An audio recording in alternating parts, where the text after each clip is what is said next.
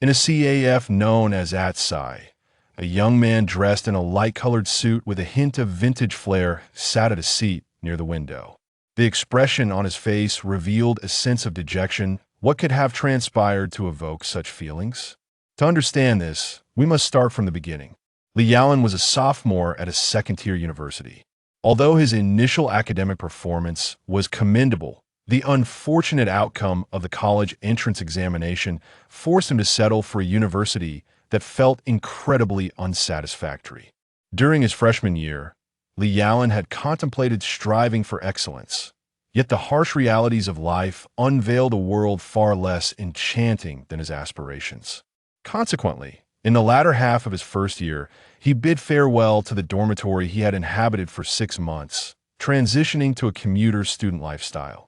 He also became a quintessential recluse, spending his days indulging in anime, playing video games, and perusing delightful comics, interspersed with idle chatter and banter with his former roommates, as well as stealing glances at the attractive students on campus.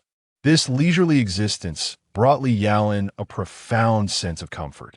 However, on this particular day, he awoke to find himself not nestled in the familiar embrace of his cozy bed, but rather on the cold, unyielding floor.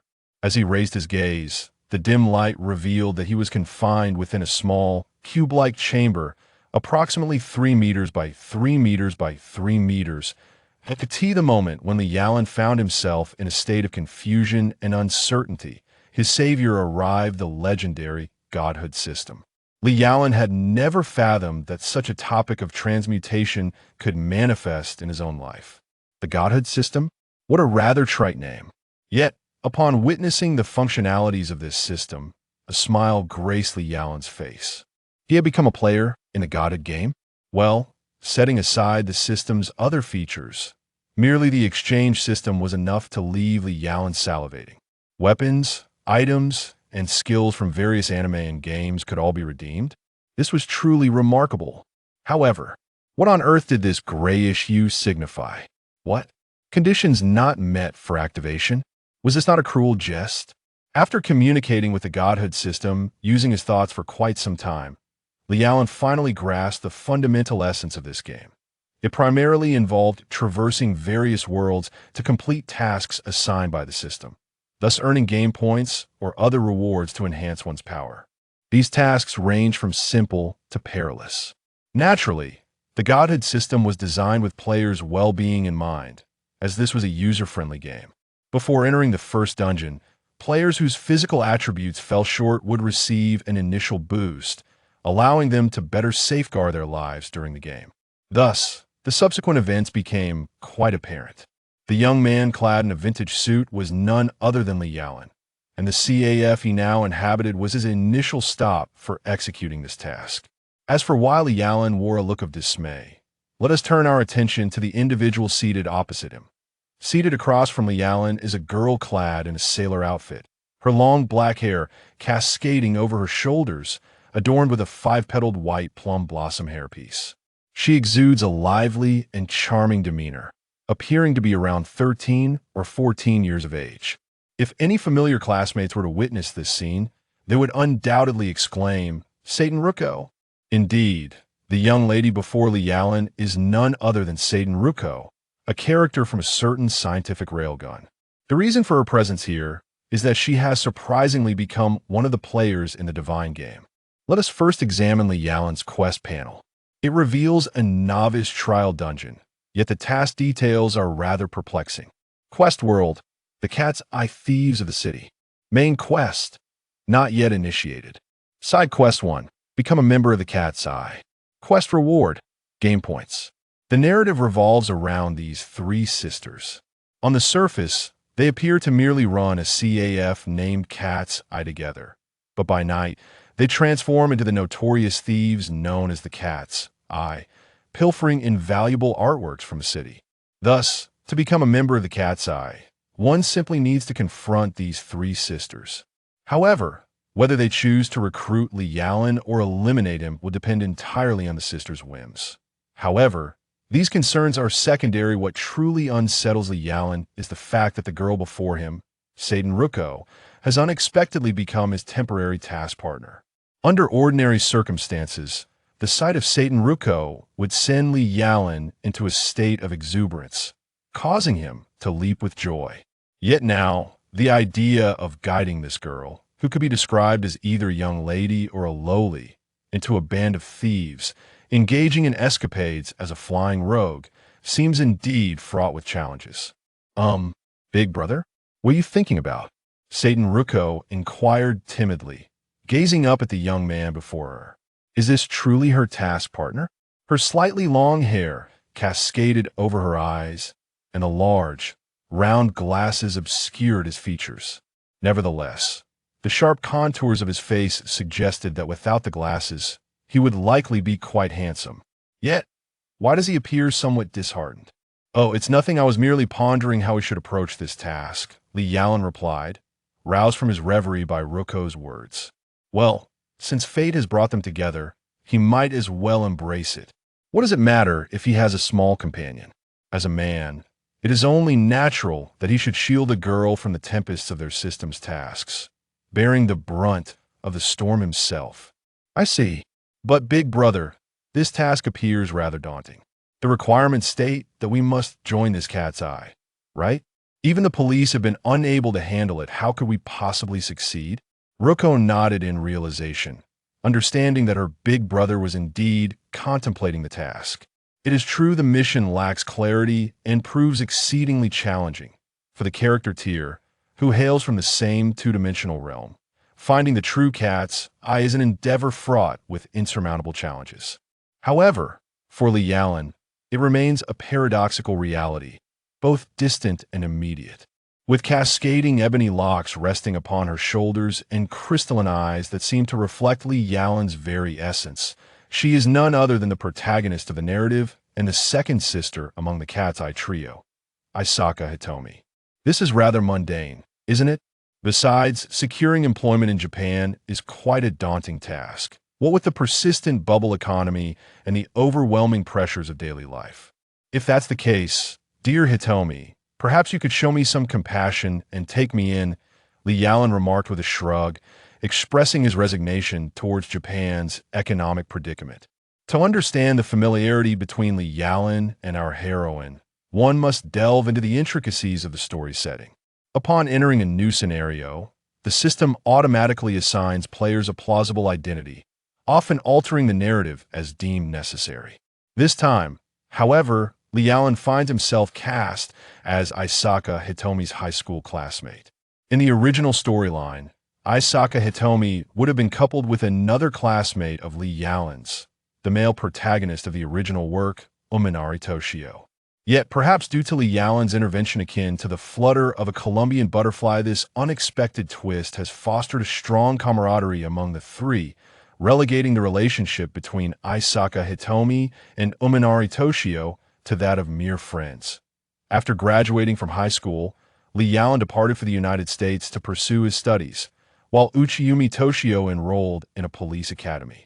Meanwhile, Xiaodong and her friends opened a quaint CAF. Now, the narrative unfolds for years later, as they reunite after graduation. Can you believe that our esteemed Harvard graduate, Li Yalan, is unable to find employment and has chosen to work in our humble little CAF? Could it be that he harbors ulterior motives towards our dear Xiaodong? Before Xiaodong could respond, a sultry and mature voice resonated from a distance. Upon raising his gaze, Li Yalan was captivated by a striking figure before him. With an air of elegance and poise, a slender silhouette with a hint of melancholy in her eyes, complemented by a beauty mark at the corner of her lips, it was none other than the eldest of the Cat-Eye sisters, the enigmatic and alluring Mei Sheng-lei. Mei, are you taking this just a bit too far? Li Yalan expressed his innocence in response to Xiaodong's piercing glare. How could he possibly be caught in the crossfire? Turning to face Mei Lei, he revealed a look of feigned grievance. While you feign ignorance before me, know that I am merely playing matchmaker for you all. Rather than expressing gratitude for my efforts, you dare to complain? Or is it that your true aim is actually me? Dear Yalan? With a playful demeanor, Mei Lei gracefully perched herself on the table before Li Yalan, an enchanting fragrance wafting through the air, prompting him to involuntarily inhale its allure. Chapter 2. Satan Ruko and the Attribute Panel. How delightful. This was the initial thought that crossed Li Yalan's mind. However, he quickly realized that the person before him was none other than the young sister, Tyr.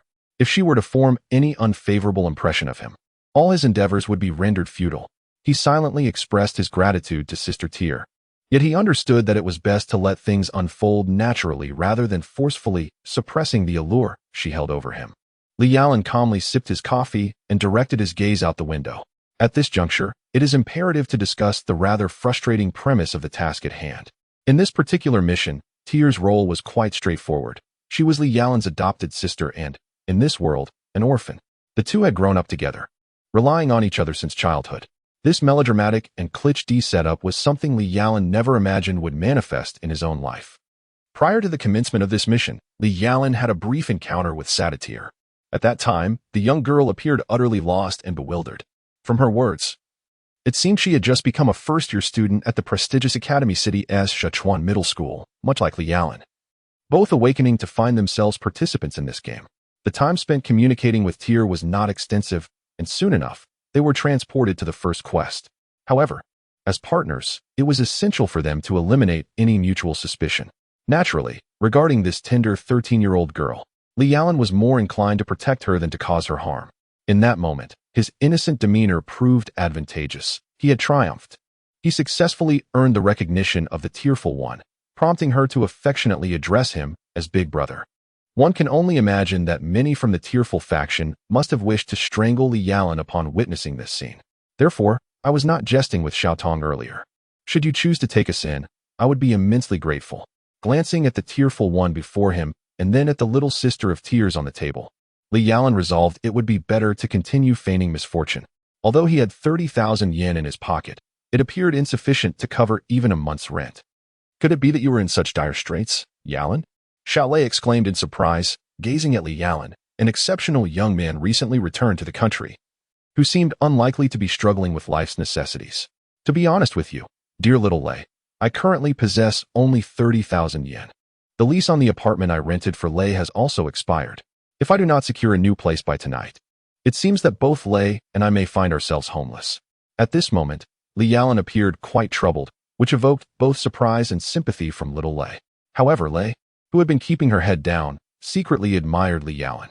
She was fully aware of their shared predicament, and she felt genuine respect for Li Yalan's ability to immerse herself so swiftly into the role.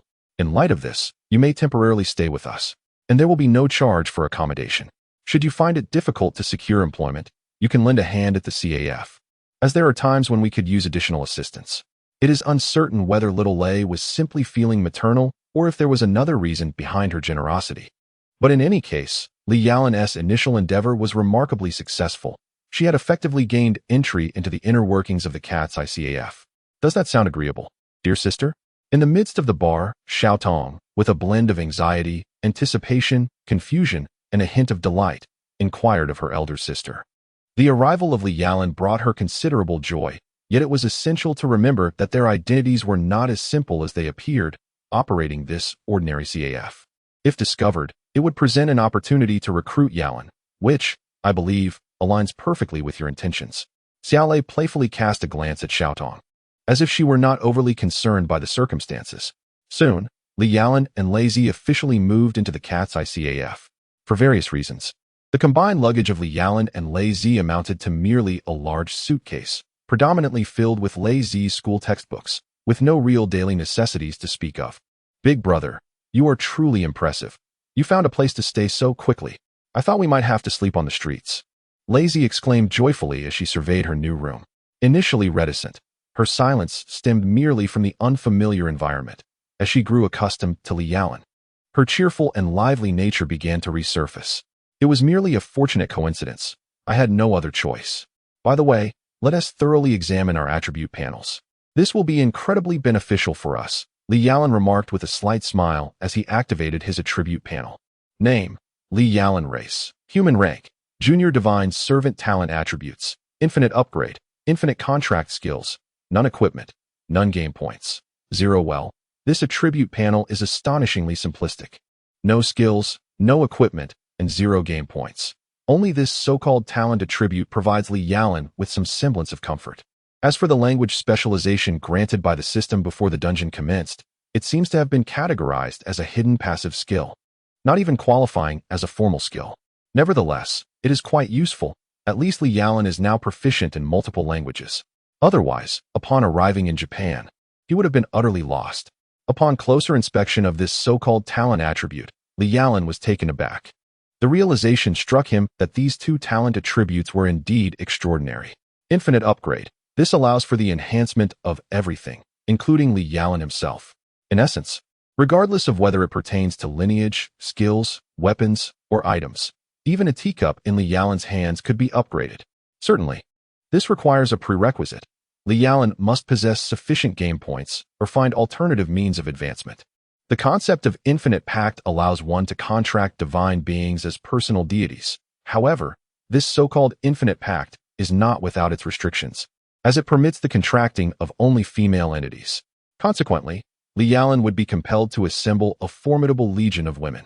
Furthermore, this infinite pact offers another advantage. Once Li Yalan successfully contracts his divine being, he will acquire a portion of its abilities. This may include skills, lineage, or even the inherent powers and agility of the deity itself, though this ultimately hinges upon Li Yalan's fortune. Chapter 3. The Wind Mage and Li Yalan's ambitions. Upon reviewing his attribute panel, Li Yalan's immediate reaction was one of exhilaration. Should he successfully accomplish all tasks set forth by the system, he might indeed ascend to the pinnacle of this game. Undoubtedly, the seeds of ambition are firmly sown within the depths of Li Yalan's heart. The moment they will sprout depends solely on his choices. After a brief exploration of his newfound powers, it became evident that this game is remarkably user-friendly. Li Yalan's physical capabilities have been significantly enhanced. Where he once struggled to ascend 6 floors without breathlessness, he could now effortlessly conquer 60 stories without so much as a change in expression or heartbeat. Big brother, come quickly and look. At that moment, Lazy approached Li Yalan with an air of triumph, a small whirlwind swirling rapidly in her hand. Was this the power of the wind? Had Lazy's abilities awakened? Li Yalan felt a twinge of surprise. Although the system could enhance a player's physical prowess, he never anticipated it could also catalyze the awakening of their abilities. I truly never expected this. I thought I would remain at level 0 for the entirety of my life, but, at this point, tears glistened in the corners of Lazy's eyes. This will surely astonish everyone. But, big brother, how do you know about Academy City? I don't recall mentioning it to you. Could it be that we are from the same world? Wiping away the traces of her tears, Lazy spoke earnestly. Yet she soon realized the implication. How could Li Yalan possess such knowledge? That's my secret. Li Yalan couldn't directly tell Lazy that she was merely a virtual character from a two-dimensional realm. Sometimes, a gentle deception is necessary. Big brother, you are quite cunning. Though Lazy remarked this playfully, she did not press further with her inquiries. After all, everyone harbors their own secrets, and Lazy did not wish to leave Li Yalan with an impression of a wayward girl. Moreover, in this world, she would still need to rely on Li Yalan. Even with her abilities awakened, what could a powerless level 1 truly accomplish? Name, Satan Ruko race. Human rank, Junior Divine Servant talent attribute. Wine manipulator skills, none equipment, none game points. 0. This is Ruko's attribute panel. Aside from her talent attribute as a wind manipulator, her minimal wind control ability does not qualify as a skill, indicating there remains significant potential to be uncovered. Now, for Li Yalan and Ruko, the first step has been successfully taken as they have joined the Cat's ICAF. The next phase involves truly integrating into the establishment. However, Li Yalan has discerned that acting impulsively in such matters could lead to undesirable consequences. It is indeed prudent to select an appropriate time and place. Surprised, are you? The truth is. Little Ruko chuckled softly as she informed Xiao AI. Xiao AI, I know that your innocent and carefree nature makes you fond of gossip. But you need not gaze at me and Xiao Tong with such eager eyes. Do you not realize how unsettling such scrutiny can be? Li Yalan couldn't help but internally complain. So that's how it is. Well, I understand. Understand what? Observing the constrained expression on Xiao AI's face, Li Yalan's demeanor reflected a profound sense of helplessness. After partaking in dinner, Li Yalan embarked on his educational journey, focusing entirely on the intricacies of working at the CAF.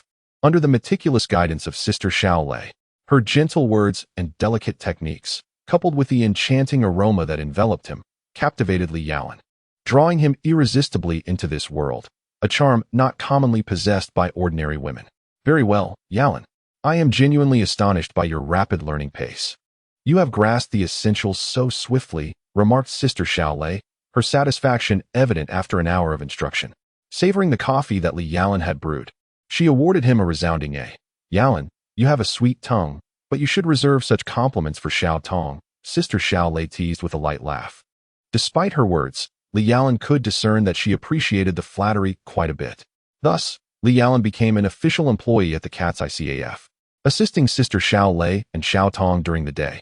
In the evenings, he dedicated time to honing his skills alongside Lei Zi.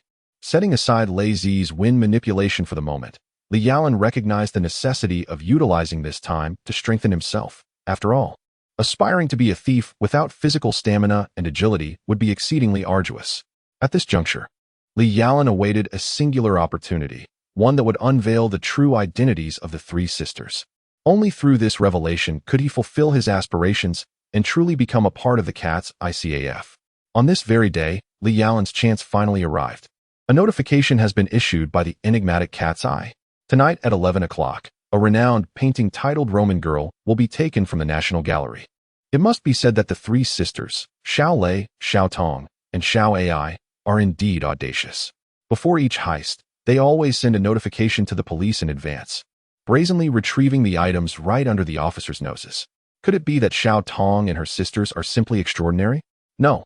It is more likely that the law enforcement of this nation is woefully inept, their intellect residing far below zero. Such a foolish predicament would leave even the world's most esteemed doctors at a loss, utterly helpless. A new book has been uploaded, enticing everyone to click, collect, and cast their votes. Chapter 4. The game with Sister Xiao Lei to the renowned trio. They are none other than the infamous Cat's Eye thieves. Lei Zi expresses considerable astonishment.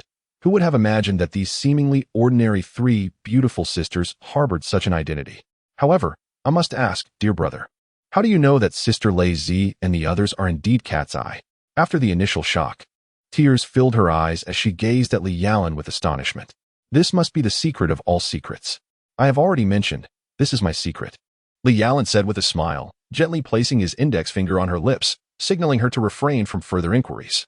During that hour, Li Yalan in tears had ample time to uncover these secrets.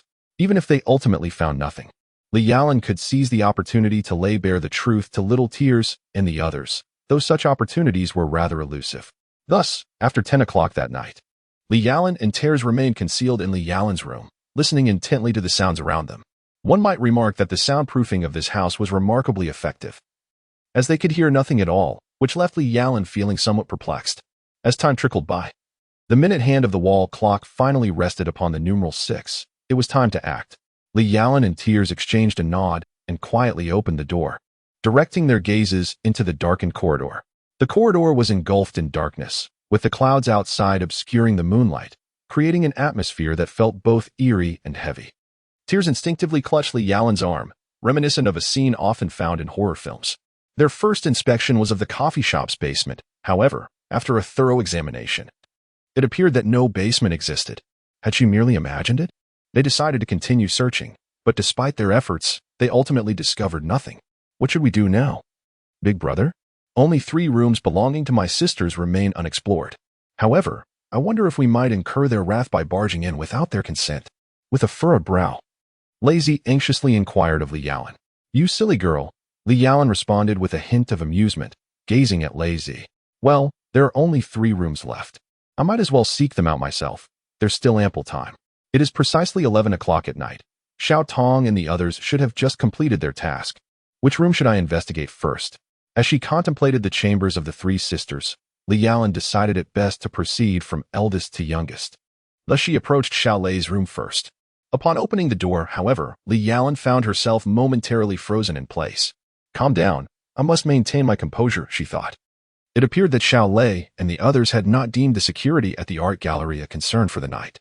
Only Xiao Tong and Xiao Ai likely ventured to steal the painting Roman Girl, while Xiao Lei remained at their base, perhaps keeping an eye on both herself and Lei Zi. After all, with two outsiders residing there, how could they all feel secure leaving? Damn it. How could I have overlooked this? Clearly, I still have much to learn about understanding human nature, Li Yalan mused to herself. Is there something you need, Yalan? It is quite late, Xiaolei remarked, her expression one of confusion as she looked at Li Yalan. She made no inquiries about Li Yalan's uninvited entrance into her room. Instead, smiling and prompting her, what is it you wish to discuss with me? Seated comfortably on the sofa in the room. The delicate legs of Xiaolei were laid bare before Li Yalan. It must be said that such a stimulus was indeed quite potent for a sorcerer like Li Yalan. Xiaolei, perhaps you might consider changing your attire? With great difficulty, he swallowed hard, struggling to divert his gaze from her fair, alluring legs. Very well, I shan't tease you further. Yet, Yalan, you remain as endearing as ever, Xiaolei chuckled lightly, rising gracefully to retreat into the bathroom. She emerged moments later clad in a refreshing summer outfit. Although her charm remained captivating, it was certainly a vast improvement. Allowing Li Yalan to converse with her in a more composed manner. Then, if I may be so bold, Xiaolei, you are, in fact, the cat's eye. Are you not?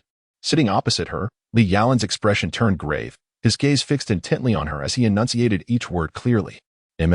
Of course. We operate the cat's eye CAF, Xiaolei responded with an air of nonchalance, even adopting a teasing tone. Xiaolei, you know that is not what I meant. Unfazed by her playful demeanor, Li Yalan raised his voice slightly. Yalan, how did you come to this realization? You must have discovered this when you first joined our CAF. Correct? After a brief pause, Xiaolei's tone shifted to one of seriousness, yet she bore an expression as if she held all the answers. Truly, one could say she was deserving of her title, Xiaolei. This enigmatic woman only seems to grow more captivating under such circumstances. It appears that I have been defeated in this contest from the very beginning. However, I willingly concede to the charm of Sister Xiaolei. Li Yalan shrugged his shoulders, expressing his admiration for her. Well, the matter is quite straightforward. Essentially, both Lei Zi and I have been assigned a task to join Cat SI. Thus, I sought out Sister Xiaolei and Xiao Tong. Chapter 5. The Trials and Tasks of Sister Xiaolei. Sister Xiaolei's thoughts raced, yet after much contemplation, she could not conjure a reasonable explanation. Ultimately, she turned her gaze to Li Yalan, hoping he might provide some clarity. Sister Xiaolei, there is no need for haste. Your identities remain undisclosed. Only Lei Zi and I are privy to that knowledge. How should we explain this? This inquiry necessitates a recounting from the very beginning. In the presence of Sister Xiaolei, Li Yalan succinctly introduced the concept of the Ascension Gang. After all, the Ascension system does not prohibit the disclosure of information pertaining to the game, and sharing such insights creates a mutually beneficial scenario. I see. Sister Xiaolei nodded thoughtfully upon hearing Li Yalan's explanation. Do you merely understand? Sister Xiaolei, do you truly believe it? Li Yalan gazed in astonishment at the maturely charming Xiaolei Jia. If she were an ordinary person, her first reaction would undoubtedly be to accuse him of lying. Do not underestimate me. I can discern a lie at a glance. Besides, Yalan, you are not exactly proficient in deceit, Xiaolei playfully remarked, casting a sidelong glance at Li Yalan. Is that so? I had intended to have Lei Zi confirm it, Li Yalan sighed lightly, realizing that all his preparations had been in vain. Lei Zi to confirm? What could she possibly validate? Li Yalan's words piqued Xiaolei's interest. She held a fondness for Lei Zi, the girl whose name bore a resemblance to her own. Controlling the wind? Well, I must admit I am indeed captivated by your topic, Yalan. Such a magical ability? Seeing that he had successfully engaged Xiaolei's curiosity, Li Yalan promptly summoned Lei Zi. Upon witnessing the whirlwind in Lei Zi's hands, Xiaolei was momentarily entranced, her imagination stretched beyond limits by such extraordinary capability. Now, with this demonstration, I trust you harbor no further doubts, Xiaolei Jia. After Lei Zi's display, Li Yalan turned to Xiaolei, adding, although I can sense you are concealing something from me, that is not an issue. As long as I am assured that you bear no ill will towards our sisterhood, that suffices. Looking at Li Yalan before her, Xiaolei broke into a knowing smile. Splendid. If that is the case, then we may join Cat's Eye, yes? It was truly delightful for the elder brother to hear Xiaolei's words, as she immediately leaped up with a smile, initially believing that this task would be quite challenging. However, it turned out to be remarkably simple. Yet, it was not so straightforward. If one wishes to join the Cat SI, they must undergo trials first. To Xiaolei's surprise, she shook her head. Trials? Upon hearing this, the excitement on Lei Zi's face instantly diminished. I knew it wouldn't be that easy. Although my physical abilities have been enhanced by the system, Li Yalan could instinctively sense that he would undoubtedly be no match for Xiao Lei or Xiao Tong. And even against Xiao AI, he felt he had little chance of success. After all, he was a homebody, accustomed to spending his time gaming and watching anime. The notion of becoming a high-flying rogue and engaging in combat was far beyond his capabilities. With his current self, how could he possibly be immediately accepted? Trials, indeed. Hearing Xiao Lei say this, Lei Z's small face fell. Xiao Lei, please tell us what the trials entail. Lei Z and I will exert all our effort to complete them. Li Yalan resolved firmly, determined to strive for a better life. With such favorable conditions before him, it would be a shame not to take advantage of them. Shortly, a collection of artworks will be exhibited atop the International Trade Building in the East District. And I seek to acquire the piece titled Reading. Can you procure that painting once we send out the notification letter? Well then, the task begins with stealing a painting? Indeed, it is quite a challenge. Side Quest 2. Under the condition of sending an invitation, stealthily obtain the reward for the reading task, 1,000 game points. Unlocking the shop system. Has the system assigned this task? 1,000 game points are indeed a tempting allure. If I succeed in this endeavor, both I and Lei Z will possess a total of 2,000 game points. Let us not forget that Lei Z has also accepted this task. All right, I understand. But it is clear that with just Lei Z and myself, we cannot achieve this. I require the support of you, Sister Xiao Lei. Without a moment's hesitation, Li Yalan agreed. Whether for the sake of completing the task or for the challenge, I must put forth my utmost effort. There is absolutely no doubt. Necessary support will certainly be provided. Observing Li Yalan's exceptionally resolute expression, Xiao Lei nodded in satisfaction, reaffirming that she had indeed chosen wisely. A sudden shriek pierced the air. It was unclear whether it was from shyness or something else, but Xiao Tong unexpectedly turned and dashed out, heading straight to her room, slamming the door shut with a resounding thud, and then fell into complete silence. What on earth is going on with her? Dressed in a vibrant orange bodysuit, Xiao AI gazed at Xiao Lei with a look of perplexity, still struggling to comprehend the unfolding events. I will explain later, just focus on your second sister for now. Xiao Lei chuckled lightly. This way, we need not conceal anything anymore. I believe there will be significant progress in the relationship between Xiao Tong and Yulin. Thus, the task for the trial was firmly established. As for Xiao Tong and Xiao AI, Xiao Lei took the initiative to provide explanations. Both Xiao Tong and Xiao AI were taken aback by the identities of Li Yulin and Lei Z. Yet Xiao Tong was pleasantly surprised by Li Yulin's inclusion in the cat's eye. Although she did not verbally acknowledge this fact, it brought her joy. Oh, the support for collections is weak. I seek assistance with collections and votes, lamented Xiao Shuai, eager to ascend the rankings. Chapter 6. Prelude to the task, a plea for collections. Naturally, for a novice like Li Yulin, there remained much to learn from Xiao Lei and Xiao Tong, particularly regarding the nuances of theft, including the subtleties of movement and posture. Xiao Tong even imparted knowledge and techniques related to fencing and karate to Li Yulin. Throughout these days, Li Yulin diligently honed his skills, adequately preparing himself for the impending task. Welcome. Ah, Junfu, what brings you here today? Our esteemed director seems perpetually occupied. One day, a rather unique patron graced the cat's ICAF, none other than Yushima Toshio, a high school classmate of Li Yalan and Xiao Tong, and the original protagonist of the narrative. Clad in his ever-unchanging deep gray suit, he possessed an undeniably handsome visage, albeit one that appeared somewhat dejected. Ah, Yalan, what brings you here? Toshio exclaimed, clearly astonished at finding Li Yalan working in the CAF after such a long absence. As a cup of coffee was prepared, Li Yalan remarked, today's mood is rather dismal. Cat's Eye has issued yet another notification letter, which is quite unfortunate. The previous setback was already quite distressing. Should another failure occur, a demotion may be imminent. Toshio, known for his candidness, spoke his mind without reservation. This honesty, however, provided Li Yalan with an opportunity. What serendipity! Cat's Eye is making another move? This is quite remarkable. Might I inquire where they have set their sights this time? Li Yalan casually inquired while grinding the coffee beans. It's the newly constructed International Trade Building in the East District. The developers have organized a prestigious art exhibition on the top floor, and Cat's Eye has extended its reach there. How infuriating. Should I capture Cat's Eye? I shall not let them escape. Toshio declared through clenched teeth, his determination evident. Oh, I see. That International Trade Building, I've heard it reaches a height of over 200 meters, correct?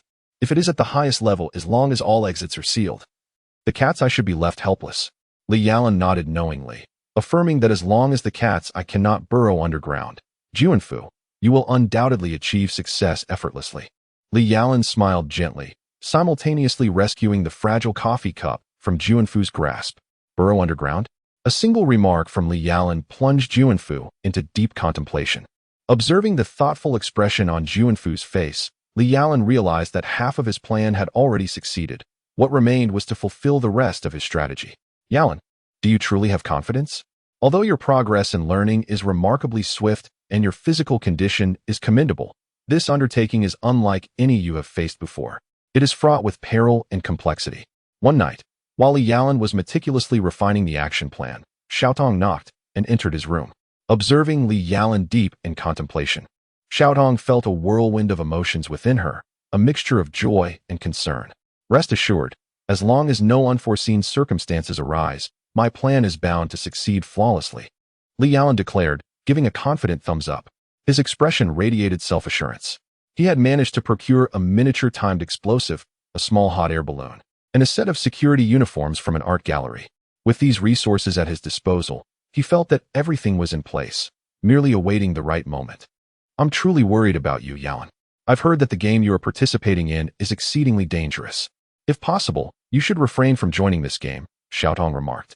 Witnessing Li Yalan's unwavering confidence stirred a sense of anxiety within her. However, recalling the tales of the divine game she had heard from her elder sister, she felt an overwhelming sense of dread. I am powerless to change this situation, but Xiaotong, what would you do if one day you discovered that the person before you is not truly me? Li Yalan inquired, raising his hands in a gesture of uncertainty as he gazed at Xiaotong, who was earnestly concerned for him. What do you mean, not you? That sounds peculiar, Xiaotong replied, a look of confusion crossing her face. Nothing much, you will understand in due time. Shaking his head, Li Yalan ultimately chose not to disclose his true feelings to Xiaotong. In his heart, he believed he belonged to another realm, and the memories he shared with Xiaotong were mere illusions. Yet, it was precisely these ephemeral recollections that fostered mutual affection, even an ambiguous sentiment between them. Was this truly acceptable? If one day those memories were to shatter, how would he face Xiaotong? What's the matter? Silly you are you, and will always remain yourself. I truly wonder what thoughts occupy your mind, Xiaotong playfully remarked, gently tapping Li Yalan's nose. Indeed, what am I thinking? Very well. I must strive forward. My current mission is to join Cat's Eye and fight alongside Xiaotong. That is what I desire most at this moment. With a light slap to his own cheek, Li Yalan revitalized his spirit, realizing that overthinking was utterly futile. Fighting side by side, huh? Then Yalan, do your best. Xiaotong's face instantly flushed crimson at Li Yalan's words. In a flurry, she glanced around and, upon recognizing that they were in Li Yalan's bedroom, stood up hastily, offering him encouragement before wobbling out of the room. What is wrong? Though not entirely oblivious to the intricacies of human emotion, Li Yalan found himself somewhat perplexed by Xiaotong's current state. The following day marked the official commencement of Li Yalan's assignment. On this day, he assumed the role of a security personnel at the art exhibition. With the makeup techniques imparted by Xiaolei, infiltrating the event proved remarkably effortless. No one suspected a thing. Among the two security guards stationed beside Reading, one was indeed Li Yalan in disguise. As the director of the search unit, Juanfu was wholly responsible for the security of the exhibition. Throughout the day, Juanfu remained on high alert, and after 6 o'clock in the evening, his focus intensified, fixating entirely on Reading. This safeguarding endeavor demanded absolute precision, leaving no room for error. Time ticked away steadily, and soon it would be 6:30 in the evening, the designated hour for the Cat's Eye to retrieve the artwork. How would Cat's Eye manage to seize Reading under the watchful gaze of all present? This was a question that lingered in everyone's minds. The new book rankings had been posted, and there were calls for continued support to elevate its position. The goal for the week was to break into at least the top 20. Chapter 7. A task successfully completed. As moments slipped by, the clock struck 6:30. Cat's Eye had not yet arrived. This was unexpected. Could there be yet another scheme at play? Just as Juanfu stood bewildered, glancing around, a series of cracks suddenly emanated from the window before them, culminating in an explosive shatter. Suddenly, the window shattered. At that moment, the sound of two explosive bursts drew the attention of everyone present, for it was the window opposite the reading room that had succumbed to the blast. It was inconceivable, as these panes were constructed from bulletproof materials, which theoretically should not have shattered in such a manner. Lower the protective barrier. The entire window had disintegrated, and a fierce gust from the high-rise swept into the room. In this precarious situation, Juanfu decisively lowered the protective barrier, sealing the window entirely. This action not only shielded them from the blustering wind, but also prevented the potential theft of a priceless painting through the peephole. My sincerest apologies for the earlier chaos. At first glance, the guard portrayed by Li Yalan was barely discernible, his broad-brimmed hat pulled low over his face. Head bowed in apparent shame over the lost artwork. Look, a hot air balloon. At that moment, one of Juanfu's subordinates noticed a small hot air balloon drifting across the sky through another window, with what seemed to be a figure beneath it. Surely, it was improbable for anyone to be using a hot air balloon at such a time. Follow me, Juanfu shouted, prompting all the police officers and security personnel to rush out after him. As for what they intended to do outside, naturally, it was to pursue that hot air balloon. Manager, should we secure these paintings now?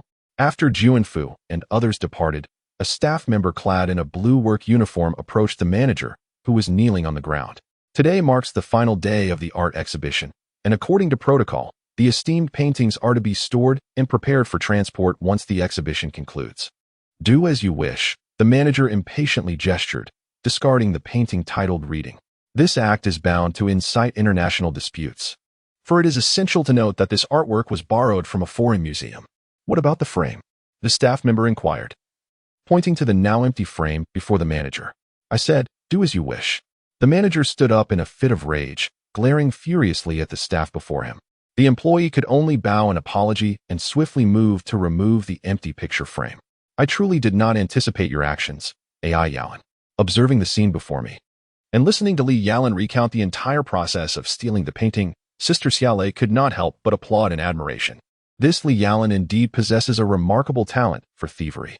Meanwhile, outside, the concealed Lei Zi pressed the button to launch the hot air balloon, which gracefully ascended into the sky, creating the illusion that Cat Eye would escape in the balloon, thus diverting all the police and guards.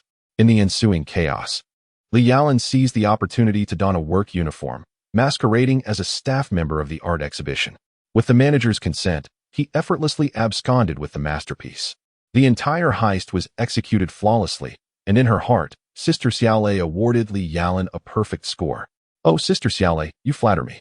This was merely a stroke of cleverness, Li Yalan insisted, waving his hands dismissively. His ability to devise such a plan was solely based on a faint recollection from comics he had once read, coupled with his prior reconnaissance of the scene, which ultimately emboldened him to reach such a conclusion. This move was perilous. Had anyone discovered it, not only would all efforts have been in vain, but Li Yalan could have also faced immediate capture. Regardless, you and Lei Zi have successfully completed the trial. I hereby announce that you and Lei Zi are officially members of Cat Eye. As a gentle smile graced Xiao Lei's lips, she perceived Li Yalan's words as mere expressions of modesty. Following the announcement of Li Yalan and Lei Zi's acceptance into their circle, she was the first to erupt into applause. Oh, Brother Yalan and Sister Lei Zi have joined us. From now on, we are family. Not only did Xiao Lei applaud, but Xiao Tong also wore a look of contentment, clapping her hands while gazing at Li Yalan. Aiz even cheered repeatedly, extending a heartfelt welcome to Li Yalan and Lei Zi's inclusion. What do you mean by family? Aiz, oblivious to the implications of her words, unwittingly triggered a blush on Xiao Tong's face upon hearing the term family. Could she truly consider herself part of a family with Yalan? The mere thought of potentially becoming a family in the future sent wisps of steam rising from Xiao Tong's head, leaving her too flustered to contemplate further. What's wrong? Did I say something incorrect? Aiz asked, her expression one of perplexity as she regarded Xiao Tong. Confusion etched across her features. Aiz, you are not mistaken. It is merely your second sister overthinking, Xiao Lei chuckled, amused by her sister's navet. I truly must lend a hand here. What does that mean? Why did I just get a random eye roll? Li Yalan felt quite aggrieved. What do you think? She lightly tapped Li Yalan's forehead. Would this pair of playful adversaries ultimately find their way together? Little Lei felt the weight of many concerns still resting upon her.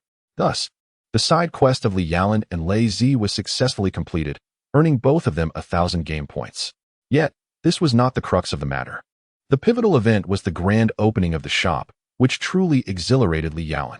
As the training for Chapter 9 commenced, just as Li Yalan was about to turn around, Xiao Tong suddenly embraced him tightly, resting her head gently on his shoulder. She quietly savored the warmth that blossomed between them amidst the cool night breeze. "You are such a fool," Xiao Tong whispered softly into Li Yaolin's ear. Ever since he dashed out of the CAF, she had observed every move he made. The 2 hours spent searching had deeply touched her heart. Now, witnessing Li Yaolin, exhausted yet still intent on finding her, Xiao Tong could no longer contain her emotions. She yearned to see him, to be with him. These thoughts had filled her mind and refused to dissipate. A fool indeed. We are all fools. In truth, you misunderstood earlier. Sister Xiao Lei and I were merely. After a self-deprecating smile, Li Yaolin felt compelled to clarify, yet before he could finish his sentence, Xiao Tong interjected. I am aware of everything. Ever since I dashed out of the CAF, I have come to realize that even if there is a hint of ambiguity between you and my elder sister, it could never escalate to such an overt extent as to have Li Yaolin turn his body around. Xiao Tong's gaze was fixed intently on Li Yaolin. Indeed, with a calm demeanor, she could hardly believe that Li Yaolin would engage in any inappropriate conduct with her elder sister. Even if both harbored feelings, her sister would never be so brazen in her displays. After all, the mission of sisterhood had yet to be fulfilled. What do you mean by suggesting that there is some ambiguity between Sister Xiao Lei and me? There is absolutely nothing between us, Li Yaolin replied helplessly, looking at Xiao Tong. I mean, Miss Tong, are you perhaps overthinking this a bit? Humph, trust you? That's a laugh. Xiao Tong rolled her eyes and gently pushed Li Yaolin away, turning to walk alone along the narrow path by the street. Upon witnessing this scene, Li Yaolin hastily pursued her. Hey, I'm serious. I truly have nothing going on with Sister Xiao Lei, he exclaimed, bearing an innocent expression. Humph, you fool. Xiao Tong replied with a playful smile, lightly tapping Li Yaolin's forehead. This gesture was remarkably reminiscent of Sister Xiao Lei's. However, to Li Yaolin's astonishment, Xiao Tong then took the initiative to link her arm with his, filling him with delight. Xiao Tong, you. After this incident, the bond between Li Yaolin and Xiao Tong noticeably deepened, much to Xiao Lei's delight. She felt a sense of relief knowing her sister's lifelong happiness was now secure, believing that their parents' spirits would also find solace. As for her own hidden feelings for Li Yaolin, she decided to let them gradually fade away. On this particular Sunday, Li Yaolin and Xiao Lei found themselves at a renowned international conference hall. Upon descending to the basement, Li Yaolin was taken aback to discover that it was an expansive firearms training center, and astonishingly, it was completely deserted. Sister Xiao Lei, what is this? Li Yaolin gazed in astonishment at Xiao Lei. Although he was aware of the affluent background of the three sisters, the scene before him was still utterly shocking. A row of various firearms hung majestically on the walls, while the floor was strewn with an assortment of ammunition. The sheer quantity of weaponry and munitions present could easily suffice for a small-scale skirmish. It is worth noting that the management of firearms in Japan is exceedingly stringent. Acquiring such an impressive arsenal is no trivial feat now. Allow me to impart to you the knowledge of firearms and shooting techniques, declared Xiao Lei. Clad in professional shooting attire, her long hair elegantly tied in a ponytail, and yellow shooting glasses perched upon her nose, exuding an air of confidence and poise. Xiao Lei, you will be our instructor? Tears gazed at little Tear in disbelief. After spending such a long time together, it was her first time discovering that little Tear possessed such a skill. Of course, Sister Little Tear was indeed capable of anything. Li Yaolin chuckled as he patted Tears on the head, also offering her a compliment. After all, she was the coach. Hee hee, even if you say nice things, Yaolin, I won't go easy on you, Little Tear giggled, casually picking up a semi-automatic pistol from the table, commencing her first day of firearms instruction. As for firearms and shooting, Li Yaolin was undoubtedly enthusiastic. However, Tears found it rather challenging. After all, she was a wind element adept, and her abilities had been enhanced through the divine game, leaving her physical attributes unaltered. While her health was robust, it did not necessarily mean she could endure the high-intensity firearms training continuously. By the end of the day, Li Yaolin felt somewhat overwhelmed. How many rounds had he fired from his hand? He could no longer recall, but it must have been several hundred, if not 1,000. As for Reizi, she was even less capable. After merely firing 5 magazines from a handgun, her body ached painfully, prompting her to feel that she ought to vacate this tumultuous place and focus on honing her abilities. Firearms were simply not suited for her. In terms of training and enhancing various skills, Academy City possesses a highly sophisticated theoretical framework. Although Reizi had not undergone formal training, she was familiar with the fundamental courses. and when it came to practice, she exhibited a commendable semblance of proficiency. Li Yalan wholeheartedly supported Ruizi's sentiments. He could not possibly compel a 13-year-old girl to engage in gunfights. Such an act would only reflect poorly on his own masculinity. Seizing the opportunity while time permitted, Li Yalan absorbed knowledge with the fervor of a parched sponge, determined to assimilate all that could prove beneficial to him. Observing Li Yalan's diligence, Xiao Lei could not help but nod in quiet approval. He truly was a promising talent, demonstrating remarkable effort and intelligence. If he continued on this trajectory, it was only a matter of time before he surpassed her, a prospect that delighted Xiao Lei, for she, too, yearned for the support of a man's embrace. As for Xiao Tong, watching Li Yalan sweat profusely during his training tugged at her heartstrings. Aside from ensuring he received proper nutrition and cooking him special meals, she found herself at a loss for other means to assist him. Lastly, there was Xiao Ai, the spirited and charming little girl who had recently discovered a shared interest with Li Yalan, cats. After each of his training sessions, she would cling to him, engaging in conversations solely about felines, which left Xiao Tong both exasperated and helpless, as this was her little sister, after all. Alas, the lack of support for collections is truly disheartening. Sigh, perhaps it's best to quietly draw circles in the corner. As for clicking recommendations, Chapter 10, The New Female Detective Seeking Collections. This is our objective for this occasion.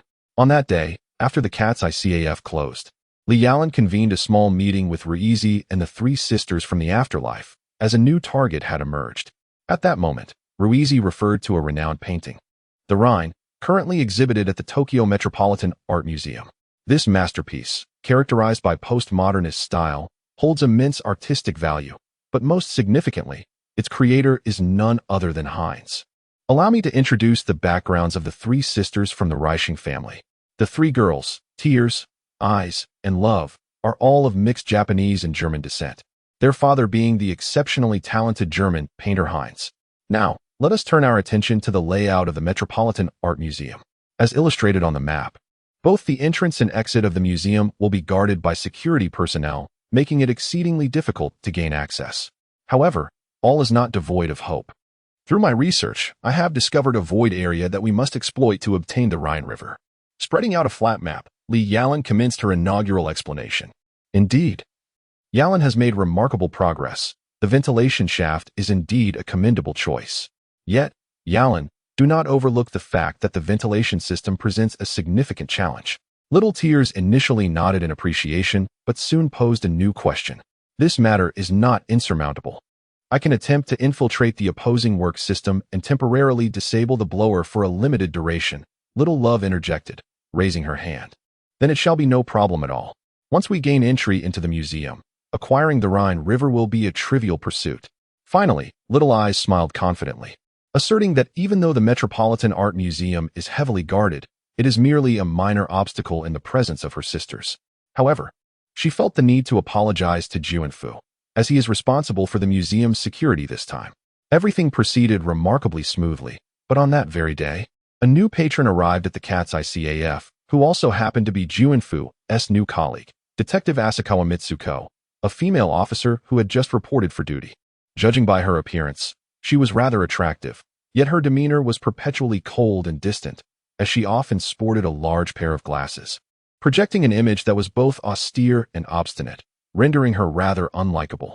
This woman is rather unconventional, Little Eyes remarked, her expression growing somber after Asakawa's departure. She had engaged in a brief conversation with Asakawa, during which it became apparent that Asakawa was probing her, clearly harboring suspicions towards Little Eyes. What had gone amiss? It was not until later that Juanfu unraveled the mystery. The fragrance emanating from the Cat's Eye notification letter bore an uncanny resemblance to the scent that clung to Xiaotong. Although Juanfu did not believe Xiaotong to be Cat's Eye, Akatsuki Mitsuko remained obstinately convinced and resolved to conduct a thorough surveillance of the Cat's Eye CAF. What a predicament! Today was the day the notification letter was issued, marking the commencement of the Cat's Eye operation. Yet, Akatsuki Mitsuko remained stationed nearby, observing the CAF, which left Xiao Ai deeply troubled. This is troublesome. We cannot proceed with our plan like this. Xiao Lei furrowed her delicate brow, pondering how to evade this newly arrived female detective. The demeanor of the latter suggested she was not one to easily relent.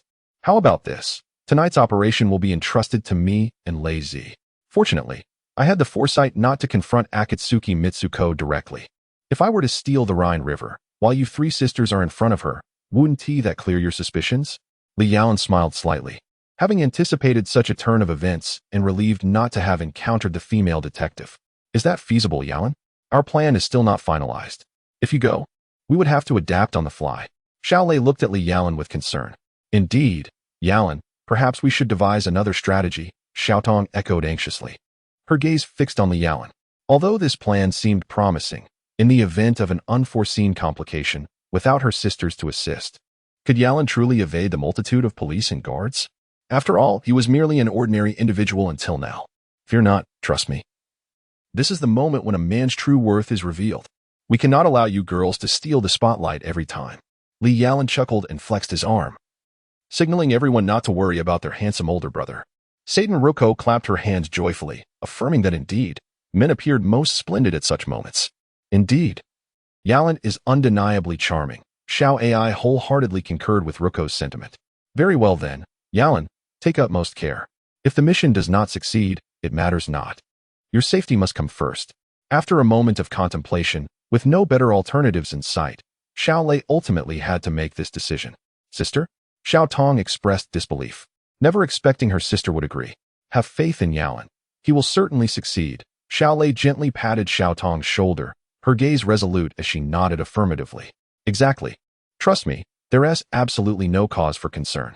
Li Yalan gave a thumbs up, determined that despite the spontaneous nature of this task, he would succeed.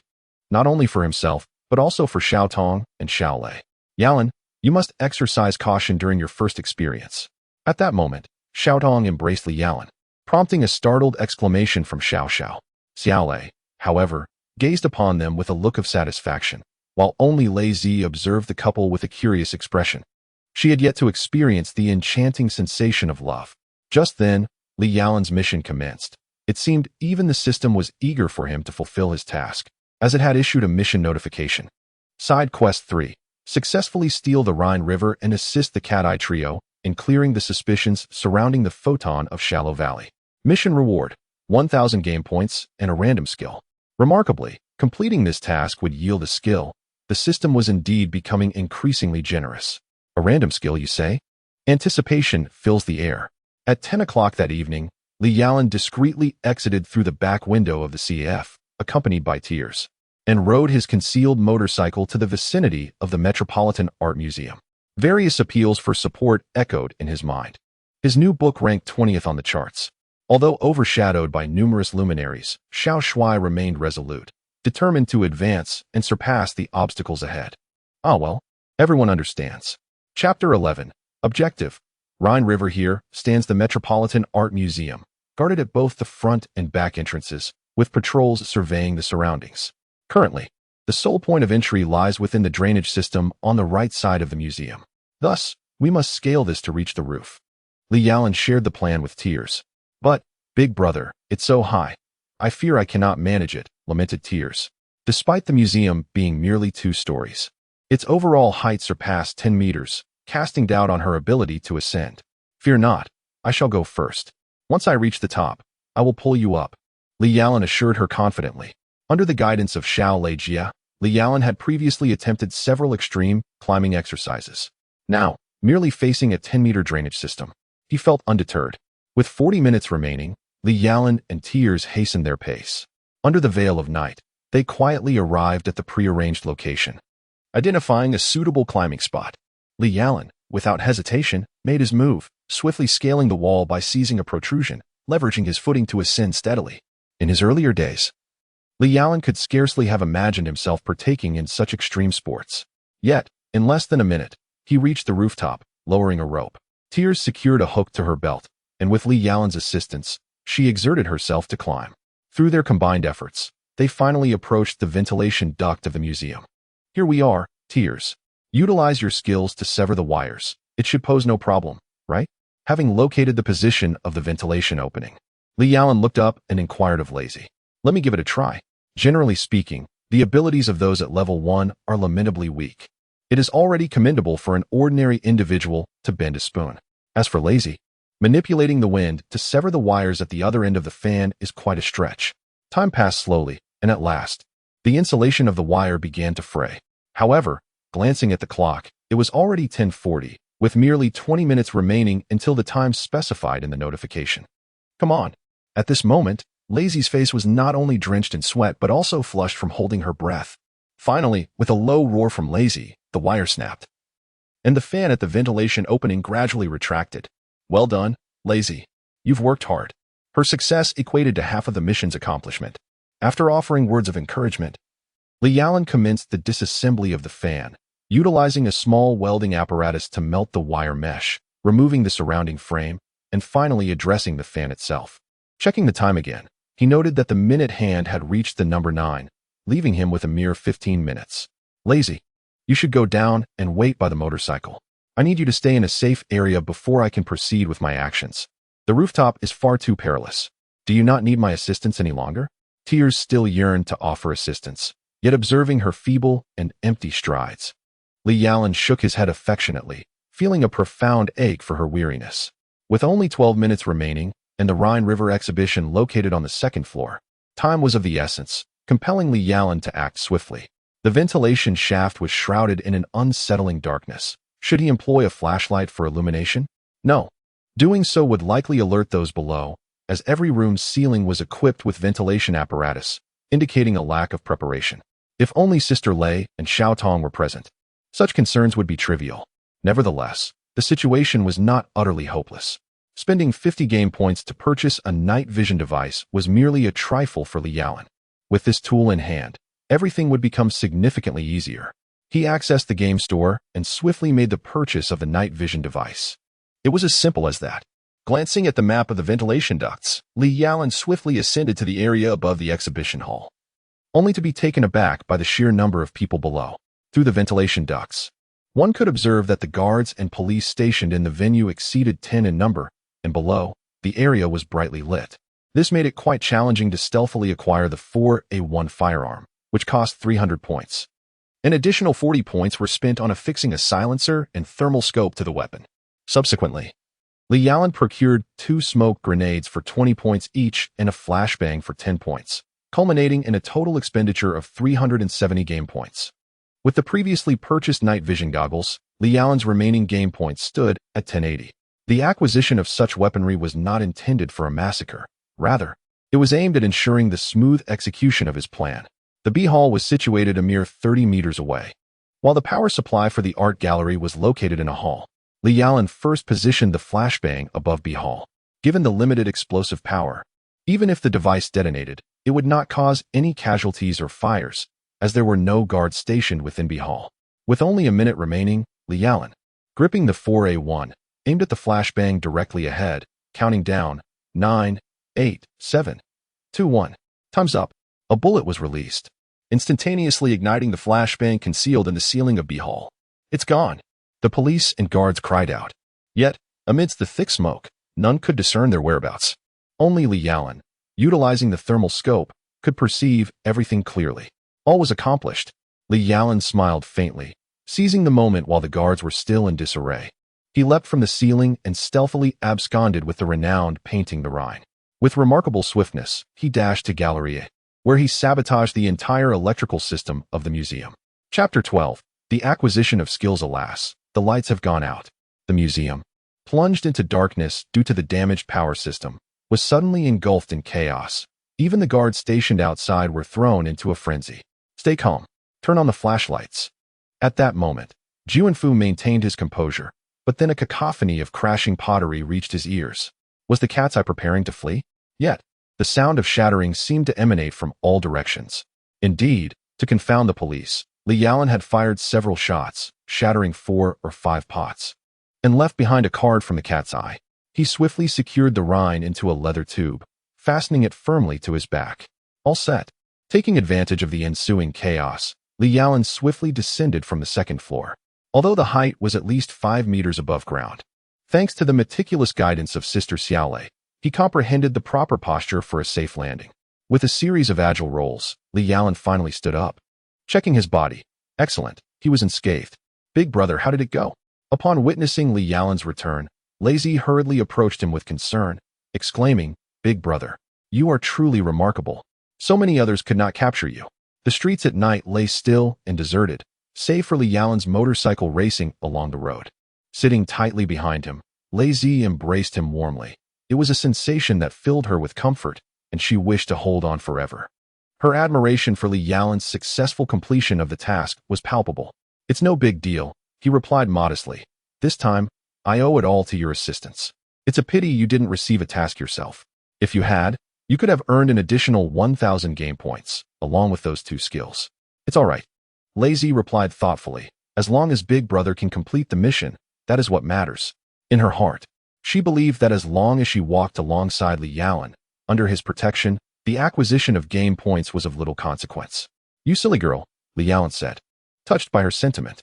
Although this divine game was indeed user-friendly, who could predict the unknown dangers that might arise in the future? Having game points in hand could mean the difference between life and death during critical moments, much like his recent task, which could not have been accomplished without the game store. However, this very realization solidified Li Yalan's resolve to protect Lazy, regardless of the current or future missions.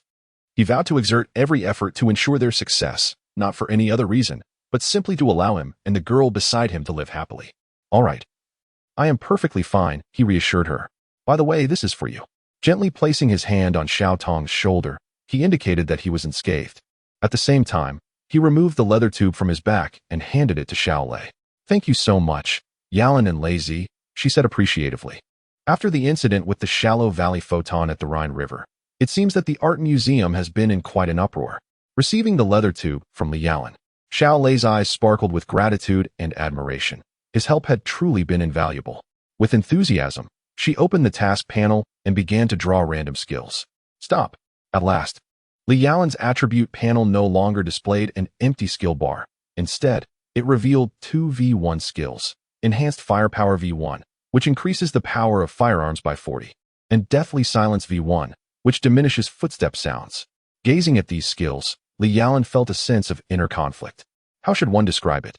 Both skills are undoubtedly practical, yet they lack the flamboyance he had envisioned for his abilities, standing in stark contrast to his initial aspirations. Enhanced Firepower, while not providing immediate benefits for Li Yalan at this moment, will undoubtedly prove invaluable in future battles. After all, augmenting the power of firearms will allow him to gain a significant edge over his adversaries in gunfights. As for Deathly Silence, it is an indispensable skill during stealth operations or similar thieving tasks. It is worth noting that Li Yalan's current skills are merely at V1. One can only imagine the heights these abilities could reach with further upgrades. This prospect fills Li Yalan with eager anticipation. Before retiring for the night, Li Yalan securely stowed away the night vision goggles and the 4A1 he had purchased from the game store, as the weapon was not needed for the time being.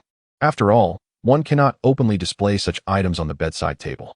The following day, Juanfu, upon returning to the cat's ICAF, appeared quite haggard, likely having endured another scolding from the department head. However, accompanying Juanfu was Kogami Mitsuko, who, upon encountering Li Yalan for the first time, began to formulate her new suspicions. "What is the matter, Juanfu? This is quite uncharacteristic of you." After a brief introduction, Juanfu, feeling quite dejected, rested his head on the bar counter. Observing this, his friend Li Yalan felt compelled to offer some words of comfort. "Don't mention it. It was utterly humiliating.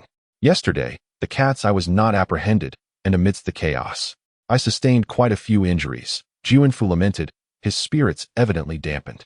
"Isn't this a bit too shameful? It truly undermines the esteemed image of the police." Chapter 13. The Little Kitten and the Black Mouse. Do not lose heart. You will eventually capture the cat's eye. Providing such timely consolation is beneficial for mental well-being. And it is, in fact, the only support Li Yalan could offer at this moment. After all, he too was now a member of the Cat's Eye, silently mourning for Juanfu's predicament. "Mr. Li Yalan, if I may inquire, where were you between 10 and 12 o'clock yesterday?" At that moment, Akatsuki Mitsuko approached Li Yalan, exuding an air reminiscent of an investigator interrogating a suspect. "And may I ask where you have been during the past few days and what you have been engaged in?" Mizutani Hikaru relentlessly inquired, her gaze suggesting that everyone was a suspect in her eyes. It appeared that this female detective harbored an unusually strong suspicion. After Juanfu and the others departed, Li Yalan, standing behind the bar, murmured softly, "Given the circumstances, it seems unlikely that they will relent. We must remain vigilant from now on, especially you. Yalan, you have already drawn their attention." Beside him, Little Lay's face was etched with a look of concern. For Yalan, this was both a trial and a game, a test of whether he could outmaneuver his adversaries. "Come now, Little Lay, spare me your schadenfreude," Yalan retorted, casting his gaze toward the distant sky where dark clouds began to gather, signaling an impending change in the weather. I wonder if Xiao Ai remembered to bring an umbrella. Not long after, torrential rain began to pour relentlessly. Checking the time, Yalan pondered whether Xiao Ai, just released from school, would be caught in the downpour. Little Tong's expression reflected some anxiety. "Then, I must rely on you, Yalan," she said, as a hint of understanding crossed Little Lay's face, revealing a subtle smile. At that moment, Li Yalan and Little Lay had seamlessly integrated into this familial circle. Though Yalan was remarkably intelligent and demonstrated an astonishing rate of growth and strength, what captivated Little Lay the most was his thoughtfulness, attentiveness, and gentleness, qualities not typically found in other men from Japan. "Xiao Ai, what are you doing here?"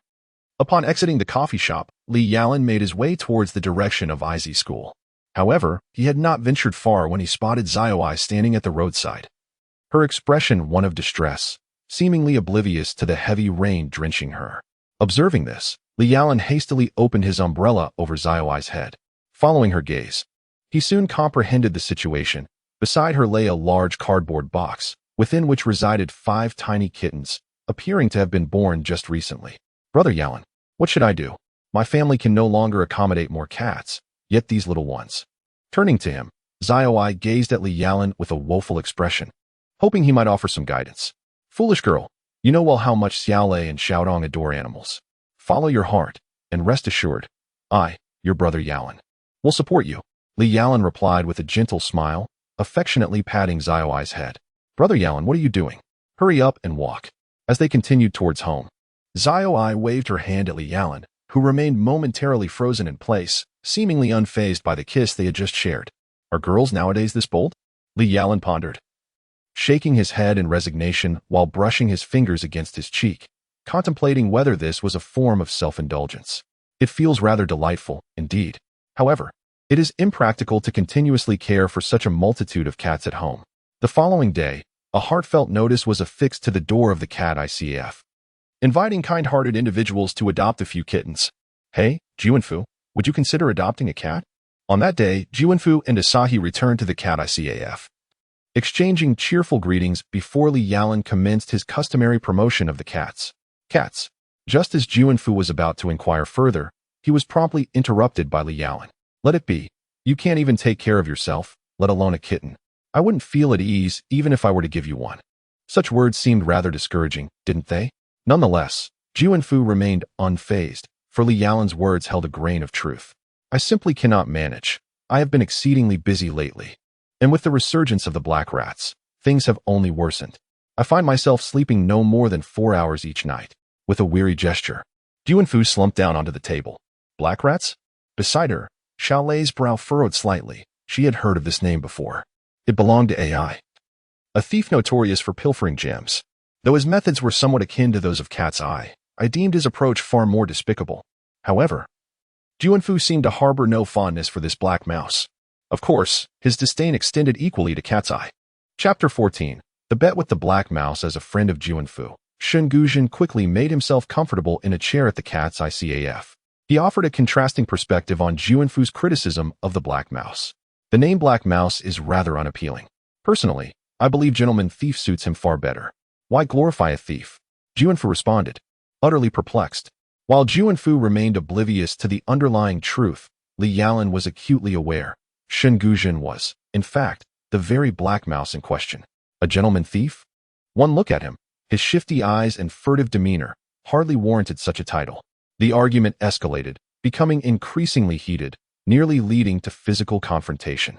Just then, Shun Gu's eyes glinted with mischief, and he leaned closer to Xiao Ai, whispering a few words as he engaged her in a wager.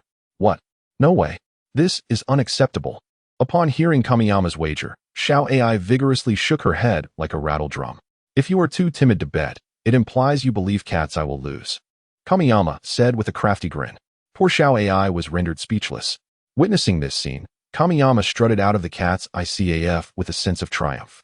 I must ask, Xiao AI, what exactly did you wager with that fellow? Xiao Lei, adept at reading emotions, had discerned from the moment Kamiyama entered that he was no good. To describe his words as flippant would be an understatement. If possible, she wished to never engage with such a person again. Well, Xiao AI hesitated, contemplating whether to divulge the terms of the wager.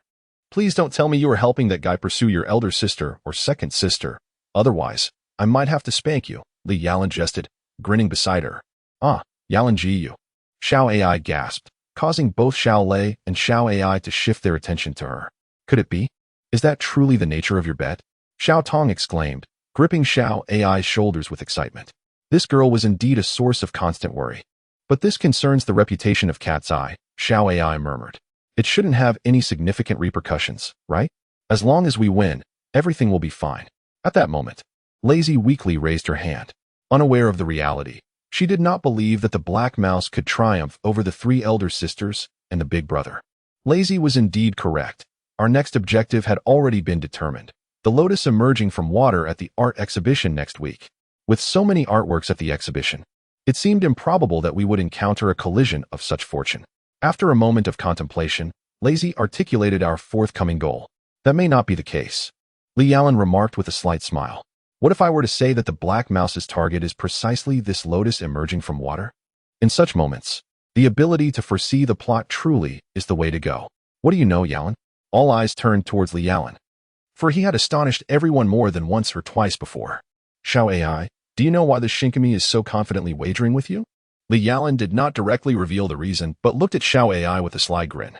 This left Xiao AI momentarily speechless. Why was that Shinkami so self-assured? Could there be some hidden trap? Big brother, please don't keep us in suspense. It's urgent to discuss the matter at hand, Lazy implored, tugging at Li Yalan's arm and even beginning to act adorably. Hee, when I tell you, do not be too astonished. This Shinkami, in fact, is the notorious thief, the Black Mouse. So, Xiao AI, you little fool, be more astute in the future. Do not let yourself be duped, and then help count the money for the deceiver. Li Yalan's revelation left all the girls in shock. That Shinkami is the Black Mouse. Isn't this rather coincidental? So that's how it is. It all makes sense now. Although taken aback, Xiao Lei soon regained her composure, nodding in understanding. No wonder that Shinkami exuded such malevolence. He was never a good person to begin with. What shall we do now? The wager has been established, and if the Black Mouse succeeds, he has coerced me into arranging a date with my second sister. Xiao AI, with an anxious expression, glanced around, hoping for suggestions from everyone. Little girl, it seems you genuinely wish to be reprimanded, don't you? Although I had mentally prepared myself. Li Yalan still felt quite displeased and approached to pinch Xiao AI's cheek, while an actual spanking was off the table. A playful pinch would certainly alleviate some of his frustration. Count me in for that. I wouldn't mind if it came to a spanking. Xiao Tong expressed her indignation at Xiao AI's reckless gamble, but even with her objections, Li Yalan would never actually spank Xiao AI, despite the tempting notion. All right, enough of the antics. Let us collectively ponder our next course of action. Ultimately, it was Xiao Lei who spoke up. Our understanding of this Black Mouse is rather limited. How can we teach him a lesson? This individual possesses certain qualities befitting a remarkable toy. First, let us impart a lesson upon him, for there remains much to be gleaned from his endeavors. As he absent-mindedly stroked his chin, a fierce glint emanated from Li Yalan's eyes, instilling an unsettling chill among those present, even through the lenses of his spectacles. Despite his usual demeanor of affable benevolence, the wrath of a seemingly good-natured person such as Li Yalan is a force to be reckoned with, far more formidable than one might anticipate. Side Quest 4. Prior to the operation of the Black Rat, stealthily procure the emerging lotus and deliver a severe reprimand to the Black Rat. Quest reward: 500 game points and access to the treasure shop. Excellent. Li Yalan expressed considerable enthusiasm for this task, finding it nearly indistinguishable from a windfall, while simultaneously bolstering his motivation. A truly fortuitous dual advantage. Are you suggesting, Yalan? As Li Yalan was perusing the tasks at hand, Sister Xiao Lei began her inquiries anew. It was quite simple. On the night of the operation, we could proceed in such a manner that once everything was settled, we would allow the Black Mouse to take the fall while simultaneously presenting him with a minor inconvenience, perhaps initiating a poll for everyone to vote on. Chapter 15. The Black Mouse, a victim of mockery a week later, under the meticulous planning of Li Yalan and all the girls. The operation of the cat's eye officially commenced, although the notification indicated that the designated time was 11 o'clock at night. Li Yalan and Xiao Tong had already positioned themselves atop the ceiling of the National Gallery by 8 o'clock. Xiao Tong, this marks our first collaboration, remarked Li Yalan, as he crouched forward in the ventilation shaft equipped with night vision goggles, while Xiao Tong carefully followed behind him. Li Yalan felt a surge of excitement at the prospect of working with Xiao Tong to fulfill this task, a long-held aspiration realized at last. Be cautious. Despite the sophistication of your night vision goggles, do not forget that countless guards await below. While Xiao Tong shared in the thrill, her heart raced with anticipation. Yet she knew this was not the moment to let her guard down, prompting her to offer Li Yalan some cautionary advice. Allow me to descend first. She nodded at Li Yalan, opened the ceiling hatch, and began to slide down the rope, a leather tube strapped to her back. Seizing the opportunity in the absence of onlookers, Xiao Tong swiftly retrieved the original artwork lotus blossom emerging from the water from its frame, produced a forgery from the leather tube, and, after reframing it, hung the replica back onto the wall. Time slipped away. Soon it was 10 o'clock at night when a faint sound emanated from a nearby section of the ceiling. While this noise might go unnoticed in the room below, it resonated clearly within the confines of the ceiling. Evidently, the Black Mouse's method of operation mirrored that of Li Yalan and Xiao Tong, both opting for a ceiling approach. They could not remain stationary. A collision would jeopardize the entire endeavor. Li Yalan gestured subtly to Xiao Tong, and they quickly vacated their position, seeking refuge around a nearby corner. This spot appeared quite concealed, allowing them to observe the actions of the Black Mouse while remaining in close proximity to their target. Li Yalan felt immensely grateful for acquiring the skill of deathly silence. In the past, he could never have moved as stealthily as he did now. Xiao Tong was equally astonished. Her own ability stemmed from years of rigorous practice. Yet how was Li Yalan able to achieve such proficiency? Even the seasoned thief himself could not perceive Li Yalan's footsteps. Setting aside the idle chatter, at this moment, the Black Mouse had likewise arrived above the ceiling of emerging lotus, meticulously surveying the surroundings. Finding no one to the left or right, he confidently pried open the ceiling, descending gracefully along the rope. Indeed, the true identity of the Black Mouse was Shinkami Masato, who, with a sense of self-satisfaction, approached emerging lotus and assumed an air of expertise as he examined the scene. Afterward, he removed the frame, preparing to extract the painting and place it into a prearranged tube. However, just as the Black Mouse opened the frame, he froze in shock. Hidden within the frame, beneath the painting he had just liberated, was a cat-eye notification letter. Had the cat-eye already come in advance? While the Black Mouse was momentarily dazed, the blaring alarm of the National Art Museum suddenly erupted, and a team of detectives led by Juanfu rushed towards the exhibition hall. This was dire. He had fallen into a trap. If the Black Mouse had not yet realized the gravity of the situation, he would truly be a fool. Retreat. Escape this cursed place. At this moment, the sole thought occupying Black Mouse's mind was the imminent arrival of the police officers led by Juanfu, who were about to storm the exhibition hall. With his escape route severed, Black Mouse felt an overwhelming sense of helplessness. Yet, he could not simply resign himself to fate. As a master jewel thief, he possessed a unique set of escape tactics. Though his attempts may appear somewhat disheveled, he ultimately managed to evade the seemingly impenetrable structure. Haha, Xiao Tong, did you see that? Kamigami's expression was as if he had just consumed something foul. On his way back, Li Yalan, riding his motorcycle, burst into laughter. How dare he set his sights on my girlfriend? It's as if he's courting death. With the presence of our dear Xiao Tong, this Black Mouse will undoubtedly be at our beck and call. After all, our Xiao Tong possesses an ethereal beauty that captivates all, drawing both black and white mice alike toward her. Li Yalan acknowledged the slight bitterness in his words. However, this Black Mouse hardly qualifies as a rival. Who is your Xiao Tong? She playfully pinched Li Yalan at his waist, fully aware of the subtle jealousy in his tone. Instantly, a wave of inexplicable sweetness surged within her heart, realizing that he truly cares for me. As for the black and white mice, I am not a piece of cheese. So how could I possibly attract such creatures? Kamiyu, you have been regarded as an object by Xiao Tong. You are indeed my cheese, and I am the largest mouse, forever keeping you nestled in the palm of my hand. Chapter 16, Xiao Tong's First Kiss. Well done, Yalan. You have achieved yet another remarkable feat. How should I reward you? After listening to Li Yalan recount the details of his task, Sister Xiaolei was the first to praise him. To Li Yalan's surprise, she approached him on the sofa, gently lifting his chin. A wave of enchanting fragrance enveloped him, leaving him momentarily entranced. Sister. Suddenly, with a resounding bang, the door to Xiaolei's room swung open. Xiao Tong, who had been hiding within, stormed out in a fit of anger. She had overheard the earlier exchange where Xiaolei had tempted Li Yalan, and she was furious. How could Sister AI behave in such a manner? Shyness? How could I possibly feel shy? I'm merely a bit fatigued. Yet, Sister, how could you suggest kissing and the like? At that moment, Xiao Tong truly felt the blush of embarrassment creeping upon her, even if Li Yalan lacked emotional intelligence. It was evident from her flushed cheeks that they could almost emit steam. Look at her. Even her speech had become stammered. What harm is there in a kiss? After all, Yalan is the only man in our household, our pillar of support. Surely, a little reward for him is not out of the question? Xiaolei, with a mischievous grin, shrugged her shoulders. But it should be me who kisses him, not you. At this moment, Xiao Tong seemed to be struck by lightning. Frozen in place. Good heavens, what on earth am I saying? Ah, if that's the case, Xiao Tong, if you desire to kiss Yalan, just say it outright. What are you waiting for? Xiaolei wore a look of sudden realization, gently nudging the still-dazed Xiao Tong beside her. Yet, she inadvertently cast another furtive glance toward Li Yalan, exclaiming, so that's how it is. Li Yalan comprehended the situation, yet he found himself in a state of bemusement. From the very outset, little Lei Jia AI had been scheming regarding both himself and Xiao Tong.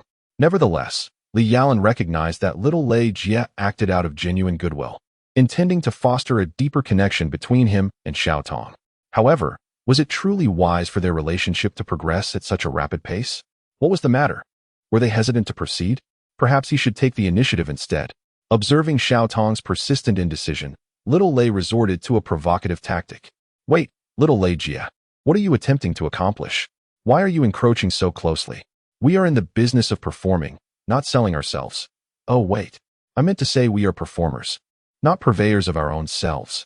Of course, if it were just the two of us, I might entertain the notion of such a proposition, but under the current circumstances. Xiao Tong is on the verge of a transformation. She truly is about to unleash her inner turmoil. Little Tong swiftly stepped forward, pushing aside the approaching little tears, her gaze fixed intently on Li Yalan. After a moment of contemplation, it seemed she had made up her mind. Seizing the opportunity while Li Yalan was still in a state of bewilderment, she cupped his face in her hands and, with her eyes closed, boldly pressed her lips against his.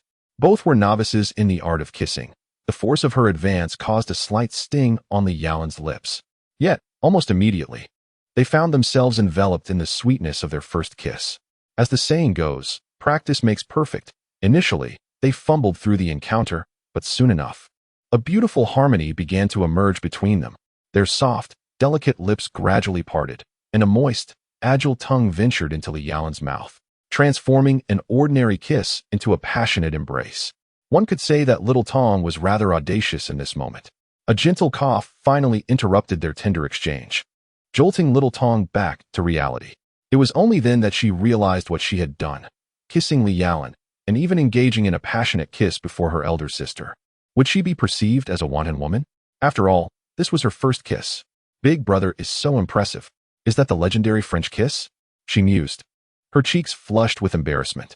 Just as Li Yalan was about to leave, a remark from Little Tears made him stumble, nearly losing his balance. What could a child possibly understand about such matters?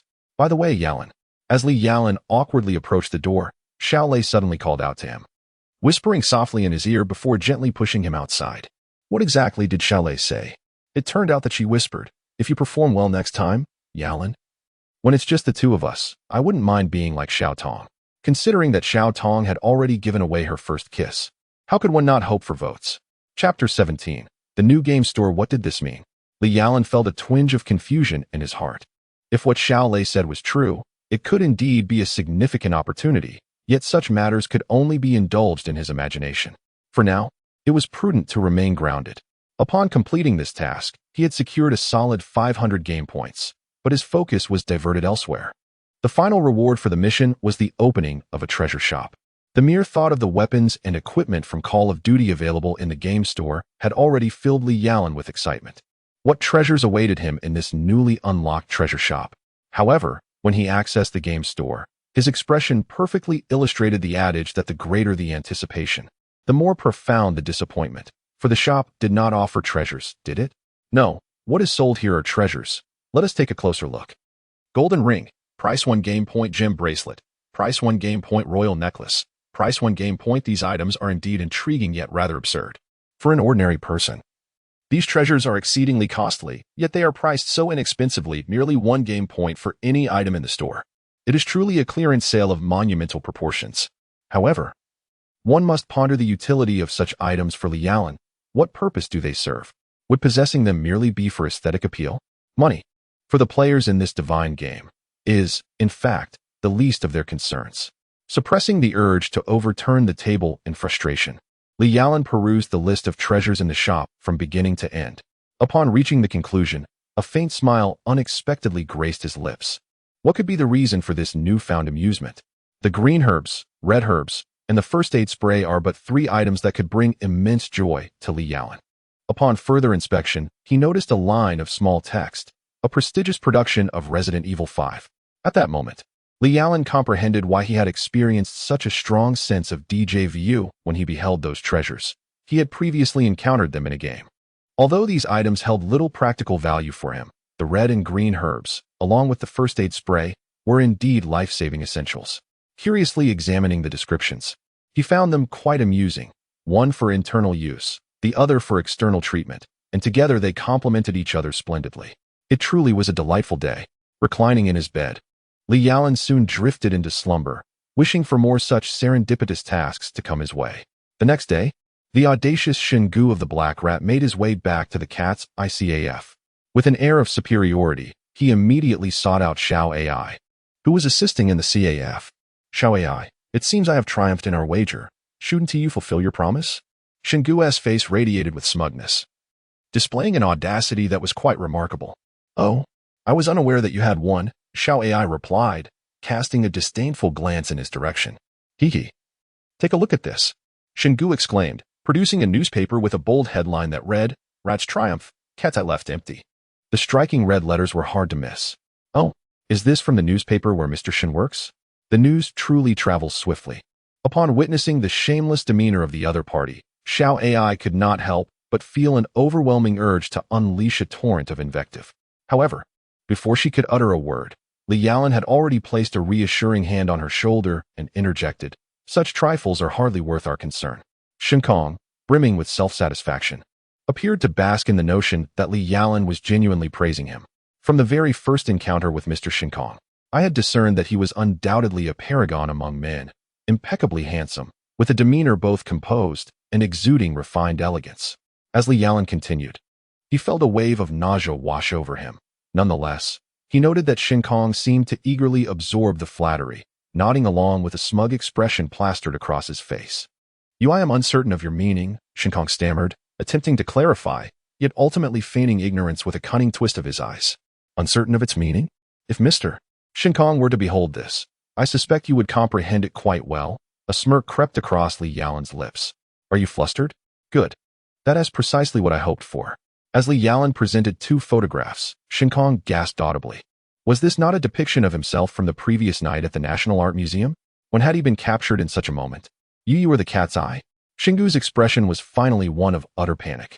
Reflecting on the peculiarities of last night's ceiling and the appearance of the peephole, everything seemed to be intricately connected. Shingu even surmised that his very presence in the CAF today had been meticulously orchestrated by the other party. This was indeed terrifying. Keep your voice down. Aren't you also a black rat? Li Yalan's expression remained unchanged. It was still early, and apart from Shingu, there were no other patrons in the CAF. Otherwise, Li Yalan would not dare to speak so brazenly to Shingu. What do you want? Shingu gritted his teeth. Today had been a complete disaster. He was aware that he was at the mercy of the other party. Even if he knew that the other party was the one behind the peephole, what could he do? How many would believe a thief? Without evidence, he could even be accused of false charges, and how unfortunate it was to have stumbled upon such bad luck. What do I want? Can you guess? Li Yalan's smile was wicked, truly mocking. You've come to dig your own grave, unaware that Xiao Tong is my girlfriend? Bumping into me is your misfortune. Wow, Yalan, you finally admitted it. If that is the case, should I start calling you brother-in-law? It is said, dear brother-in-law, that you must properly bribe me, your little sister-in-law. I could speak favorably of you in front of my elder sister. Upon hearing Li Yalan's words, the first to react was not Kamiyama, but rather the onlooker, Xiao Ai. This was indeed splendid news. Xiao Ai, what are you talking about? Hearing Xiao Ai's loud exclamations, the eavesdropping Xiao Tong could no longer restrain herself and stepped forward to deliver a sharp knock on Xiao Ai's head, causing her to grimace in pain. I was trying to help you, dear sister. That hurt tremendously. I'm done with this. With that, Xiao Ai stormed off, casting a disdainful glance at Li Yalan before leaving. Why is this my fault again? Li Yalan found himself momentarily speechless. You all. Kamiyama finally grasped the situation. Realizing he had unwittingly entered a den of wolves, no, a den of cats, to be precise. Regardless of the type of den, he was trapped today. For he was merely a black rat. Well, what do you wish to do? He lamented, slumping into a chair at the bar. We don't wish to do anything. They replied. We merely want everyone to get acquainted. After all, we are all in the same line of work and will need to look out for one another. Exchanging a knowing smile with Xiao Tong, Li Yalan finally spoke. It's just a matter of giving a stick and then a sweet date. This tried and true tactic works even on a black rat. Is it really that simple? Xingu's skepticism grew, and the more he pondered, the more thoughts flooded his mind. Rather than remaining in this passive state, he mused that it might be preferable to be thoroughly extorted. At least then he would have a semblance of control over the situation. It was evident that the intention was to forge a friendship with Mr. Xingu, perhaps for future assistance in times of trouble. Li Yalan's expression was remarkably sincere, leaving Xingu unable to detect any flaws in it. It is worth noting that Li Yalan had spent a considerable amount of time practicing this very expression in front of the mirror the previous night. He could confidently assert that even if Sister Xiao Lei stood before him, he would still have the confidence to deceive her. If that were the case, what about this photograph? Kamaya's words were tinged with hesitation, his gaze fixated on the photograph in Li Yalan's hand. Rest assured, Mr. Kamaya, I shall discreetly handle everything. Li Yalan assured him, slipping the photo into Kamaya's jacket pocket, providing him with a sense of reassurance. In that case, thank you. If you or Miss Xiaotong require anything, please do not hesitate to ask. Though Kamaya was inclined to inquire about the film, he recognized that posing such a question would only serve to embarrass himself. Thus, after exchanging a few polite remarks, he swiftly exited the cat's ICAF. Haha, it's amusing to witness this fellow's retreat, remarked Xiaolei, who had been secretly observing from behind. She, along with Lei Zi, emerged with laughter, particularly Lei Zi, who held great admiration for Li Yalan. Big Brother's performance was truly remarkable. This little black mouse has now become our designated scapegoat. Xiaolei, in the future, if you need someone to run errands or take the fall, just call on him. He is the perfect candidate for bearing the blame. Li Yalan's words sealed Kamaya's tragic fate as a scapegoat, yet it was a role he willingly embraced, especially given the beauty of the three sisters from the Raishin family. However, it was this very willingness that would lead to his misfortune. Despite feeling a pang of sympathy for Li Yalan's determined expression, Xiaodong could only silently support him from behind. Their previous kiss had shattered the barrier between them, and now Xiaodong confidently identified herself as Li Yalan's girlfriend. As the girlfriend, Xiaotong must consider Li Yalan's well-being even more, especially since the so-called divine game sounds perilous.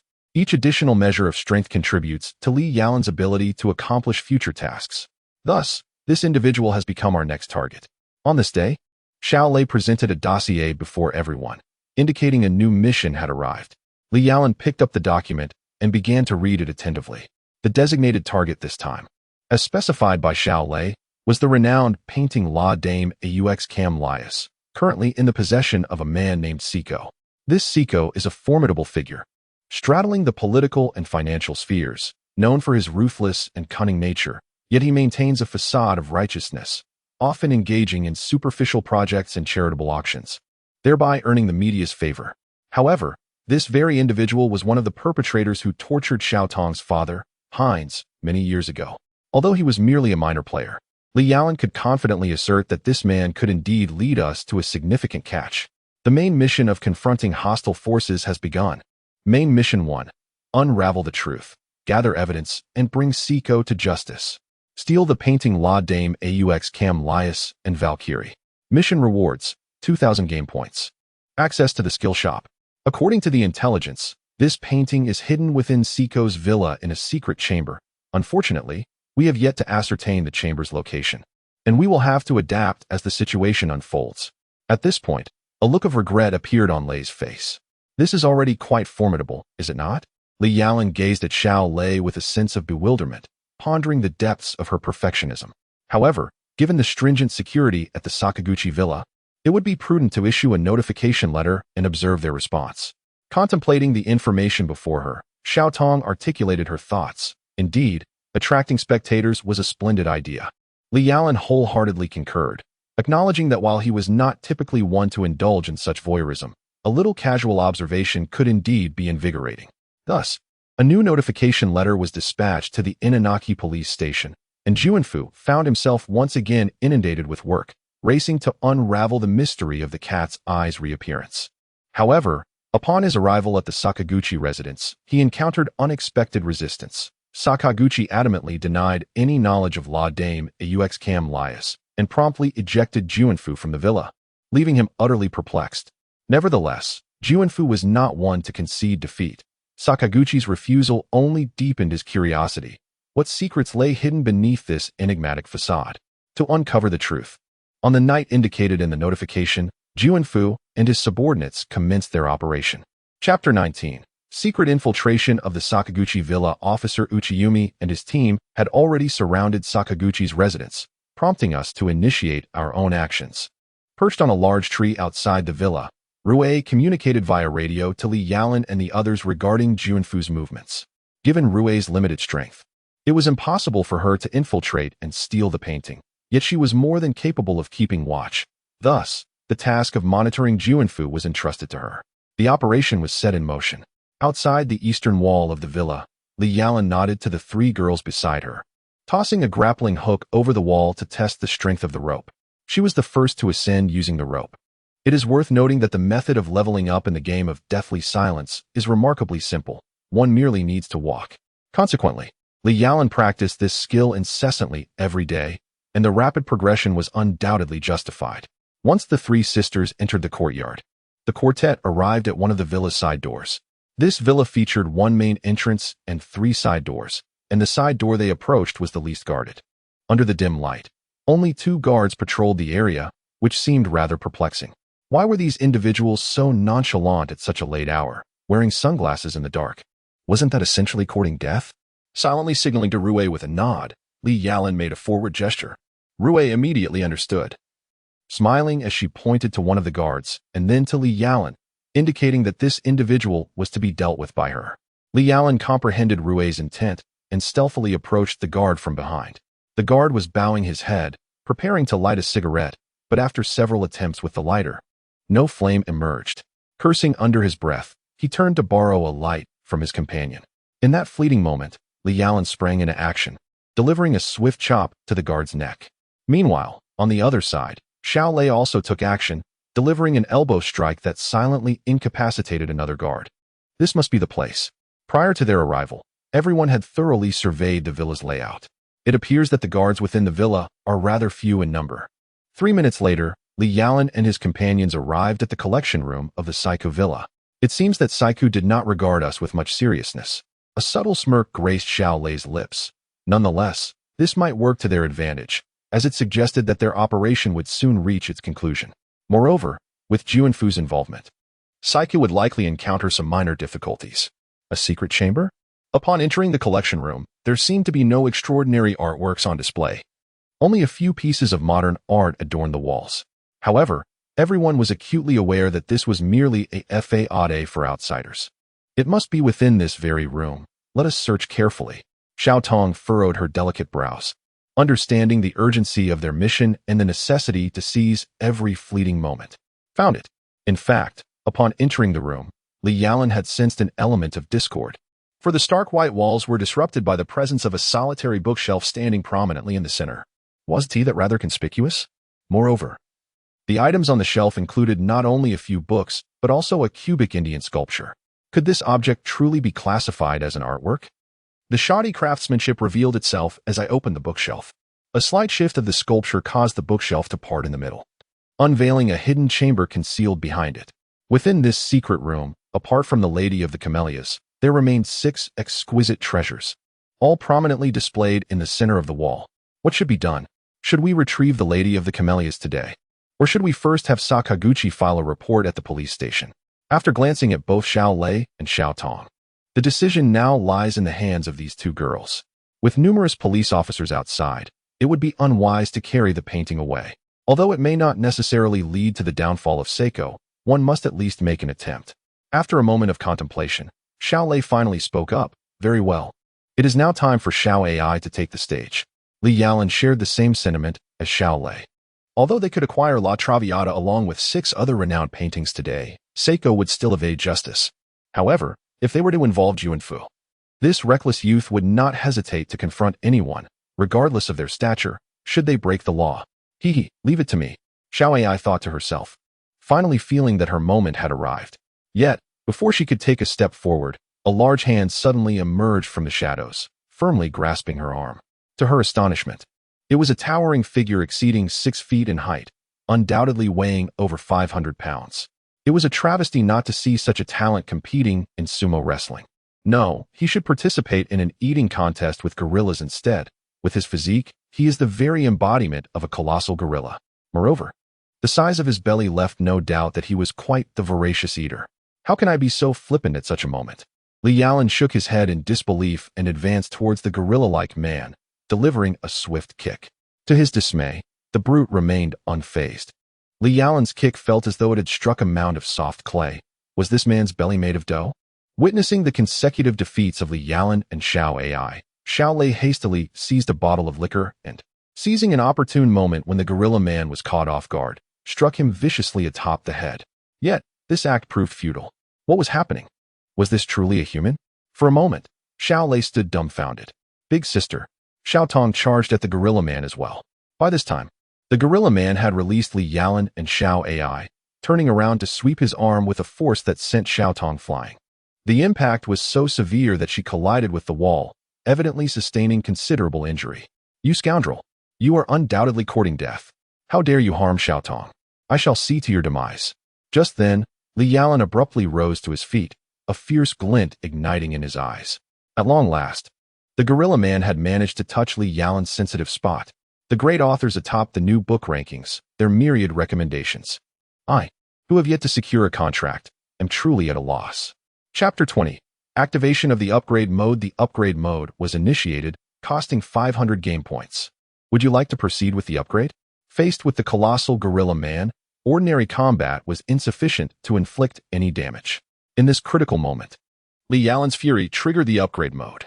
What sort of upgrade was this? Irrelevant. It was merely 500 game points. Upgrade. In an instant. Li Yalan felt a warm current surge through his body, a powerful force flooding into his limbs. Was this what an upgrade felt like? Upon examining his attribute panel, he was astonished to discover that he had ascended to the rank of Intermediate Divine Servant. Name, Li Yalan. Race, Human. Rank, Intermediate Divine Servant. Talent attributes, Infinite leveling. Infinite contract skills, Enhanced firepower, Deathly silence equipment. Night vision goggles equipped with a silencer and thermal scope game points. With this newfound realization, Li Yalan felt a surge of vitality coursing through him. Clenching his fists, he sensed an inexhaustible strength within, rendering even formidable opponents, such as the gorilla man, inconsequential. As Li Yalan remained motionless, the gorilla man launched another assault, displaying no inclination to extend an invitation for tea. His fists, resembling oversized sandbags, swung through the air with a resounding whoosh, aimed directly at Li Yalan's face. Yalan, watch out! Xiao Lei exclaimed in alarm. Why aren't you dodging? This blow could very well be fatal. After their fists clashed, Li Yalan staggered back 3 steps, while the gorilla man retreated 4. The disparity in their strengths glaringly evident. He had, surprisingly, succumbed in power. Is it really that astonishing? Brother Yalan is truly remarkable. Xiaowai exclaimed in awe. Just moments ago, she was equally impressed by Li Yalan's prowess. Now it seems that her previous admiration was utterly unwarranted. Brother Yalan is certain to emerge victorious. Xiaodong, who was struggling to rise while leaning against the wall, gazed at Li Yalan, who was confronting the gorilla-like opponent, her eyes shimmering with dazzling brilliance. This is the man I have chosen. I have not erred in my decision. At that moment, although Li Yalan possessed an undeniable advantage in strength, he remained vigilant and cautious, meticulously observing his opponent's weaknesses. The longer the battle dragged on, the more unfavorable it became for him. He needed to pinpoint his adversary's vulnerabilities and strike decisively, ideally delivering a lethal blow. In Li Yalan's perspective, disarming the 4A1 behind him and shooting it twice would be the optimal choice. However, Xiaolei and the others would never permit the act of killing. Moreover, Li Yalan himself was not mentally prepared for such an action. It is essential to remember that this is a living being, not a mere animal awaiting slaughter. Having grown up in a civilized society, how could Li Yalan suddenly transform into a cold-blooded killer? Even growth requires a process. Although he had indeed prepared himself mentally for this aspect, this is the moment. At that moment, the opposing gorilla man could no longer contain himself and swung a fist at Li Yalan. However, this time, Li Yalan chose not to confront him head-on. Instead, he deftly evaded the blow with his agility. Seizing the opportunity, he grasped the gorilla man's arm and exerted all his strength, executing a precise twist. A sharp crack echoed as the gorilla man's elbow was mercilessly broken. This level of agony was beyond the endurance of an ordinary person. And even the gorilla man found himself drenched in sweat, collapsing to the ground and convulsing in pain. Now was the perfect moment. Li Yalan, unyielding in his advantage, delivered a swift chop to the gorilla man's neck. Yet, he restrained some of his strength. Otherwise, he would have surely shattered the gorilla man's vertebrae. Should that have occurred, the gorilla man would have either perished or been rendered a mere shell of his former self. Although Li Yalan did not subscribe to the philosophy of leaving room for future encounters, he undoubtedly refrained from unnecessary slaughter, which led to a significant increase in the goodwill of the three sisters, particularly in the eyes of the youngest, who now regarded him with unrestrained admiration. Mission accomplished. Let us make our swift exit. After Xia Ai tossed several of her specially crafted smoke bombs into the secret chamber, Li Yalan and the three little cats embarked on their retreat. The billowing smoke rendered the villa's guards incapable of discerning direction, greatly aiding Li Yalan and his companions. Amidst the ensuing chaos, they managed to escape from the Psycho Villa. At that moment, Juanfu had already charged in with his subordinates. After all, such dense smoke was impossible to obstruct. Thus, the mission was successfully accomplished, with Saiku captured by Juanfu and 7 priceless paintings, including La Dame Aux Cam Lias, confiscated. This was indeed a victorious endeavor. Following a dialogue and analysis with the divine system, Li Yalan finally comprehended how to upgrade and enhance his powers. It was quite straightforward, divided into 2 distinct methods.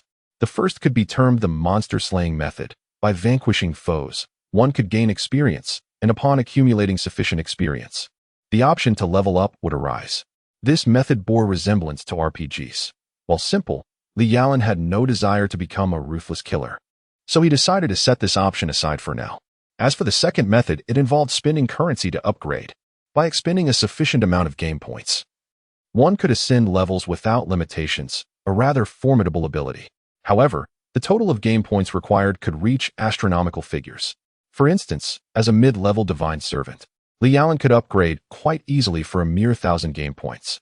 Despite this possibility, he resolved to familiarize himself with his current capabilities, believing that a gradual approach was wisest. Moreover, even should he ascend to a high-level divine servant, further advancement would be unattainable, given that he currently possessed just over 2,000 game points. In contrast, ordinary players lacked such fortunate prospects to elevate their levels and abilities. They would need to engage in diligent training. The notion of shortcuts was virtually impossible, for none possessed Li Yalan's extraordinary talents. Take Lei Zi, for example.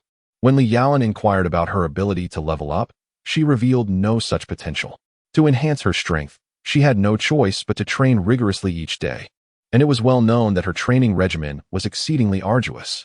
Today, he had been preoccupied with contract submissions, utterly exhausted, having wasted an inordinate amount of time to finalize matters. Remember to collect and recommend daily. Your clicks are essential. Chapter 21. The true mastermind behind the scenes. Was he released? This occurrence was anticipated, and now it was time to issue Siku a warning. A day later, Siku was effortlessly released by the police, and the 7 renowned paintings were returned to their rightful owners. However, the term returned to their rightful owners seems somewhat inappropriate, for only the Sansei sisters can truly be deemed the rightful proprietors of these masterpieces. Upon receiving this news, tears curled at the corners of her mouth in a faint smirk. Everything was proceeding according to plan. Now, in addition to making Siku feel increasingly tragic, It was imperative to continue drawing out the hidden puppet master behind the scenes.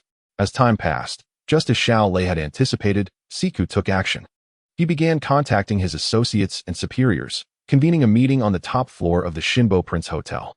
Xiao Lei, are you truly prepared to merely teach these individuals a lesson? They are the genuine culprits behind the framing of your father. On the uppermost floor of the right side of the Shinbo Prince Hotel, Li Yalan and Xiao Lei stood amidst a gentle breeze, observing every movement across the way. Thanks to the lip-reading skills Xiao Lei had imparted to him, Li Yalan could barely decipher what was being said, though not entirely clear. It was evident that these individuals were beginning to develop a sense of fear towards the cat's eye. Yalan Yu. Xiao Lei gazed at Li Yalan in astonishment, surprised that he even grasped this. What else could he possibly be unaware of? Rest assured, little tear, do not gaze at me with the eyes of a monster. I merely possess a fraction of knowledge that you both are aware of and some that you are not, Li Yalan said, setting aside the telescope and turning to smile at little tear. In any case, it pertains to that game of ascension, does it not? However, I am quite curious about what else you might know. Little tear was indeed aware of what Li Yalan was referring to, yet she was profoundly intrigued by what she might not know. It's not much, really. I only know that the puppet master behind that organization is, in fact, your father's twin brother, your uncle. Li Yalan's words were nothing short of a revelation. Your father's twin brother? Is that true? How have I never known this? In that fleeting moment, Little Tear finally displayed a look of panic, a sight that Li Yalan had never witnessed before. This cannot be. Who told you this? Without regard for the group across from them, Little Tear fervently grasped Li Yalan's arm, her heart racing with the realization that if this were true, perhaps Li Yalan might also know the whereabouts of her father. Was he alive, or had he perished? Little Lei was exceedingly eager to uncover the answer. With a robust crossbow firmly in hand, an arrow was shot towards the conference room across the building. The arrowhead, accompanied by a notification from the cat's eye, shattered the window, striking the table within with precision. It is worth noting that this was no ordinary arrowhead. Concealed within its fletching was a diminutive listening device. At this moment, it is believed that Xiao Tong and Xiao AI have already intercepted the information from within the room. Indeed, what a remarkable sibling Heinz has. He seems quite knowledgeable about the cat's eye, devising a cunning ploy of feigned vulnerability to ensnare them. In light of this, it seems prudent to turn their own strategy against them. On the night marked on the invitation, at 11 o'clock, the cat's eye commenced their operation. Prior to this endeavor, everyone was aware that Saito and his associates were lurking near the target location. This idiotic act of waiting was regarded as rather amusing by Li Yalan and Xiao Tong. Since they enjoyed their stakeout, they would be allowed to remain in their vigil. By 10:30, Xiao AI and Li Yalan had discreetly concealed themselves. Their task was rather straightforward. Xiao AI was responsible for modifying the vehicle belonging to Saito, while Li Yalan would attend to the remaining cars. There were a total of 4 vehicles. Crawling beneath the chassis, he severed the fuel lines and ignition wires, and even dismantled the drive shaft. It seems that his recent study of automotive knowledge has not been in vain. As for Xiao AI, she required a bit more time, as her task was quite substantial. Before long, the nimble Xiao Tong, tasked with the theft of the painting, succeeded. A thunderous pair of explosions reverberated as though the entire building had been detonated. Amidst the ensuing chaos, a sports car emerged from the shadows. Could this indeed be the cat's eye? Chase. Chase.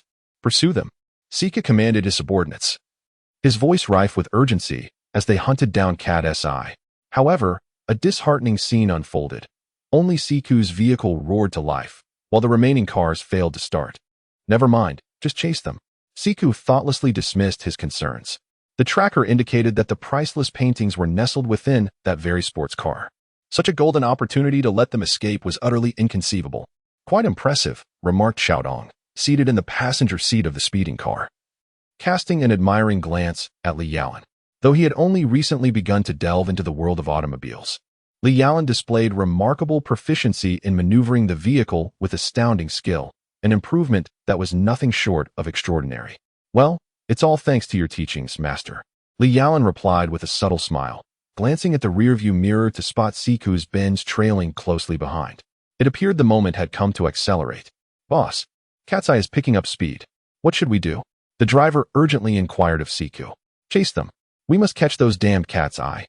Siku had succumbed to a frenzy, oblivious to whether Cat's Eye was indeed the spirit of Heinz or a mere impersonation. Regardless, he was determined to unveil the truth. All right, this should suffice, Li Yalan concluded after circling the streets a few times, successfully leading Siku's vehicle to the designated location. Now it was up to Xiaokai. Boss, Katsai has come to a halt. Hurry, drive. Ram into them. All right, Siko has completely lost his mind. No, something is amiss. The signal has vanished. At this moment, Siko's subordinates finally sensed the anomaly. Chapter 22. The Devious Time Bomb Stop. Hurry, stop the vehicle. At last, Siko realized something was wrong. It seemed that the path ahead had vanished. It's not working, boss. The brakes have failed. Siko's subordinates suddenly fell into a state of panic. Just moments ago, the brakes were functioning perfectly. How could they have failed so abruptly? In the midst of chaos, the man inadvertently pressed the accelerator once more, causing the vehicle to speed up. This was precisely what Xiao AI had orchestrated beforehand. Upon reaching the designated location, the brake line beneath the chassis would automatically sever when the switch was activated. The ultimate destination of this car was the Inanaki police station, and tonight, Sekiguchi would once again report to the precinct. There were whispers of ghosts. A specter lurked within the vehicle. By the time the duty officer, Juanfu, arrived at the scene, Sekiguchi lay unconscious on the ground, frothing at the mouth. The impact of the car colliding with the police station's entrance was not the sole reason for his fainting spell.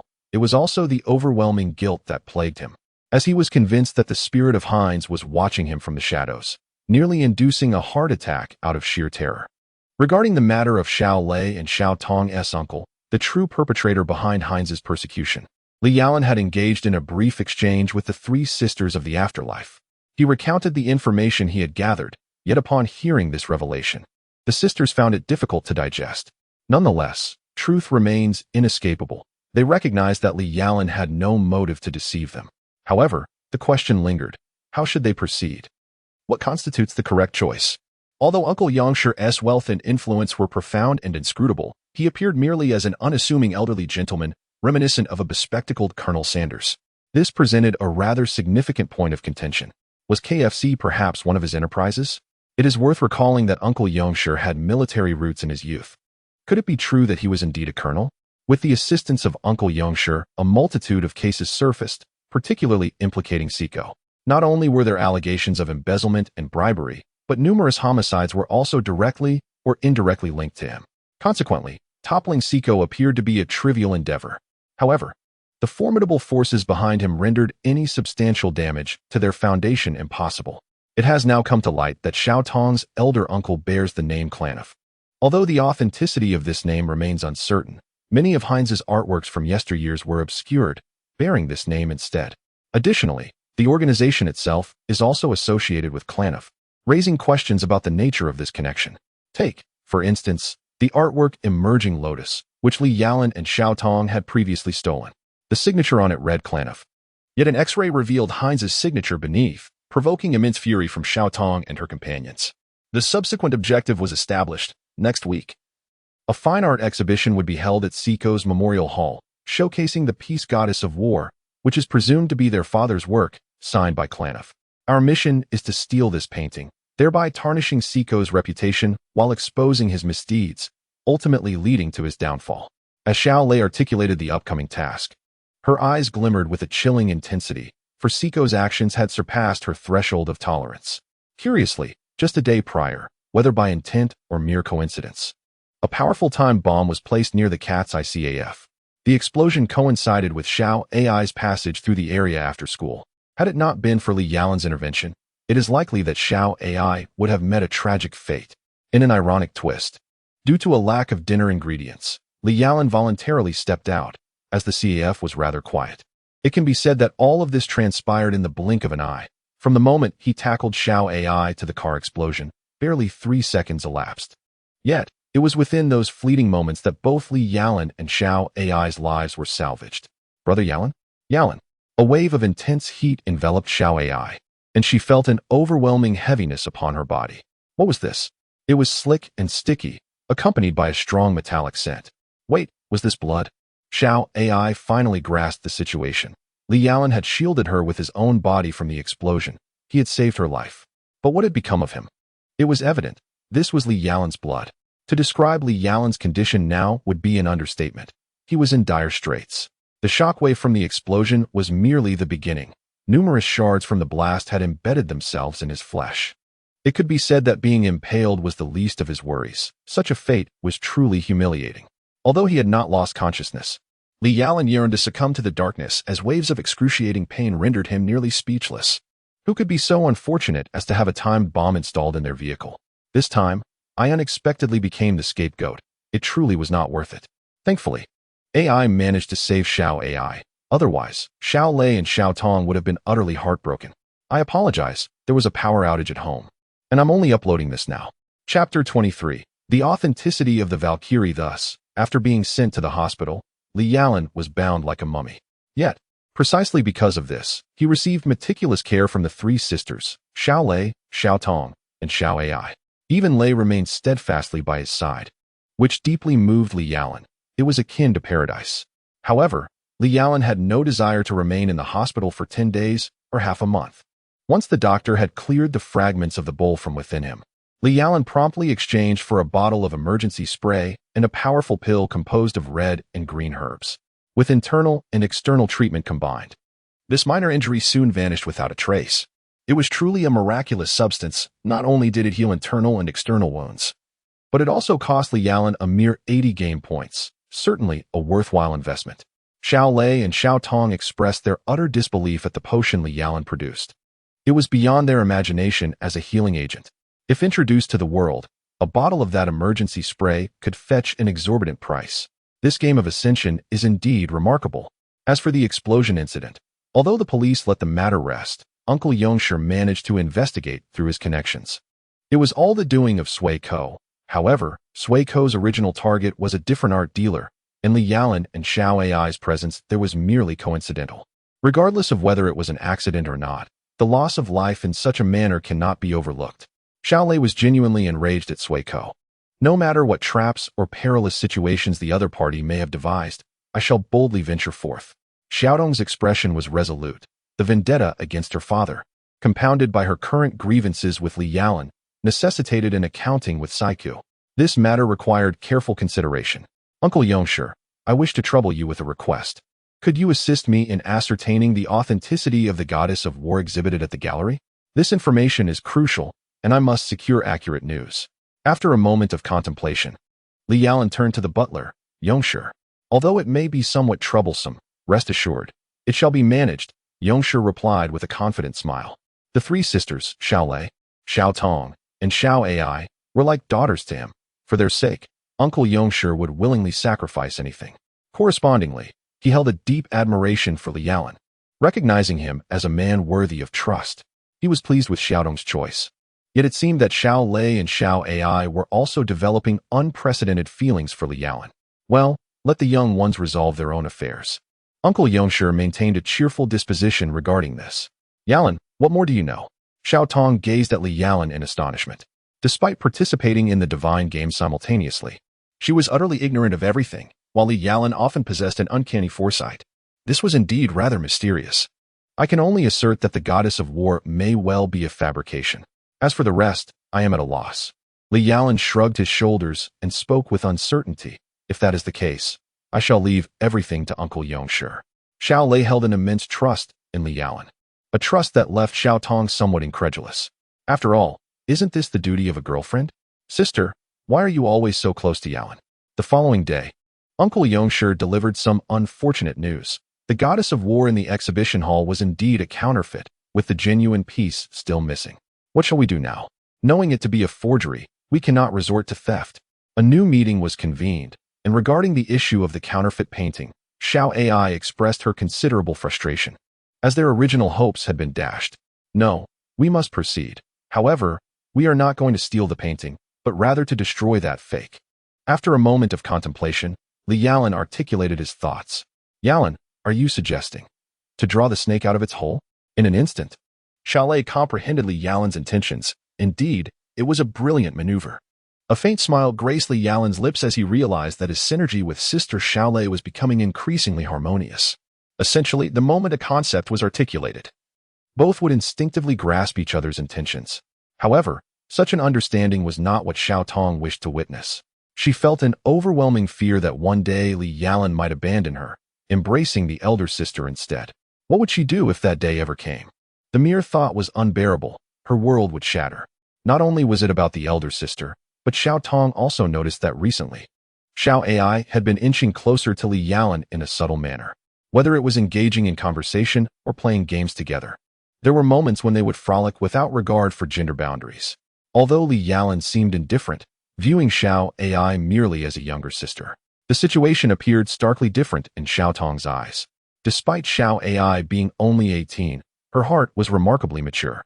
How could the daughter of the Sheng family be an ordinary girl? Moreover, as Xiao AI's elder sister, Xiao Tong firmly believed that Xiao AI must be harboring her own schemes, with Li Yalan as her target. Should she take a step back? Must she relinquish her beloved Yalan for the sake of her sisters? In that fleeting moment, a whirlwind of emotions surged within Xiao Tong, her mind racing with countless thoughts.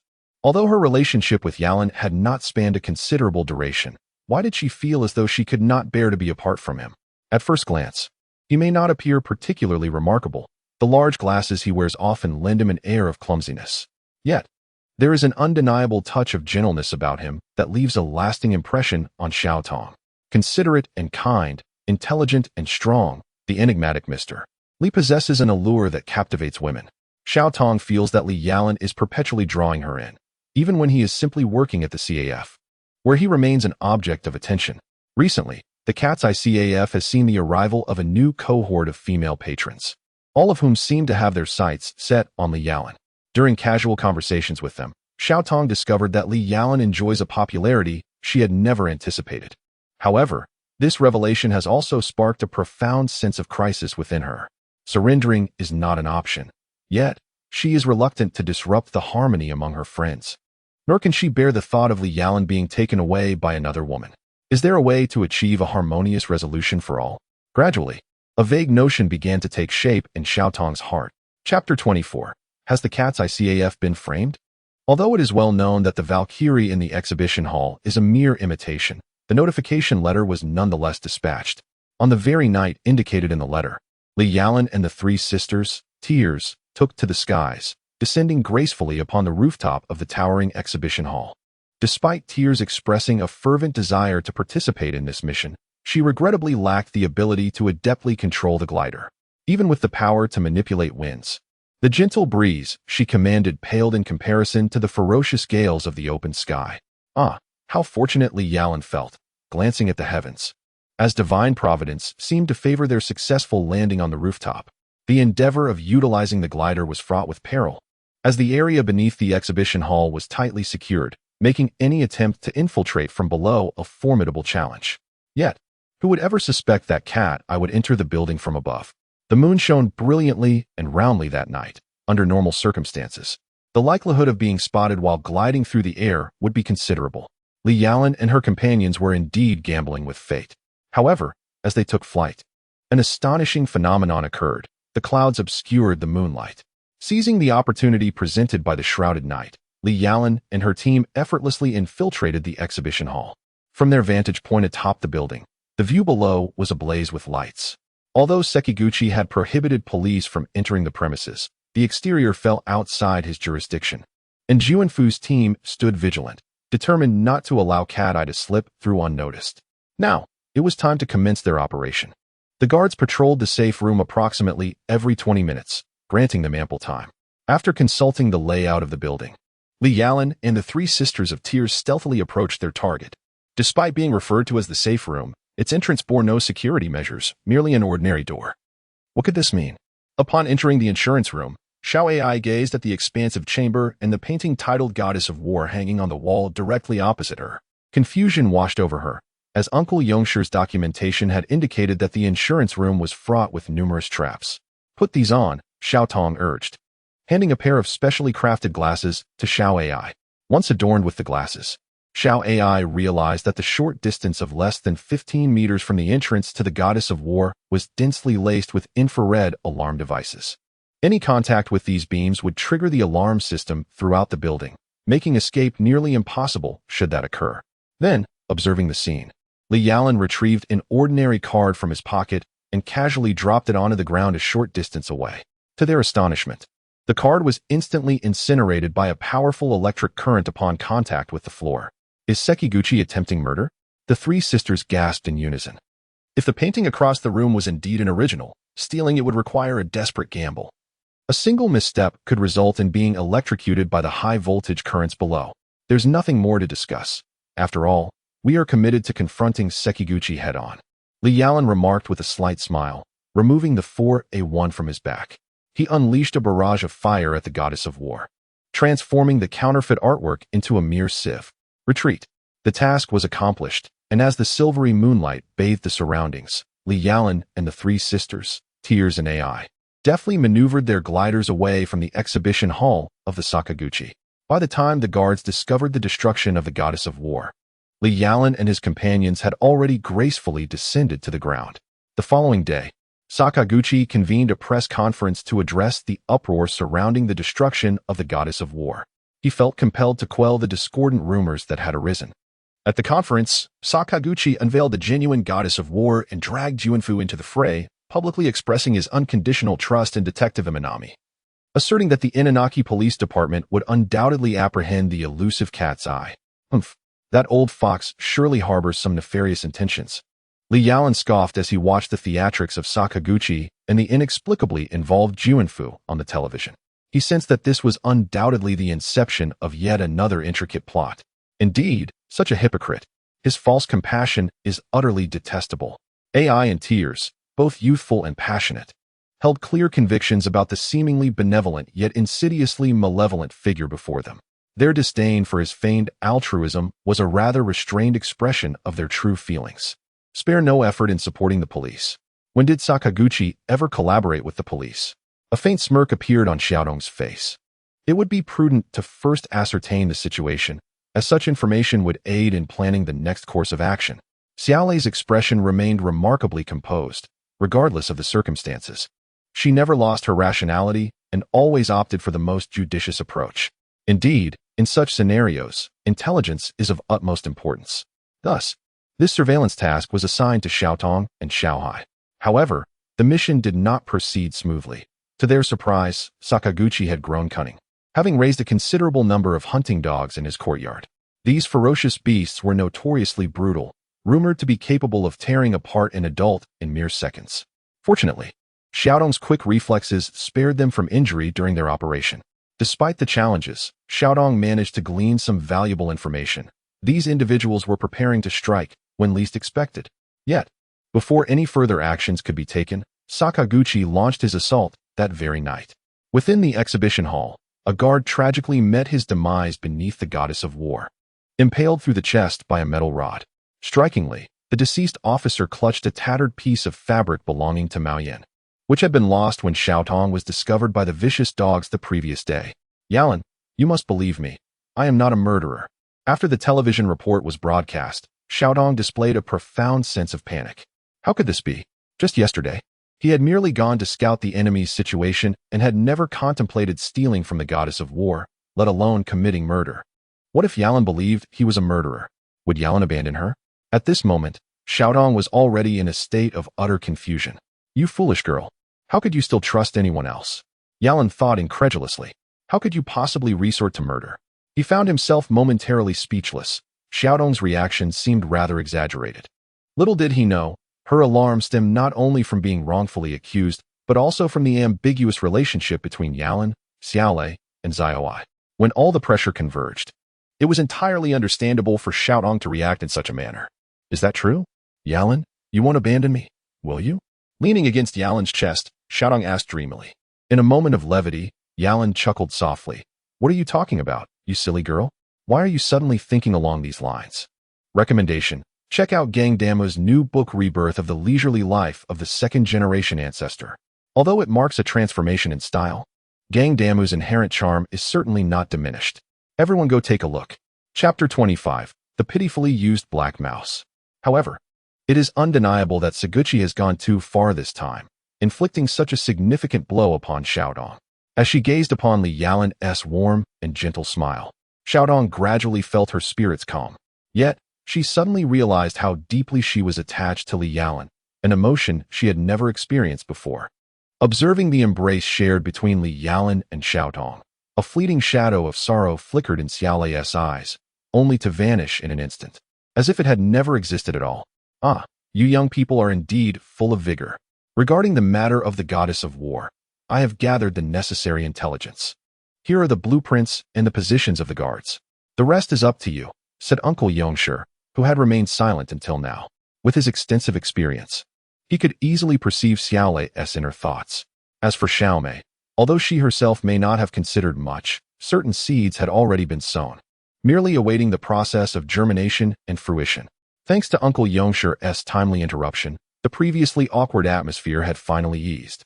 The group gathered together, commencing discussions on how to safely acquire the Valkyrie. From the blueprints and the information available, it was evident that the police's defensive measures were entirely beyond the walls of Saguchi's private art gallery, while there was not a single guard in sight within the grounds.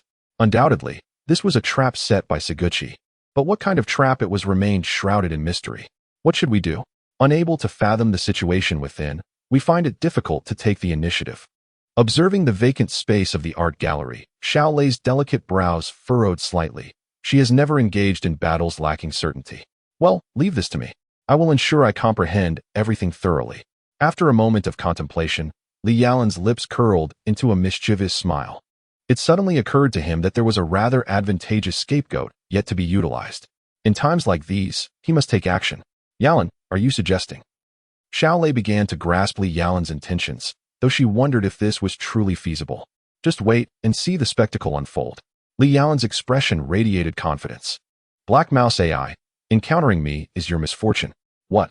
I refuse to participate. After finding an opportune moment, Li Yalan arranged to meet Kamitani at the Cat's-Eye.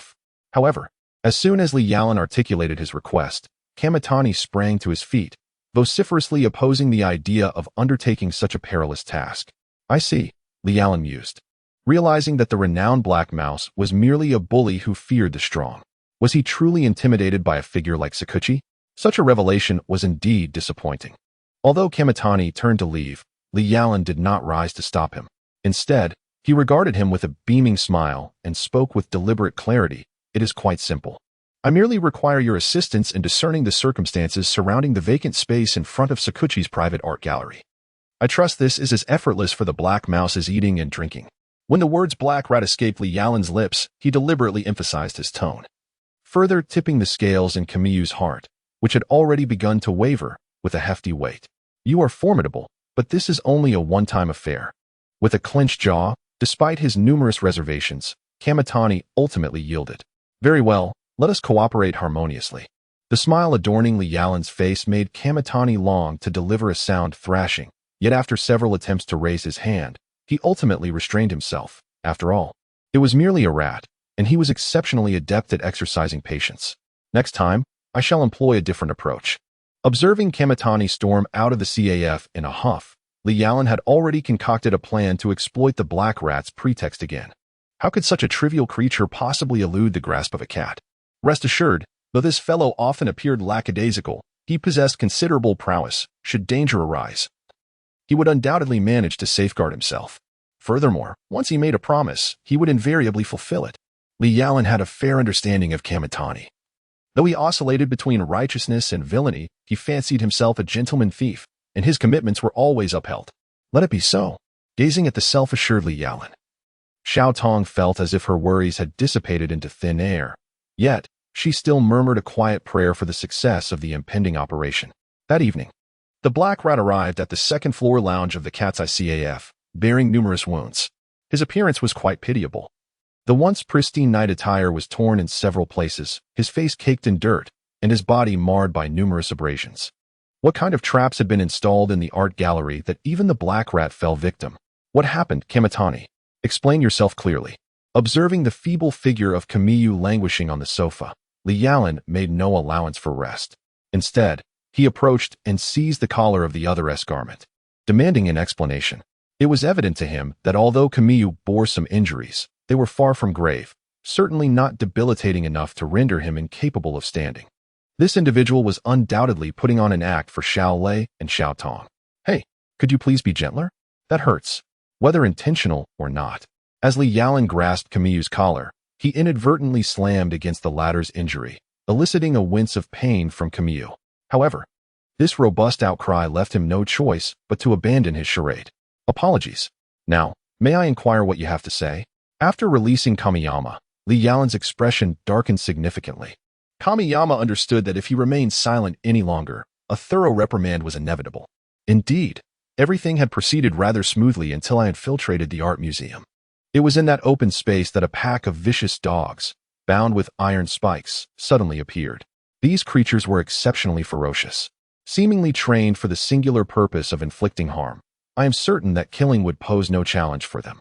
I encountered 5 of these beasts, and I cannot attest to the presence of any others. Escaping from those dogs was already a formidable task. Without withholding any details, Kamiyama recounted this alarming discovery in full. The contract has finally arrived, though it appears not yet to have been transformed into an A. Next week, we shall continue our audacious endeavor, regardless of whether it pertains to new or old works. The tragic saga of Ginseng AI begins here. Chapter 26, The Distress of Tears. Dogs bound with iron spikes? Armed canines? Upon hearing this news, not only Li Yalan but even Xiao Lei gasped in shock. This was unequivocally a matter of life and death. The so-called armed dogs were all large breeds that had undergone specialized training, exhibiting an exceedingly ferocious demeanor. Once they caught the scent of their adversary, they would launch a relentless attack, ceasing only upon the enemy's demise. Confronting such formidable creatures, endowed with strength, speed, and savagery, would indeed prove to be an arduous task. It was evident that a new strategic plan needed to be meticulously crafted. After bidding farewell to Kamaguchi, everyone lowered their heads in silence, including Li Yalan. Presently, there were only 2 approaches. The first was to infiltrate secretly, albeit with great peril. The second was to boldly enter, creating chaos. However, both methods were fraught with danger, for the current adversary was not merely human but rather a pack of armed dogs, more vicious than any human foe. I shall take charge of this, Li Yalan finally spoke after a prolonged contemplation. Clearly, the deployment of armed dogs by Sakaguchi was a consequence of the previous mishap involving Xiao Tong and Xiao AI, which had allowed Sakaguchi to acquire a fragment of clothing imbued with Xiao AI's scent. Therefore, it was prudent for both Xiao AI and Xiao Tong to refrain from participating in this operation. As for Xiao Lei, who was responsible for command, sending her into danger was out of the question. Moreover, Lei Zi, being merely an evil one-wind user, lacked any combat capability. It was paramount for a man to take the lead in this situation. No, I will go, Xiao Tong insisted, rising to her feet. Li Yalan was keen to protect her from danger, yet Xiao Tong was equally concerned for his safety. Let us cease this debate. I shall accompany Yalan. Together, we can look out for one another. Xiao Tong and Xiao AI, your roles will be to remain outside and provide support. At that moment, Xiao Lei interjected. Having thoroughly contemplated the operation, a comprehensive plan had already formed in her mind. Fine, but please be careful, Yalan. Xiao Tong wanted to say more but found herself hesitating multiple times before ultimately remaining silent, merely nodding somberly. Do not dwell too much on it, my foolish sister. Xiao Lei understood Xiao Tong's feelings and gently embraced her, softly reassuring her. Elder sister, Xiao Tong felt a pang of injustice. Yet she was also acutely aware of Xiao Lei's intentions. After all, having lived together for so many years, it was impossible to conceal their thoughts from one another. Meanwhile, Li Yalan was not preoccupied with such sentiments. His gaze was fixed upon the floor plan of the art museum. From the blueprint, it was evident that there was only a single main entrance, which was currently sealed off by the police, rendering any considerations of that route moot. The surrounding walls of the museum, however, presented a viable point of entry, standing at merely about 2 meters in height. Not only could Xiao Lei scale it with ease, but even Li Yalan could vault over it with a single leap, provided he remained undetected by the patrolling guards. Nonetheless, while scaling the wall might be simple, what awaited beyond was a field patrolled by armed dogs. The question remained, how to confront these ferocious sentinels. There is no alternative. It seems the only solution is to resort to gunfire. After all, the future holds uncertainties, and this can merely be considered a foray into the more brutal aspects of existence. It is not akin to taking a life, and Li Yalan bears no psychological burden. Indeed, it is a sound strategy. The range of my 4A1 is more than sufficient, and the silencer along with the thermal scope will prove invaluable. As for the ambush location, this place shall suffice. Big brother? Big brother, what are you pondering? As Li Yalan was engrossed in contemplating his tactical approach, Lei Zi suddenly jolted him from his reverie. What is it? It dawned on Li Yalan that dusk had gradually enveloped the surroundings. Is there something on your mind? Lazy? He inquired with a smile. Dinner is ready. We can eat now. However, big brother, were you deep in thought about how to deal with those armed dogs? You were so serious. At this, Lazy's face lit up with admiration. The earnestness of her big brother was undeniably captivating. Yet, in comparison, she felt rather insignificant. Even with her level 1 abilities, she mused that without her big brother, it was conceivable she might end up starving in the streets. What troubles you, Lazy? Has someone been unkind to you? Suddenly, Li Yalan noticed that Lazy's eyes were slightly reddened. This was alarming. Who would dare to bully his little sister? Just wait and see how I will rectify this. Big brother, am I a burden? Tears shook her head, trying to suppress the welling tears in her eyes. She felt utterly useless. Even the game points she had acquired were solely due to her big brother's assistance. Deep down, Tears understood that once this mission concluded, she would part ways with her big brother, as they were merely partners in this task-oriented world. What would her future hold without him by her side? Of course not. If it weren't for you, the last mission would have been exceedingly difficult to complete. Besides, didn't we agree? I will strive to become an entity beyond level 5. We must work hard towards that goal. That was indeed the reason. Admittedly, Tears had not participated in the recent missions, which inevitably stirred some thoughts within her. Li Yalan recognized that Tears, as a potential divine gamer, was brimming with promise. Yet, the initial stages of the game were undeniably challenging. However, having encountered Li Yalan, he would not stand idly by and witness the emergence of a level 6 player. That, in itself, seemed like a splendid notion. But leveling up is truly arduous. Is my talent insufficient? Why, despite my relentless training, can I not perceive any growth in my abilities? Li Yalan's words offered solace to Tears, yet her expression soon dimmed once more. She had been at Evil 1 for an extended period. Logically, one would expect that the enhancement of abilities at lower levels would occur swiftly. However, she found herself unable to progress, leading her to ponder whether it ultimately stemmed from an issue of talent. At that moment, Li Yalan found himself at a loss for words. He was a novice when it came to the training of superpowers, and how could he possibly comprehend the intricacies of Lazy's physical issues? Well, Lazy, as you are aware, one of my talents is the infinite contract. This ability allows me to bind my own divine spirit.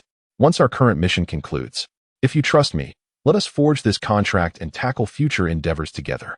He expressed gratitude to the supporters. Thank you, Uzuishi, Shutsai, and my beloved Shanahello. Finally, I have signed a. Yet, the support for collections and recommendations remains lackluster. Come on, brothers and sisters, let's rally together. In Chapter 27, Armed Canines in the Art Museum, Li Yalan pondered the notion of contracts, a subject he had contemplated before. He was genuinely concerned about how Lazy would navigate the forthcoming Divine Ascension game after this mission. Although it was termed a game, various perils constantly lurked around the players, a fact clearly outlined within the Divine system. Seizing this opportunity, Li Yalan finally voiced his innermost thoughts. After spending considerable time with Lazy, he had come to regard her as a beloved younger sister. His feelings were not born from her being a cherished anime character, nor was it merely the prospect of acquiring a divine spirit through their contract. It was a simple, tender affection.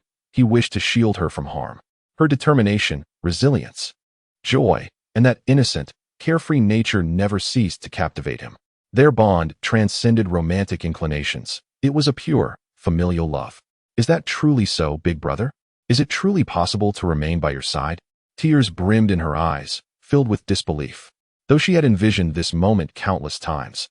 Hearing those words spoken by Li Yalan himself was more shocking than anything she could have imagined.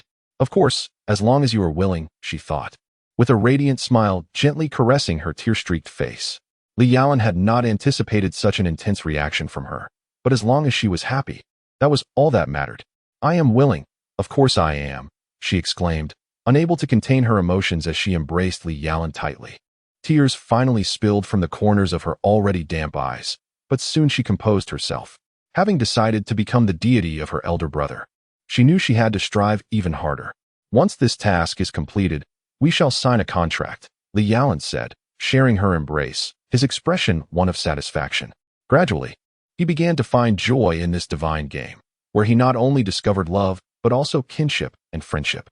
The exhilarating tasks and his steadily growing strength made for a truly splendid game. 3 days after establishing their agreement, The time specified in the notification from Cat-Si arrived. That night, Li Yalan, along with the three sisters, Ter, Tong, and Ai, set off as planned. Upon arriving near the Siku Art Museum, Xiao Tong and Xiao Ai discreetly moved to the rear of the museum, a perfect spot due to the sparse security. Well then, Yalan, I leave the rest to you, said the petite Ter, clad in a snug purple outfit as she and Li Yalan concealed themselves in a shadowy corner nearby. From this vantage point, they could clearly observe everything at the front entrance. However, the thinness of her attire, coupled with her close proximity to Li Yalan, made his heart race uncontrollably. As for Ter's request, it was something Li Yalan had already contemplated, eliminating the armed dogs before entering to minimize the challenge of their mission. Rest assured, Sister Ter, I've got this covered, he assured her before stealthily slipping away from her side. After surveying the surroundings, Li Yalan swiftly climbed a nearby tree. While it was not a towering giant, its branches were sturdy, and the foliage was dense enough to provide ample cover for sniping. Initially, Li Yalan had considered exchanging for a sniper rifle, but after some thought, he abandoned that notion. Although he was familiar with its use, he ultimately decided to stick with his trusty 4A1, as its range was more than adequate. Thanks to the thermal scope, the armed dogs had nowhere to hide. Coupled with the suppressor's concealment, Li Yalan's first shot was executed flawlessly. The muzzle of the 4A1 flared, and one of the armed dogs on the open ground collapsed instantly. Excellent. In Li Yalan's eyes, these armed dogs were merely white targets. He felt no psychological pressure as he pulled the trigger repeatedly, watching 3 or 4 more armed dogs fall into a pool of their own blood. However, a small surprise occurred. After he had dispatched several dogs, those that remained, drawn by the scent of blood, suddenly became enraged. They roamed wildly across the open area, and 2 even dashed toward the entrance, with 1 rushing inside the museum. What a splendid opportunity. Let us go. Li Yalan, having leapt from the grand tree, exchanged a knowing glance with Xiao Lei. In an agile motion, they ascended to the top of a 2-meter-high wall.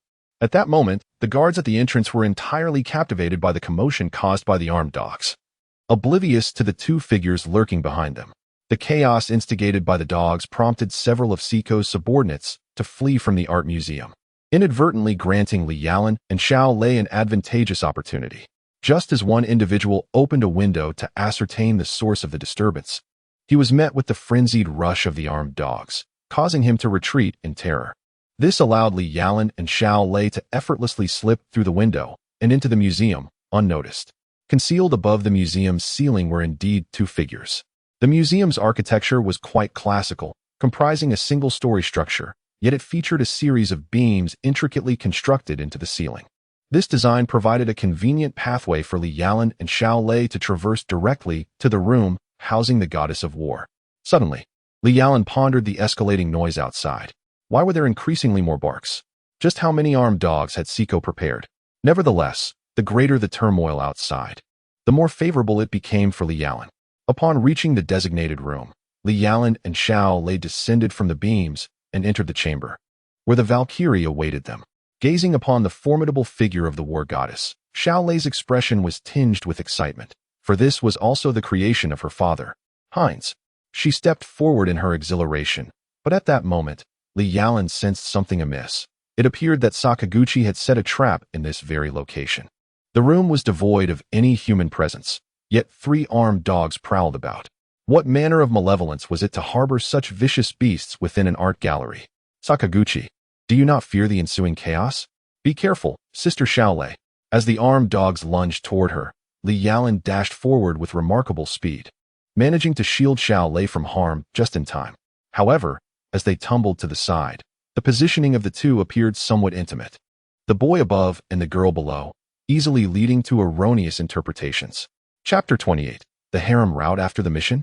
Suddenly knocked down, Xiao Lei momentarily found herself at a loss for response. In that fleeting instant, her peripheral vision caught sight of the armed dogs nearby. Had she been rescued by Li Yalan? It seemed her debt of gratitude to him was growing ever larger. A sudden realization struck Li Yalan. The armed dogs safeguarding this room differed significantly from those outside. Their imposing stature was reminiscent of lions. Goodness, had these beasts been nourished on pig feed? How could they grow to such a formidable size? Just as I knocked down Sister Xiao Lei, the 3 armed dogs immediately pursued. Although Li Yalan's swift reaction allowed him to shoot one of them, the distance was perilously close. The other two armed dogs had already lunged toward him. He quickly used his 4A1 to restrain one armed dog's neck, while the other charged directly at Sister Shaolei. There was no way I could allow her to be harmed. Suddenly, Li Yalan felt a surge of strength, propelling him to deliver a powerful kick that sent the armed dog before him flying. Without hesitation, he drew a dagger. Although his aim could not be likened to that of the legendary Little Li flying dagger at such a close range, he accurately struck the eye of the armed dog that had attacked Sister Shaolei. The creature yelped in agony as its eye was pierced, collapsing to the ground in a fit of struggle. Seizing the moment, Li Yalan fired several shots, mercilessly putting an end to the wounded beast. As for the last remaining armed dog, his previous forceful kick had already left it convulsing. Though it managed to remain upright, its trembling limbs betrayed its weakened state. Standing before this final adversary, Li Yalan rose to his feet, an action that caused the dog to instinctively retreat 2 steps. Clearly overwhelmed by the pressure of his earlier blow, aiming his 4A1 rifle at the remaining armed dog, Li Yalan noted its cunning nature. It recognized the weapon as a deadly threat and continued to back away. In a moment of inspiration, he refrained from firing and instead slowly lowered his weapon, gesturing towards the nearby door. Remarkably, as if comprehending his intent, the armed dog dashed towards the door, perhaps driven by its primal instincts. Regardless of the circumstances, only Li Yalan and Shaolei remained in the room at this moment. To his surprise, AI indeed possessed such skills.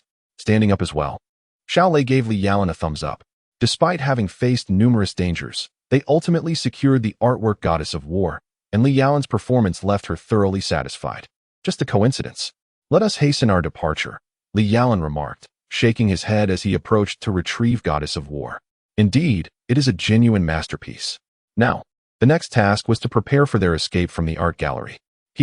But I must express my gratitude for rescuing me. Shaolei smiled, her lips pursed.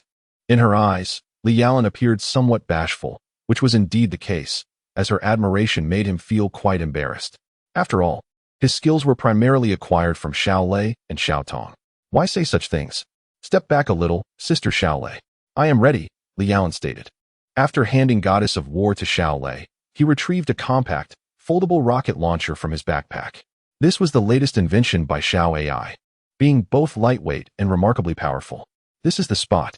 Prepared, Li Yalan aimed at the vulnerable structural points of the room, firing off 5 consecutive rockets.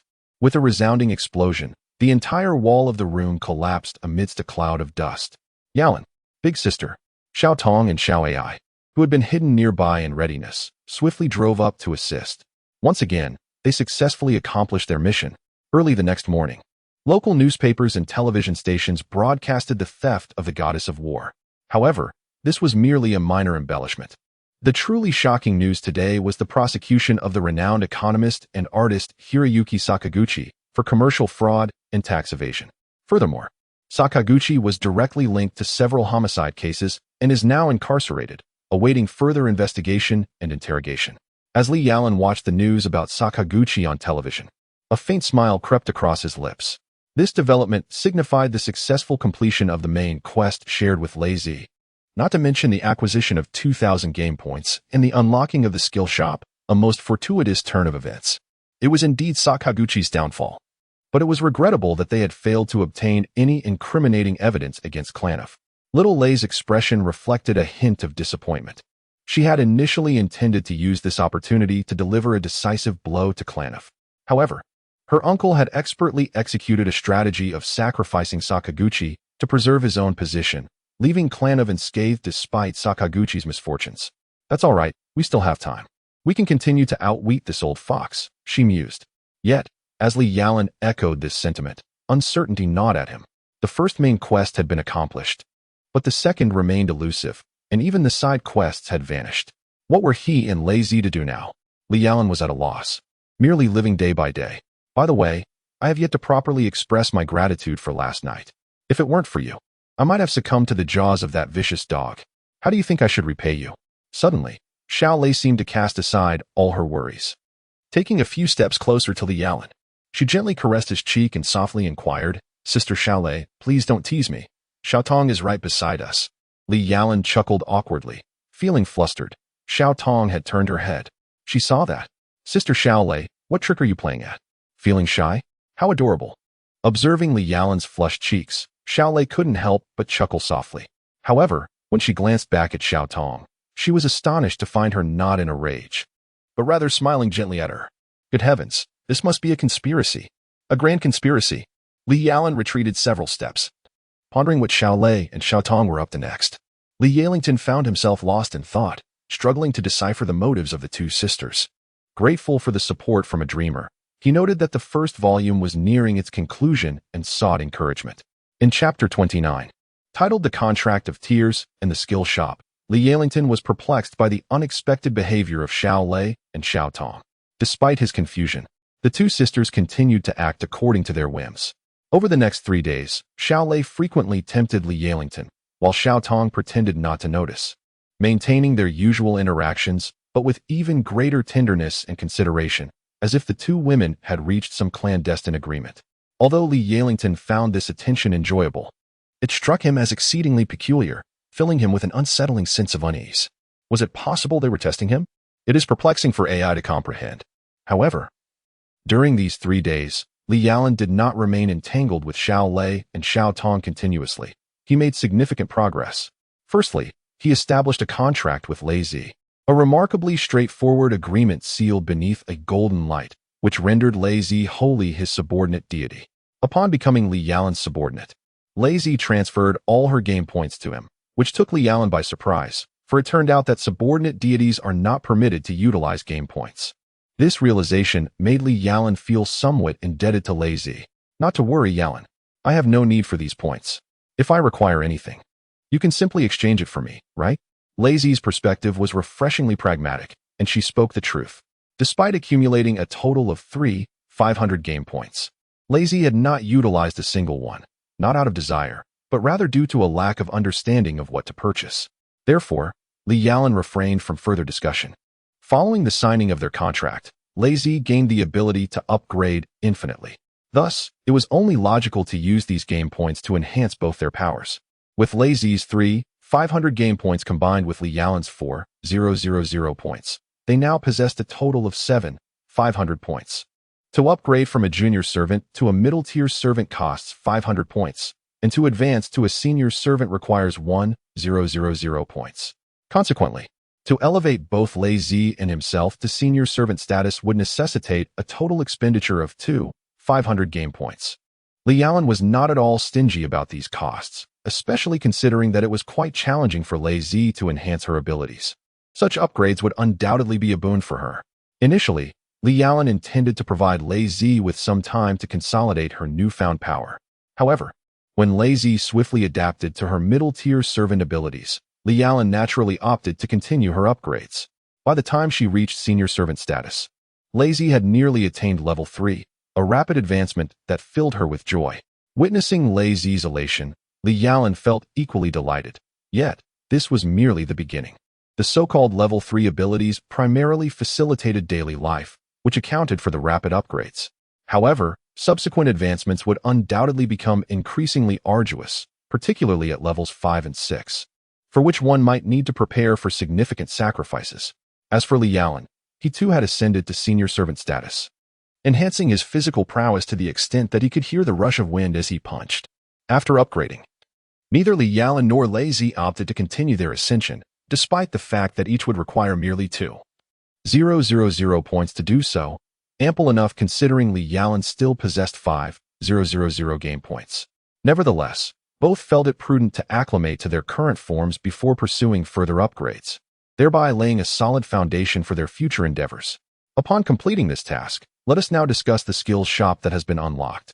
To be precise, what can be acquired here are not skills per se, but rather skill books, with a total of 8 options available. Let us examine them. Huashan's Breaking Jade Fist, Amei's Cleansing Method, Shaolin's Dharma Method, Wudong's Soft Palm, Heroic Sect's Heavenly Sun Technique, Beggar's Sect's Long Fist, Demon Cult's Demonic Method, and Tai Sect's Void Method. The Heroic Sect? What is the Tai Sect? What a peculiar faction. And what of the Washing Marrow Heart Method and the Dharma Heart Method? Are these not treasures of the sect? To think they are sold for a mere 500 game points. Can that truly be acceptable? Staring at the 8 skill manuals in the shop, Li Yalan found himself devoid of even the desire to critique. However, Upon glancing towards the back, he noticed the Wuling Ambition, Dragon Chanting Sword, a prestigious product. Oh, it appears to be yet another skill from a game he had never played, leaving him at a loss as to which skill might prove superior. But fret not. Should any questions arise, the system is here to assist. Just as Li Yalan grappled with his choices, a voice unexpectedly resonated in his ear. Who could it be? Startled, Li Yalan instinctively jolted. He was alone in his room, perusing the skill shop, and there should be no one else present. So, you are rather timid, I see. As Li Yalan warily scanned his surroundings, a graceful figure suddenly materialized before him. With a curvaceous form, cascading silver and purple hair flowing down her back, and enchanting features accentuated by violet eyes, the girl before him was indeed captivating. Most astonishingly, she possessed a pair of fox ears and a silvery tail, reminiscent of the legendary fox maiden, albeit with less of the beguiling allure and more of an adorable charm. Who are you? Li Yalan inquired coldly. Despite the undeniable cuteness of this fox girl, he could not afford to lower his guard in such circumstances. How foolish. I am the system, the legendary ascension system, in the flesh. At this juncture, the fox girl stood with her hands on her hips, her little head held high, exuding an air of triumph. You are the deification system? Li Yalan was taken aback. Although he had conversed with the deification system before, the cold, emotionless responses had led him to believe it was merely a rudimentary artificial intelligence. Yet, it was evident now that this was far from the truth. Of course, I am the magnificent system, Shutsai, capable of alleviating all the troubles of gamers. The fox girl, Shutsai, continued to bask in her pride, her demeanor suggesting, come forth and worship me. Ah, so that's how it is. Li Yalan nodded in understanding. However, this composed demeanor seemed to displease Shutsai. You are rather dull, Shutsai pouted, expressing her dissatisfaction. Dull? How does one even define dull? Li Yalan found himself momentarily speechless.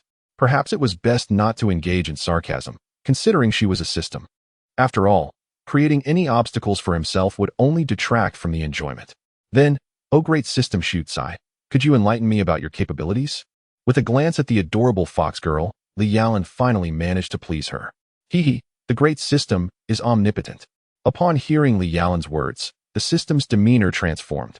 Omnipotent? If only that were the case. It turns out that Li Yalan should never have participated in this divine game. To put it differently, all players in this contest belong to the realm of the second dimension. This means that Li Yalan will never encounter fellow compatriots from Earth, nor will he face opponents well-versed in the narrative. For Li Yalan, this is both a piece of good news and bad news, creating a sense of internal conflict. Perhaps there is a possibility, but it requires an opportunity or for one to become the ultimate victor of this game. After a moment's hesitation, however, Sukai ultimately revealed a sliver of information to Li Yalan. Understanding dawned upon him, and he nodded, albeit with a hint of disappointment. At least there was some clarity. This is not feasible. It lies beyond my system's authority. You must complete tasks to unlock the shop. Sukai's expression stiffened, feeling quite embarrassed, having just proclaimed omnipotence. He now found himself losing face not once, but twice. Is it impossible? Could you perhaps assign me a few simple tasks so that I may earn additional game points? Li Yalan's expression reflected his disappointment as he pressed further, while Sukai's countenance darkened. Still not possible? With a resigned shake of his head, Li Yalan realized that the great virtual entity was not omnipotent after all. He chose not to place his hopes in the system any longer and turned back to examine the 8 skills available in the game store. How could this be? I am quite formidable. I possess a wealth of knowledge and am truly of great utility. The omnipotent virtual entity felt a pang of frustration as Li Yalan ignored its presence.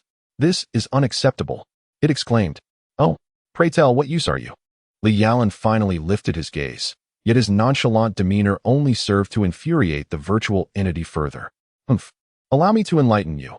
I am well versed in many secrets of the game store, including the skills you are pondering. I am privy to all the hidden factors regarding your level up and quests. Surely, you must now hold me in high regard. However, as the virtual entity pondered this, it noticed that Li Yalan's expression remained utterly unchanged. You truly vex me. Just as the virtual entity was on the verge of an outburst, Li Yalan's demeanor shifted. Having spent considerable time by the side of Sister Xiaolei, he had acquired a knack for playful banter. Haha, I was merely jesting. I have long recognized your formidable capabilities. Since you are a divine system, it seems we are destined to become partners within this game, are we not? Henceforth, I kindly request your guidance. Li Yalan's smile is radiant and sunny, despite the presence of an unsightly pair of glasses, which nonetheless evokes a hint of enchantment in Su Kai. Given this, I shall reluctantly agree to partner with you. Su Kai's tone is decidedly proud. However, to Li Yalan, this fox girl merely conceals her inner excitement. For she has indeed gained Li Yalan's recognition. It had been apparent to Li Yalan earlier that what this system girl truly craved was such acknowledgement. Therefore, Su Kai, could you assist me in discerning which skill would be the most advantageous to choose? Although it remains uncertain whether every player possesses such a system sprite. Now that Li Yalan has this formidable assistant by his side, he naturally wishes to enlist her help. In light of your remarkable understanding, I shall graciously permit you to call me Kai Kai. Allow me to observe. Your skill shop is indeed a delightful embodiment of its thunderous system girl, and I find it quite appealing. Before long, Su Kai elucidated various aspects of Wulin Lazizwan, Longing Sword. Unlike typical martial arts games, Longing Sword leans more towards the fantastical. In terms of skills, there exist not only external martial arts or physical attack skills, but also fire and ice attack skills, and even healing abilities. There are a total of 8 major sects, each capable of pursuing distinct paths, focusing on offense, defense, healing, or even support. However, at this moment, Li Yalan can only select one skill book for cultivation. While all options are available, Su Kai recommended that precision outweighs quantity. Thus, it is wiser to hone a singular skill initially. With this in mind, Li Yalan must make a choice. Should he pursue the high-output Beggar's Sect or the Hero's Sect? Perhaps he might opt for the demonic cult with its ice and fire skills, or rather the Amaze Sect, renowned for its unparalleled healing abilities. After much contemplation, Li Yalan ultimately resolved to pursue the warrior path. With the wind spirit, Tears, by his side, he felt an inherent obligation to assume the role of a shield. If one seeks to attain high damage output, the Huashan sect could be a viable option, just as Li Yalan made his choice. Su Kai presented him with a new suggestion. Huashan? Did you not mention it to me before? The skills of Huashan seem rather mediocre, thought Li Yalan, puzzled. Just moments ago, Shutsai had mentioned that indeed, under ordinary circumstances, this is true. However, what you may not realize is that Huashan's ultimate skill is vastly superior, far beyond your imagination. Therefore, if you wish to pursue the warrior path, my suggestion would be, Shutsai whispered mysteriously, gratitude is owed to the bug that toppled Chiyu and to your father. A rather peculiar name, indeed, for the generous donation from the Night Gale 999. A new week has dawned, and although still in a state of vulnerability, we hope everyone continues to support Xiao Shuai's new book, aspiring to reach the front page. In Chapter 31, a new trial task is introduced. Since Shutsai, as the deity system, has stated such, Li Yalan did not hesitate to choose Huashan's Breaking Jade Fist. Here, Shutsai revealed a secret to Li Yalan. By spending a certain amount of game points, he could continue to unlock the skill shop and learn even more potent Huashan skills. However, with limited game points at present, Li Yalan decided it prudent to first master the Breaking Jade Fist, which possessed commendable power, providing him with a tactical advantage in close combat. Subsequently, Shutsai disclosed another secret regarding Li Yalan's exclusive space.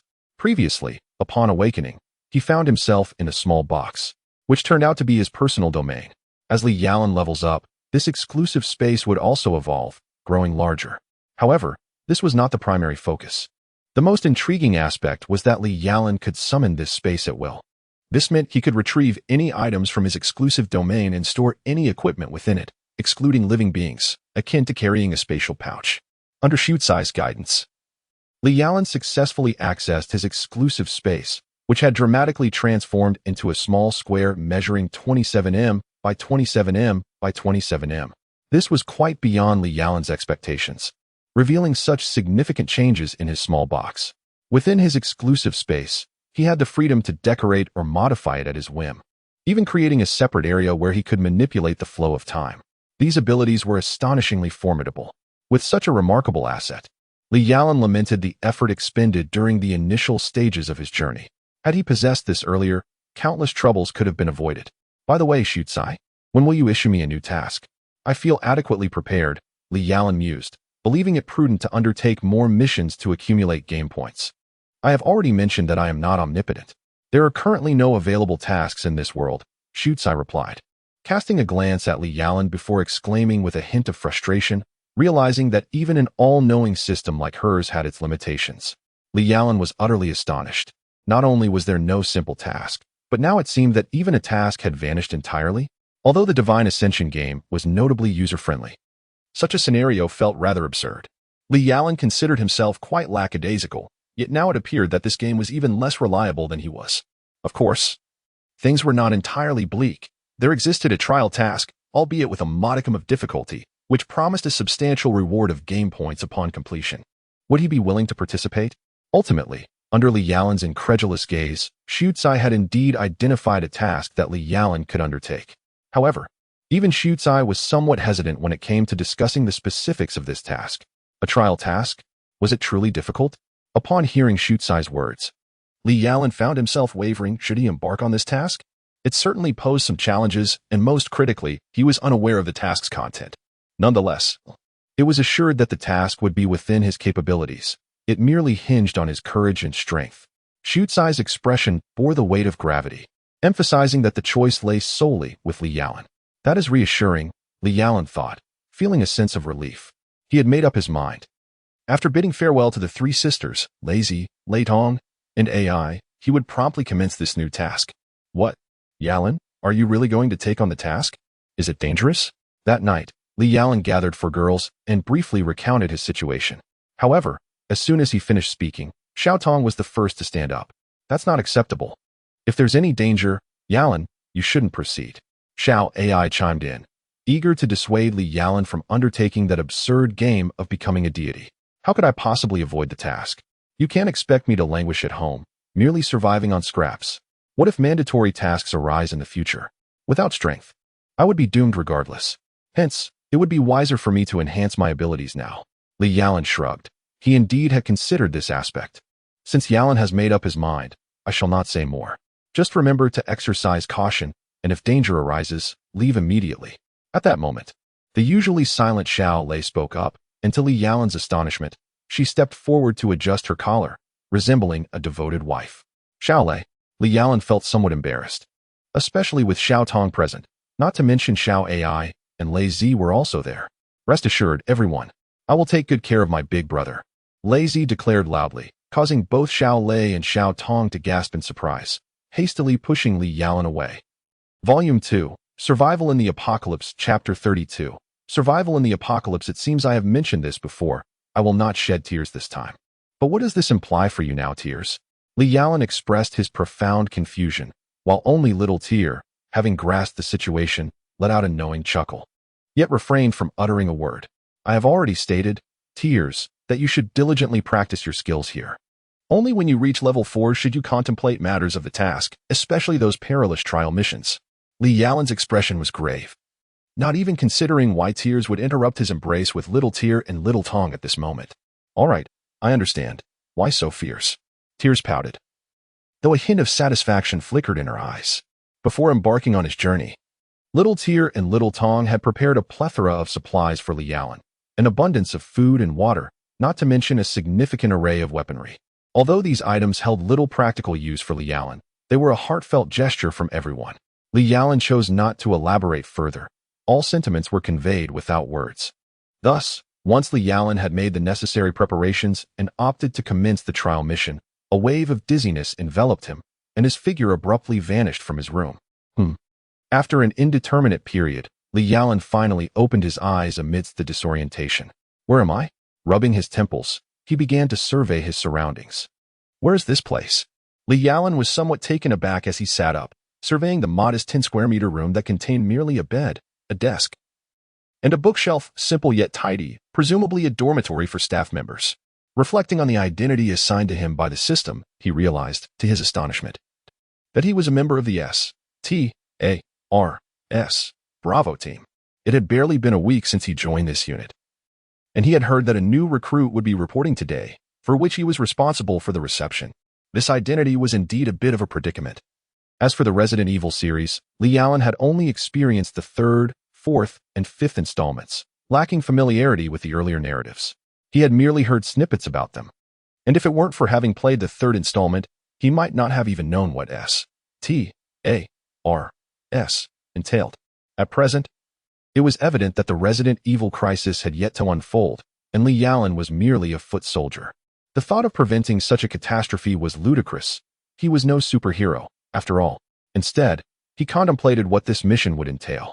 Mission World, Survival in the Apocalypse of Biohazard Main Mission, Not Yet Activated Side Mission 1, Befriend Rebecca Chambers and Jill Valentine, and cultivate friendships with them. Mission Reward, Game Points Infinite Loop Mission, Eliminate Zombies, Successfully Defeat Various Types of Zombies. Standard Zombie, Reward of 5 Game Points. Advanced Zombie, Reward Unknown. Li Yalan had already disregarded the main mission. But what could this side mission possibly signify? Acquainting oneself with the 2 female protagonists, Rebecca and Jill, and aspiring to forge a friendship with them. What a peculiar undertaking. Is it commonplace within the game to encounter such nonsensical tasks? While Li Yalan found himself both puzzled and intrigued.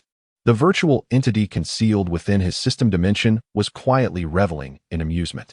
Wasn't he seeking a task of simplicity? This one appeared sufficiently uncomplicated. Although the virtual entity could not assign straightforward tasks to Li Yalan for the purpose of accumulating game points, it was indeed feasible to modify the tasks within its realm of authority.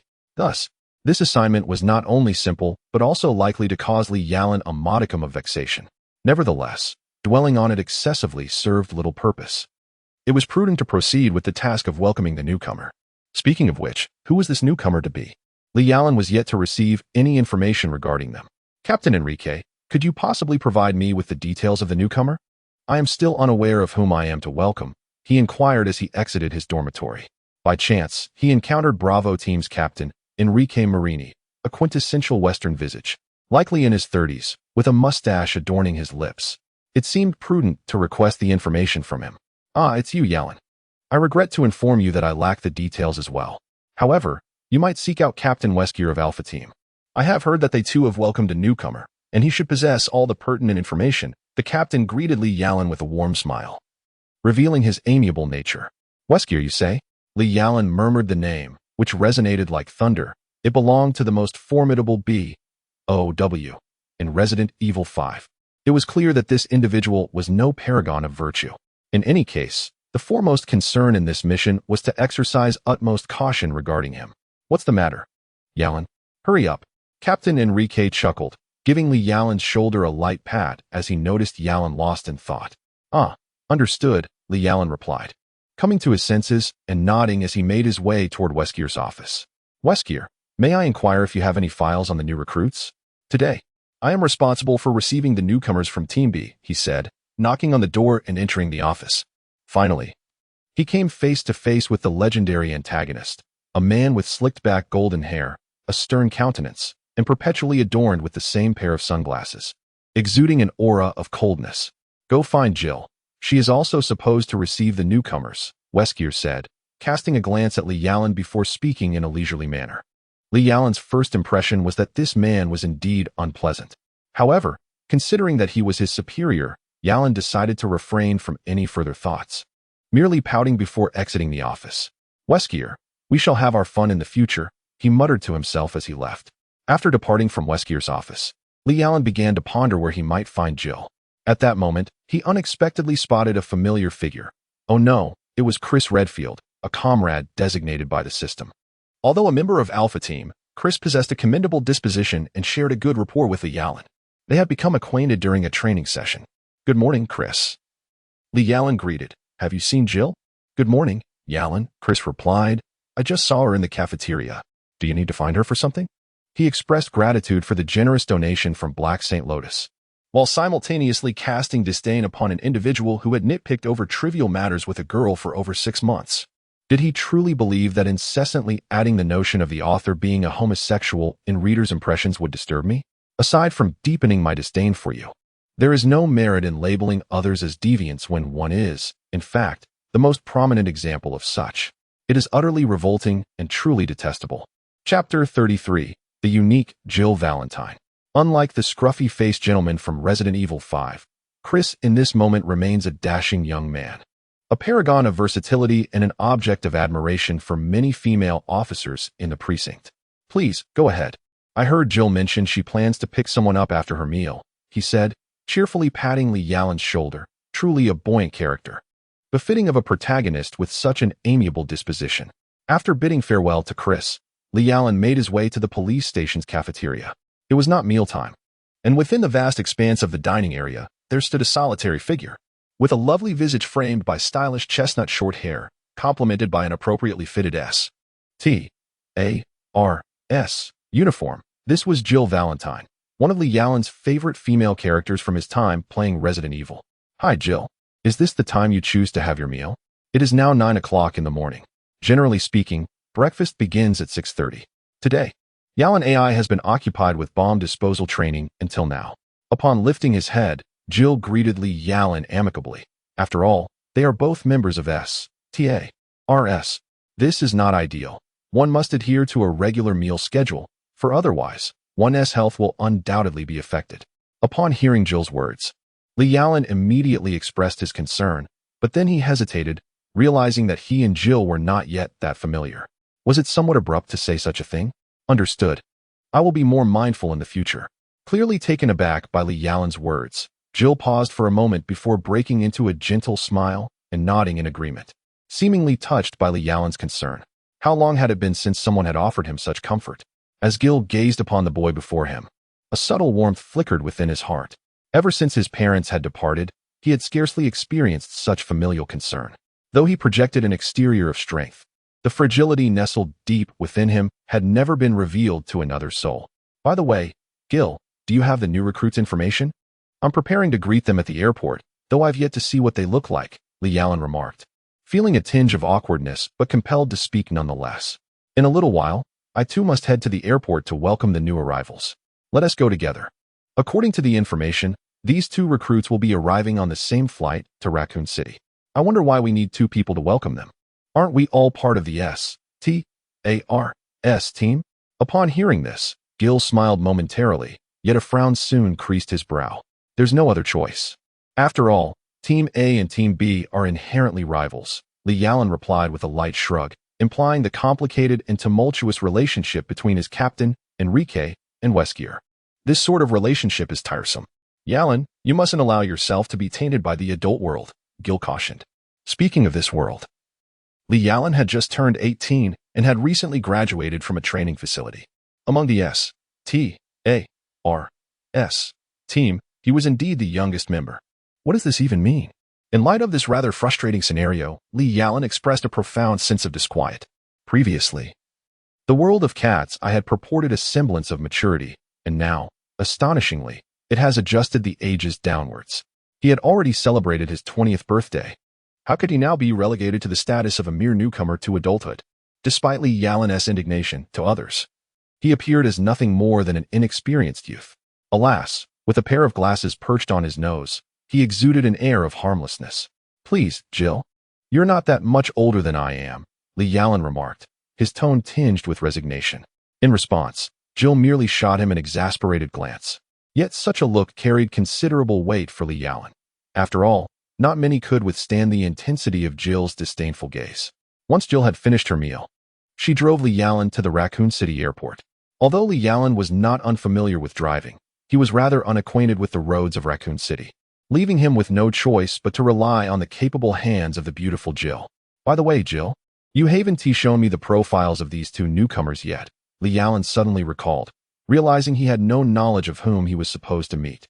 Wasn't this a rather significant oversight? What are these newcomers like? Are they handsome or beautiful? To his surprise, Jill began to jest with him. "Oh, is Jill so cheerful and generous? We are S.T.A.R.S. What use is there for handsome men and beautiful women? Besides, with a stunning beauty like Jill around, isn't that more than sufficient?" Lee Allen shrugged his shoulders. Yet soon he found himself bewildered. Why had he begun to speak so flippantly? He had never behaved this way before. Why had he unconsciously relaxed in Jill's presence? As if conversing with his dormitory mates, speaking without a care in the world? Is that so? Then I must truly feel honored. However, the new recruits this time are indeed stunning beauties, and like you, they are of genius caliber, Jill chuckled lightly, tossing a file folder to Lee Allen. All of them are stunning beauties? So, does that mean both of these new recruits are girls? Surely, this cannot be right.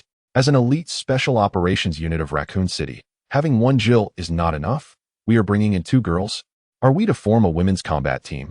While inwardly grumbling, Li Yalan opened the file folder, but upon seeing the names within, he was instantly rendered speechless. Are you joking with me, AI? The first newcomer of Team B, Rebecca Chambos, 18 years old, a university graduate and an expert in chemistry and pharmaceuticals, was transferred to S.T.A.R.S. as a medical officer due to her outstanding academic performance. The name Rebecca was familiar to Li Yalan. It seemed she had been a prominent character in the previous generation. However, it was the second newcomer of Team A that truly astonished Li Yalan, for this name should not exist in this world at all. Sakakami Tomoyo, 18 years old. A graduate from a training base, skilled in physical combat, and thus specially recruited into the military. Sakakami Tomoyo? When did the female martial emperor of Hikaru Saka make a cameo in the realm of biohazard? If it were merely a coincidence of names, what could explain her distinctive silver hair and charming visage? Ultimately, Li Yalan concluded that the divine game truly excels in its creativity. The story The Demon Lord is a Homebody, featuring the character Jishin Goku, is currently being highly promoted, encouraging everyone to click and help her ascend the popularity charts. Below is the link. Bukid The Demon Lord is a Homebody. Chapter 34. Rebecca and the Female Martial Emperor of Hikaru Saka. What's wrong, Yalan? No. Observing Li Yalan lost in contemplation over the documents, couldn't help but tease him by waving in front of his eyes. Have you been possessed? Are you taken with Sakakami Tomoyo? Indeed, it was quite beautiful. Following Li Yalan's gaze towards the documents, a hint of narrowness appeared on Jill's face. She took the folder and began to offer her own commentary on the female martial emperor, yet deep within her heart, there lingered a subtle bitterness that she herself was unaware of. No, I merely find it somewhat surprising. I did not expect a girl from Japan to join the S.T.A.R., she remarked, shaking her head. This was not merely a surprise, it was sheer astonishment. What of it if she is Japanese? By the way, Yalan, you are Chinese. Do you harbor animosity towards the Japanese? Initially, Jill was somewhat perplexed, but she soon recalled the animosity between the two nations. She had observed many Chinese individuals who harbored disdain for the Japanese, and such sentiments were hardly unusual. After all, they were in America, a place where anything could transpire. This has nothing to do with nationality. I am not one of those faux patriots. I simply feel a bit taken aback, Li Yalan replied, waving his hand dismissively. In fact, he found himself far more averse to the Koreans and Indonesians, whom he considered to be ungrateful and treacherous. That is reassuring, Jill exhaled, relieved. This bodes well. It can alleviate much unnecessary trouble. As passengers began to emerge, they noticed a crowd spilling out of the airport exit. Li Yalan instinctively took Jill's hand and led her forward, a gesture he himself did not even register. As for Jill, though somewhat surprised, she made no move to pull away from Li Yalan. Why was she behaving this way? Gil found himself questioning internally as he carefully observed the youth before him. Although he appeared ordinary with his spectacles, the contours of his chin and the shape of his face suggested that Li Yalan was far from simple. What manner of person could you truly be? At that moment, Gil suddenly felt a profound interest in Li Yalan welling up within him. Completely oblivious to Jill's attentive gaze, Li Yalan remained fixated on the exit. A wave of excitement surged within the female warrior, Li Yalan, as she finally beheld the real individuals before her. Greetings. I am Li Yalan, a member of the S.T.A.R.S. B team, dispatched to welcome you both. It is a pleasure to have you join the S.T.A.R.S. family. It appeared that Rebecca and Chio had already become acquainted, as the two girls emerged together alongside Jill. Li Yalan took the initiative to introduce herself first. I am Jill Valentine. Delighted to meet you, Jill chimed in with a smile. My name is Rebecca Chambers. Reporting for duty. It is a pleasure to meet you both, Rebecca introduced herself, exuding an effervescent charm. With her chestnut short hair and endearing visage, she surely must have been a beloved figure in school, a veritable campus idol. It seemed a pity that she had joined such a combatant team as S.T.A.R.S. Hello, my name is Chio Sakagami. It is a pleasure to make your acquaintance, she said, offering a slight bow, her poised demeanor radiating an inviting warmth. As for Jill, she succinctly introduced the duo to the details of Raccoon City and the S.T.A.R.S. team. This information was crucial. In the memories bestowed by the game, Li Yalan had heard similar tales, albeit from Enrique, the senior captain. Deep down, Li Yalan longed for a beautiful woman to provide her with an introduction as well. By the way, Sakagami, did you once attend Hikari High School? Having traversed half the distance, Li Yalan finally resolved to test the mettle of this female warrior from Kasaka. If all went as anticipated, Sakae Tomoyo had likely joined the ranks of players in the divine game. Thus, in this undertaking, was there a possibility of conflict between them? Could they collaborate to achieve their objective? All hinged upon this minor inquiry. What else do you wish to ask, female warrior? She contemplated, only to swiftly realize that two pairs of eyes were curiously fixed upon her. Indeed, this was neither Japan nor her familiar school. It was the city of Raccoon in America. She had come here to fulfill her mission, no longer the ordinary high school student she once was. And such impulsive behavior was unbecoming. Very well, let us find a time to discuss this, she nodded earnestly. In Tomoyo's gaze, it was evident that the youth behind the wheel shared some connection with her world, otherwise he would not possess knowledge of the name of the high school to which she was transferring. Could he be a student from Kasaka High? She had never heard of any foreigners attending there. Truly, Yalan, I believe even Foster's flirting skills pale in comparison to yours, remarked Jill, seemingly out of nowhere, as she observed the intriguing rapport between Li Yalan and Tomoyo. The atmosphere in the vehicle grew awkward. What did flirting have to do with this? Foster. Indeed. It seems he participated in the Delta Force training alongside Jill, a commendable individual. Fort Aspire, the charming young man of Team B, possesses a popularity that rivals that of Chris from Team A, exhibiting commendable shooting skills and a profound sense of duty. Li Yalan holds a significant impression of this individual. Merely a philanderer. Heed my advice, Rebecca and Chizuru, steer clear of such a person. Despite his serious facade, his private life is most disreputable. At this point, Jill let out a cold snort, for she has little regard for such men. Is that so? I heard that you two share a good relationship, Li Yalan replied, a look of disbelief crossing his face. Thanks to Saberator, the gaming enthusiast for redeeming fans, and the Dreamer's generous tip, the support for recommendations is rather lackluster. Let us rally together, everyone. Chapter 35, Team Bravo. Who told you that? Who has a good relationship with that philanderer? Jill's expression was quite peculiar. When did such rumors begin to circulate? It was utterly preposterous. But everyone keeps saying. Li Yalan attempted to continue, yet Jill, her face flushed, abruptly interrupted him. Nonsense. The type I detest most is the two-timing scoundrel. Do not mention such a person in my presence, Jill exclaimed angrily. Yet her words left Li Yalan feeling quite uneasy.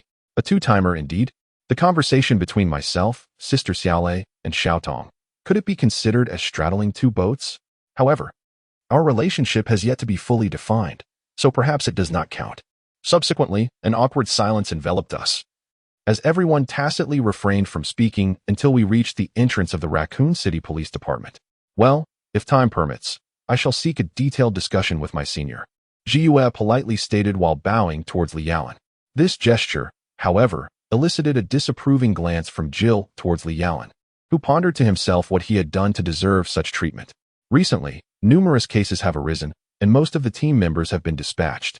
You should focus on training for the time being. It is likely that your first mission will come soon. Noticing Li Yalan's perplexed expression, Uncle Enrique provided a reasonable explanation. Indeed, the newspapers have reported multiple incidents of tourists being harmed or going missing in the Arkley Mountains recently. This is no trivial matter. It is evident that these occurrences are the machinations of the Umbrella Corporation. The missing tourists have likely either succumbed to becoming mindless zombies or have been transformed into subjects for human experimentation. Understanding this, Li Yalan nodded. If nothing unexpected occurs, a biohazard crisis is imminent. Before this crisis erupts, what exactly should he do?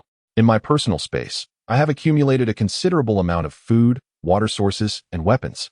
What truly requires my attention is to diligently enhance my strength before the outbreak of the viral infection.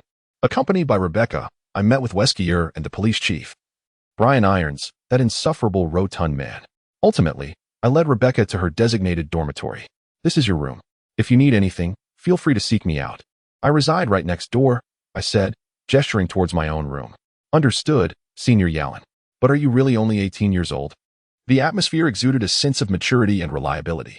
Rebecca chuckled softly. She held a profound admiration for Li Yalan. This time, Li Yalan had undoubtedly left a significant impression on Rebecca.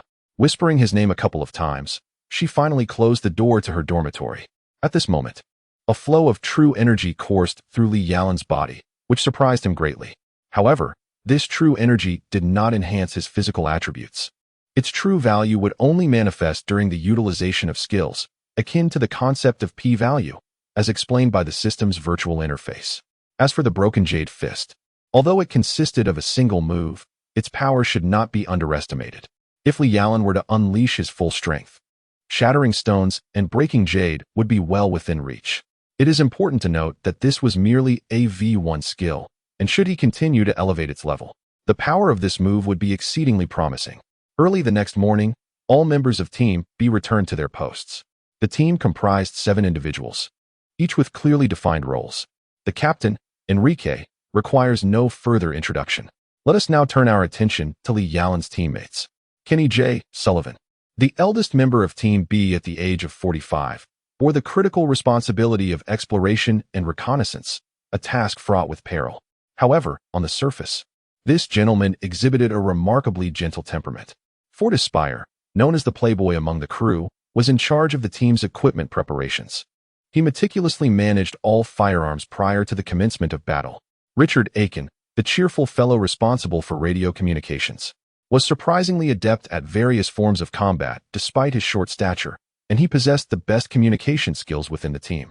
Edgar Dewey, a character of little note, served as the helicopter pilot, primarily a supportive role with little engagement in combat. Lastly, there was Rebecca, who took on the role of the team's medical personnel. As for Li Yalan, he was tasked with defense and support duties, as befitted a newcomer. Team, we have received new orders from above. We are to venture into the outskirts of Raccoon City to search for the missing tourists. Foster, ensure that everyone's weapons and equipment are ready. We will depart in 20 minutes, Captain Enrique announced, promptly assigning the latest mission directives. Is it really that soon for a new assignment? Li Yalan was somewhat taken aback. However, upon examining the task list in the game, he observed that no new assignments had been updated. This implied that the current undertaking was merely a straightforward search mission. Do not be anxious, my young friends. Although this is your inaugural task, as long as you remain composed and collected, there will be no issues at all. At that moment, the captain approached, offering words of reassurance to Li Yalan and Rebecca, inquiring, feeling tense? Li Yalan exhibited no signs of anxiety. After all, there was little doubt regarding the success of this mission. In stark contrast, Rebecca, participating in her first assignment, appeared exceedingly tense. It was no wonder that Captain Enrique had offered such earnest counsel. Rest assured, Captain, I shall take good care of Rebecca, Li Yalan said with a smile, giving Enrique a reassuring thumbs up. That's reassuring. To be honest, you both remind me of my son and daughter. Enrique, now aged 41, sighed wistfully. Looking at the elder captain before him, Li Yalan felt somewhat speechless. Ah well, the elderly often enjoy reminiscing. Speaking of which, Enrique, perhaps it's time for you to retire. Had Li Yalan not known that Enrique's family was not in Raccoon City, he might have encouraged the old man to leave with them. The members of S.T.A.R.S. were the Armée de la Armée, drawn from various corners of the United States. When the team was initially formed at the start of the year, Captain Weskier had invested considerable effort in its assembly. However, Li Yalan was aware that this elite squad ultimately became mere cannon fodder, with only a scant few surviving, a fact evident even in the third installment of their endeavor. Before long, everyone had completed their gear preparations.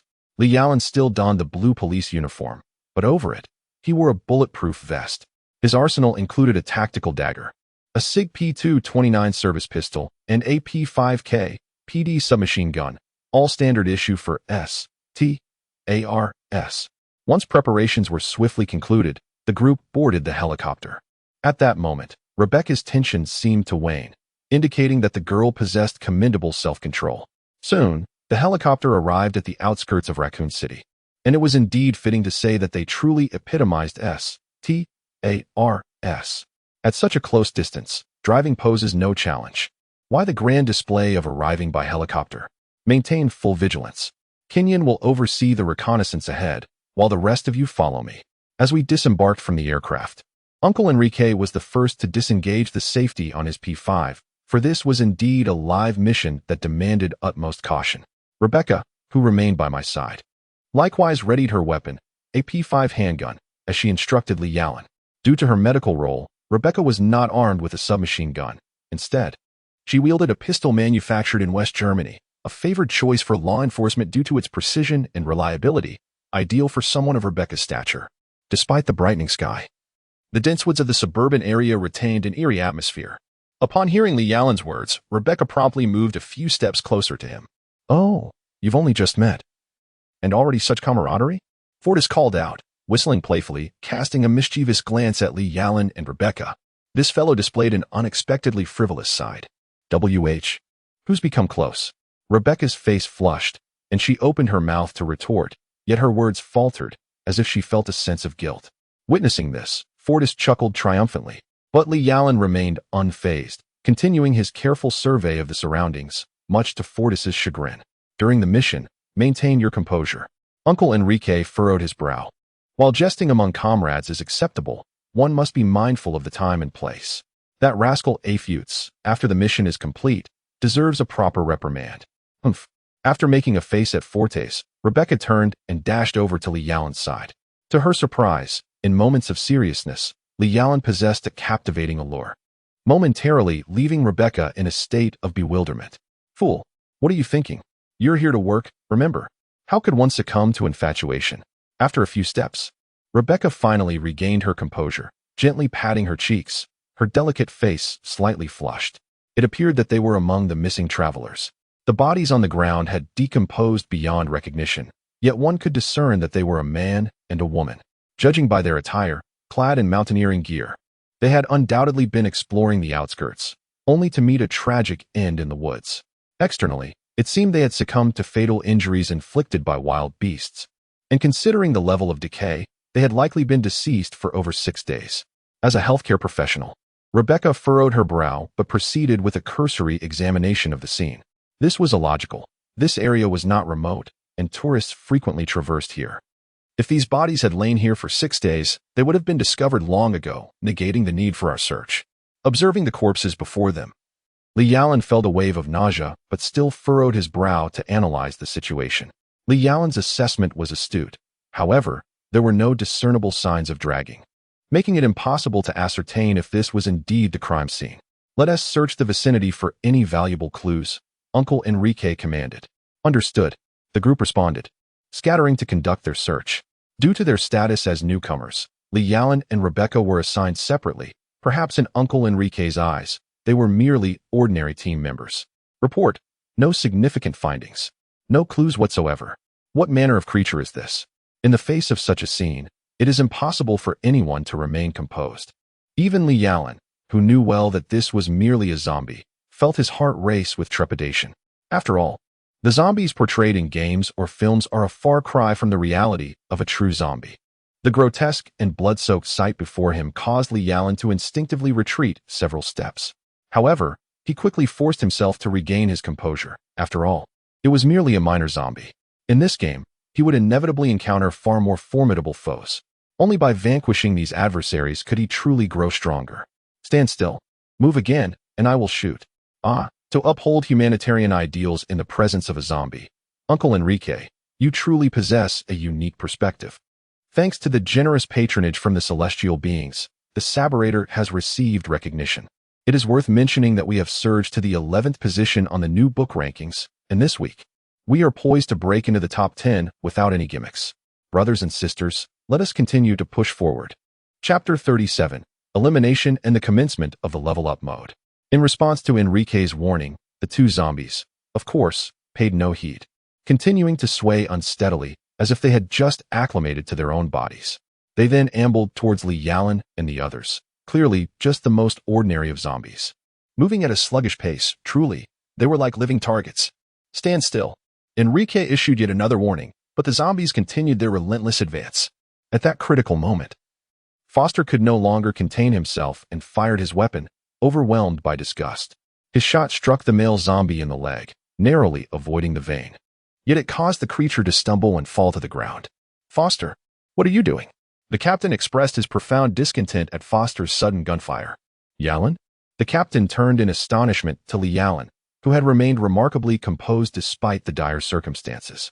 Observing the two fallen creatures, it was as if the dead had risen again. Under such conditions, these beings could either be vampires, zombies, or ghouls. If my assumptions are correct, they must be the lowest form of zombies, thought Li Yalin.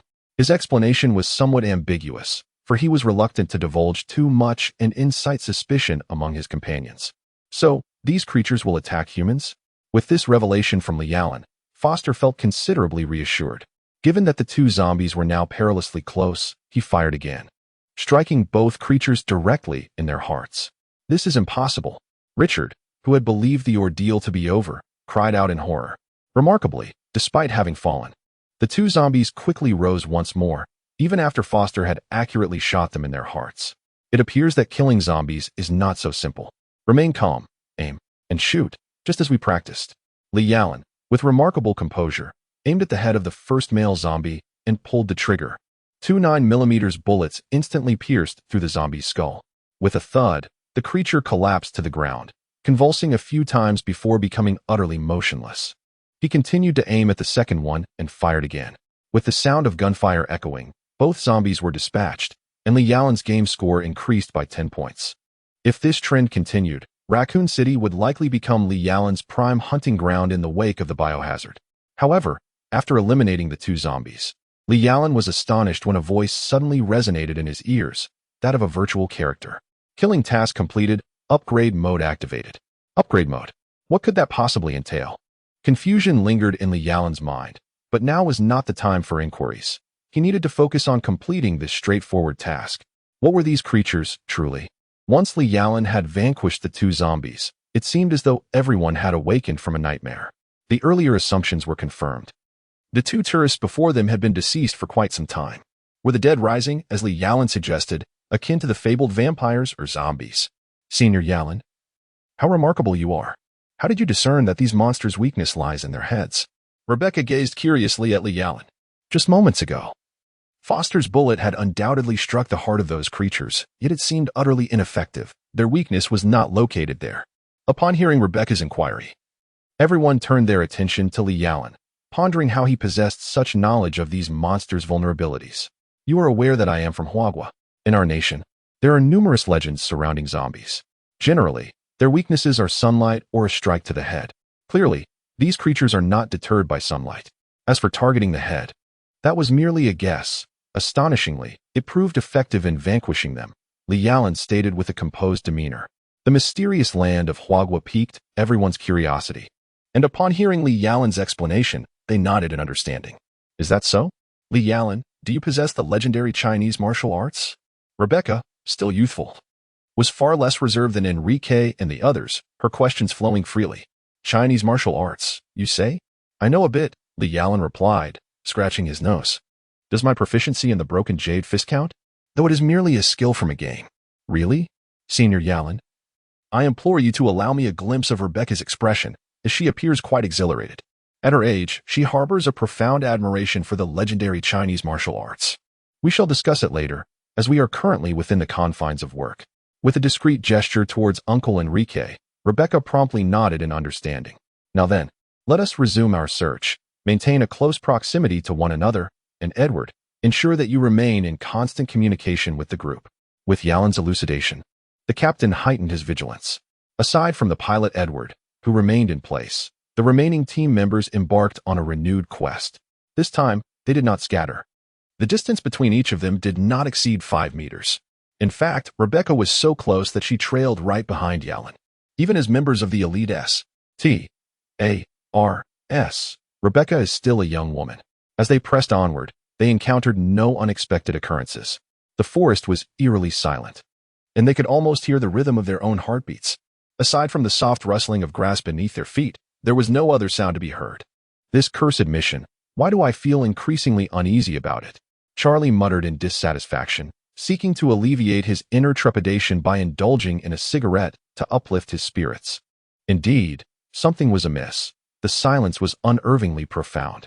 Lialan endeavored to employ the techniques imparted by Little Tear's sister, focusing his mind to observe every movement around him. For in such circumstances, an enemy could emerge at any moment. The carefree expression that once adorned Lialan's face had long vanished. Initially, he believed the mission to be inconsequential, yet it was becoming increasingly evident that the situation was far more complex than he had anticipated. Charlie, be cautious. At that moment, Lialan suddenly sensed something whizzing above his head, and its trajectory was directed towards Charlie, who had just ignited his cigarette. Chapter 38. The Monster in the Dense Forest. What? At this instant, Charlie remained blissfully unaware of the impending peril, gazing at Li Yalan with a look of confusion. Before he could react, a shadow pounced upon him, bringing him crashing to the ground. There was no time left. The current situation is exceedingly perilous. In this context, a mere second's delay could spell imminent doom for Charid. In this critical moment, Li Yalan resolutely raised his weapon and pulled the trigger, unleashing a volley of 6 bullets towards the shadow that had pounced upon Charid. The projectiles struck their mark with precision, causing the shadow to recoil in pain and abandon Charid in its wake. It was only then that the true nature of the adversary was revealed, a massive gorilla, its body cloaked in a vibrant green hide. One could only surmise that this creature was indeed a gorilla, with formidable tusks and a bloodthirsty gaze that instilled an overwhelming sense of terror. This being was undoubtedly a product of the T-virus experiments. Far from an ordinary beast, Li Yalan quickly deduced that the green skin was marred by fissures, with blood oozing from the cracks, while the gorilla's eyes gleamed with a sinister crimson light, as if it sought to devour everyone in its path. Fire! Everyone fire! Enrique understood that what they were experiencing was likely a nightmare. If they did not swiftly vanquish this monstrous foe, the entire Bravo team could face annihilation. At the captain's command, all members of the squad unleashed a barrage of gunfire. Even Rebecca brandished her P5 pistol, relentlessly pulling the trigger, perhaps believing that such action might alleviate the terror within her heart. Alas, this left Charlie in a tragic predicament, as he could only huddle on the ground, cradling his head, too terrified to rise, lest he be struck by a stray bullet, an unjust fate indeed. Had they succeeded in slaying the beast? Once the last bullet was discharged, the cacophony of gunfire finally ceased, yet they remained vigilant, anxiously observing the creature before them. Suddenly, a thunderous roar erupted from the monstrous adversary, shocking all present. The beast, once riddled with bullet wounds, astonishingly restored itself in an instant. The fissures upon its body were enveloped with scales, its limbs extended into enormous, razor-sharp claws, and its height surged to at least 3 meters. What manner of creature is this? Li Yalan felt a surge of alarm. It was evident from its appearance that this entity was not to be trifled with. Had it evolved? Was it a consequence of their earlier gunfire? How utterly absurd. To think that a mere few bullets could trigger such a transformation. What would happen if it were struck by an atomic bomb? Would it then possess the power to obliterate the solar system? Regardless of the nature of this monstrous being, Li Yalan could no longer afford to hesitate.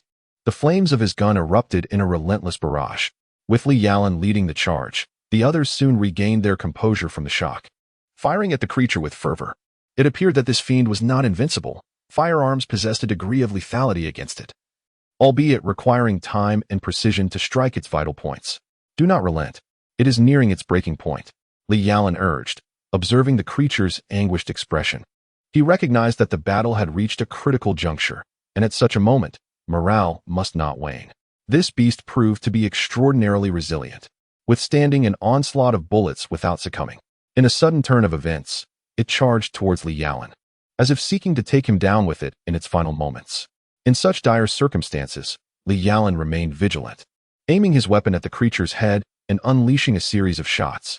Empowered by enhanced firepower, his assault was formidable. With just a few more well-placed shots, he was certain he could vanquish it. However, to his astonishment, the creature abruptly altered its course, lunging towards Rebecca, who stood not far from him. Was that initial charge merely a ruse? To Rebecca's astonishment, she found herself frozen in place, paralyzed by the monstrous creature's gaping maw and razor-sharp claws, teetering on the brink of disaster. Just when peril loomed most ominously, Li Yalan decisively discarded his P5K and sprinted towards Rebecca with unwavering determination. What was his intention? Rebecca. Li Yalan's thunderous roar resonated with intensity, channeling every ounce of his strength as his internal energy surged forth. In that moment, his fist radiated a brilliant light, striking the monster squarely on its head. After executing the powerful Jade Breaker technique, Li Yalan exhaled heavily, yet the results were unmistakable. The captain and his comrades stood in stunned silence, their expressions a blend of disbelief and admiration. Who could have anticipated that such remarkable power could emanate from Li Yalan's seemingly slender frame? The creature's head had been obliterated. Rebecca, are you all right? Without casting a glance at the fallen monster, Li Yalan rushed to Rebecca's side. It was only then that she seemed to awaken from her trance. Having narrowly escaped the clutches of death, an experience that no one would ever wish to endure. Senior Yalan. Rebecca leaped into Li Yalan's embrace, genuinely startled moments ago.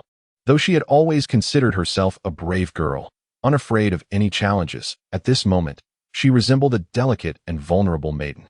Fortunately, she managed to refrain from tears, her eyes merely tinged with red. Ah, the hero rescuing the damsel in distress. Truly, our young compatriot from Huagua is remarkable. What technique was that? The legendary Chinese martial arts, perhaps?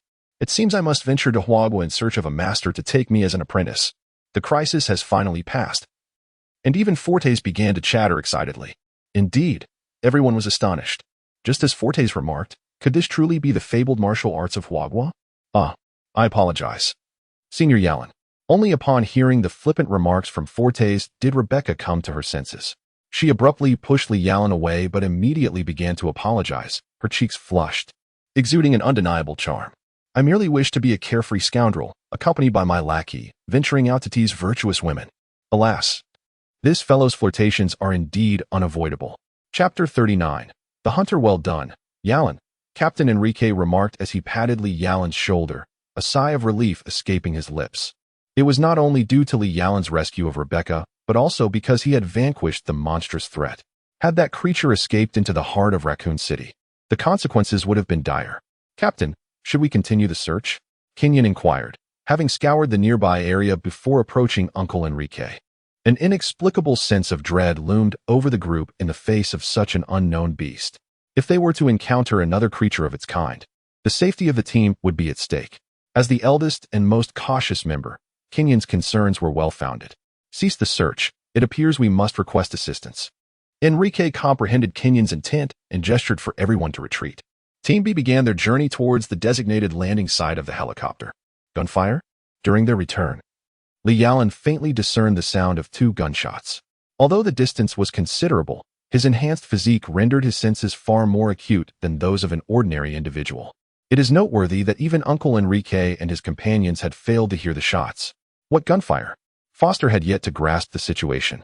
But Li Yalan had already accelerated, racing towards the source of the sound, which was, after all, the location of the helicopter.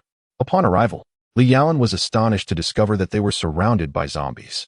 Edward, who had been tasked with guarding the area, was taking cover inside the helicopter, desperately firing at the zombies outside.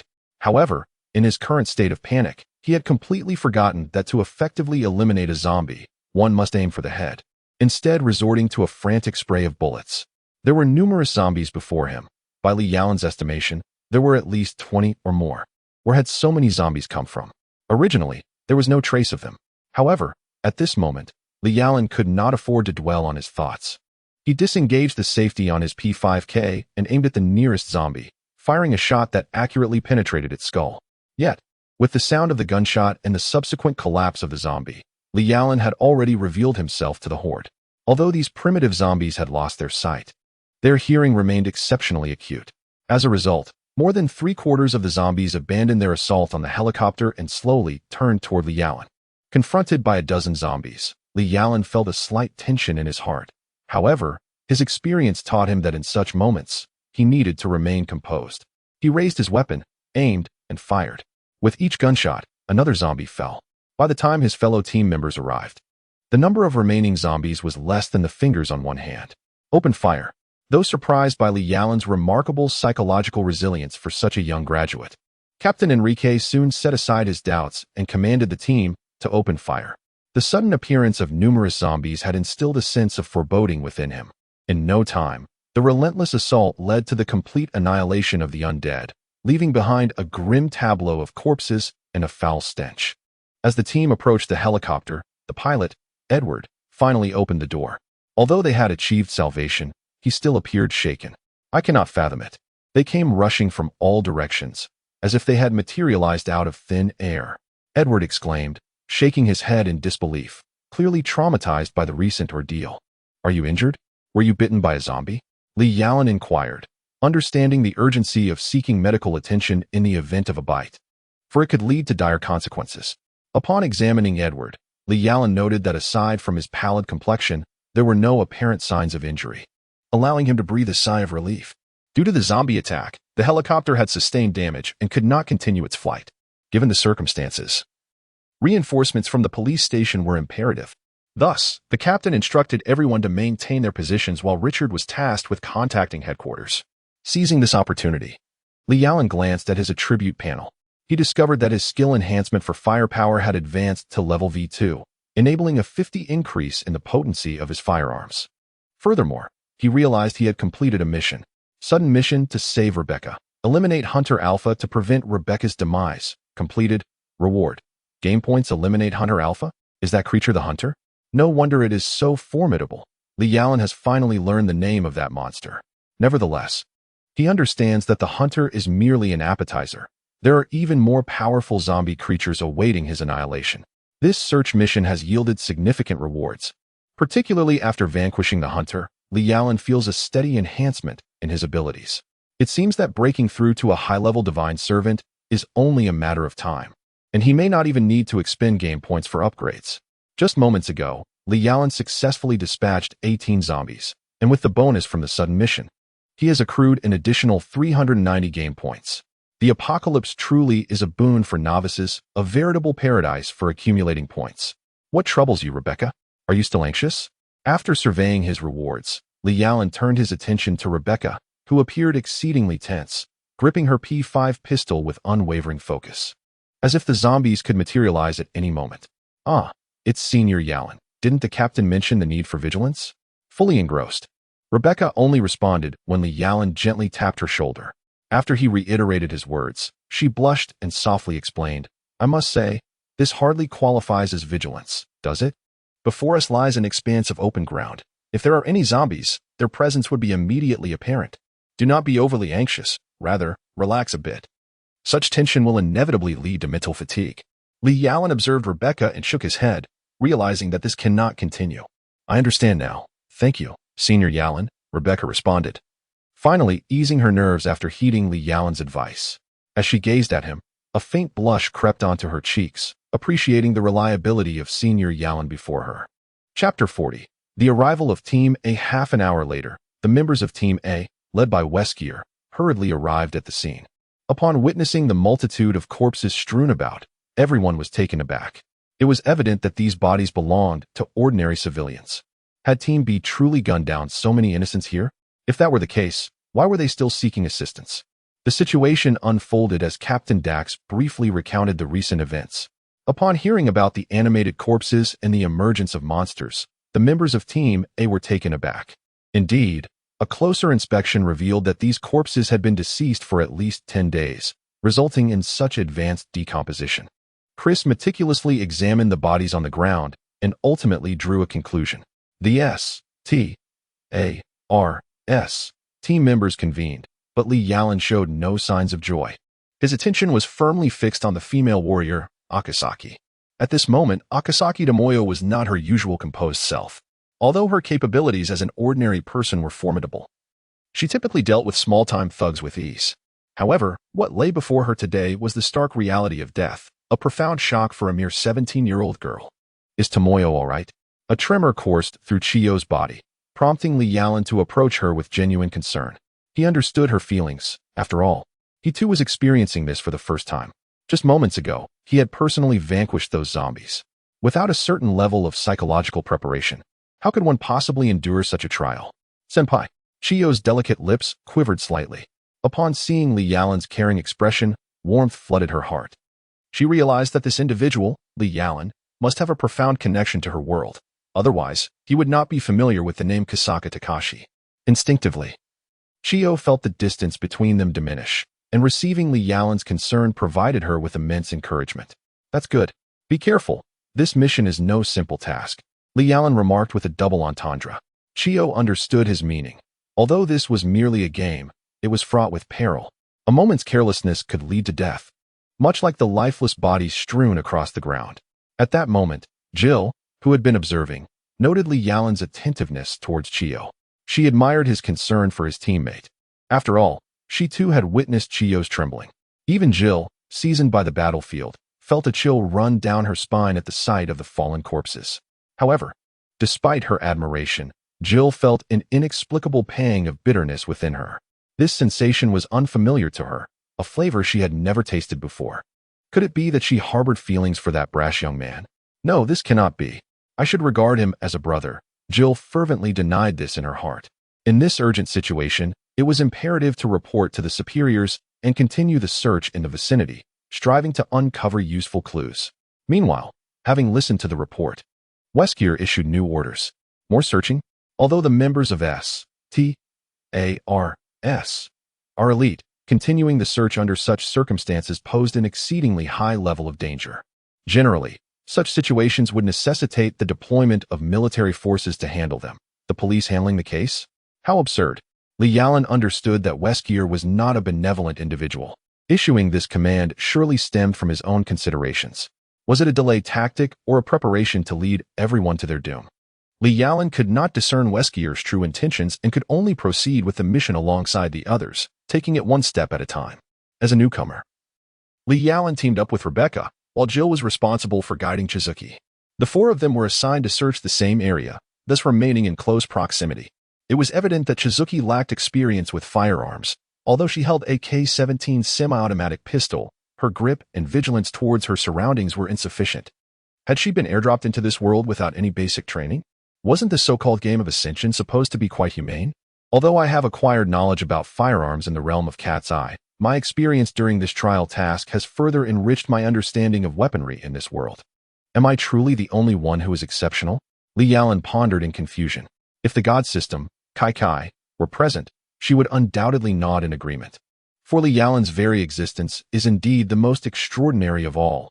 Otherwise, Kai would not have chosen to reveal herself before him. On the other hand, Jill frowned deeply, dissatisfied with Chidai's performance. In Jill's eyes, Chidai did not exemplify the qualities of a competent warrior. Had this girl somehow gained entry into S.T.A.R.S. through nepotism? Jill shook her head repeatedly, though she would never admit that her personal feelings were intertwined with her judgment. An hour later, everyone reconvened. The search mission yielded no significant discoveries. However, it was peculiar that the carcass of the hunter had mysteriously vanished. If not for the bloodstains on the ground and the scattered shell casings, one might have believed that the battle had been nothing but a fleeting dream. Who could have possibly removed the body? Was this an orchestrated and premeditated act? In response, Weskier refrained from voicing his opinions, merely notifying the hospital and local police to examine the scene and transport the remains, before leading the team to disband. Initially, everyone anticipated that this incident would erupt into a scandal, yet to their astonishment, the matter was swiftly suppressed by Director Brian. What could be the reason behind this? Everyone approached Captain Weskier with this lingering question, yet he merely provided a cryptic event and an enigmatic response, leaving everyone in a state of disbelief. How could one possibly accept such an answer? Compare my achievements to a friend's new book, The God of Homebodies? I possess trophies, and wherever there are ancient tombs, there I am. Compare my elixirs? I cultivate my own materials in my own space, manipulating time as I wish, with an abundance of ancient herbs at my disposal. Compare my equipment? I possess immense energy, capable of accomplishing anything at will, regardless of your divine artifacts. I can replicate them all, infuriating you. In Chapter 41, teaching the female martial emperor to shoot, Li Yalan refrained from incessantly confronting Weskier's office or causing a ruckus before Police Chief Brian, unlike the passionate youth led by Chris.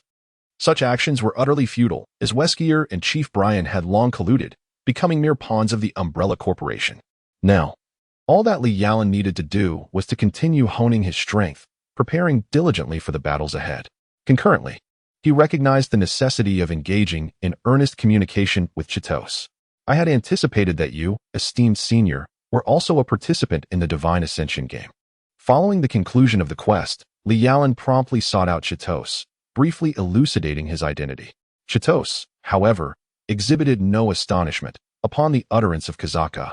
It was evident that Li Yalan was indeed exceptional. Nevertheless, I had not foreseen that you, Chitos, were also involved in this game. A smile graced Li Yalan's lips as he reflected on how worthwhile it was to partake in this Divine Ascension game. He had always admired Chitos, the female martial emperor, and now she stood before him, vibrant and full of life. This was merely the beginning. Indeed, esteemed senior, you are acquainted with me. Might I inquire if you and I hail from the same world? Are you a student of Kazaka High School? At this juncture, a flicker of excitement illuminated Chiyo's expression. Encountering a familiar face in this strange and perilous world, a person hailing from the same realm as her, was a sensation that Chio was beginning to profoundly comprehend. I truly apologize, but I am not from the same world as you. I have merely heard whispers of your legend. By the way, you previously mentioned that you did not transfer to Kasaka High. Are you still entangled with those delinquent youths? At this point, Li Yalan hesitated to continue. If that were the case, could it be that Chio's participation in the god game occurred before the narrative of Anad had even commenced? It certainly seemed plausible. Indeed. You are aware of me, senpai. Well, since you are unwilling to divulge further, I shall refrain from pressing the matter. I apologize for any inconvenience. Upon hearing Li Yalan mention the delinquents, Chio's eyes darkened. It was precisely to liberate herself from her past, to cease the fighting and disengage from those unruly youths, that she resolved to transfer to Kasaka High. Now, with Li Yalan privy to this knowledge, Chio's heart had begun to form a tentative understanding perhaps there existed some unspoken burdens. Thus, she chose not to pursue the inquiry any further. It's nothing. By the way, Chio, is this your first time undertaking a task in the god game? It could be said that Chio possessed formidable strength, particularly in close combat, and Li Yalan found himself uncertain of his ability to triumph over her. Yet, it appeared that Chio had not undergone any enhancements. Was this indeed her inaugural mission? Indeed. It appears that you were correct in addressing me as senpai. As this marks my second task, have you already completed your first mission, senpai? That is truly impressive. However, I find myself at a loss regarding how to approach this current task, as the main storyline has yet to unfold, leaving me utterly bewildered. Hearing that Li Yalan has already accomplished a mission makes me realize just how remarkable he is. AI, you are right. Would you be willing to collaborate with me on this task? I possess a general understanding of its nature, and I believe that if we join forces, we could navigate through it with relative ease. Although the female martial emperor gazed at me with a hint of admiration, Li Yalan did not let it inflate his ego. The previous task was relatively straightforward, devoid of life-threatening peril, yet in this world on the brink of collapse, he felt it prudent to seek allies. At present, Chio stands out as the optimal choice. Regardless of the circumstances, Chio is someone I hold in high regard. Her strength is undeniable, however. I do not believe she possesses the prowess to contend one-on-one with those tyrants and pursuers. I certainly do not wish to witness the female martial emperor perish in this world of biohazards. Would this arrangement be acceptable? Chio's eyes sparkled with excitement. The prospect of collaborating with senpai was simply delightful. Of course, there is no problem at all. Li Yalan gave a thumbs up, and just like that, the collaboration between him and the female warrior emperor was established. Although it appeared somewhat trivial, Jidai held trust in Li Yalan, and he felt a fondness for her. These two sentiments alone intricately bound their connection. By the way, Jidai, you possess no knowledge regarding firearms, do you? With the partnership solidified, an intangible closeness blossomed between Li Yalan and Jidai. Gazing at the silver-haired girl before him, he suddenly felt compelled to take action, at the very least to enhance her self-defense capabilities. Of course, I am merely an ordinary high school student. Jidai nodded in agreement, but then, she emphasized the word ordinary. Why do you stress the term ordinary? That alone makes you anything but. Alright then, ordinary high school student Jidai, would you like me to teach you some pistol shooting techniques? At this juncture, Li Yalan couldn't help but stifle a laugh, yet he managed to restrain himself. He placed particular emphasis on the word ordinary. Thus commenced the inaugural lecture of the Li family Grand Hall, which focused on instructing the female warrior emperor on the art of firearm handling. Admittedly, Li Yalan acknowledged the wickedness of the situation. However, when it came to teaching Chio, he approached the task with utmost seriousness. Chio exhibited remarkable aptitude. And during their time at the shooting range, Li Yalan first elucidated the fundamental structure of firearms and the principles of shooting, followed by a personal demonstration that proved exceedingly beneficial for Chio. Over the ensuing days, Li Yalan and Chio diligently practiced at the range, until one fateful day. Jill approached Li Yalan, seeking votes, seeking collections. Chapter 42. Jill's Heart. Good morning, Yalan and Chio. It's surprising to see how well you two have bonded in just a few days. Jill entered the shooting range clad in a blue S.T.A.R.S. police uniform, wielding a .92 Type 9mm semi-automatic pistol, seemingly prepared for practice. However, upon hearing Jill's greeting, Li Yalan couldn't shake the feeling that something was amiss. Especially the gaze of Jill seemed to convey an impression of having disappointed her in some manner. Good morning, Jill, he greeted, as Li Yalan swiftly approached. He believed that Jill's words would inevitably create an awkward atmosphere, so it was best to defuse the tension early on. However, Chio remained oblivious, completely missing the implication in Jill's remarks. Not only Li Yalan, but even Jill appeared taken aback, glancing between Chio and Li Yalan, then shaking her head with a sigh as she sought a spot to commence her shooting practice. Unexpectedly, she found herself in an awkward position. The atmosphere at the shooting range momentarily fell into a hushed silence, broken only by the resounding crack of Jill's gunfire. Chio seemed puzzled, wondering if she had misspoken. She looked curiously at Li Yalan, who could only respond with a resigned shrug. Shooting practice continued, yet Li Yalan found it perplexing that not even 10 minutes had passed when Rebecca arrived at the range to inspect her equipment, presumably also intending to practice shooting. Typically, the range was deserted, occupied solely by Li Yalan and Chio. Today, however, it buzzed with unexpected activity. "Good morning, Rebecca. What brings you here to practice shooting today?" Li Yalan inquired, bemused. As Rebecca rarely trained, the command issued by AI has been understood. It seems that numerous troubles have arisen lately. The captain urged me to swiftly enhance my abilities, so that I may contribute more during missions.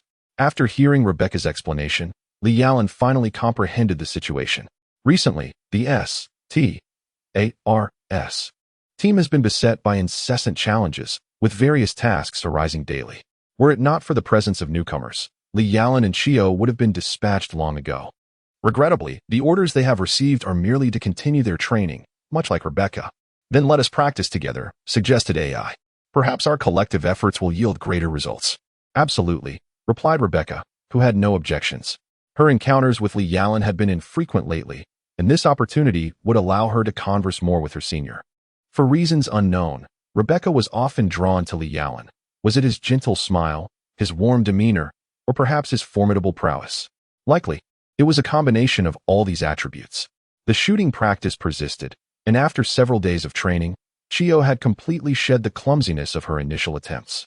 Drawing her weapon, chambering a round, aiming, and firing came to her as fluidly as a well-rehearsed dance. It was hard to believe that Chio had only started handling firearms a few days prior. Watching Li Yalan, Rebecca, and Chio engaging in cheerful shooting practice, Jill felt a genuine discomfort. What was this? Why did AI's actions, seemingly unrelated to her, elicit such concern? Though Jill was inclined to leave, her feet remained rooted in place. Resigned to her own feelings, she halted her steps and turned around, eager to discern what Li Yalan had to say. "Is there something you wish to discuss?" Jill endeavored to compose herself, her expression betraying a semblance of calm indifference. "I have a matter to discuss with you. I hope you don't mind if I take up a bit of your time," Li Yalan stated, stepping closer to Jill. Although she hesitated for a moment, Jill could not resist nodding in acquiescence. It was indeed a rare occasion for Li Yalan to seek her out for a private conversation. Despite their acquaintance spanning merely 2 weeks, it felt significant. "Although we haven't known each other long, I shall speak plainly, Jill. What has been troubling you these past few days? You seem unlike yourself." Without any preamble, Li Yalan approached the corner of the shooting range and addressed Jill directly.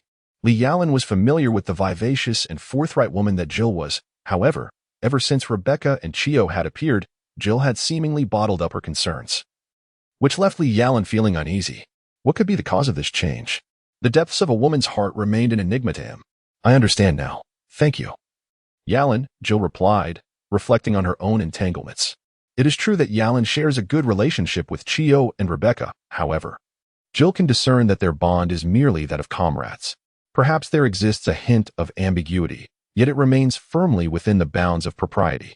Given this, Jill reflects that she is not devoid of opportunities. Alas, what folly it is to ponder matters of romantic entanglements at such a time. "Oh, Jill, it is time for you to awaken to reality. This is a woman's secret."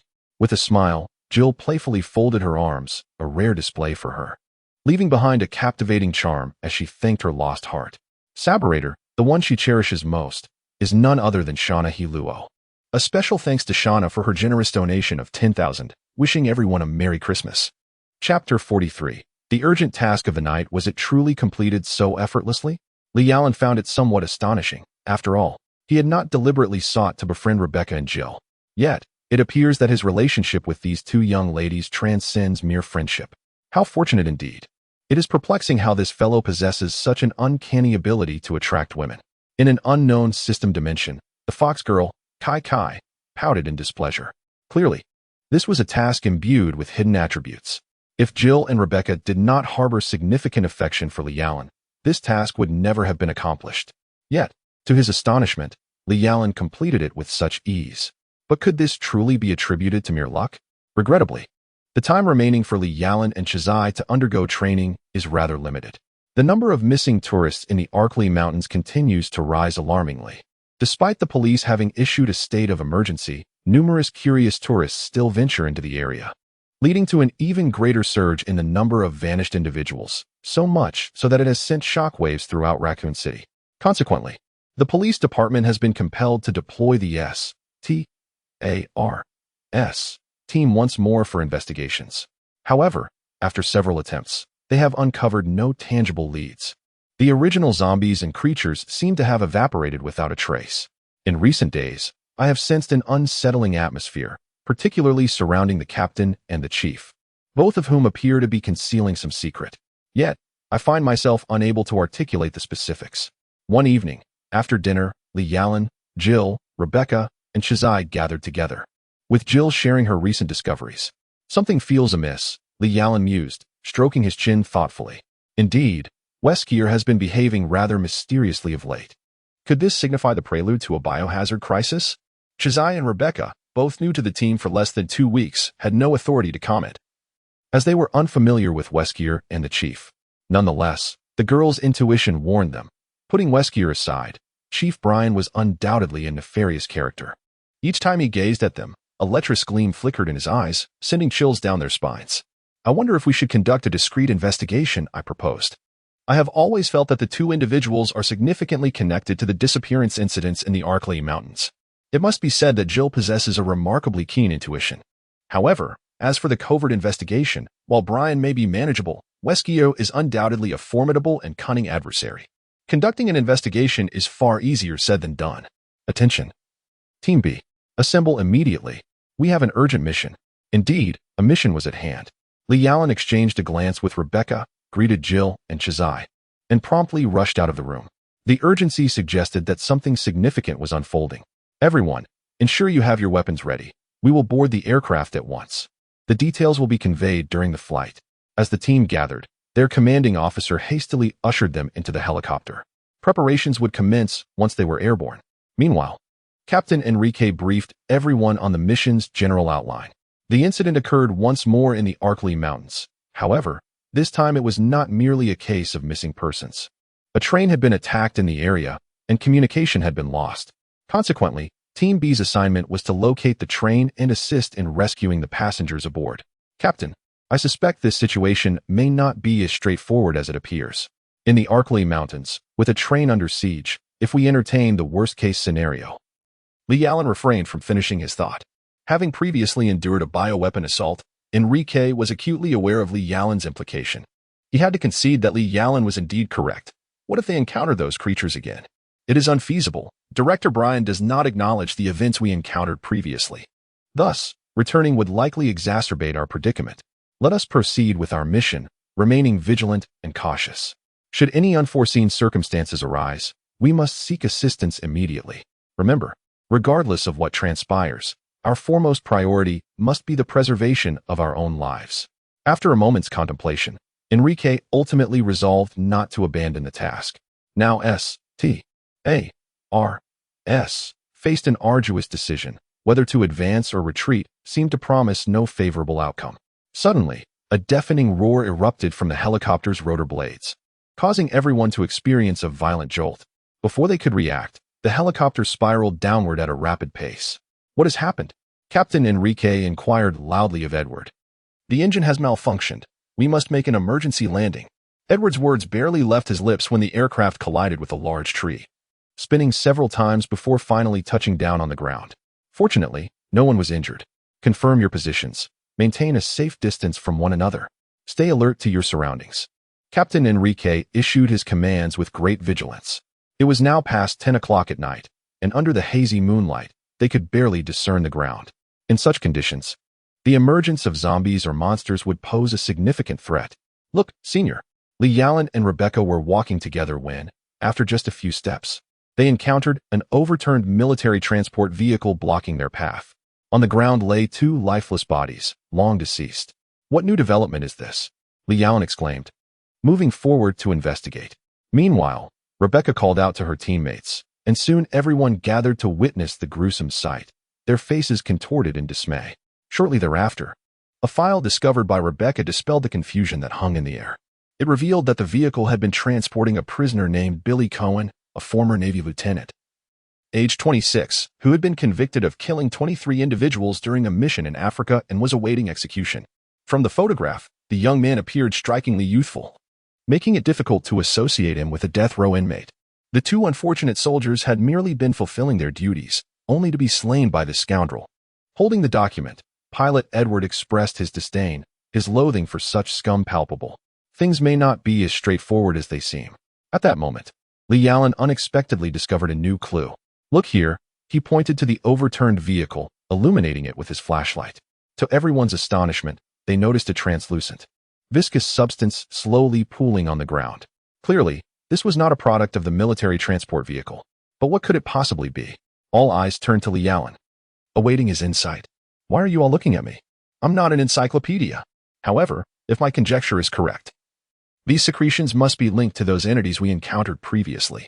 Li Yalan shrugged his shoulders in resignation, wondering if he truly believed himself to be omnipotent. Although uncertain, it was evident that the wounds on these two corpses could not have been inflicted by a single individual within such a brief span of time. From the scene, it appeared that the lieutenant, Billy Cohen, did not have sufficient time to linger, and there were no signs of a struggle in the vicinity. Could it be that these two individuals lying on the ground willingly succumbed to such brutal fates without a hint of resistance? This notion seemed implausible. Thus, the naval lieutenant could be temporarily absolved of suspicion regarding the murders. Continuing with their mission, Captain Enrique instructed everyone to maintain a distance, ensuring that the space between the two did not exceed 3 meters. Although this might lead to some delays, safety was of paramount importance. At that moment, Captain Enrique had no choice but to lead his team forward with their task. Just then, Li Yalan received a new assignment. Main Quest 1, Leech Crisis. Eliminate the Leech Queen. Quest reward, 3,000 game points and a chance to obtain a random bronze-level weapon. Side Quest 2, Rescue members of Team B. For each surviving team member after the mission, a reward of 1,000 game points would be granted. One must say, the premise of Main Quest 1 is rather absurd. Leech Crisis? Leech Queen? What on earth is this? The senseless task left Li Yalan feeling quite exasperated, and he couldn't help but blame himself. Had he foreseen such a predicament, he would have indulged more in the Resident Evil series, thus avoiding the current chaotic situation where he felt like a headless chicken. As for the side mission, it was straightforward: save his comrades. This was a task he would undertake without prompting. Li Yalan was no savior, but he would not stand idly by while his companions faced death. Though he lacked the power to prevent the outbreak of this biohazard, he could certainly rescue the friends around him. Team B, comprising 7 members, cautiously navigated through the dimly lit woods. Li Yalan had become quite adept at moving through the darkness, a skill honed through the training he received from Xiao Lei and Xiao Tong. However, Rebecca struggled. The murky environment combined with the harsh beam of the tactical flashlight left her feeling dizzy. Stop fixating on the flashlight's beam and allow your eyes to adjust to the darkness, Li Yalan gently reminded her as he noticed her squinting. Thank you, Senior Yalan. Rebecca expressed her gratitude, appreciating his constant care. Her cheeks flushed slightly, but she quickly chastised herself for her distraction during a mission.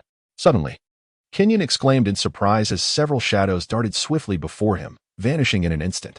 What could it possibly be? What did you see? Hearing Kenyon's exclamation, everyone hurriedly gathered together.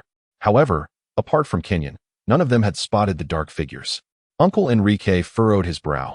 If even Kenyon, who possessed the highest alertness, could not discern their presence, one could only imagine the swiftness of their movements. The shadows shook their heads, and Kenyon admitted he had not seen clearly. There, it's the zombie dogs. At that moment, Li Yalan keenly detected movement at the 7 o'clock position.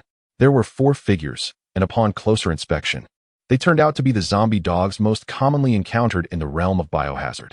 The notion of zombie dogs is certainly familiar to everyone. These creatures, evolved from canines infected by the T-virus, exhibit remarkable speed and ferocity.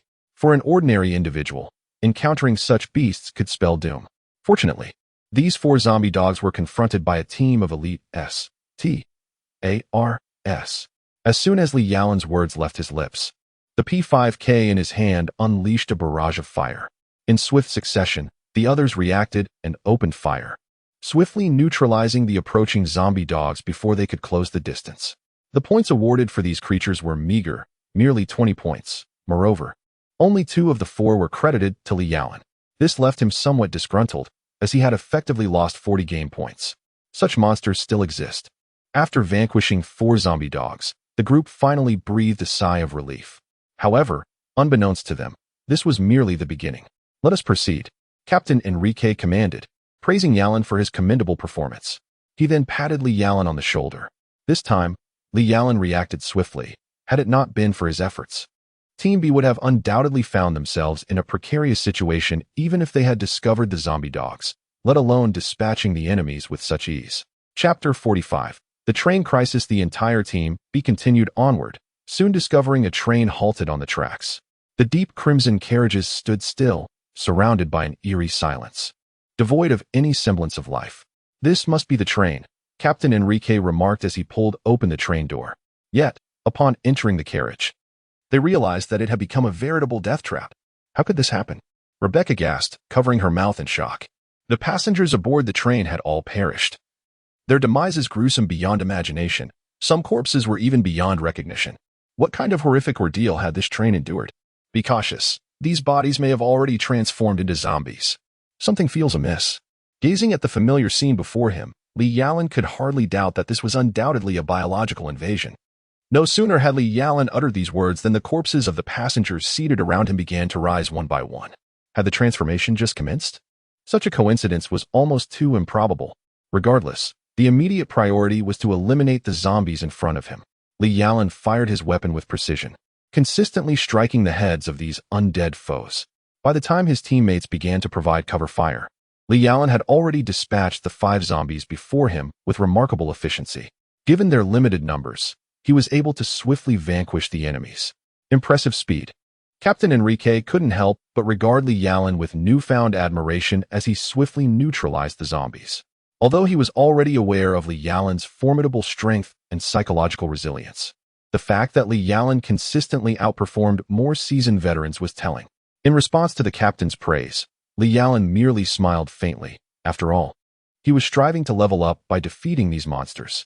Each zombie represented an opportunity for him to enhance his prowess.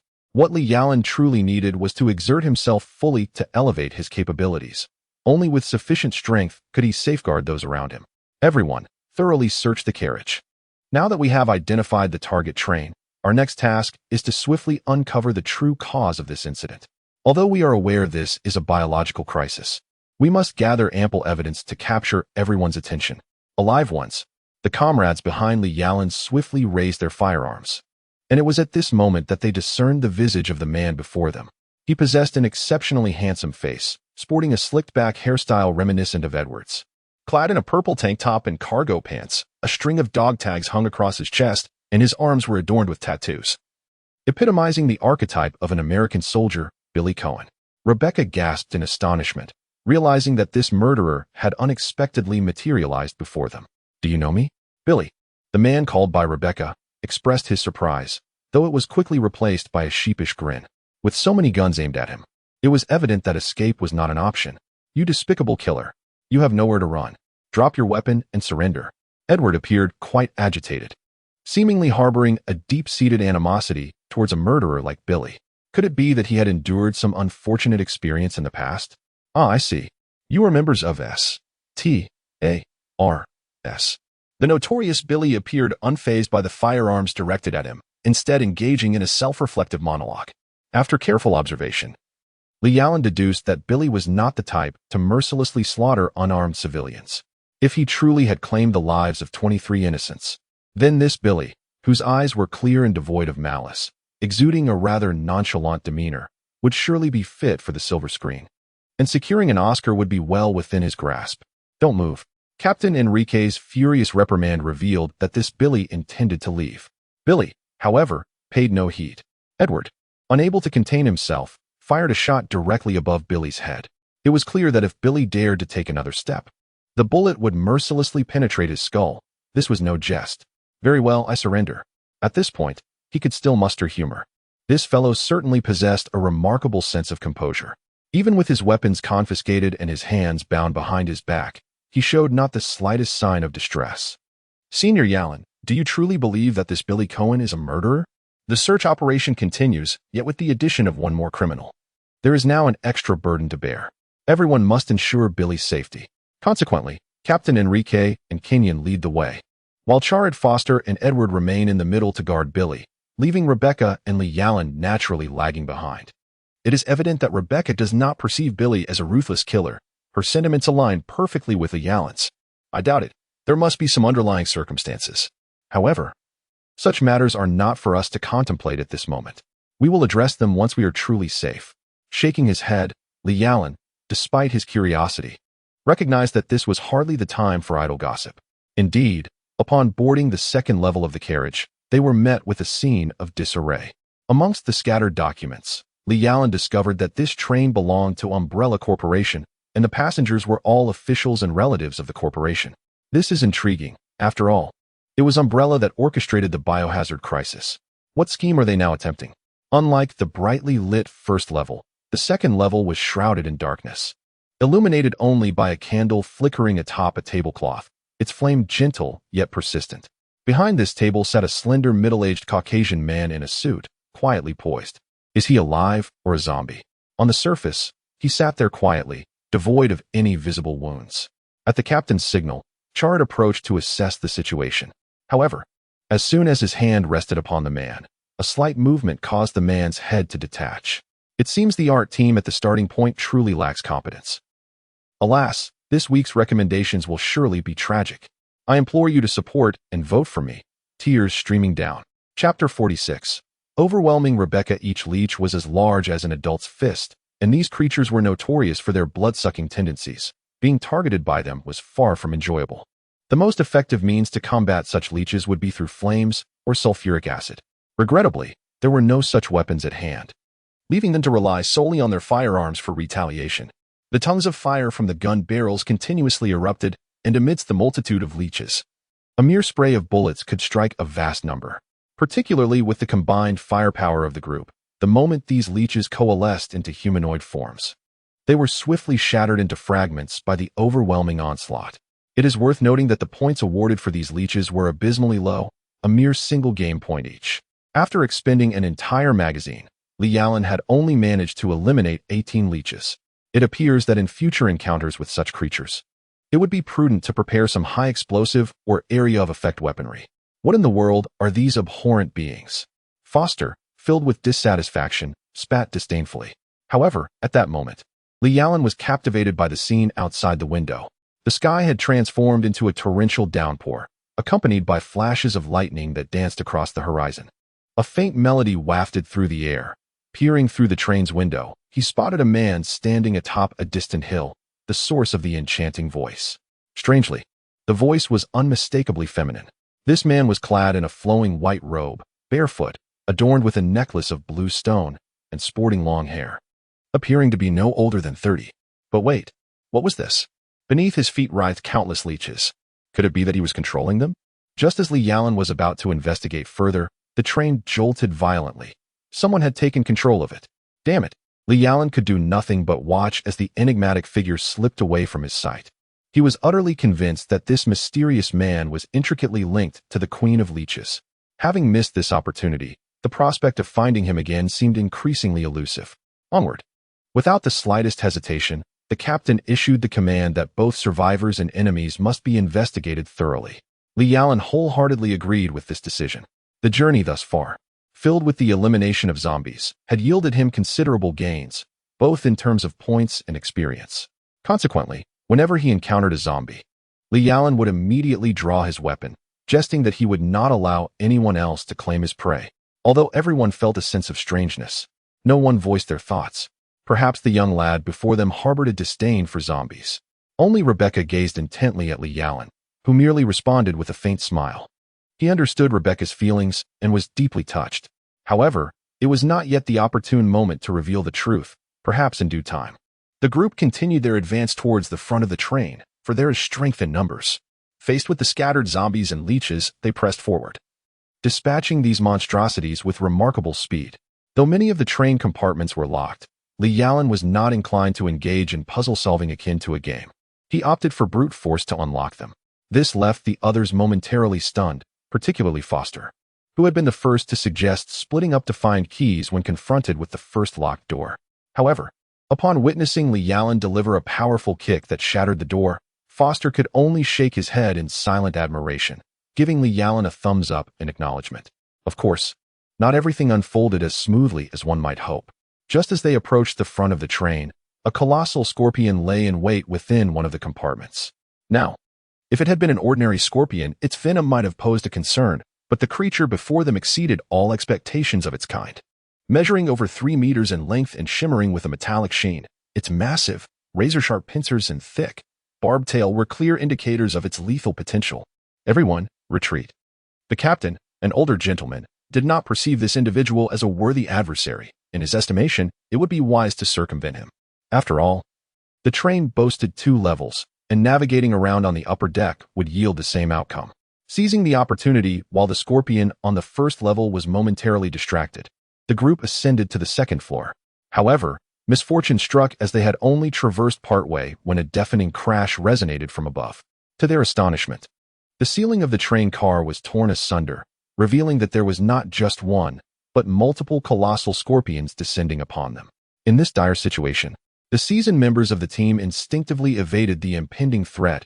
Even Billy, whose hands were shackled, managed to roll to safety beneath a nearby seat. Yet, Rebecca lagged behind, her reflexes not as swift. By the time she realized the looming danger, a scorpion was already lunging toward her. Rebecca, panic surged through the air. It was certain that she would be overpowered by this monstrous creature. This simply could not be allowed. If anyone were to be incapacitated, it should be oneself. Just as the crisis reached its zenith, Li Yalan's thoughts raced, but there was no time for contemplation. He lunged forward, enveloping Rebecca in his arms. However, the sheer force of inertia sent them both hurtling through the air, with a resounding thud as Li Yalan's back collided with the train's interior. Yalan. Initially, Rebecca believed she was doomed, yet in that pivotal moment, she was saved once more by Li Yalan. Could this be fate? As Li Yalan toppled Rebecca, he shielded her beneath him, ensuring she remained unharmed. However, fortune did not favor Li Yalan, for he collided with the carriage and felt a sharp pain in his waist. Was this the fabled aftermath of a fall? How infuriating that even in such a moment, he found himself making a quip. "Fear not, Rebecca," he assured her, giving a thumbs up, a gesture she adored. After a slight shift of his body, he realized the injuries were not severe. Only then did Li Yalan retrieve his fallen P5K. It was time to settle the score with the mighty scorpion. Grateful for the support from Saberator and Lingfeng Yushu, he reflected on the tragic fate of the ginseng. Chapter 47. Rebecca's counterattack. Though this colossal scorpion boasted a carapace as hard as iron, rendering ordinary bullets ineffective against its shell, it possessed several conspicuous vulnerabilities, particularly its eyes and soft underbelly. Aiming his gun at the creature's head, Li Yalan did not hesitate to pull the trigger. Yet, the formidable scorpion was not to be underestimated. It reacted with remarkable swiftness. Although Li Yalan's first bullet struck true, the subsequent shot was thwarted by the scorpion's massive pincers. Open fire. Meanwhile, Captain Enrique and the others swiftly raised their weapons and opened fire. Indeed, they were a group of seasoned veterans, requiring no reminder from Li Yalan as they all aimed at the eyes and abdomen of the colossal scorpion. The creature writhed in pain. Yet the ferocity of their firepower was overwhelming. It was unable to even manage a final act of vengeance before its demise. It charged a few steps toward Li Yalan, seemingly harboring a deep-seated animosity toward him for delivering the initial blow. However, to its misfortune, Li Yalan remained remarkably composed, executing precise shots that obliterated the creature's head before it could close the distance. 50 game points.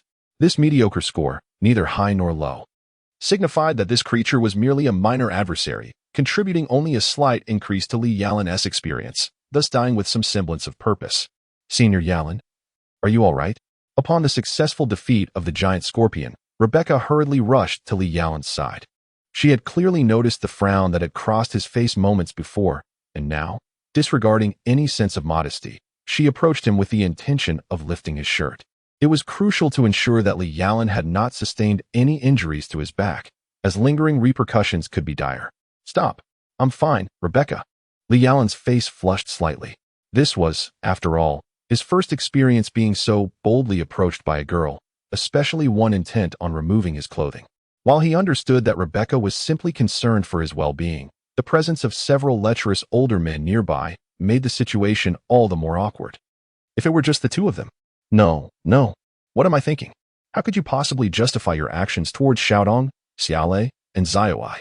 This is irrelevant to Ziyuai and Lazy.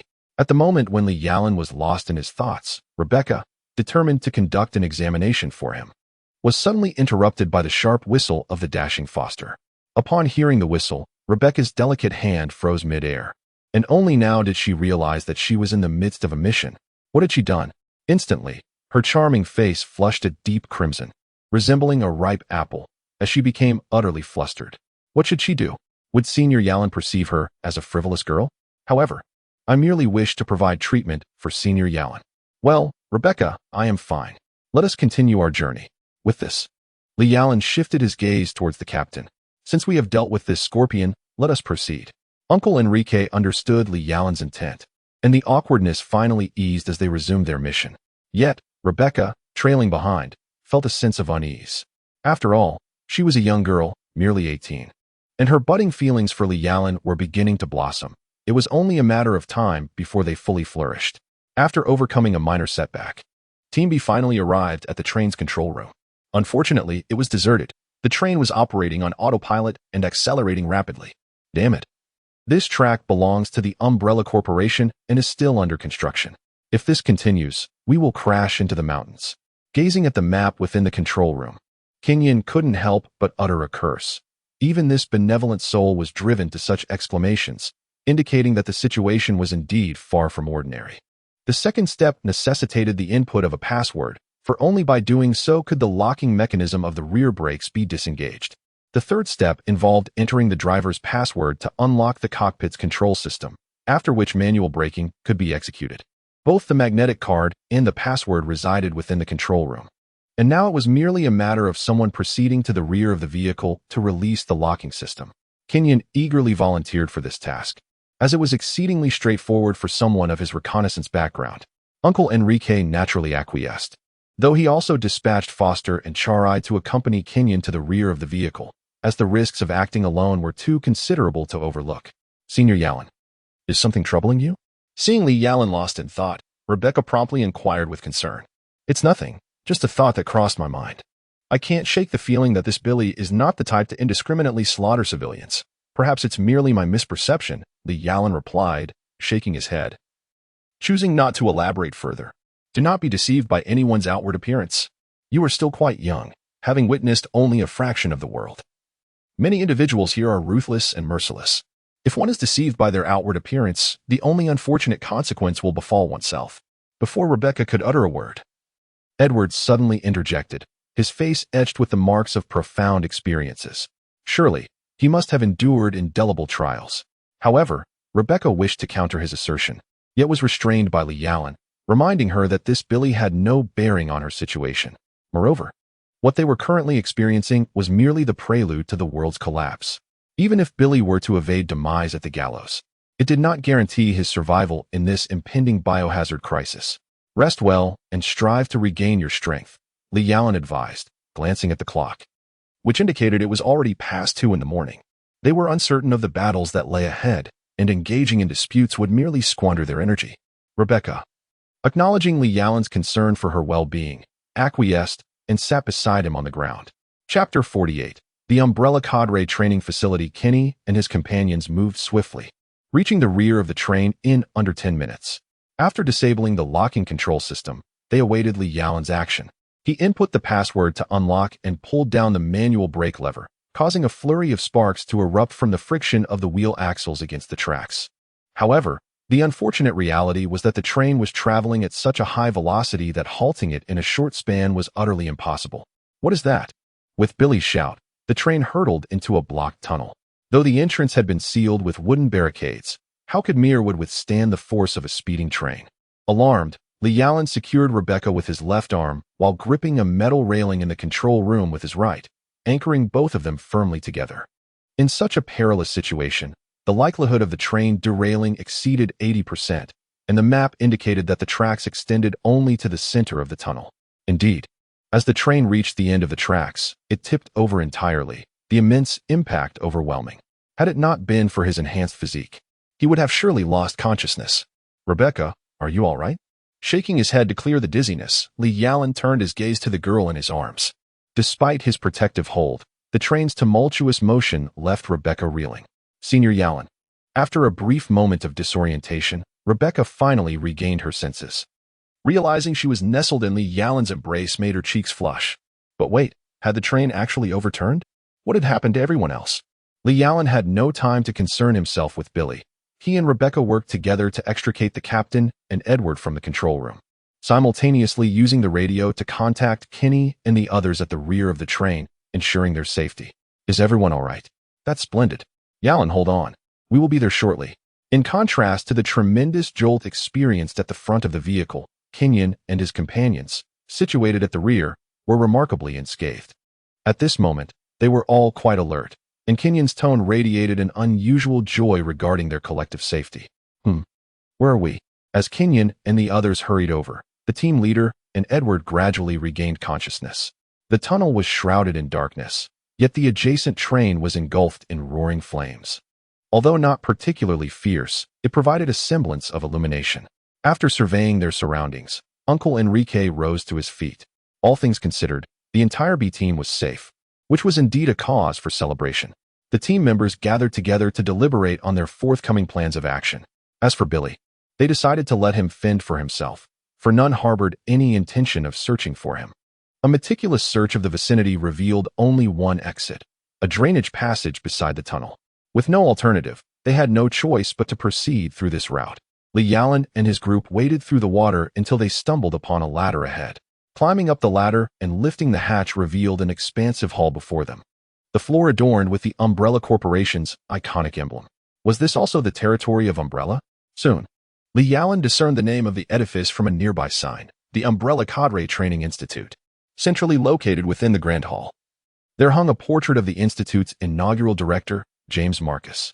A peculiar resemblance struck him, reminiscent of the first leech-like creature he had encountered. Though a vague sense of foreboding enveloped him, clarity eluded his grasp. It was indeed astonishing that Umbrella Corporation had established such a facility in this locale. Observing the opulent hall, a chorus of astonishment arose from the onlookers. In this remote region of the Arkley Mountains, one would scarcely expect to find such an obscure structure. Above all, it resembled a palace, indicative of immense wealth and power. "Everyone, proceed with caution. I can't shake this unsettling feeling," Li Yalan remarked, his heart racing at the realization that this place belonged to Umbrella Corporation. He understood that anything associated with Umbrella was bound to be tainted. Given that this site was indeed a training ground for Umbrella's cadres, the presence of unsavory elements was undoubtedly unavoidable. "Agreed. Let us disperse and investigate our surroundings in pairs. Should any unforeseen events arise, alert one another immediately." The captain issued his orders, and naturally, Li Yalan chose to team up with Rebecca. Initially, the captain had intended for Foster or Kenyon to accompany the two, but Li Yalan firmly declined. In truth, Li Yalan had already formulated a plan. With his current prowess, he stood a chance even against a tyrant, especially since his personal space was brimming with a variety of weapons, including the latest inventions from his dear friend. However, he was aware of the concerns that might arise in front of others, and it was only Rebecca whom he completely trusted, just as she trusted him. Seeing Li Yalan's determination, Captain Enrique ceased his attempts to persuade him and led the other team members in a scattered search. Meanwhile, Li Yalan, alongside Rebecca, prepared to ascend to the third floor. Upon reaching the corridor on the second floor, Li Yalan discovered that the door to the third floor was firmly locked. Rusted to the core, he kicked it with force, yet the door remained immovable. "What should we do, Senior Yalan?" "We can't get up there," Rebecca said anxiously, her gaze fixed on him. At that moment, Li Yalan was her pillar of support. "Opening the door is quite simple, but Rebecca, I must ask you not to be surprised by what you see next. This pertains to a secret of mine," Li Yalan said with a slight smile, turning to look at Rebecca with a serious expression. This revelation left Rebecca momentarily stunned. "A secret about Senior Yalan? Very well. Today I have exerted myself for the third time. I am utterly exhausted. Dear siblings, please support me with your collections and votes. Chapter 49. Teaming Up with Rebecca. Rest assured, Senior Yalin, as long as it is your secret, I will never reveal it, even at the cost of my life. Upon witnessing Li Yalin's serious demeanor, Rebecca could hardly contain her excitement. If Li Yalin was willing to share his secret, how could she possibly betray his trust? All right, Rebecca. It's not that dramatic. Seeing Rebecca clench her small fist, determined to keep the secret, Li Yalin couldn't help but chuckle. After all, what if some of his abilities were exposed? At most, it would be a minor inconvenience. It seemed he had been overreacting. How could that be? Since it's Senior Yalin's secret. Calm down. Take this gun for now. The firepower of the P5 is no longer sufficient. It's safer to use this. Gently patting Rebecca on the head, Li Yalin handed over the P5K slung over his shoulder. Who knows what formidable monsters they might encounter next? Relying solely on a small handgun would likely prove inadequate for direct confrontation.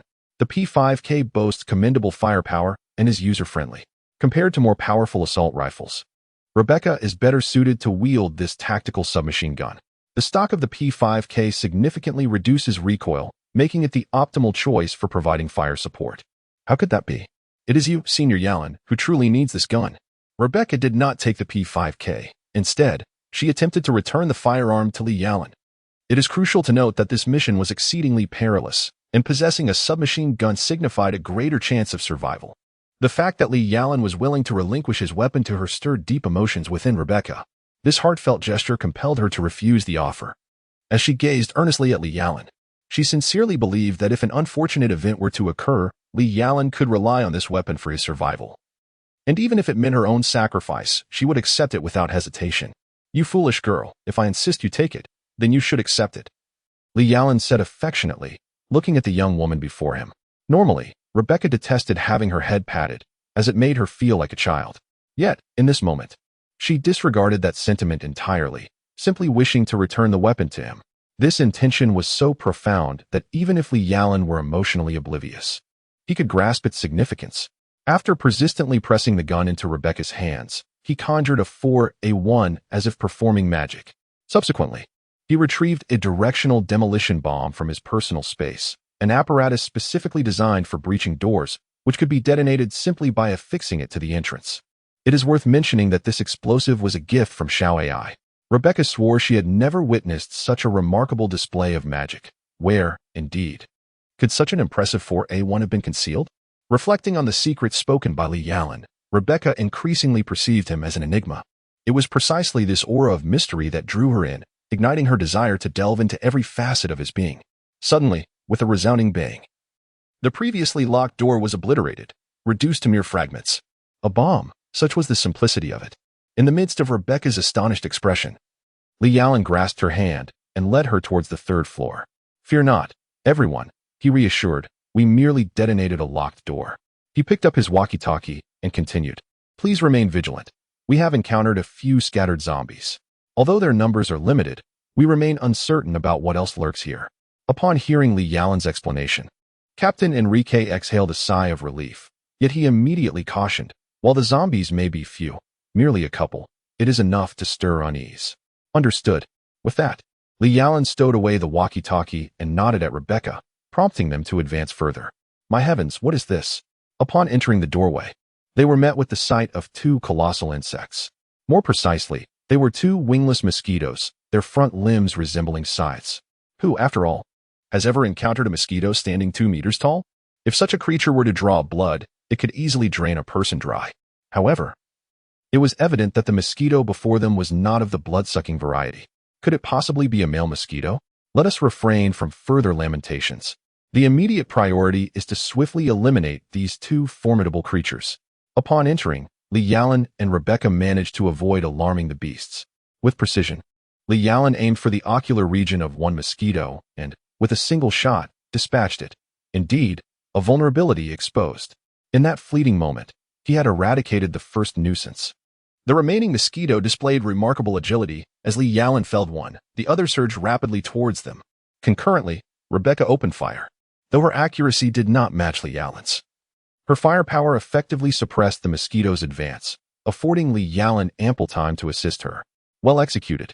After successfully vanquishing the two colossal insects, Li Yalin gave Rebecca a thumbs up. He felt their collaboration was becoming increasingly harmonious, a sentiment reflected in Rebecca's flushed cheeks as she shared the same feeling. A reward of 50 points each, akin to that of the giant scorpions? As Li Yalan had delivered the final blow, the reward points naturally accrued to him. Adding another 100 points to his game score, this scoring truly seemed effortless. Navigating through a corridor, they ascended further, only to encounter a vast reservoir before them. Could this possibly serve as a swimming area for the officials? Joking aside, it is evident that this structure resembles a chemical treatment facility. Could it be that Umbrella is conducting research on post-human biochemical monstrosities here? As Chapter 50 unfolds, the 44 Magnum revolver emerges. Just as Li Yalan and Rebecca approach the reservoir to investigate, a colossal centipede suddenly erupts from the depths of the pool. Good heavens! This centipede measures at least 10 meters in length, truly a centipede of legend. Rebecca gasps in astonishment. Although she has encountered various monsters, the sheer size of this centipede is utterly breathtaking.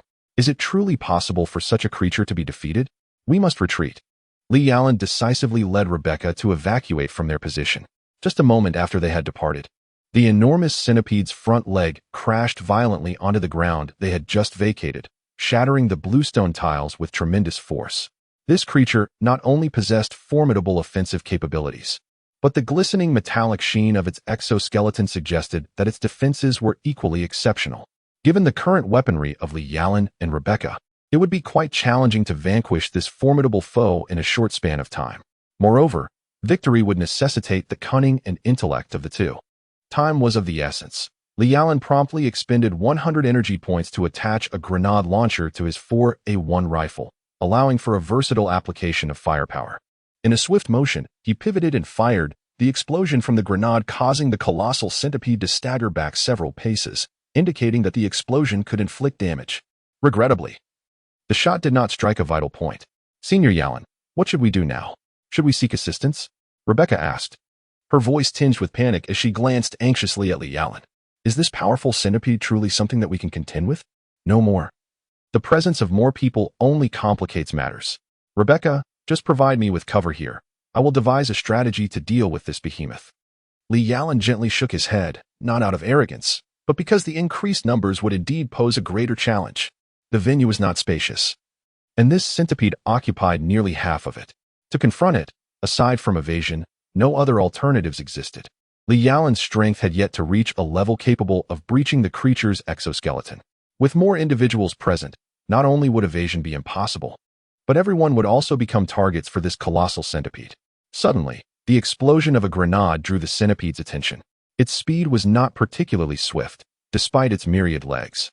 Its body bore considerable weight, and it could not match Li Yalan's speed when it crawled. Of course, should Li Yalan be careless, he could still fall victim to a surprise attack from the centipede. Come on, creature. Observing the effectiveness of his strategy, Li Yalan's expression relaxed. He continued to unleash grenade attacks, which indeed possessed commendable power, though regrettably, they were of an explosive, area effect nature. Wait a moment, if I solely pursue offensive capabilities, do I not have better options at my disposal? Li Yalan suddenly recalled that the game store possessed a formidable weapon, the 44 caliber Magnum revolver. This weapon was capable of taking down even an elephant with a single shot, making it ideal for eliminating the colossal centipede. With this thought in mind, Li Yalan promptly accessed the game store. Such a powerful weapon, available for a mere 300 game points, was indeed a remarkable bargain. Seizing the moment, he swiftly exchanged his points for the weapon. After stowing away his 4A1 and loading the 44 caliber ammunition, Li Yalan turned and fired at the centipede. The tremendous recoil caused his right hand to tremble, and he regretted his decision to attempt shooting one-handed. His current physique was evidently insufficient to fully absorb the impact. Nonetheless, the shot proved remarkably effective.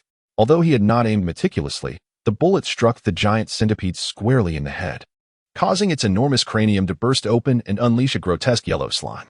The creature convulsed a couple of times before collapsing, rendered motionless.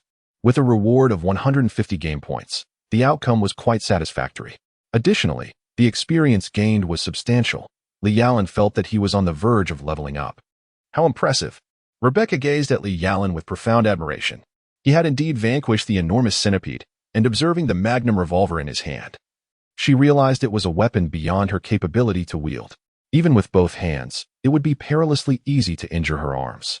Yet, Li Yalan was able to fire it with a single hand. What extraordinary physical strength that must require. They say I'm fine now, Li Yalan remarked with a slight smile, acknowledging the weapon's formidable power. If I had known it was this simple, I would have exchanged for it long ago. Indeed, Senior Yalan is the most formidable, Rebecca declared, her face blossoming with a radiant smile. As long as I remain by Senior Yalan's side, no matter the dangers we face, I can confront them with tranquility.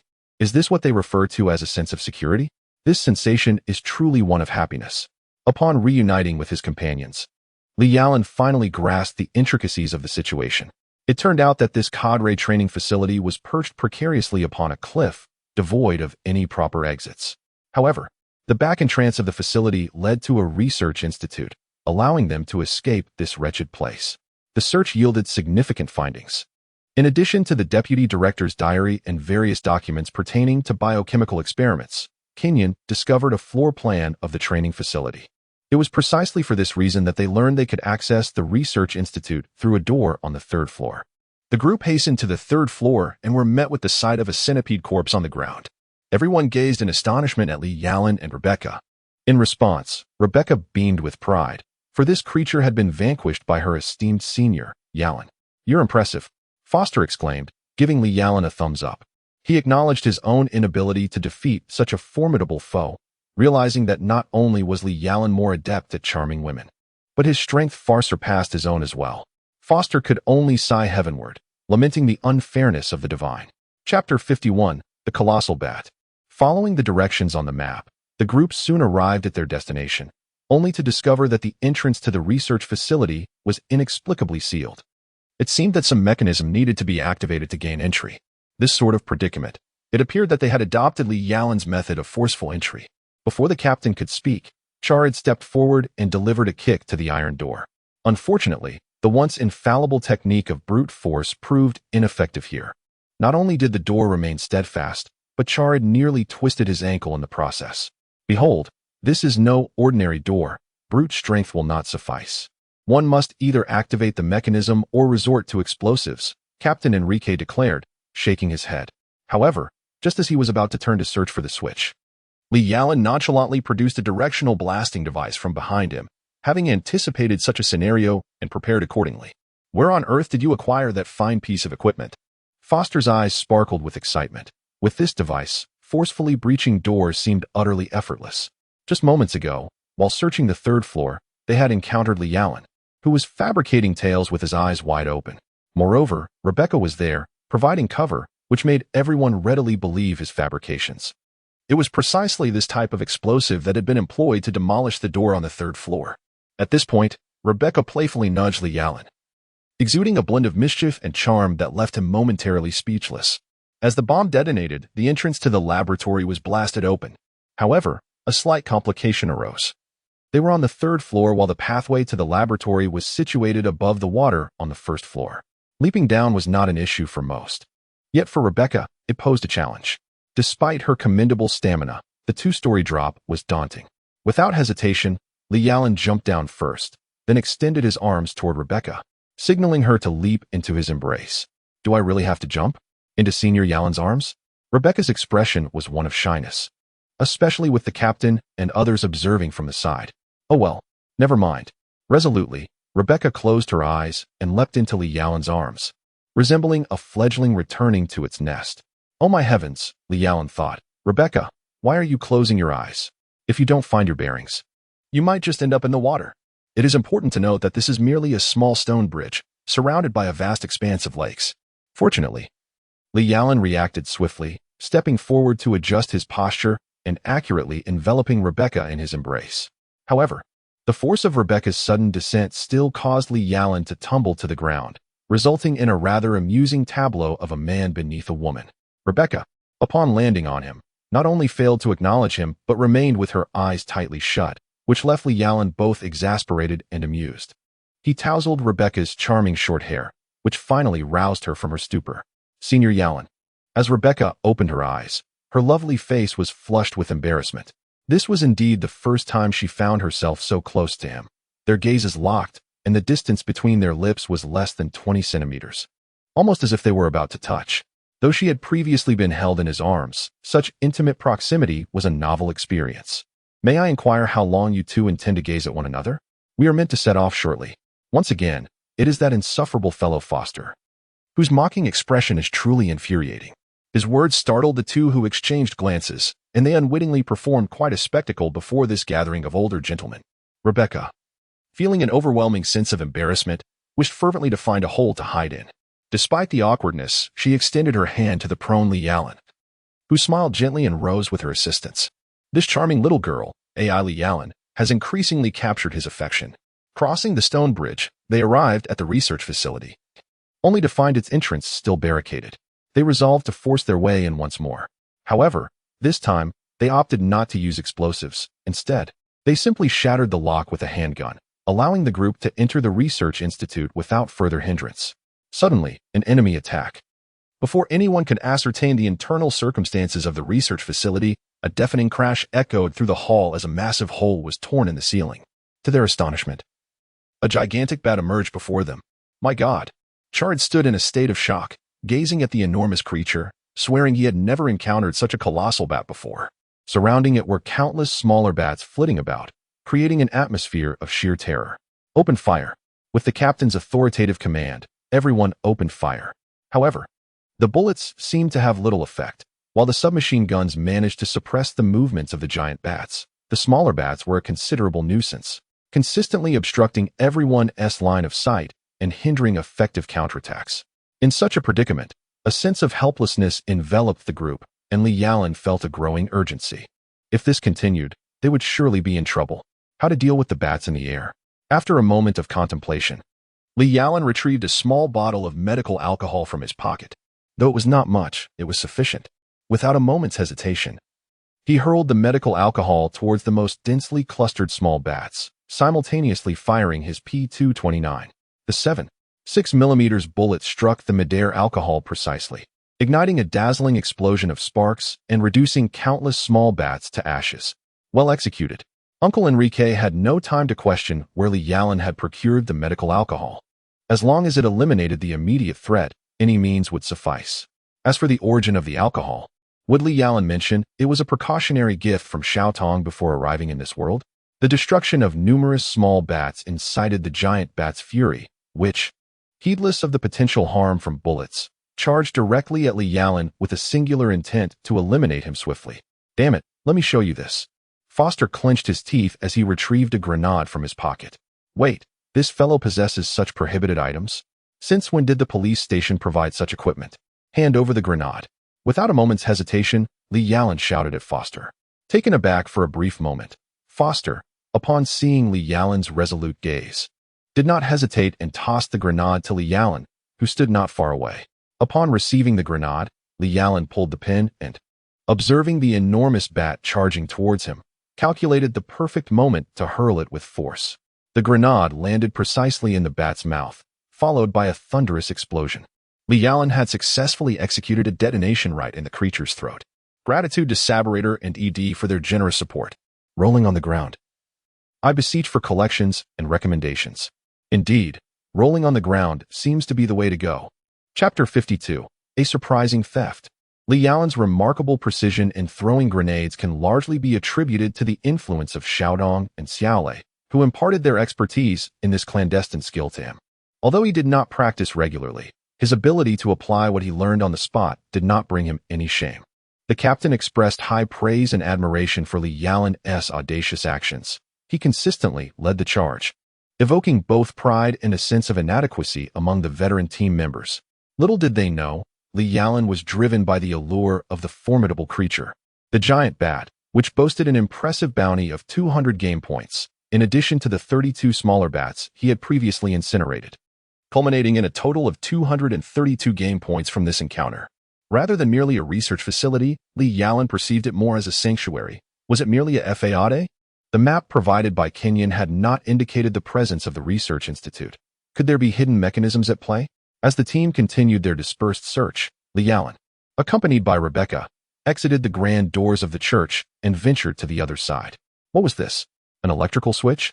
Approaching it, Lee Allen pulled the lever, and to his astonishment, power surged through the system. Everyone, we've found a clue. He promptly informed his teammates. It was in that instant of activation that he noticed the abandoned elevator nearby, springing to life. No wonder they had struggled to locate the research institute. It had been concealed underground. Through the elevator, Li Yalan and his companions swiftly descended to B2, yet there remained an unexplored level above. Thus, they collaborated seamlessly to guide Li Yalan, Rebecca, Kenyon, and Foster through a large opening in the ceiling to B1, a level untouched by the elevator's descent. Upon entering B1, Li Yalan separated from Rebecca and Kenyon. Whether this was a stroke of misfortune or serendipity became unclear when Li Yalan and Rebecca opened the door to her room, only to be confronted by two exceedingly formidable foes, two hunters. What were these green-skinned beasts doing in a room together? Their appearance in pairs was certainly unexpected. However, they were merely two hunters. Initially, Li Yalan might have pondered the situation, but he had since acquired his most potent weapon. Drawing forth his magnum revolver, he fired without hesitation. Despite the formidable strength, speed, and defense of the Hunter-S, they remained mere mortal flesh. Under the overwhelming power of the .44 caliber, the two hunters had no opportunity to retaliate. Li Yalan twirled his magnum with a flourish, casting a disdainful glance, deeming the encounter almost too effortless. Certainly, Li Yalan understood that he was employing a touch of stealth in his approach. Had he provided the two hunters, designated as, ample time to prepare, he would not have so effortlessly dispatched his adversaries. Rebecca was no longer astonished by Li Yalan's ease in eliminating the two hunters. Rather, she regarded it as a matter of course. He had delivered her too many surprises, and had he failed to vanquish these hunters, it would have left Rebecca perplexed. After resolving the battle, the two continued their journey. The path ahead bore no immediate dangers. Regrettably, upon reaching the end of the corridor, they discovered yet another locked door, this time secured with a numerical keypad.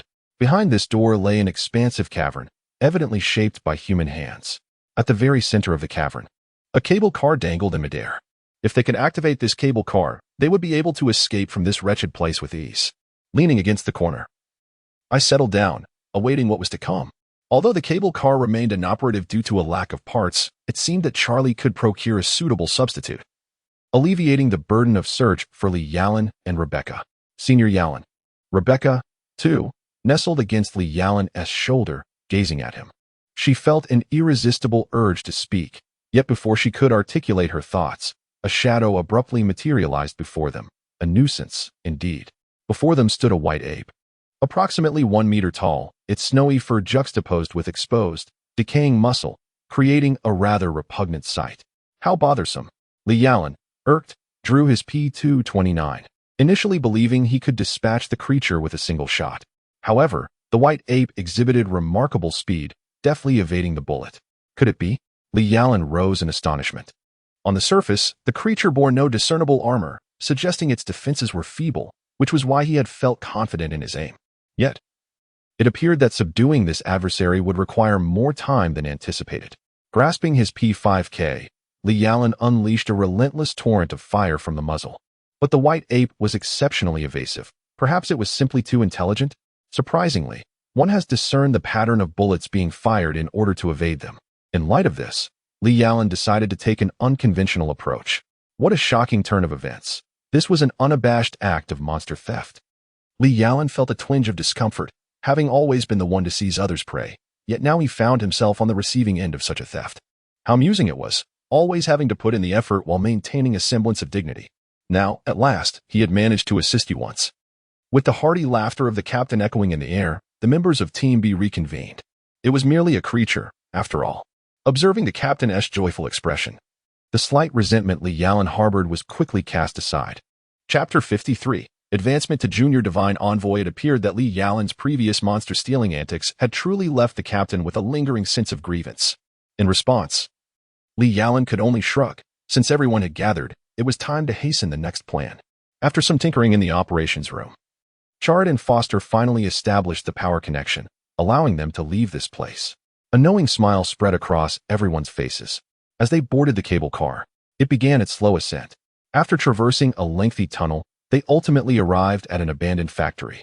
However, this dilapidated establishment also belonged to the Umbrella Corporation, ensuring the presence of various zombies and bioorganic creatures.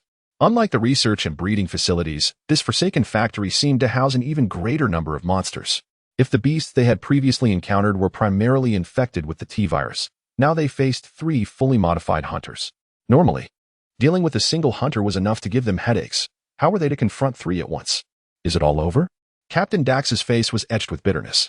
Just when they were about to safely depart with the team, an unexpected horde of monsters materialized, plunging him from elation to despair, a transition that felt profoundly disheartening. But it wasn't the end. Unlike the members of Team B, Li Yalan's eyes gleamed with excitement at the sight of 3 hunters, truly the finest of prey, promising both points and experience. However, confronting them head-on posed a challenge that necessitated the collaboration of his teammates. "Listen to me, everyone," he urged. "As the captain, your only task is to hold these 3 creatures at bay for me. Give me 1 minute, and I will undoubtedly eliminate them." Li Yalan's expression radiated confidence. As long as his comrades could restrain the beasts, a surprise attack would guarantee a resounding victory. "Is that really possible?" Foster questioned, disbelief etched on his face. They had encountered such green-skinned monstrosities before, and their past experiences only underscored the terror they inspired. Now, Li Yalan boldly claimed he could dispatch these 3 creatures in a mere minute. Was he jesting, or merely attempting to comfort them? "Have faith in Senior Yalan. He will surely succeed." Rebecca gazed intently at Li Yalan, recalling the time she witnessed him single-handedly eliminate 2 hunters with remarkable prowess. Now, facing merely 3, and with the support of their comrades, there seemed to be no reason these monsters should escape their fate. Observing Rebecca's unwavering faith in Li Yalan, Captain Enrique couldn't help but wear a bittersweet smile. Their bond was evident to all, as they were seasoned individuals familiar with the intricacies of such relationships. Clearly, Rebecca viewed him through the lens of affection, but this sentiment could serve as a beacon of hope for the team. After all, this was their final stand. However, what transpired next left Captain Enrique utterly astonished, his mouth agape. As the team unleashed a barrage of gunfire, Li Yalan deftly evaded the onslaught, leaping effortlessly onto a large crate approximately 2 meters high. Without hesitation, he propelled himself from the crate to an adjacent iron beam, a prime vantage point for sniping. Drawing his .44 Magnum revolver, Li Yalan took aim at the nearest hunter designated. At that moment, the creature was pinned down by the overwhelming firepower of Team B, unable to advance. Yet, astutely, it shielded its vital areas with its forepaws. Despite numerous wounds, none were fatal. Though frontal assaults proved ineffective, Li Yalan, positioned above the hunter, had a distinct advantage. From this angle, he could clearly discern the creature's head, its most vulnerable point. Steadying his grip on the weapon, he expertly squeezed the trigger.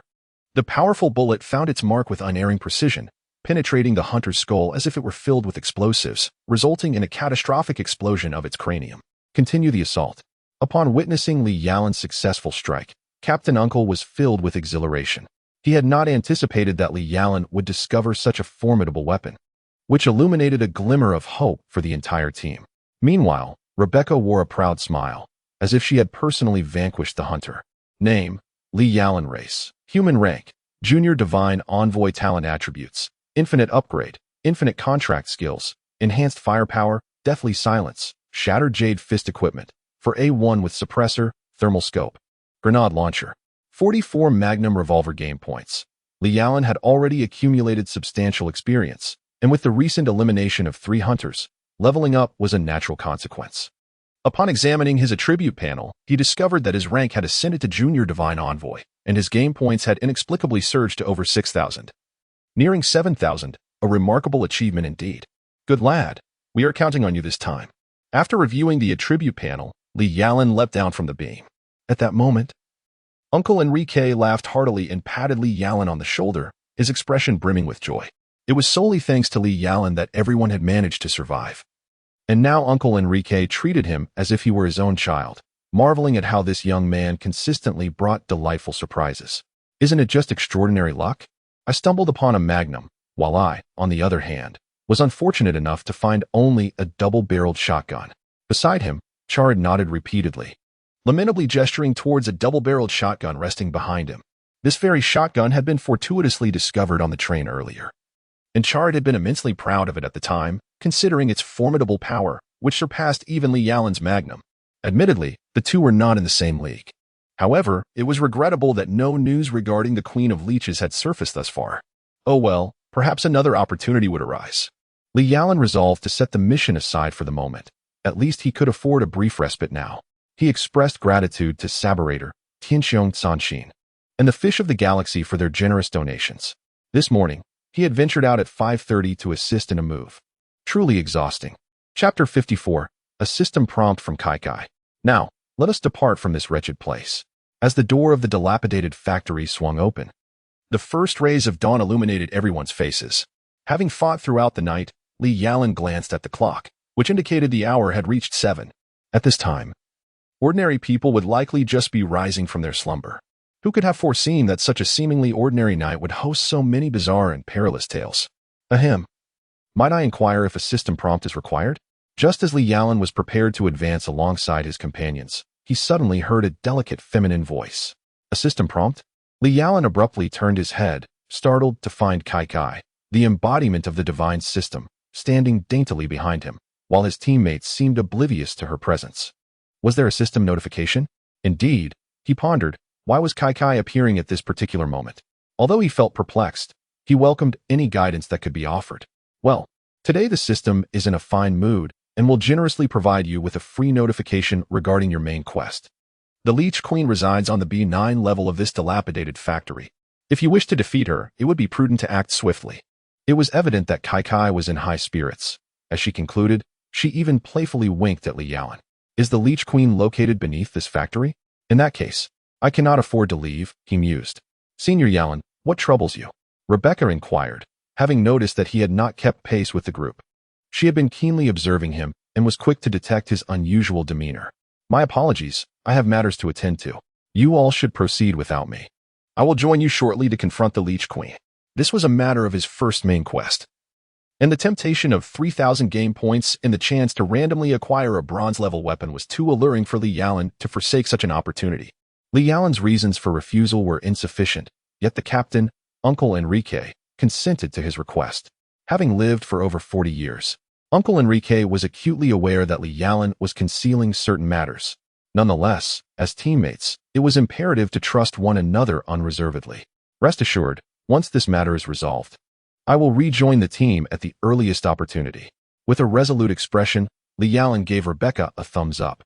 Setting aside the emotional entanglement with Rebecca, he was determined to resolve the conflict swiftly, not only for himself, but also for the teammates who cared for him. Indeed, Rebecca, take this for now. At that moment, Li Yalan stealthily placed 2 pills and 2 vials of medicine into Rebecca's hands. Noticing her puzzled expression, he promptly explained. These 2 pills possess the ability to heal wounds and detoxify. If anyone is caught by a zombie or a monster, administer them immediately to prevent infection by the T-virus. As for this emergency spray, it is effective for treating external injuries. Use it promptly in case of an accident. Although redeeming the strength pills and the emergency spray cost him 160 game points, Li Yalan felt no regret, as this was a necessary sacrifice for the greater good. Little did he know, this act would ultimately save the lives of Jill and Chio. To clarify, this world lacks the medicinal herbs and emergency sprays found in games. It is, after all, the realm of reality, vastly different from mere games. In this world, once infected by the T-virus, unless one possesses a genuine serum, the fate awaiting the infected is either transformation into a zombie or enduring the T-virus infection to become a T-virus evolved being. Although Rebecca was astonished by Li Yalan's possession of a remedy for the T-virus, she refrained from asking questions. Nodding silently, she secured the 4 life-saving items and cast a deep glance at Li Yalan before departing alongside her teammates from the dilapidated factory. Now left alone, Li Yalan could engage in point accumulation without reservation. Especially after leveling up, he felt his physical condition had undergone a remarkable transformation, a sensation that surpassed human limits, bringing immense delight. Even if a hunter were to appear before him, he would dare to confront it head-on. The abandoned factory harbored numerous remnants of zombies and biomonsters, zombie dogs, mutated toads, biospiders, and gigantic insects, acting as a veritable cheat for point accumulation. Before Li Yalan's magnum revolver, these creatures posed no challenge. With bullets supplied for free, he was overwhelmed with joy, almost bursting into song.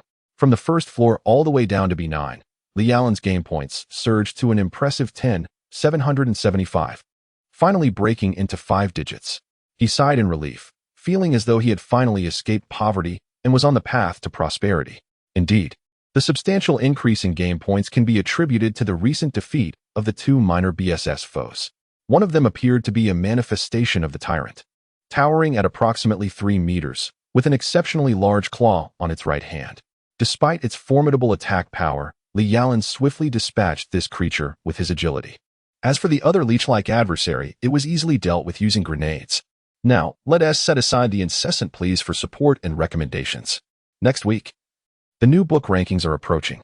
Chapter 55, Battle with the Leech Queen, the Tyrant's Prototype, and the Leech Creature each bestowed upon Li Yalan 700 and 500 game points, respectively. However, concerning experience, perhaps due to his elevation to the Divine Servant level, the rewards from these foes were not as bountiful as anticipated, merely offering a slight enhancement to his strength, rather underwhelming, to be honest. This must be the place. Arriving before the final door, Li Yalan once again employed his brute force to break it open. What lay before him was nothing short of a realm of leeches. The ground, walls, and even the ceiling were teeming with writhing leeches. Standing before Li Yalan was the enigmatic figure he had previously encountered outside the train. According to Kai Kai's description, could this be the Leech Queen? Welcome, young man, to my grand party. It is unfortunate that your companions have departed, otherwise, I would have prepared a splendid welcome banquet for you all. As he spoke, the mysterious man spread his arms wide, embodying the essence of a gracious host. Are you the Leech Queen? Li Yalan's eyes narrowed, his weapon trained on the mysterious man's head. It seems you possess considerable knowledge, young man. However, knowing too much can be perilous, much like my own existence. The mysterious man responded, unfazed by Li Yalan's revelation of his identity, and erupted into hearty laughter. Li Yalan was now 100% certain that this individual had experienced some traumatic event, having just been released from a psychiatric facility. Do you know who I am? After his laughter subsided, the mysterious man suddenly posed this question to Li Yalan. Internally, Li Yalan thought, why should I care? Yet, before he could voice his thoughts, the mysterious man underwent a transformation. Indeed, he morphed from a youthful figure into a venerable elder, whose visage bore an uncanny resemblance to the portrait of the founding director of the Cadre Training Institute, James Marcus, previously displayed in the hall. It turns out that this fellow is none other than James Marcus. Li Yalan's interest was piqued. He had originally thought this individual was long deceased, only to discover he had transformed into the Queen of Leeches.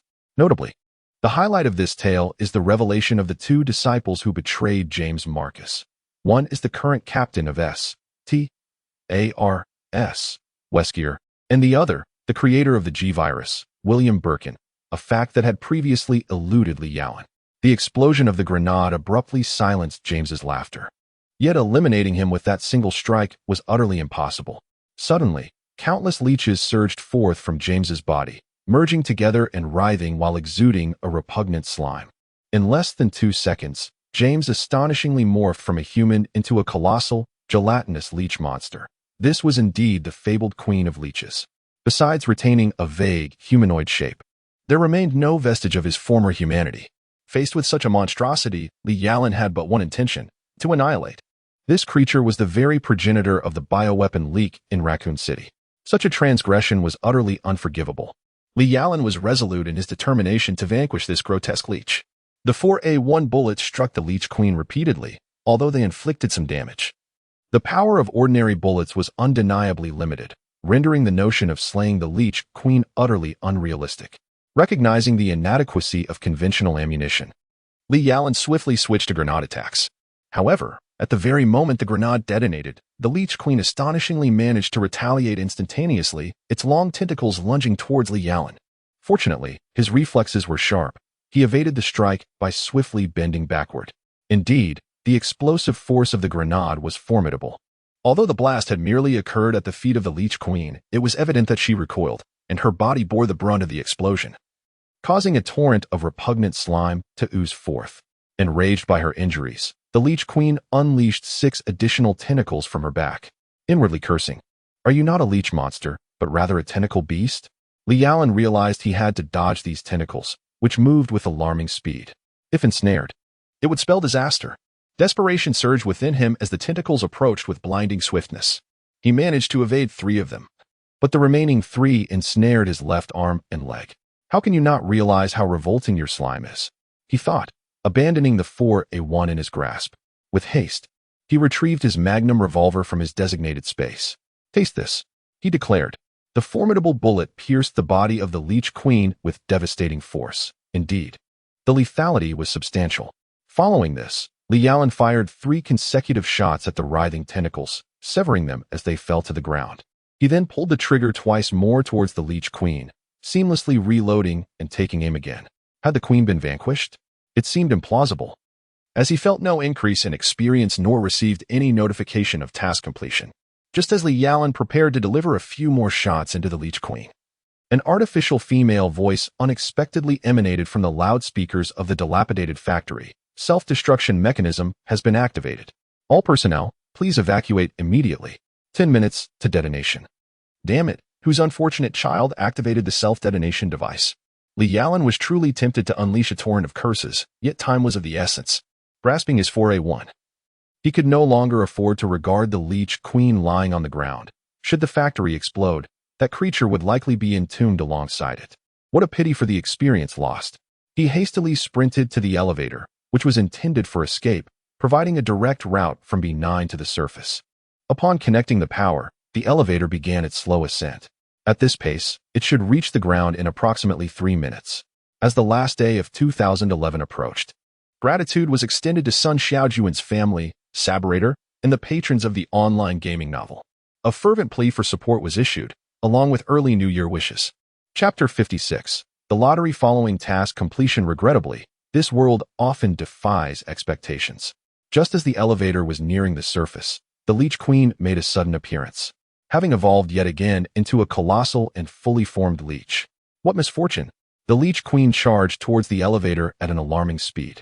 Just as a thought crossed Lialan's mind, the elevator was completely overturned. Fortunately, they were already at the exit. Although he tumbled out of the elevator and rolled several times, Lialan emerged unscathed. Truly, this creature possessed the resilience of a cockroach. Lialan raised his hand and fired 2 shots, but the evolved Leech Queen appeared to be in a state of immunity.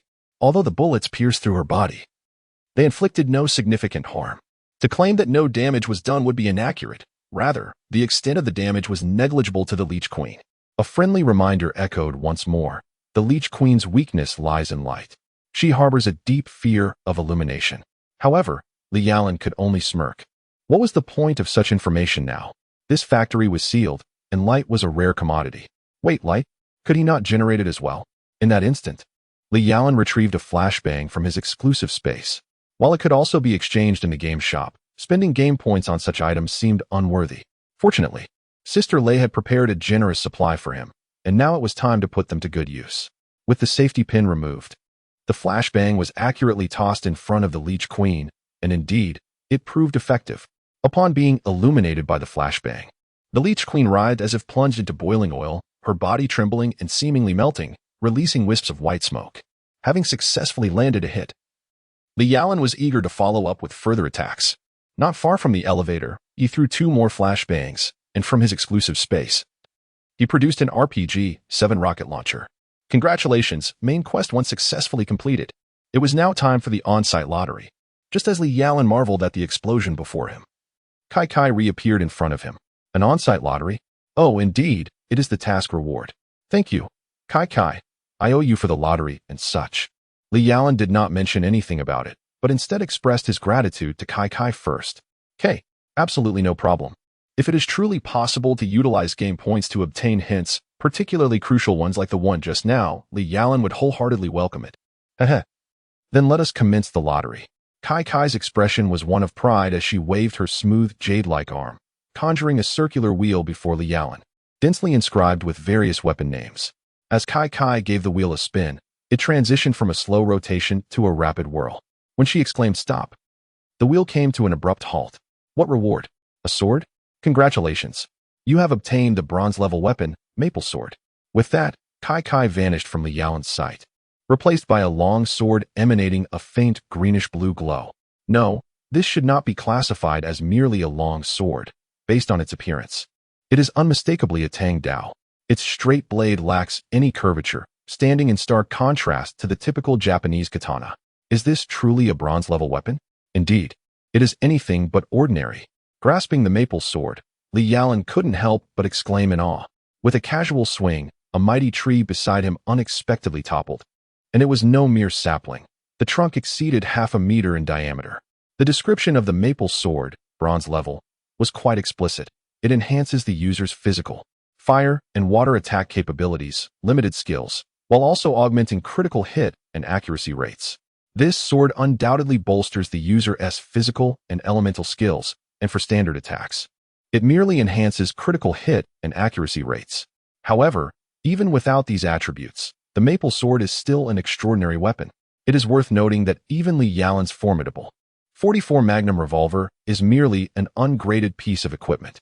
Yet, Li Yalan firmly believes that with his innate talent for limitless upgrades, he will elevate all his weapons to the pinnacle of excellence. Suddenly, an ominous premonition washed over him. He dashed forward. Glancing at the time, it was already past 10 in the morning. Had more than 3 hours slipped by? After a short distance, a dilapidated mansion appeared before him. Wait a moment. Li Yalan recalled that the plot of Resident Evil seemingly unfolded within a mansion. Could this be the very one? Navigating through the dense forest, he arrived at the mansion's entrance, where bloodstains marred the ground, and 3 or 4 zombie dogs lay lifeless before the door. Had the captain and his companions already ventured inside?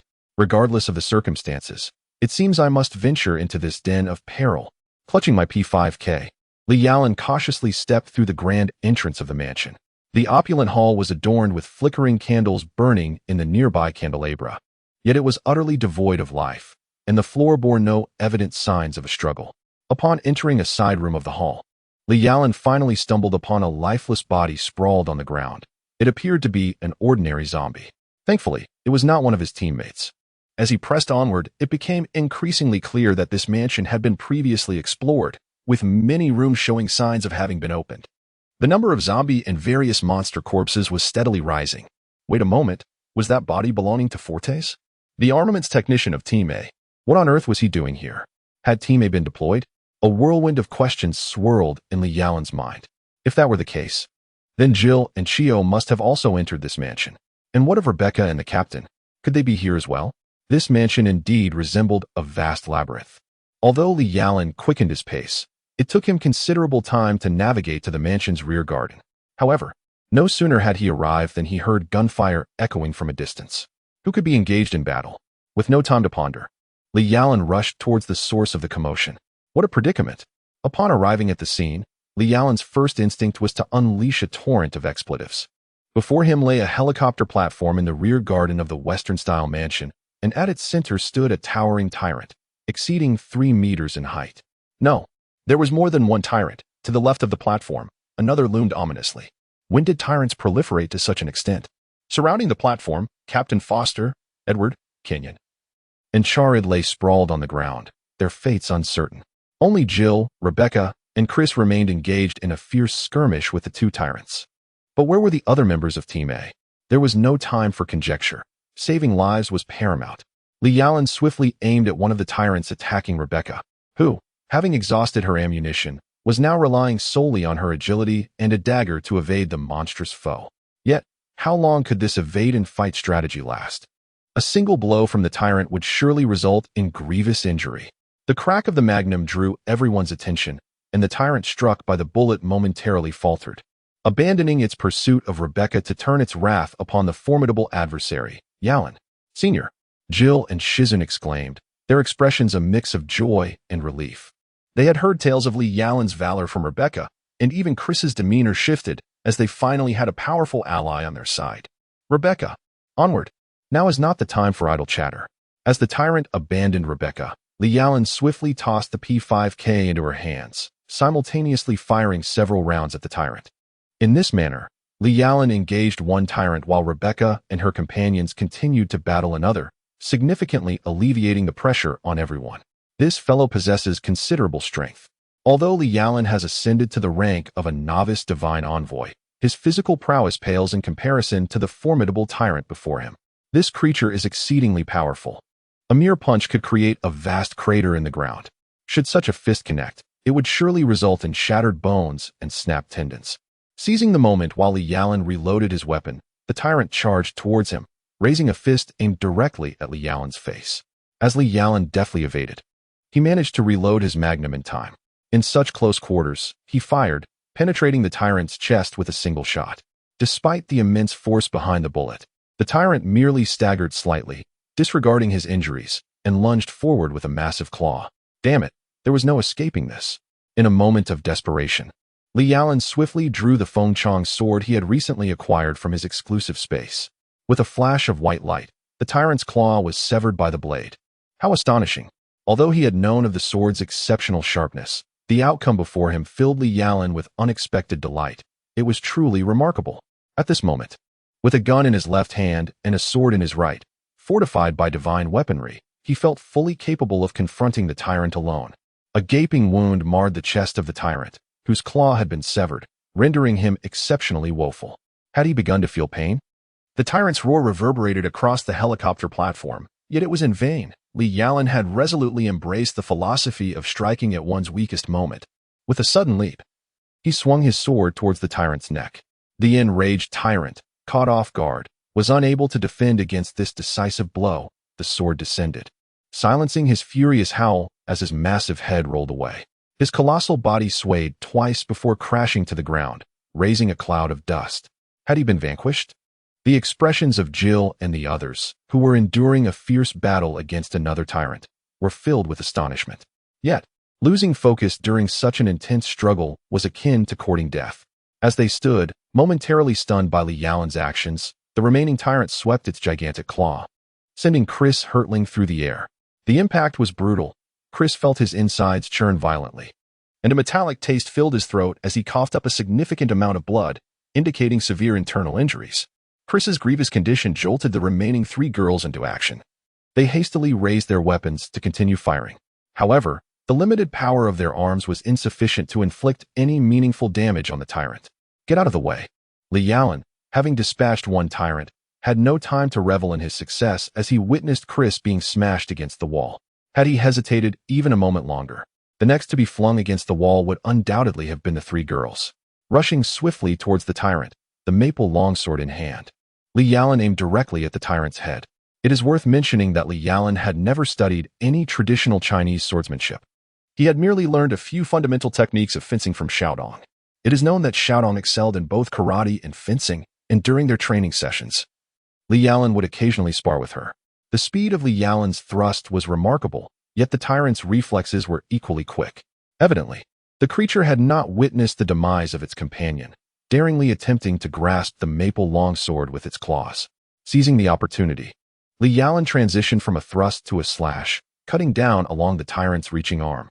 With a furious roar from the tyrant, its claw was sent flying into the air. Continuing the assault, Li Yalan was now less than 2 meters away from the tyrant.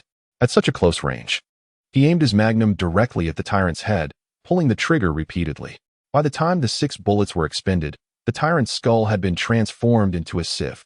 Thank you to my beloved knight, Skill 99, and Saberator for your generous support. Wishing everyone a happy new year. Little Shuai is here to extend early New Year greetings. Chapter 58. The return after battle, is it over? After the second tyrant's body collapsed to the ground, Rebecca sighed softly, gazing at Li Yalan before her. Tears welled in the corners of Rebecca's eyes as she could no longer contain herself, throwing herself into Li Yalan's embrace. Truly, she never wished to part from her esteemed senior again. As AI gently caressed the short hair of the beauty in his embrace, Li Yalan could not help but exhale deeply. I say, shouldn't you all distinguish between time and place? There are still many injured here. Just then, Jill unexpectedly interrupted the tender moment shared between Li Yalan and Rebecca, her words laced with an unmistakable hint of jealousy. Indeed, Jill was quite envious. She had not anticipated that the bond between Li Yalan and Rebecca would undergo such a significant transformation in just one night. Ah, yes, saving lives takes precedence. We can discuss other matters later, Li Yalan realized, hastily gathering his unconscious teammates together. Fortunately, they all still had a pulse, and most had only superficial injuries.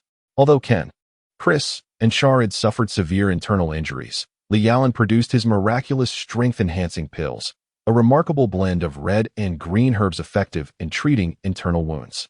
Is this the wondrous item from the divine game? Indeed, under the combined treatment of the first aid spray and the strength-enhancing pills, everyone gradually regained consciousness. While they were not yet fully recovered, evacuating this dreadful place was entirely feasible. However, just as Li Yalan breathed a sigh of relief, A single remark from Jill left him momentarily stunned. Did Jill learn about the divine game? Could it be that Chio informed her? Noticing the look of confusion on Li Yalan's face, Chio shook her head. Was there more to the story? Forget it. Once we leave this place, I must inquire thoroughly about the origins of this remarkable item. Foster's injury is not severe. A single bottle of first aid spray sufficed. He expressed great curiosity about this miraculous spray, for he is not like Jill and remains oblivious to the existence of the divine game. The ancestral secret remedy was merely explained by Li Yalan with that one statement, yet Foster and the others firmly believed it. Indeed, the secrets of Hua Nation are shrouded in mystery and wonder.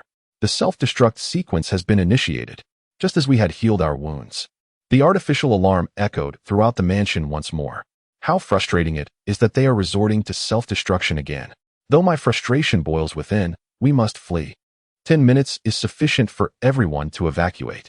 At that moment, the sound of a helicopter reverberated through the sky. Everyone looked up to see a helicopter gently descending to the ground. The pilot was Barry? Having not seen him earlier, Li Yalan had thought he was dead. I thought you had escaped. After the helicopter landed, everyone hurried to board for evacuation. However, Chris, upon entering, cast a bittersweet smile in Barry's direction. Previously, observing Barry piloting the helicopter alone, he had presumed Barry was fleeing the scene. Though he had contemplated such thoughts, he realized he could not abandon his comrades. Barry, the seasoned veteran, offered a slight smile, but there was an unmistakable tinge of bitterness in that expression. During the journey home, Jill first conveyed to Li Yalan the reason behind the appearance of Team A within the mansion. It turned out that at 4 o'clock this morning, Captain Weskier of S.T.A.R.S. led Team A into the Arkley Mountains, ostensibly to provide support for the B team, which had lost contact. However, Jill was already harboring doubts. If the B team had indeed lost communication, a rescue operation would typically be initiated only after a minimum of 24 hours. Yet, merely 6 hours had elapsed since the last contact. How could Team A have mobilized so swiftly? Although puzzled, Jill was equally concerned for Li Yalan's safety. Her arrival for support aligned perfectly with her intentions. However, this sentiment was one she would never reveal to Li Yalan, at least not at this moment. Upon locating the helicopter of Team B, they found no sign of its members. As they continued their search on foot, a pack of zombie dogs emerged, forcing Team A into the confines of a mansion. Confronted for the first time with these undead creatures and biohazard monstrosities, the members of Team A were understandably terrified. The helicopter pilot, Brad, abandoned them in flight, and Fortis met his demise. Even Jill and Chizu fell victim to the claws of the zombies. Unless fate intervened, the two girls infected with the T-virus would soon perish, transforming into grotesque zombies. At that critical moment, Captain Uncle, leading Team B, arrived. Armed with the life-saving pills and emergency spray that Li Yalan had previously provided, Jill and Chizu narrowly escaped disaster. Together, they commenced an exploration of the mansion, ultimately uncovering that Captain Weskier was, in fact, a spy for Umbrella, responsible for unleashing 2 tyrants. Yet, he met a fatal end, impaled by the claws of a tyrant, rendering him lifeless.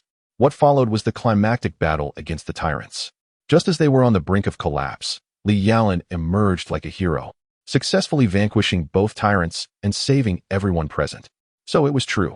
Li Yalan pondered thoughtfully. Weskier was dead? Li Yalan would never believe it. For he was the greatest B.O.W. in the realm of biohazard. By this time, Weskier had long since merged with the T-virus. How could a mere chest X-ray possibly bring him down? It seems this fellow intends to feign death, perhaps orchestrating the mansion's self-destruction as well. Naturally, Li Yalan has no intention of divulging this information to anyone. Although the outcome is far from ideal, the fact that his comrades have survived is a significant blessing amidst the misfortune. Li Yalan is no exception to this sentiment. After a restful slumber, he opened his eyes to the bright light of dawn. Combat truly fosters growth. As he gazed at his hands, he couldn't help but reflect on the number of zombies and monsters he had vanquished just the day before. He realized that even faced with a genuine human being, he could easily deliver a fatal blow. How had he undergone such a transformation? This kind of growth is indeed rather irksome. If possible, there might be a third update tonight. Of course, depending on the situation, as many relatives have come to visit. Chapter 59, Jill. The Gamer, Supplement. After rising and freshening up, Li Yalan donned his uniform and opened the door to his dormitory. It was time to have a serious conversation with Jill and Chitos. Although the revelations regarding the divine game had little bearing on Li Yalan, it was better to address certain matters in advance. "Please come in," Jill said, residing in her own house in Raccoon City. She did not stay in the police station's dormitory. Upon arriving at Jill's home, Li Yalan found her entirely unperturbed by his presence, as if she had been anticipating him all along. "I knew you would be unable to resist, so Jill and I have been waiting for you," Chitos remarked, rising slightly and bowing to Li Yalan, her respect for him evident. "Oh, you both had already anticipated this. It makes sense, given Jill and Chitos's sharp intellect. It is hardly surprising. Senior, you must be curious as to how Jill is aware of the divine game," Chitos continued. "However, I must clarify that I did not disclose any details about the divine game to her prior to this moment. I only learned about the situation later." Chitos nodded, but then added, "By the way, Chitos, could you perhaps refrain from being so serious all the time? While what we discuss is indeed important, there is no need to maintain such a formal demeanor, right? Thus, I have come to realize that Gil is indeed a gamer, a fact I had previously overlooked." As Li Yalan's mind shifted, the reasons became clear. If Chio had not taken the initiative to inform Gil, then the truth could only be singular. Indeed, one cannot help but admire the wisdom of the senior. In such moments, Li Yalan grasped the crux of the matter, and Chio felt a sense of relief.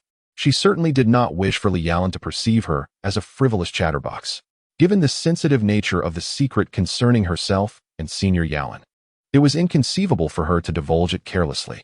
"As it happens, I only became a player yesterday, right after consuming that pill of yours. At the time, I felt somewhat dazed, and I heard the Godhood system explaining the game rules in my ear. Shortly thereafter, it informed me that I was already in the task world, after which it assigned me a task and concluded its explanation." Upon hearing this, Jill felt rather perplexed. So that is how it is, Li Yalan understood. However, the likelihood of such a scenario occurring, as in Jill's case, was exceedingly rare, practically unreplicable. Initially, Li Yalan had contemplated how to accompany Jill, tears in hand, into the world of magic prohibition, but now that plan had been dashed, leaving him to await another opportunity. Thus, it transpired. "All right, Chio, you must feel relieved now, having avoided any misunderstanding from your senior." After Li Yalan comprehended the sequence of events, Jill smiled and stretched lazily, then cast a sidelong glance at Chio. "That's not quite right. Senior Jill, you've misunderstood." It is worth noting that it was indeed rare to see Chio blushing, yet at this moment, a rosy hue had spread across her delicate face. As Chio contemplated how to clarify the situation, she glanced at Jill and then at Li Yalan, only to suddenly realize she was at a loss for words. A misunderstanding, perhaps? Perhaps, Jill shrugged, yet the expression of discomfort on her face remained unabated. "By the way, have you all completed your tasks?" Noticing the awkward atmosphere, Li Yalan hastily shifted the topic. He had already accomplished his objectives, but what about Jill and Chio? Speaking of tasks, Li Yalan had successfully finished all his, having vanquished 2 tyrants while ensuring the safety of his teammates. His game points had now soared to an impressive 18,855, a sum ample enough for him to significantly enhance both himself and Ruizi. "Indeed, I have completed my task, which involved investigating the mansion and eliminating the tyrants. Since you have taken care of the tyrants, my task is naturally fulfilled," Jill remarked with a shrug. "I too have finished my task, albeit merely the first main quest. I wonder if there exists a second main quest?" Chio chimed in. "I truly do not know. I shall inquire with the system," Li Yalan replied, shaking his head. Neither the main quests nor the side quests had received any updates. "Perhaps I should consult Kai Kai. What on earth is this 100-point game currency?" Li Yalan questioned as he summoned Kai Kai and posed his inquiry. Surprisingly, Kai Kai appeared businesslike, extending her tiny hand in a gesture that implied, "Pay me, and I shall assist you." "What is going on? Did I not mention that the next friendly reminder will incur a fee?" Observing Li Yalan's astonishment, Kai Kai found his reaction rather exaggerated. It turned out that after completing main quest 1, if the system did not continue to issue tasks, one could opt to complete the task independently. Of course, players could also explore on their own. If they discovered clues, they could continue to trigger main quests. Was it truly that simple? Li Yalan felt that spending 100 game points was somewhat unjust, and his gaze towards Kai Kai turned slightly unfriendly. "Well, if you are dissatisfied, I can provide you with another piece of information free of charge." Noticing Li Yalan's displeased expression, Kai Kai involuntarily took a couple of steps back. However, she quickly remembered that she was the system, so there was no need to fear him. But were 100 game points really that substantial? Perhaps she could afford to be a bit more generous. Then, do tell. Li Yalan thought it amusing, yet struggled to suppress his laughter. Indeed, Kai was quite entertaining. Could she truly be the divine system? Generally speaking, systems are expected to be rather cold and impersonal. In Chapter 60, Rebecca's Confession, the system has recently undergone an update to facilitate player communication, introducing a market trading platform. Though termed a platform, it is essentially a secure trading zone where weapons and magic are prohibited. Within this zone, players can only engage in communication, rest, or set up stalls to sell their equipment and items. Additionally, a calling system has been activated. If players add each other as friends, they can engage in private conversations across dimensions. It is rumored that a team formation system will also be launched soon, though the exact timing remains uncertain. A secure zone? Adding friends? Forming teams? It increasingly resembles an online game. Yet, what does it is rumored imply? It feels as if one is not part of the system. Li Yalan gazed at Kai, bewildered, contemplating the sheer number of inconsistencies. What is going on with you two? He observed the two girls with a hint of amusement. Senior, what are you doing talking to the air? It appeared that Chiyo's lips twitched slightly as she watched Li Yalan alternating between laughter and a dazed expression directed at the empty space. She nearly contemplated calling for assistance. Talking to the air? Could it be that players like Chiyo and Gil were unable to see Kai? AI nodded in response to the air. A look of incredulity upon her face as if questioning whether one was feverish. Well, I merely contacted the system earlier. I've heard that recent updates have enabled the friend and calling systems, and a safe zone has been established. In the future, we shall be able to meet each other while gaming, Li Yalan remarked, shrugging his shoulders. We can discuss the matter of Kai later. But this friend system and safe zone truly seem promising. Really? That is splendid news, Chiyo exclaimed, clapping her hands in delight. Although Gil remained silent, the joy radiating from his countenance was unmistakable to all. Thus, Li Yalan, Gil, and Chiyo mutually added one another as friends, greatly enhancing their future interactions. Rebecca, does she have something to discuss with me? Li Yalan inquired. I just stepped out to handle a few matters. Rebecca, is there something you need? It was already 10 past noon. Observing Rebecca, it was evident that she had been waiting in her dormitory for quite some time. Yes, Senior Yalan. There are certain words I earnestly wish to convey to you. Rebecca's cheeks flushed with a hue of crimson. Initially hesitant, she ultimately summoned all her courage, gazing firmly into Yalan's eyes, her resolve unwavering. Rebecca, Yalan, upon witnessing her determination, had already discerned the sentiments she yearned to express.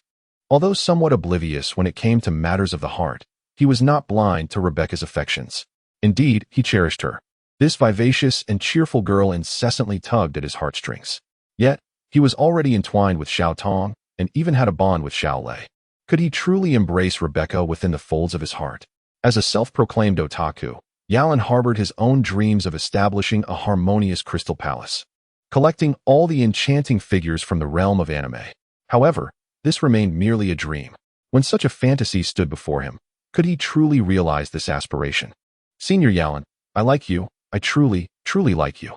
In stark contrast to Yalan's uncertainty, Rebecca was exceedingly forthright, suddenly leaping into his embrace, declaring her feelings for the very first time in her life.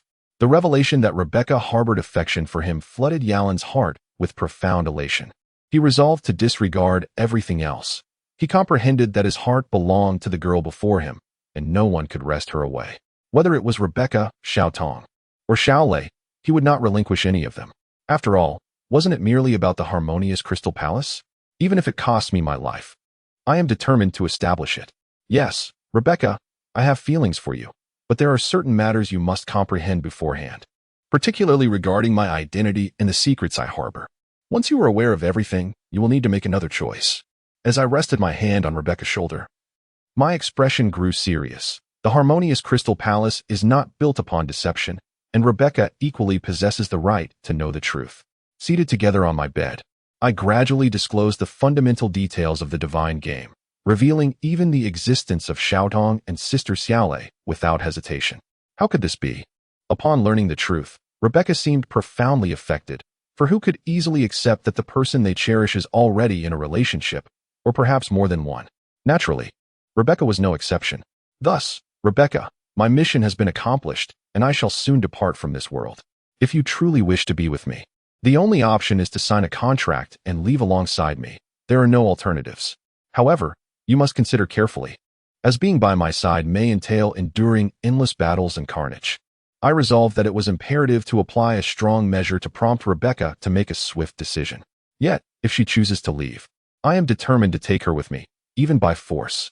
I have made up my mind. Senior Yalan, I simply wish to know, have Sister Xiaodong and Sister Xiaolei both signed contracts with you? At this moment, Rebecca suddenly lifted her head, her gaze burning as she looked at Li Yalan and inquired. Not yet. Li Yalan was momentarily taken aback. Why was Rebecca asking such questions? Really? Have you thought this through, Rebecca? He expressed his astonishment. Gratitude is due to Kiki Long, brother and sister in June, Saberator, and the Sunstorm for their generous support. Well, shall we say that it was because I had an appointment with a girl today, which prevented me from writing, that I deleted it?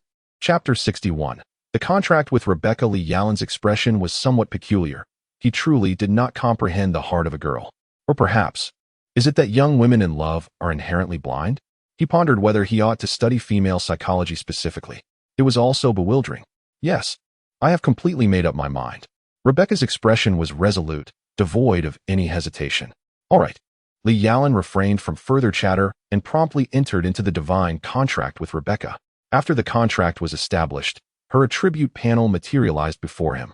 Name, Rebecca Shambos. Race, human rank, intermediate divine servant. Talent attributes, mastery of swordsmanship, mastery of medicine skills, none equipment, none a dual talent. Indeed, it appears that Rebecca's potential is indeed promising, and having recently attained the rank of an intermediate divine servant, she seems poised to become a valuable ally to Li Yalan. After forming a contract with Rebecca, Li Yalan was unexpectedly delighted to discover her innate talent, mastery in healing arts. Although this talent is categorized as a hidden passive skill, its effects are naturally not as pronounced as Rebecca's abilities. Nevertheless, it is certainly an improvement over the hidden skill of domestic proficiency acquired during his contract with Lazy. Each time he recalls that particular skill, Li Yalan feels an overwhelming sense of dismay, as his future does not align with that of a mere house husband. Since the establishment of their pact, Rebecca has increasingly taken to clinging to Li Yalan, much to the astonishment of Jill and Chio. However, Li Yalan has not disclosed the nature of his contract abilities to them, leaving the two to harbor their questions in silence. It would be quite inappropriate for them to inquire of Rebecca why she consistently attaches herself to Li Yalan. We can no longer afford to wait. If this continues, when shall we see an end?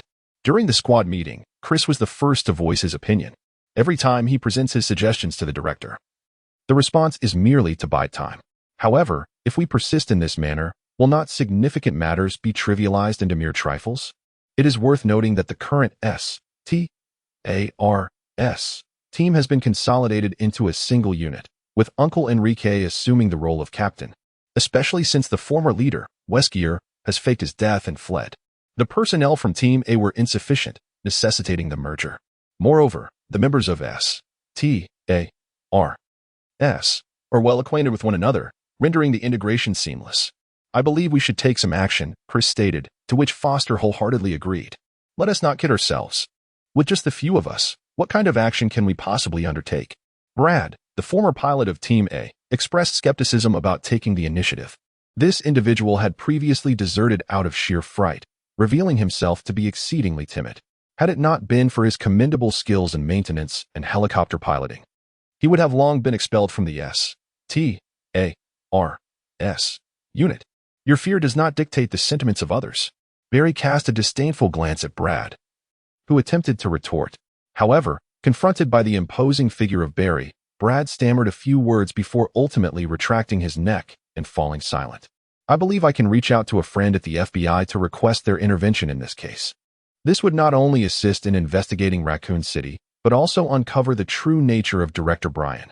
Chris contemplated for a moment before articulating his plan. I do have an idea, though I am uncertain if everyone is willing to consider it. While Chris's approach was indeed commendable, Li Yalan harbored deeper concerns. The narrative of the biohazard crisis had already shifted, and Li Yalan could not guarantee whether the T-virus would spread on a large scale. If the virus did indeed proliferate uncontrollably, the entire world could descend into calamity. What then would become of his teammates and friends? Yalan, just speak your mind. Your hesitance does not reflect the demeanor of a true man. Uncle Enrique laughed heartily. having yet to fully discern Li Yalan's thoughts. But he was certain of one thing. Li Yalan would never intend harm to the group. It was evident that Director Brian had colluded with Umbrella Corporation. In truth, both the director and the mayor were mere pawns in Umbrella's game. Let us not forget that Raccoon City is surrounded by mountains and dense forests. Without the financial backing of Umbrella, who would be drawn to such a remote and impoverished locale? What exactly do you wish to convey, Yalan? Jill was somewhat perplexed. Why did Li Yalan mention something that everyone was already aware of? It's quite simple. Raccoon City has become a testing ground for the Umbrella Corporation. Soon, the entire city will be engulfed in a biohazard crisis, and the likelihood of averting this catastrophe is almost non-existent. As far as I know, the T-virus has already contaminated the water supply, infecting the entire city, with numerous individuals now serving as carriers, merely awaiting the inevitable outbreak. Li Yalan's tone was grave. He had previously inquired of Kai whether the disaster in Raccoon City could be averted. Sightsai's response was unequivocal. The biohazard crisis is unavoidable, at least for Raccoon City, which is beyond salvation. What? Yalan, are you speaking the truth? Upon hearing Li Yalan's words, everyone stood up in astonishment. Are they really going to just watch Raccoon City be destroyed? Yet, this is not the primary concern. If Raccoon City were to be lost, what if the T-virus were to spread globally? What do you think the outcome would be? Li Yalan raised his hands in resignation, and everyone gasped in horror. If a global biohazard crisis were to erupt, it would be akin to the end of the world. Senior Yalan, is it truly possible for the T-virus to erupt globally? What will happen to my parents and my loved ones? Upon hearing Li Yalan's words, Rebecca immediately grasped his arm in a state of panic. Although she had mentally prepared herself to depart from this world alongside Li Yalan, the safety of her family was at stake, and she could not remain indifferent to the impending danger. It seemed they were truly on the verge of a tumultuous struggle for votes and support. Chapter 62. The gift before parting. Not only Rebecca, but all the team members present wore expressions of distress. If the T-virus were to erupt globally, the consequences would indeed be catastrophic. Before attempting to save Raccoon City, should they not first consider how to protect their own families? Yalan, you must have a plan. Please share it, Jill remarked, maintaining her composure unlike the others, for she had little family left, which allowed her to assess the situation with a calm demeanor. Very well. Since you insist, I shall not keep you in suspense, Li Yalan replied with a faint smile. To everyone's astonishment, he conjured 5 radiant gemstones seemingly out of thin air, yellow, red, blue, green, and a diamond. Good heavens, was that truly a diamond? It was larger than the fist of an adult man, and the 5 gems were polished into identical heart shapes, emanating a captivating brilliance that instantly captivated the attention of the 3 girls present. Is it not true that girls are often enchanted by such sparkling treasures? Wait, it is not only these 3 girls. Even Uncle Enrique and his group of middle-aged men are all craning their necks in anticipation. Foster, as if blinded by an overwhelming brightness, nearly collapsed to the ground in astonishment. These 5 gemstones are simply too precious. The mere appearance of one would cause a worldwide sensation, let alone the sudden emergence of 5. These 5 gemstones are the Stone of Power, the Heart of the Lion, the Mysterious Blue, the Soul Gem, and the Heart of Africa. If auctioned at a reputable house, they would undoubtedly fetch a considerable fortune. However, in reality, these 5 gemstones were exchanged by Li Yalan from a treasure shop, each valued at merely 1 game point, a remarkably inexpensive acquisition. Yet, it is evident that these 5 game points have yielded gems that possess significant potential, not merely a substantial fortune. Chris licked his lips. If these 5 gemstones were auctioned together, the proceeds would surely amount to an unimaginable figure. What are you up to, Yalan? Captain Enrique gazed at Li Yalan, somewhat grasping the latter's intentions, yet still harboring uncertainties. Yalan, Enrique, the elder, naturally wished to decline. He had never envisioned himself wielding such immense wealth. Although he was deeply moved by Li Yalan's generosity, he believed that it would be more prudent for Li Yalan to manage this fortune. All right, Captain, there is no need for you to refuse. Establish the base as soon as possible. Acquiring a small island would be even better. We must stockpile weapons and provisions. And if necessary, redistributing wealth from the affluent to the needy is of no concern. Please ensure that everyone's families are brought to the base swiftly. After all, the safety of our loved ones is paramount, Li Yalan insisted, directly placing 5 gemstones into Enrique's hands. Very well, I understand. I will take care of everything. Observing the earnest expression on Li Yalan's face, Enrique ceased to hesitate or evade responsibility. Everything was for the sake of survival, and he now fully comprehended Li Yalan's intentions. How could he possibly disregard such heartfelt generosity? What sister-in-law? My children are older than you. Enrique chuckled heartily. Thus, amidst an atmosphere of camaraderie, the team meeting concluded. The following day, the S.T.A.R.S. team collectively submitted their resignations to the director. Brian, without a moment's hesitation, granted approval and announced the dissolution of the S.T.A.R.S. team effective immediately. But was S.T.A.R.S. truly disbanded? Indeed, at this moment, the members of the team are more united than ever before. Previously, Li Yalan explained the foundational aspects of the Divine Ascension game to the two girls and exchanged a long fist for Ji Dao from the Beggar's Sect, while Gil received 2 indestructible 9mm handguns that required no ammunition. As for the bullets, Li Yalan generously exchanged for 10,000 rounds, which he promptly stored in Gil's exclusive space. An appropriate farewell gift, one might say. Remember to seek us out. You must come find us. Otherwise, no matter where you hide, we will drag you out, Gil said fiercely to Li Yalan before their departure. However, Li Yalan noticed a glimmer of moisture hidden in the corner of Gil's eye. Truly, it would be wonderful to reunite with our seniors soon, Ji Dao added, her sentimentality beginning to surface. If this continues, the poignant emotions of farewell may well erupt, making it truly difficult to part. Rebecca, why do you wish to keep your contract with me a secret from Gil and Ji Dao? Li Yalan inquired.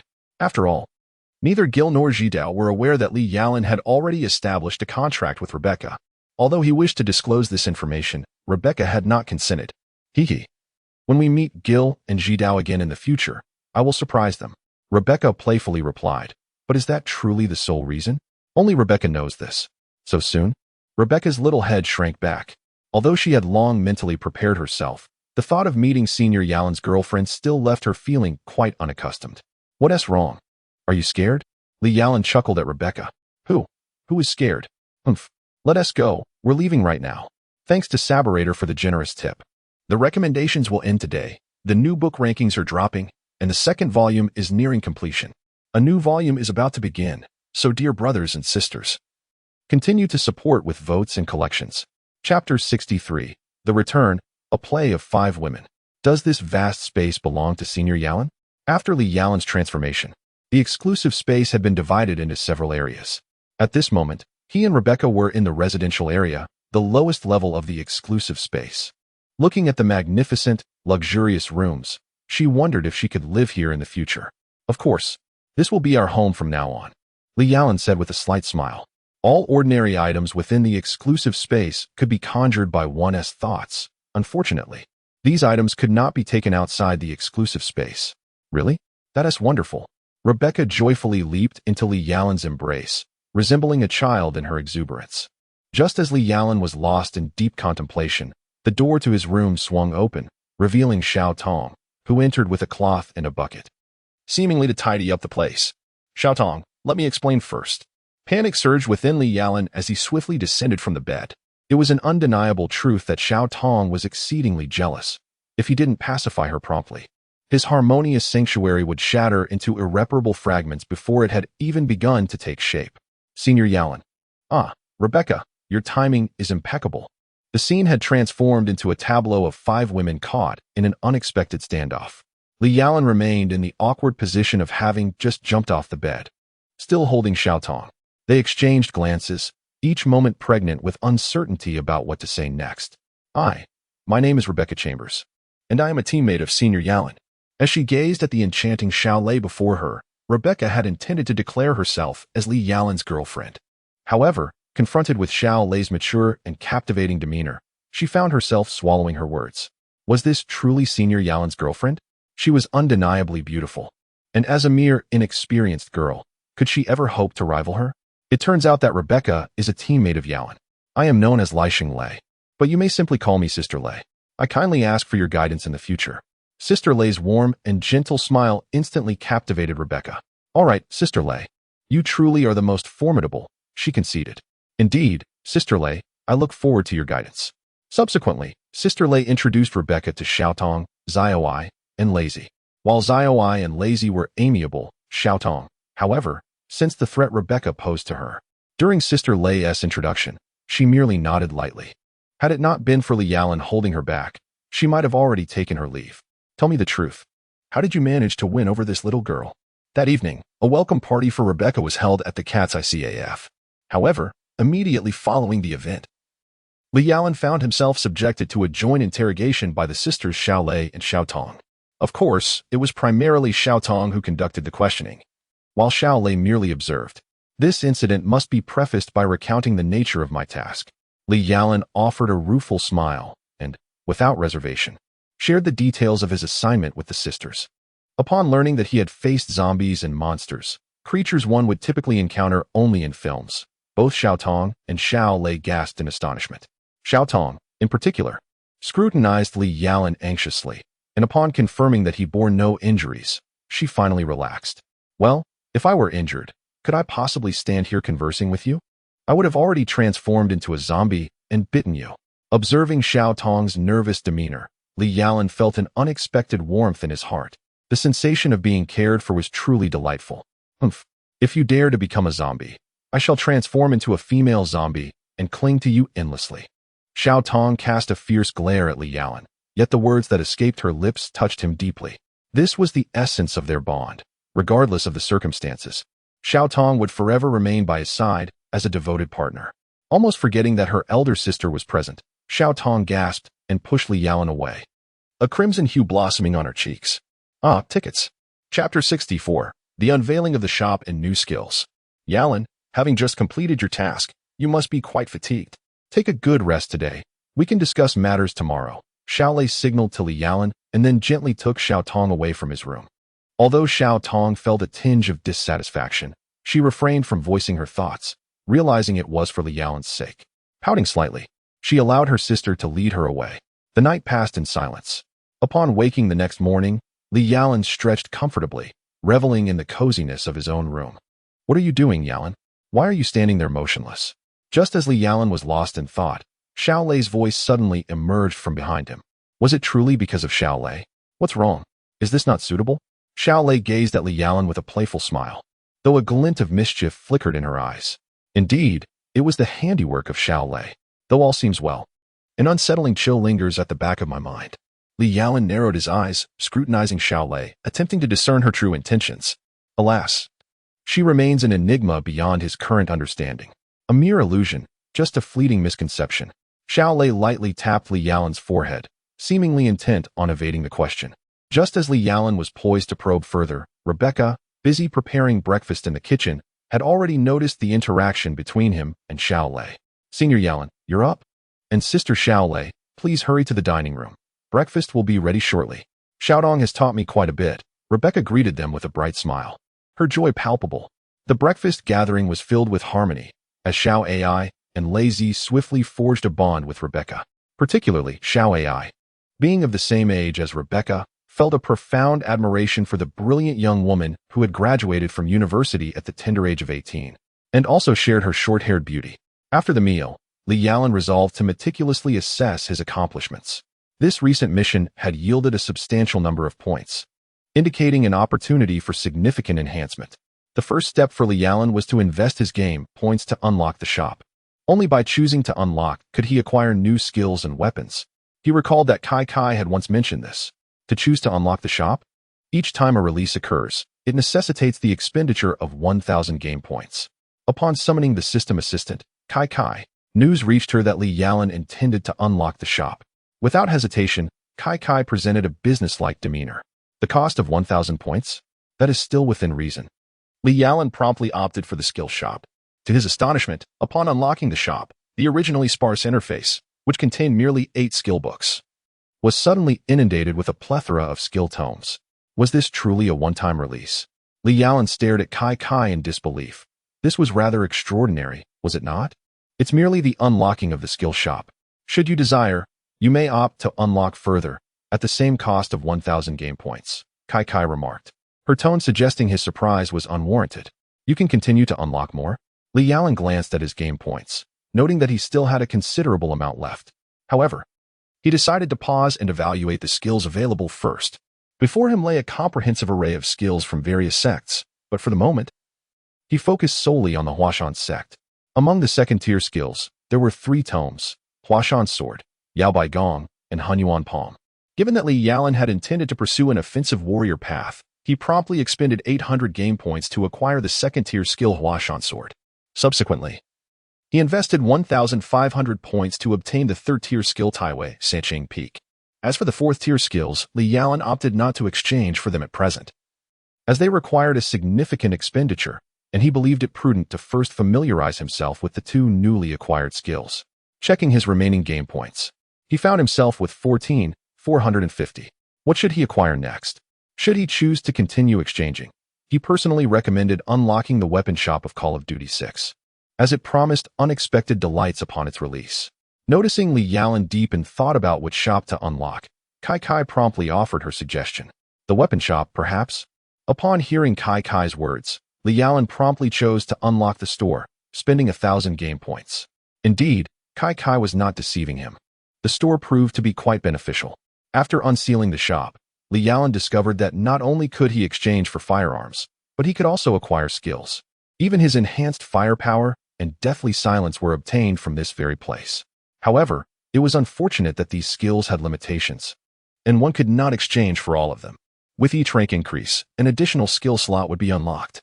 Thus, at his current rank of Junior Divine Envoy, Li Yalan could only possess 4 skills from this shop, allowing him to redeem 2 more. With this in mind, he decided to make a careful selection. After meticulously reviewing all available skills, Li Yalan chose Extreme Dash and Double Jet, expending another 1,000 game points. The introduction to Extreme Dash indicated a 100 increase in charging time, but its hidden effect was a temporary doubling of the user's stamina. Unfortunately, this enhancement lasted only a brief period. At V1 level, it could be sustained for merely 2 minutes. Yet, those 2 minutes might prove life-saving at a critical moment. As for Double Jet, despite the name suggesting a doubling effect, it actually only augmented Li Yalan's fire rate by 35, temporarily enhancing only his firearms. However, with a level increase, it might eventually enhance the attack speed of all weapons, thanks to the generous contributions from Wudenting and Saberator. Tomorrow, a new book ranking will be released. Dear friends, your support is earnestly requested. Chapter 65. Exchanges, Tiers, and Rebecca's upgrades. Of course, skills were merely the beginning. Even more formidable options lay ahead. In addition to inherent skills, the upgraded store surprisingly introduced a one-time summoning shop, which was the true highlight. While ordinary summons such as the patrol machine gun, predator missile, and armed helicopter were to be expected, the ultimate options included electromagnetic pulses and tactical nuclear bombs, which were truly extraordinary. To elaborate on the electromagnetic pulse, often referred to as EP, once the target and range are confirmed, it renders all electronic devices of the enemy incapacitated. The cost in game points is calculated based on the area of effect. The larger the area, the higher the expense. As for the tactical nuclear bomb, its mechanics are self-explanatory, also calculated by attack range, with precision down to the meter, yet its destructive power remains undiminished. Although the prospect of tactical nuclear bombs thrilled Li Yalan, he quickly suppressed his excitement. Despite the overwhelming power of the summoned weapons, they came with significant drawbacks. For instance, enemies defeated by these summoned weapons yielded no experience or game points, which could result in considerable losses for Li Yalan. Therefore, unless absolutely necessary, he resolved not to summon these weapons. Name: Li Yalan. Race: human. Rank: Junior Divine Envoy. Talent attributes: infinite upgrade, infinite contract skills, enhanced firepower, deathly silence, extreme dash, double jet, shattering fist, Mount Hua sword, Taiyu 3 pure peaks equipment, night vision goggles, additional silencer, thermal scope, grenade launcher, 44 magnum revolver, bronze grade maple sword. Game points: after concluding his enhancements, his game points dwindled to over 12,000. He intended to locate Rebecca and Tiers to enhance their abilities, as they had entered into a contract with him and would accompany him on various missions. If they lacked strength, they would remain under Li Yalan's protection. As for Rebecca, after spending 1,000 energy points to elevate her to Senior Divine Servant, Li Yalan exchanged for 2 skill books. The first tier skill Washing Marrow Heart Method, and the second tier skill Su Nu Zhou Tian Gong from the Ame sect. He believed it was best for Rebecca to pursue the path of a healer, as it aligned with her primary vocation. Thus, Li Yalan was left with 8 150 game points. What else should he exchange for? Originally, Li Yalan contemplated whether he should elevate his rank further. Ever since his ascension to the initial tier of a divine attendant, he had experienced an astonishing enhancement in his physical capabilities. However, upon discovering the exorbitant cost of upgrading, 5,000 game points, he promptly dismissed the notion. How outrageous. Since embarking on the divine game, it was the first time he felt a surge of frustration towards the system.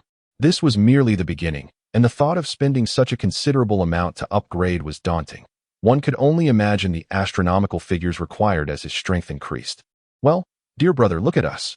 Through our diligent training, we can gradually enhance our abilities, said a gentle voice. Though it may be a slow process, the foundation we build is solid. Relying solely on game points for advancement gives a rather insubstantial impression. Noticing Li Yalan's displeased expression, Tears quickly approached to offer comfort. Indeed, Senior Yalan, steady progress is the wisest approach. Tears, will always be by your side. Let us strive together to level up. Rebecca gave Li Yalan a thumbs up, affirming her support. Understood, you two spirited girls. I appreciate your encouragement, Li Yalan replied with a smile, playfully brushing the noses of Tears and Rebecca. He acknowledged that his moment of frustration was fleeting, and he recognized the wisdom in their words. Establishing a solid foundation was indeed paramount. Senior Yalan, how could you? I am no mere girl. I am truly an adult. Although I am delighted by Li Yalan's affectionate gestures, Rebecca still waved her hand in protest, clearly yearning for Yalan to regard her as a woman. Regardless, in my eyes, you will always be my little girl, solely belonging to me. With a smile, Li Yalan embraced Rebecca, and upon hearing his words, she became oblivious to everything else, lost in his warm embrace, quietly savoring his comfort. By the way, why did Tears seem to express a hint of bitterness? Li Yalan couldn't help but gaze at her in surprise. He recalled that just before he was about to enter the biochemical world, Tears had exhibited a similar demeanor. Surely not. Tears was merely 13 years old. Are girls today so precocious? Not at all. Big brother is a fool. Escaping from Li Yalan's grasp, Tears made a face at him and promptly dashed away. This girl is becoming increasingly mischievous, a stark contrast to the quiet and timid little girl she once was. Nevertheless, the Tears before me is the genuine Tears, entirely devoid of any pretense. It seems that Tears-chan has a fondness for Yalan-senpai, Rebecca mused, her cheeks flushed, contemplatively watching Tears' retreating figure, as if speaking to herself or perhaps to Li Yalan. Please remember to collect. Furthermore, regarding the ultimate dash and double jet, you are undoubtedly wicked. Chapter 66. The new objective of the cat's eye. Yalan, you truly are a dense individual. Rebecca was utterly speechless. After casting a scathing glance at Li Yalan, she turned and hastily departed. Am I truly that oblivious? Li Yalan pondered, gazing at Rebecca's retreating figure, finding the intricacies of a girl as thoughts to be quite perplexing. It had been several days since he last saw Yalan Ai, who greeted him warmly. Juanfu, however, appeared utterly defeated as he slumped onto a nearby table. What could possibly be troubling him? Though not overtly visible, Li Yalan discerned the signs of burns upon his face. Do not even mention it. My house caught fire, and everything was reduced to ashes, Juanfu lamented. Indeed, this unfortunate fellow had encountered a tragedy of epic proportions. Your house burned down? Do you have anywhere to stay now? Li Yalan inquired, genuinely concerned for his friend. Yes, I moved in with the Kamaguchi family last night. Juanfu replied, his expression still heavy with despair. The loss of his home had clearly dealt him a significant blow.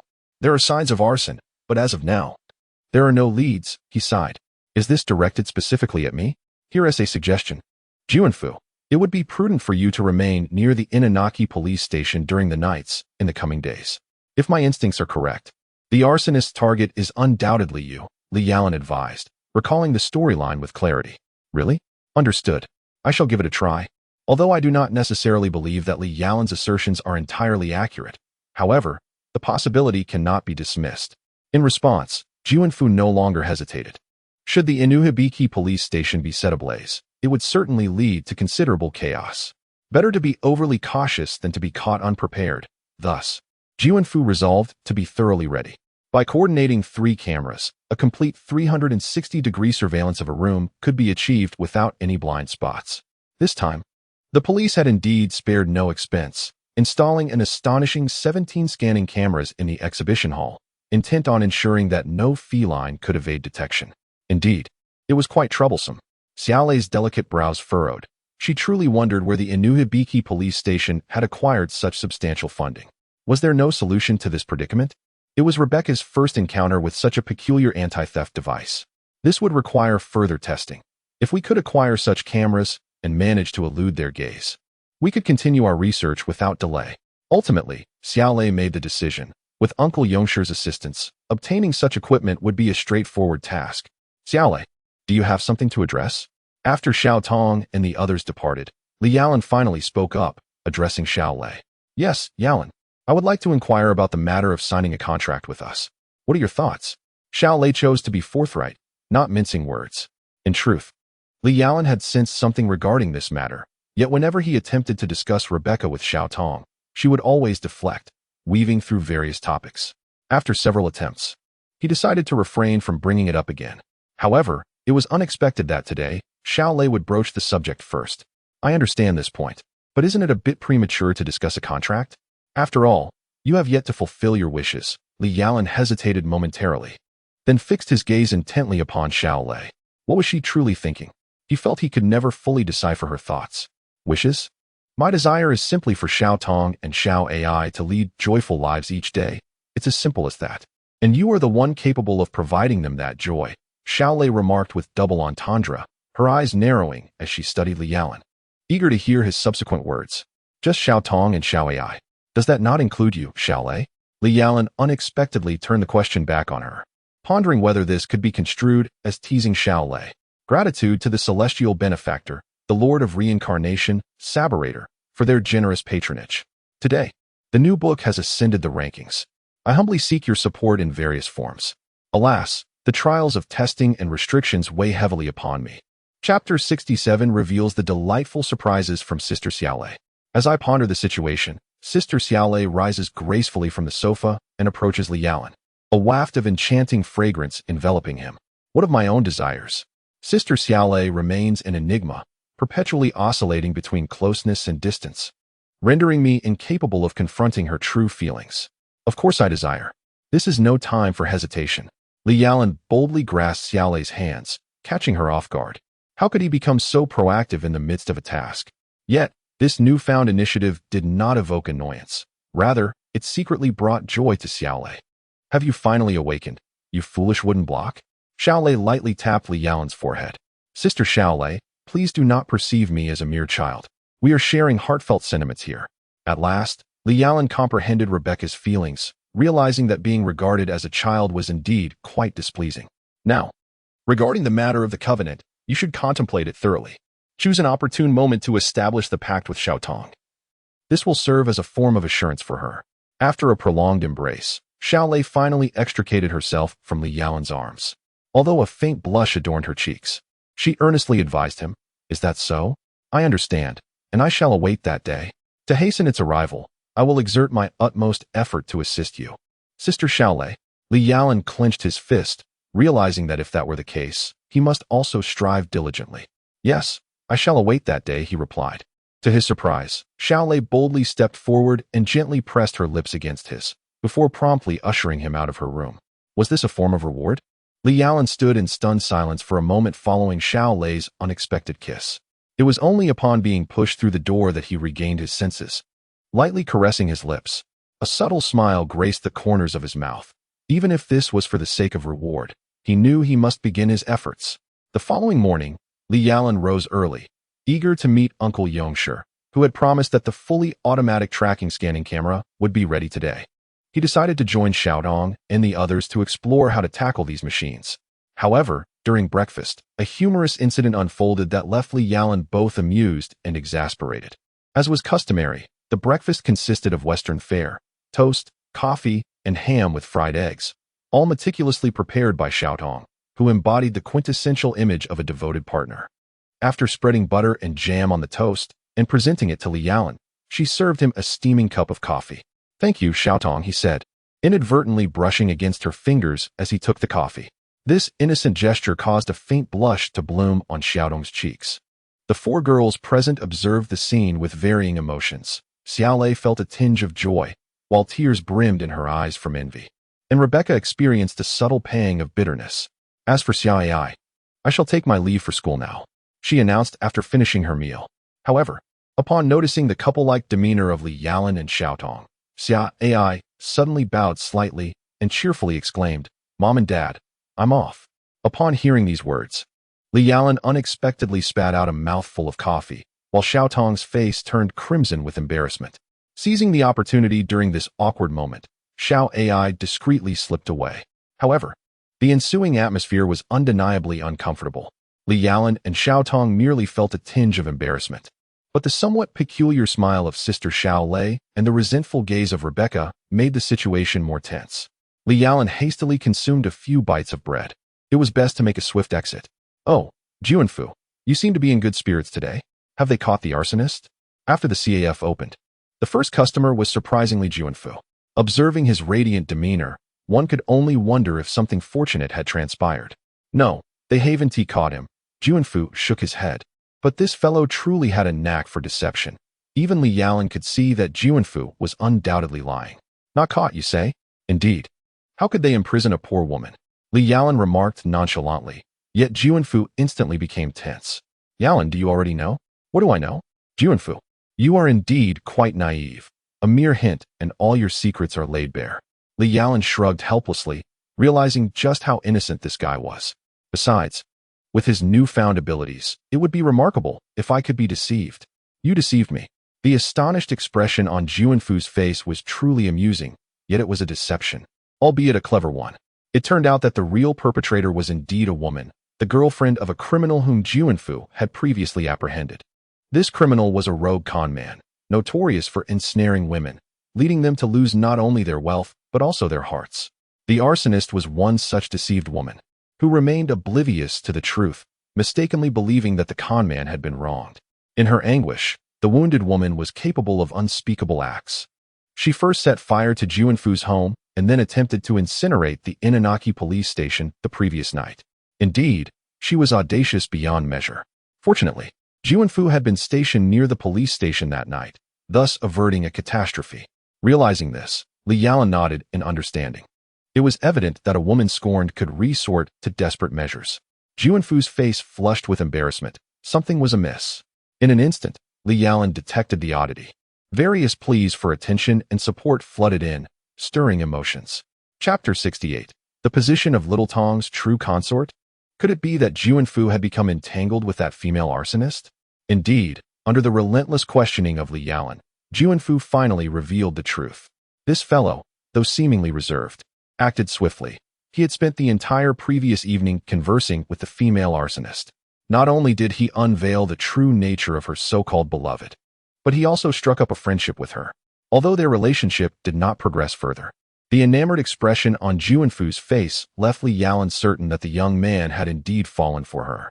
Is this acceptable? Allowing an arsonist to go free? Does this not contravene the principles of a police officer?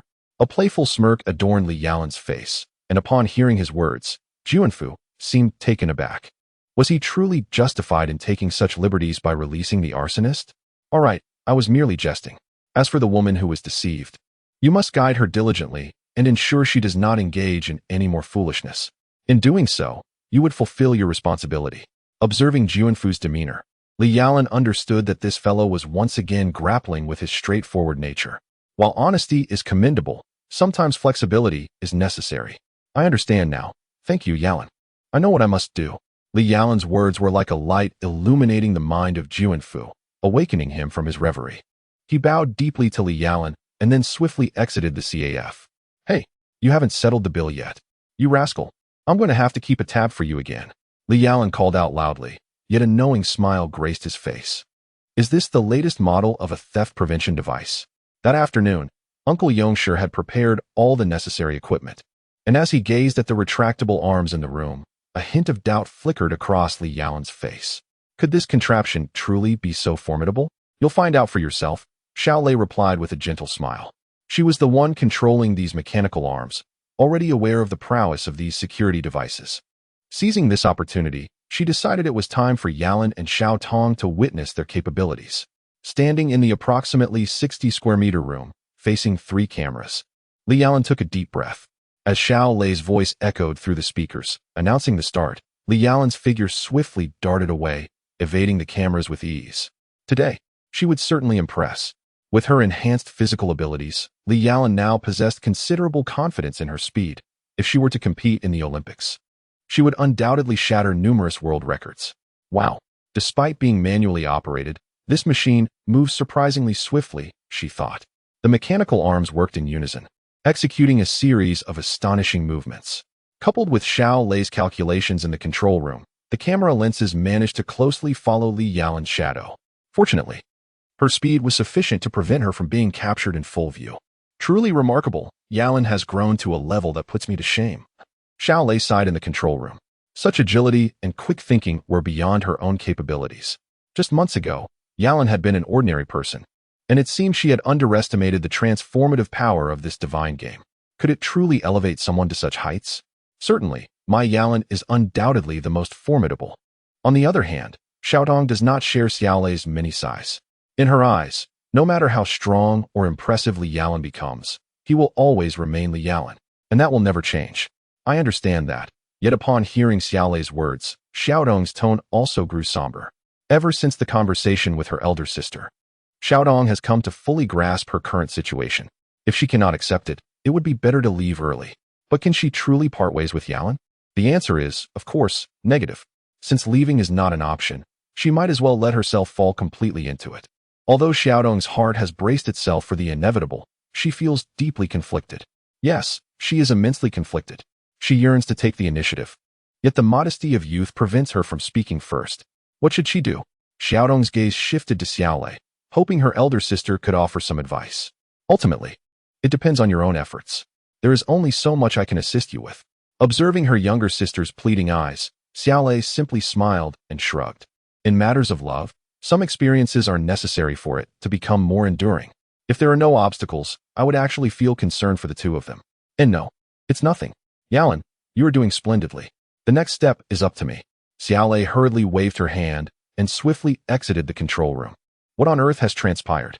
Li Yalan looked at Xiao Lei with a perplexed expression, inquiring whether she could provide an answer.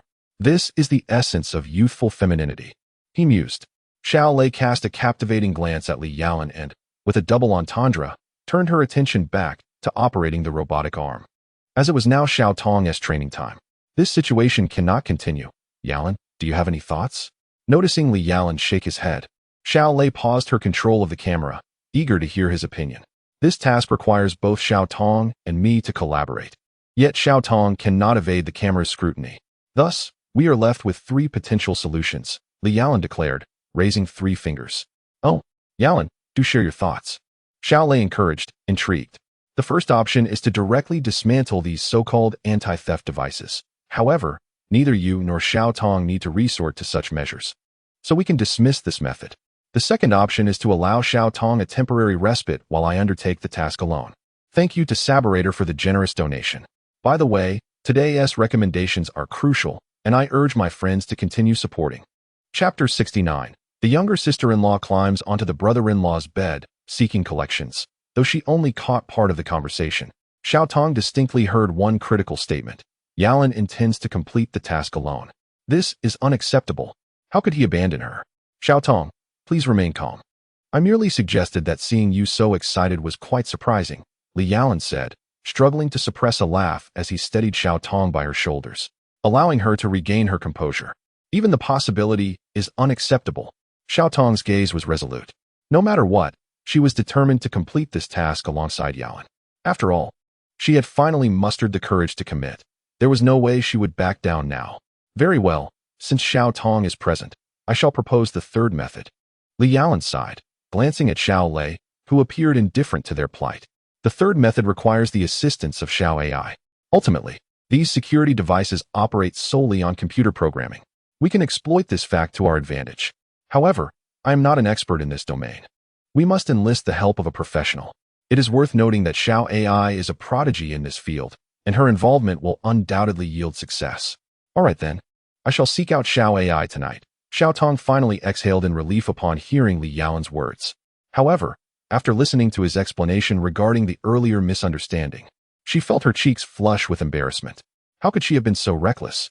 Glancing at her sister's bemused expression, Xiao Tong shyly turned and fled from the control room. I say, Xiao Lei, you must have done that on purpose, didn't you? Is it really amusing to tease Xiao Tong so? As little Tong departed, Li Yalan turned to gaze at the beaming little Lei Jia. Indeed, when she adopted her cunning demeanor, little Lei Jia was formidable. Who could have anticipated this? With a soft touch, the charming little Lei Jia tapped Li Yalan's forehead before gracefully exiting the operating room, leaving no opportunity for further inquiry. This enchanting sprite shook her head, while Li Yalan murmured softly, acknowledging that little Lei Jia was indeed a captivating enchantress. And it was not just her. The Cat's Eye CAF was home to a whole family of such enchanting beings. Xiao Ai, Yalan, what are you two up to? The following morning, while Li Yalan lingered in a hazy slumber, he was jolted awake by little Tong's exclamation. What was the matter now? Hadn't Xiao Ai promised to create an electronic disruptor the night before? Why was little Tong already raising a ruckus so early in the morning? As he groggily opened his eyes, Li Yalan was taken aback to find Xiao Ai's adorable sleeping face right before him. She too appeared disoriented, resembling an infant just awakened from slumber. Rubbing her eyes, she promptly drifted back into a deep sleep. Xiao Ai, Li Yalan suddenly sat upright in shock. How had she ended up in his bed? He looked bewilderedly at little Tong, whose background had now turned completely dark. Little Tong, let me explain. Li Yalan stammered in a flurry, but little Tong was not inclined to listen. Xiao Ai, how did you end up in your Yalan Ji's bed? Get up this instant. To everyone's astonishment, Xiao Tong did not direct her ire towards herself. Instead, she firmly grasped Xiao Ai's ear and yanked her up from the bed. This action left Xiao Ai utterly displeased. Why are you doing this? I barely slept last night, and I am utterly exhausted. I need my rest. One could not help but wonder if Xiao Ai's words could be any more ambiguous. Li Yalan, drenched in cold sweat, thought to himself, Xiao Tong, please do not misunderstand.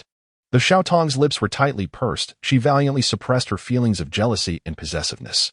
She realized that it was not the right moment to unleash her frustration on Yalan, who was, after all, innocent in this matter. Upon witnessing the look of astonishment on Li Yalan's face as he rose from bed, Xiao Tong could surmise the situation's context. Nevertheless, understanding did not alleviate her jealousy.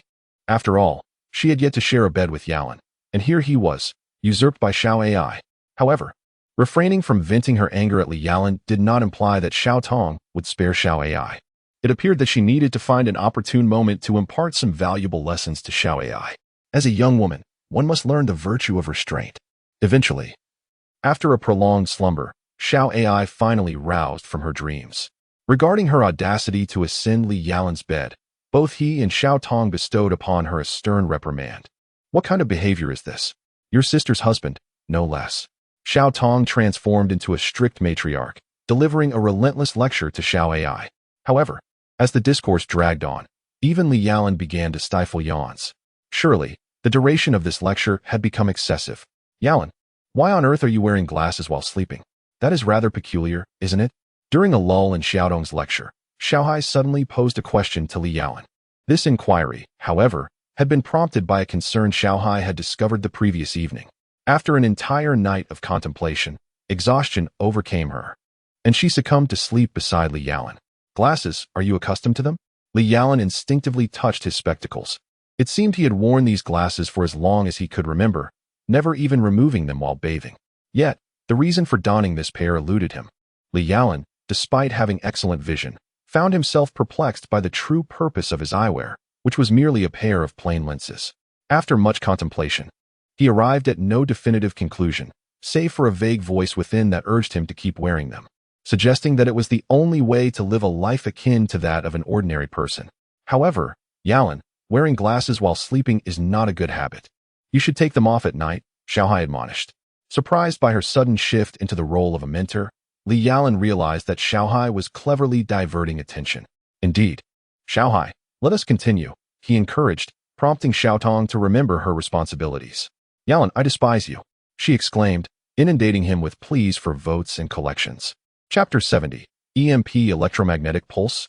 Despite her lingering resentment towards Xiao Tong's admonishments, Xiaowai nevertheless completed the necessary interference device for the task within a single day, truly living up to her reputation as a technological prodigy. With everything in place, they awaited the arrival of the notification from the Cat's Eye, which had already been dispatched. And now all that remained was to bide their time for 2 days. Rebecca harbored considerable curiosity regarding this mission. However, when she expressed her desire to participate, Lee Yallen did not acquiesce. "Why not, Senior Yallen?" Rebecca pouted, looking at Lee Yallen with a face full of grievance. "All right, Rebecca. Your current task is to acclimate to your existing abilities and to practice these 2 skills. Once you have adjusted, I have further upgrades planned for you. Do not forget, as a doctor, you are an indispensable member of our team," Lee Yallen said, gently patting Rebecca's shoulder with earnest sincerity. "Am I truly indispensable?" Rebecca's eyes sparkled with realization. If that were the case, why not showcase her most outstanding qualities before Senior Yallen, ensuring that he would never forget her? Upon this realization, Rebecca's gaze transformed into one of unwavering determination. With a clear objective in mind, she found herself free from the burdens of indecision regarding the task at hand.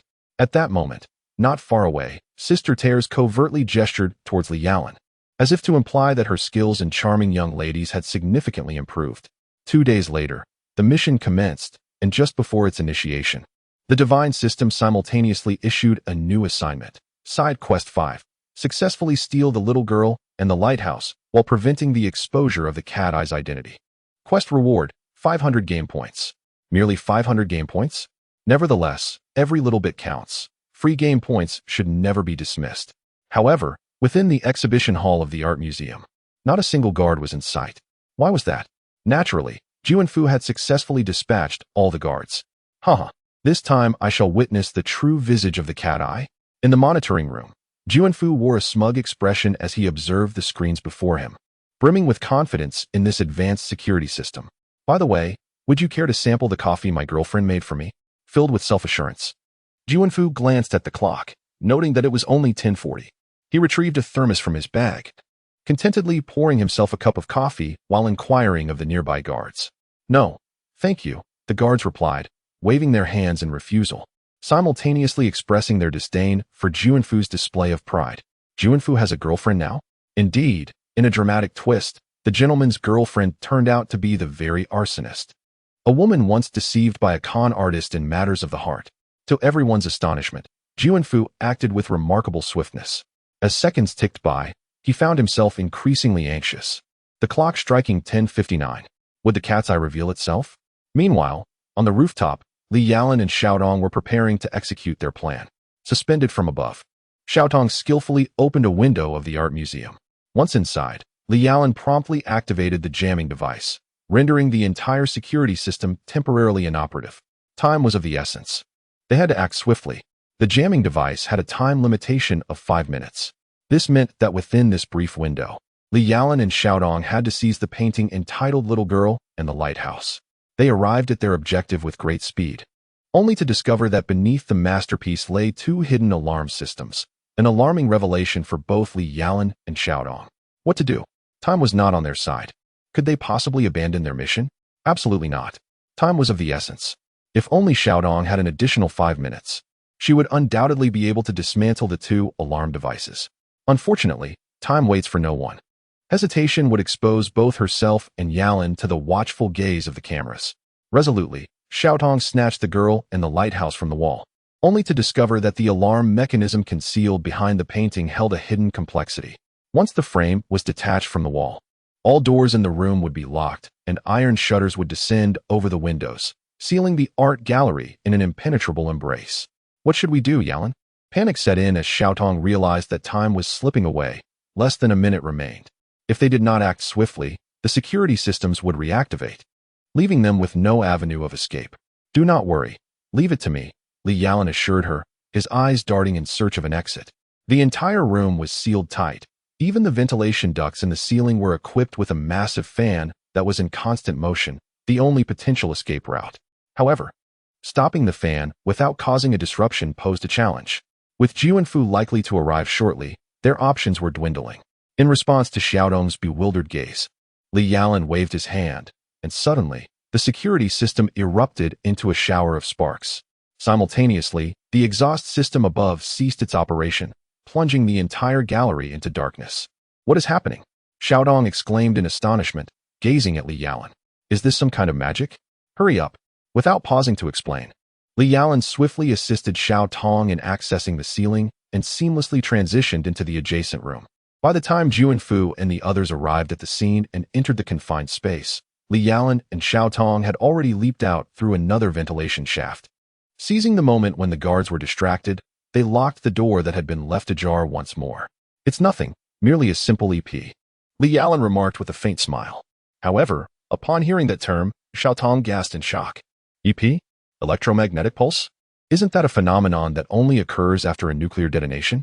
The realization that Yalan could wield such a terrifying device left her astounded. Gratitude is extended to Saberator, the Lord of Reincarnation, and the ethereal dream of the purple bamboo for their generous contributions. The urgency for updates has reached a staggering 12,000. A heartfelt yet powerless sentiment. Chapter 71. The contract, the teaming function, is activated.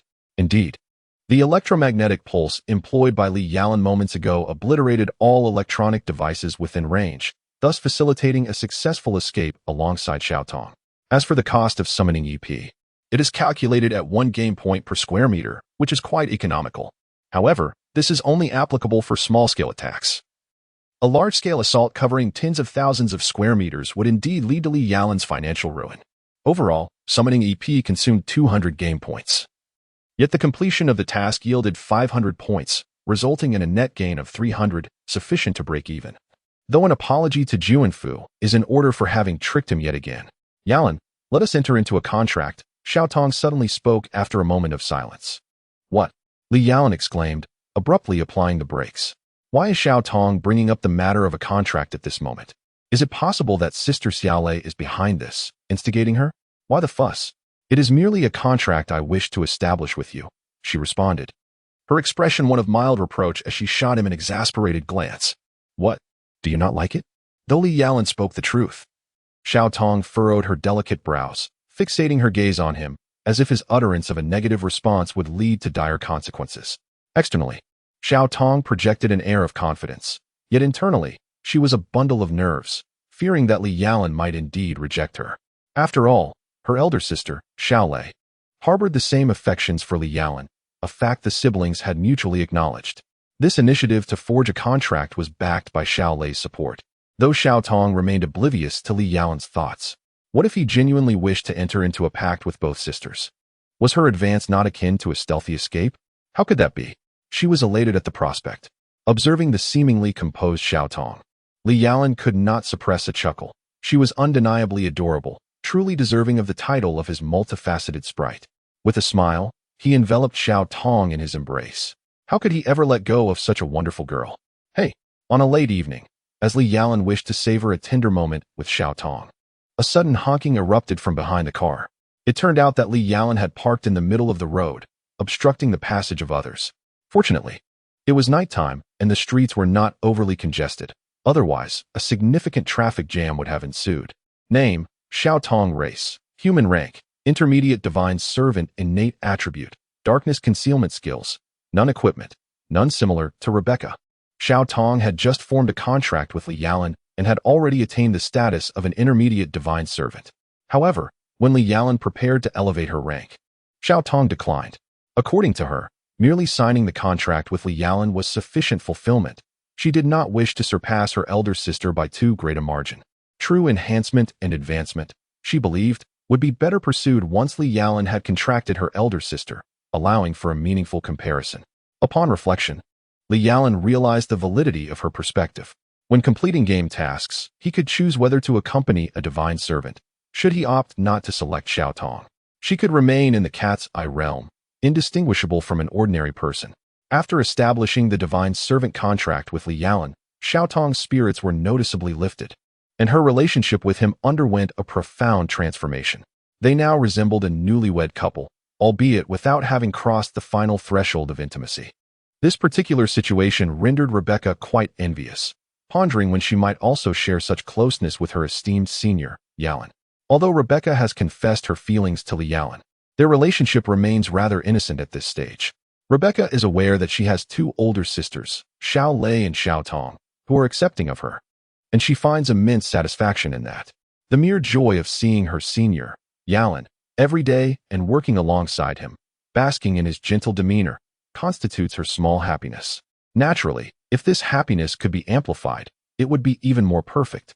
Life continues, and Li Yalan remains steadfast in his self-improvement endeavors.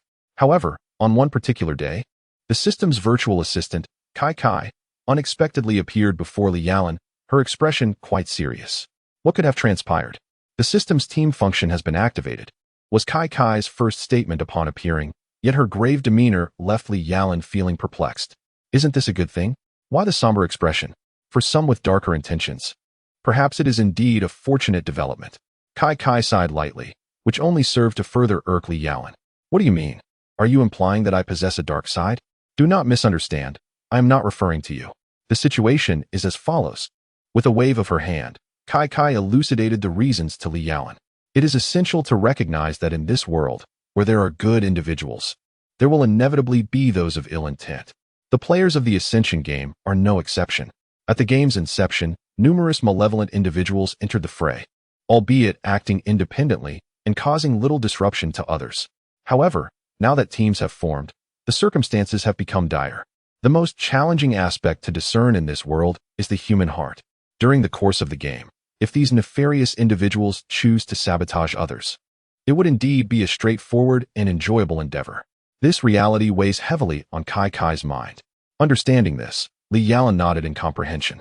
It is noteworthy that this pertains to a secondary dimension Ascension game, where players, to some extent, embody the characteristics typical of such realms, naively trusting, passionately spirited, and occasionally indulging in whimsical fantasies.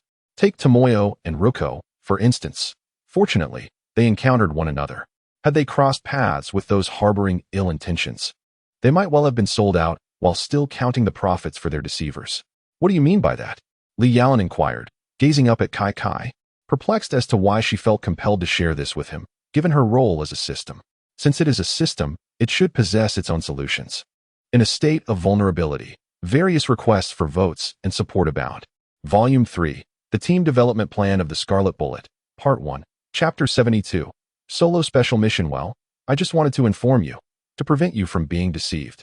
So please do not misunderstand. Kai waved her hand, and upon closer inspection, one could discern a hint of a blush on her face.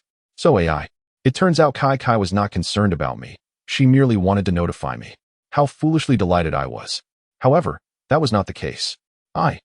Hearing Li Yalan's disappointed tone, Kai hurriedly sought to explain herself, yet she soon caught sight of Li Yalan's mischievous gaze. You dare to tease me. Kai pouted, indicating her displeasure, the consequences of which could be dire. All right. Thank you for informing me, Li Yalan said with a slight smile. His genuine gratitude left Kai unable to express her irritation. When did this guy become so adept at dealing with girls? I was merely giving you a reminder. After all, I am a system. Kai placed her hands on her hips, holding her head high.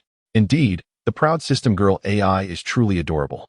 By the way, let me remind you that there is a new task available, but it is a solo special mission, one that cannot accommodate divine entities.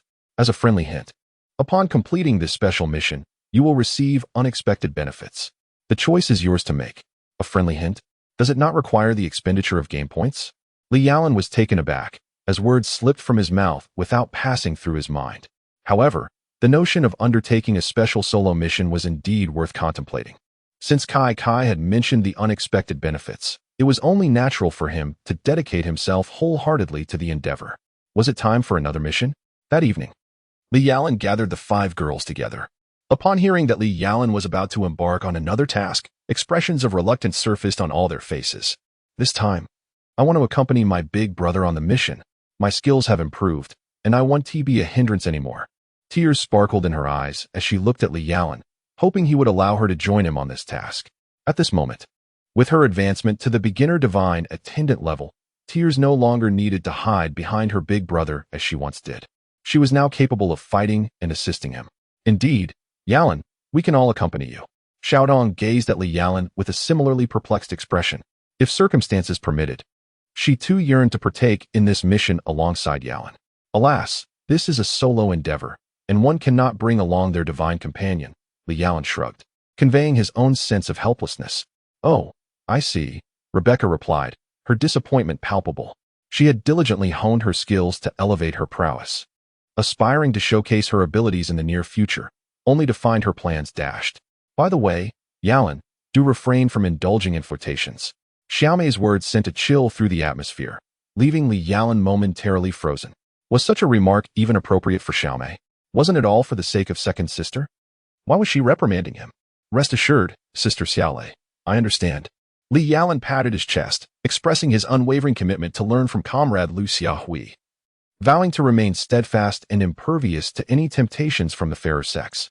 However, he remained oblivious to the fact that Xiao Tong was privately giving Xiao Lei a thumbs up, while other girls cast admiring glances in her direction.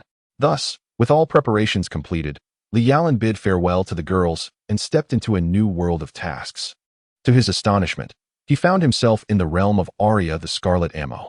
His knowledge of this anime was somewhat limited. He had merely watched the series and had no exposure to the light novels or manga. Nevertheless, he was acquainted with the general plot, and he believed that executing tasks in this world would pose no significant challenges. Task World, Team Development Plan of Scarlet Bullet. Main Task 1, Team Development Plan. Assemble your own squad and sign a divine contract with each member. The team must consist of no fewer than 7 individuals. Task Reward, 5,000 game points. Unlock the racial lineage system, and the system will automatically grant the player the most compatible lineage, which can be declined. Subtask 1. Become a student at Tokyo Military High School until the plot unfolds. Task Reward, 1,000 game points. A team development plan? What kind of task is this? Upon completing the task introduction, Li Yalan found himself utterly speechless. Just before departing, he had fervently promised Sister Lei that he would refrain from entanglements, indicating clearly that he would not contract any new divine beings. Yet now, the requirement to contract divine beings had transformed into a task. Was this not compelling him to commit transgressions? Moreover, the stipulation of no fewer than 7 participants was simply absurd. As for the side quests, they could be largely disregarded. He recalled having completed the written examination for the Martial Arts Academy, merely awaiting the final assessment. Joining the academic institution posed no obstacles. Reflecting on his memories, he realized how awkward his identity was. He was actually the adopted son of the Yuanshan family. To complicate matters further, the original protagonist, Yuanshan Kintsu, had mysteriously vanished at the tender age of 10, an incident designated as a divine disappearance by the Saiga Shrine. And thereafter, it was never mentioned again.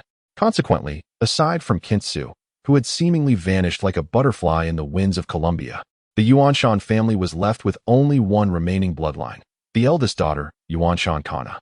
With gratitude to Saberator, the Master of Rebirth, for the generous donation, a new volume commenced. Dear siblings, your support is crucial. Please lend your votes and collections. Chapter 73. Familiar faces after arriving in the Crimson Bullets. Yuanshan Kana? Having only watched the anime, Li Yalan felt a surge of anxiety. Was it not stated in the original plot that the protagonist had only an older brother? How had this transformed into an older sister? Moreover, this sister, much like in the original narrative, has recently become the sole victim of a tragic shipwreck incident. The plot has truly unraveled. Reflecting on my current circumstances, I find myself living alone in a modest room, subsisting solely on the meager living expenses left by my late adoptive parents. Life is undeniably challenging. However, there is a glimmer of hope.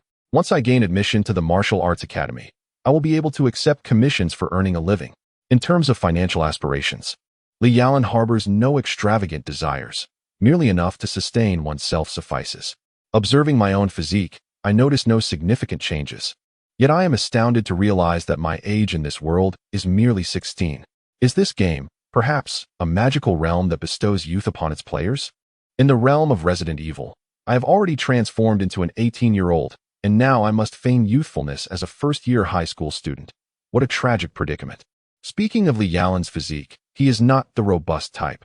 Despite the enhancements that have rendered his form exceptionally aesthetic, with muscles that epitomize the golden ratio, they remain concealed beneath his outer garments.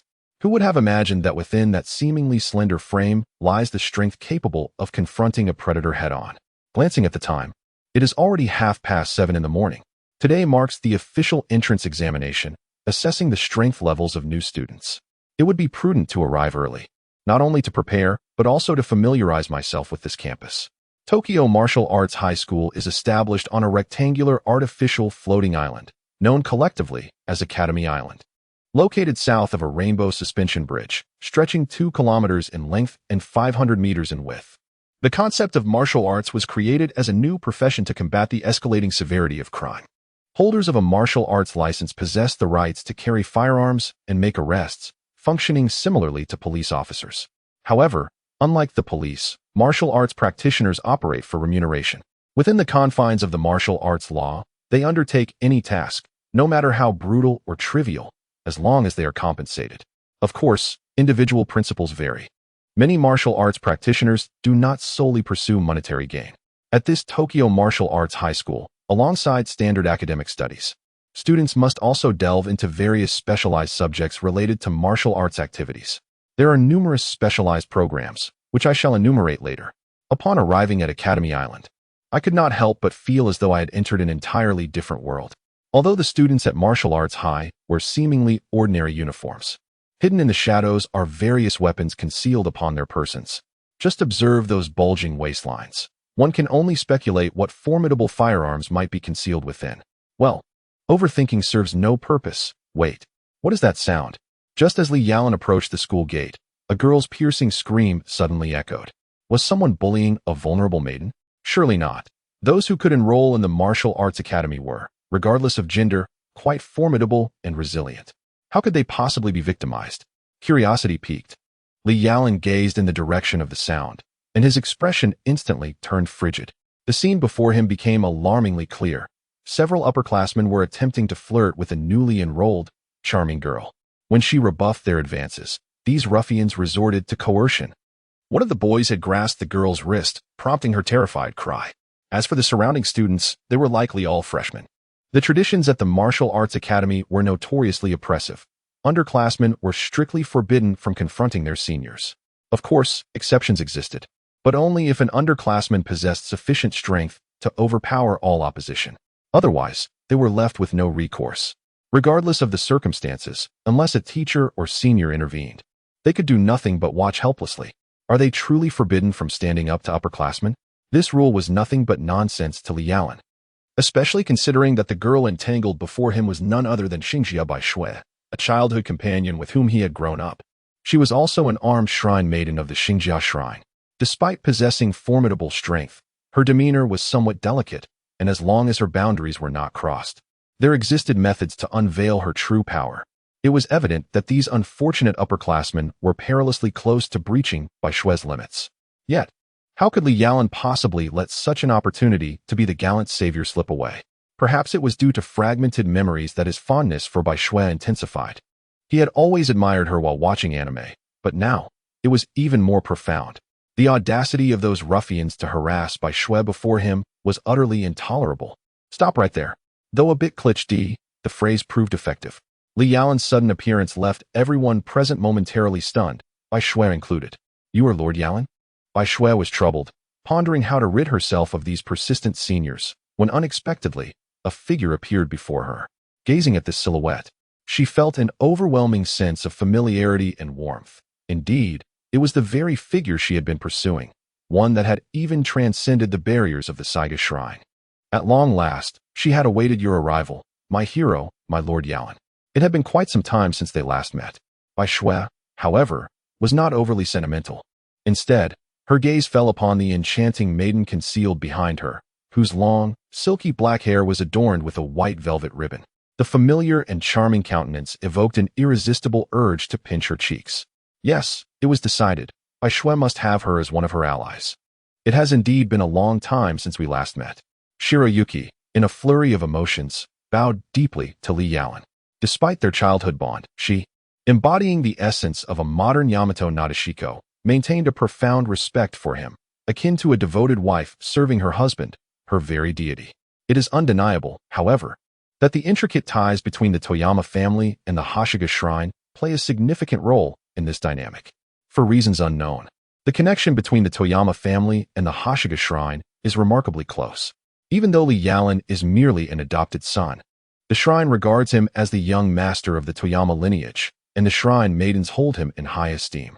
I have mentioned countless times not to call me Lord. We are childhood friends. Just call me by my name, Yalan. He gestured dismissively. The formality of the title felt rather uncomfortable to him. The recommendations for next week truly seemed daunting. With all these pleas for collections and votes, he mused. In response to Li Yalan's words, Shiroyuki's cheeks flushed a delicate crimson. Could she truly call him by his name? The thought was overwhelmingly delightful, and she found herself lost in a reverie of happiness. Yet, she could hardly contain herself. The sheer shyness engulfed her. Steam seemed to rise from her face, as if her own imaginings were rendering her nearly faint. Are you all underestimating me? Do not disregard our existence. The unrefined quartet has made their appearance, those ruffian seniors who attempted to flirt with Snow White earlier.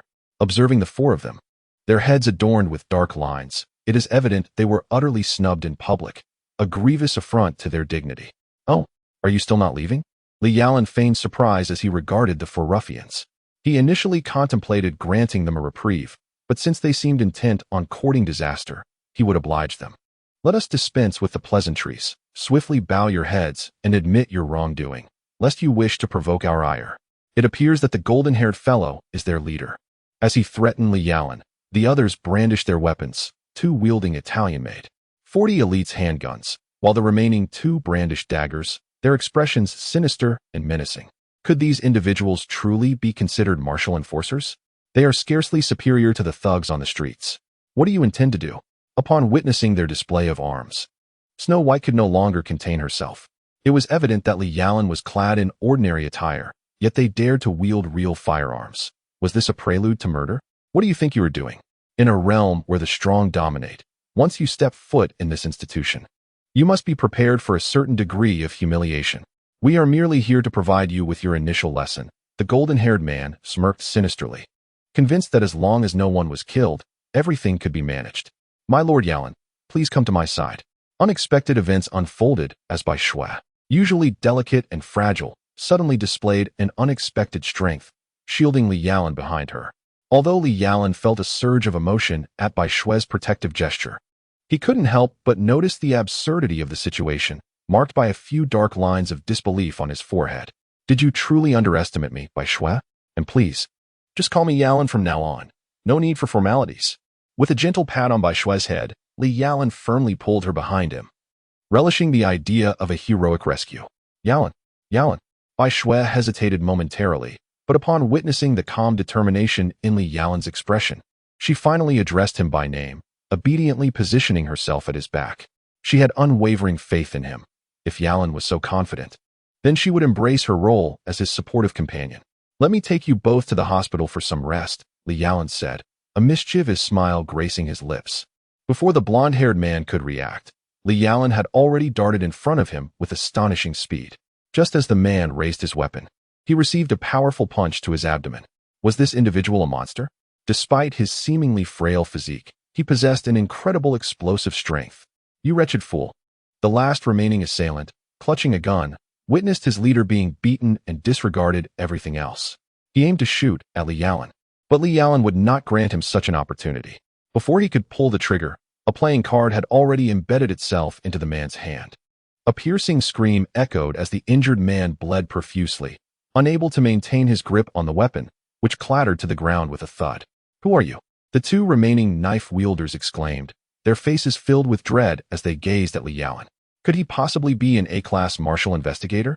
Or perhaps the legendary S-class martial investigator, capable of single-handedly confronting an entire special forces team?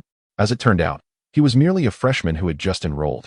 Li Yalan shrugged dismissively, and after delivering two powerful punches, the four delinquent upperclassmen lay incapacitated on the ground.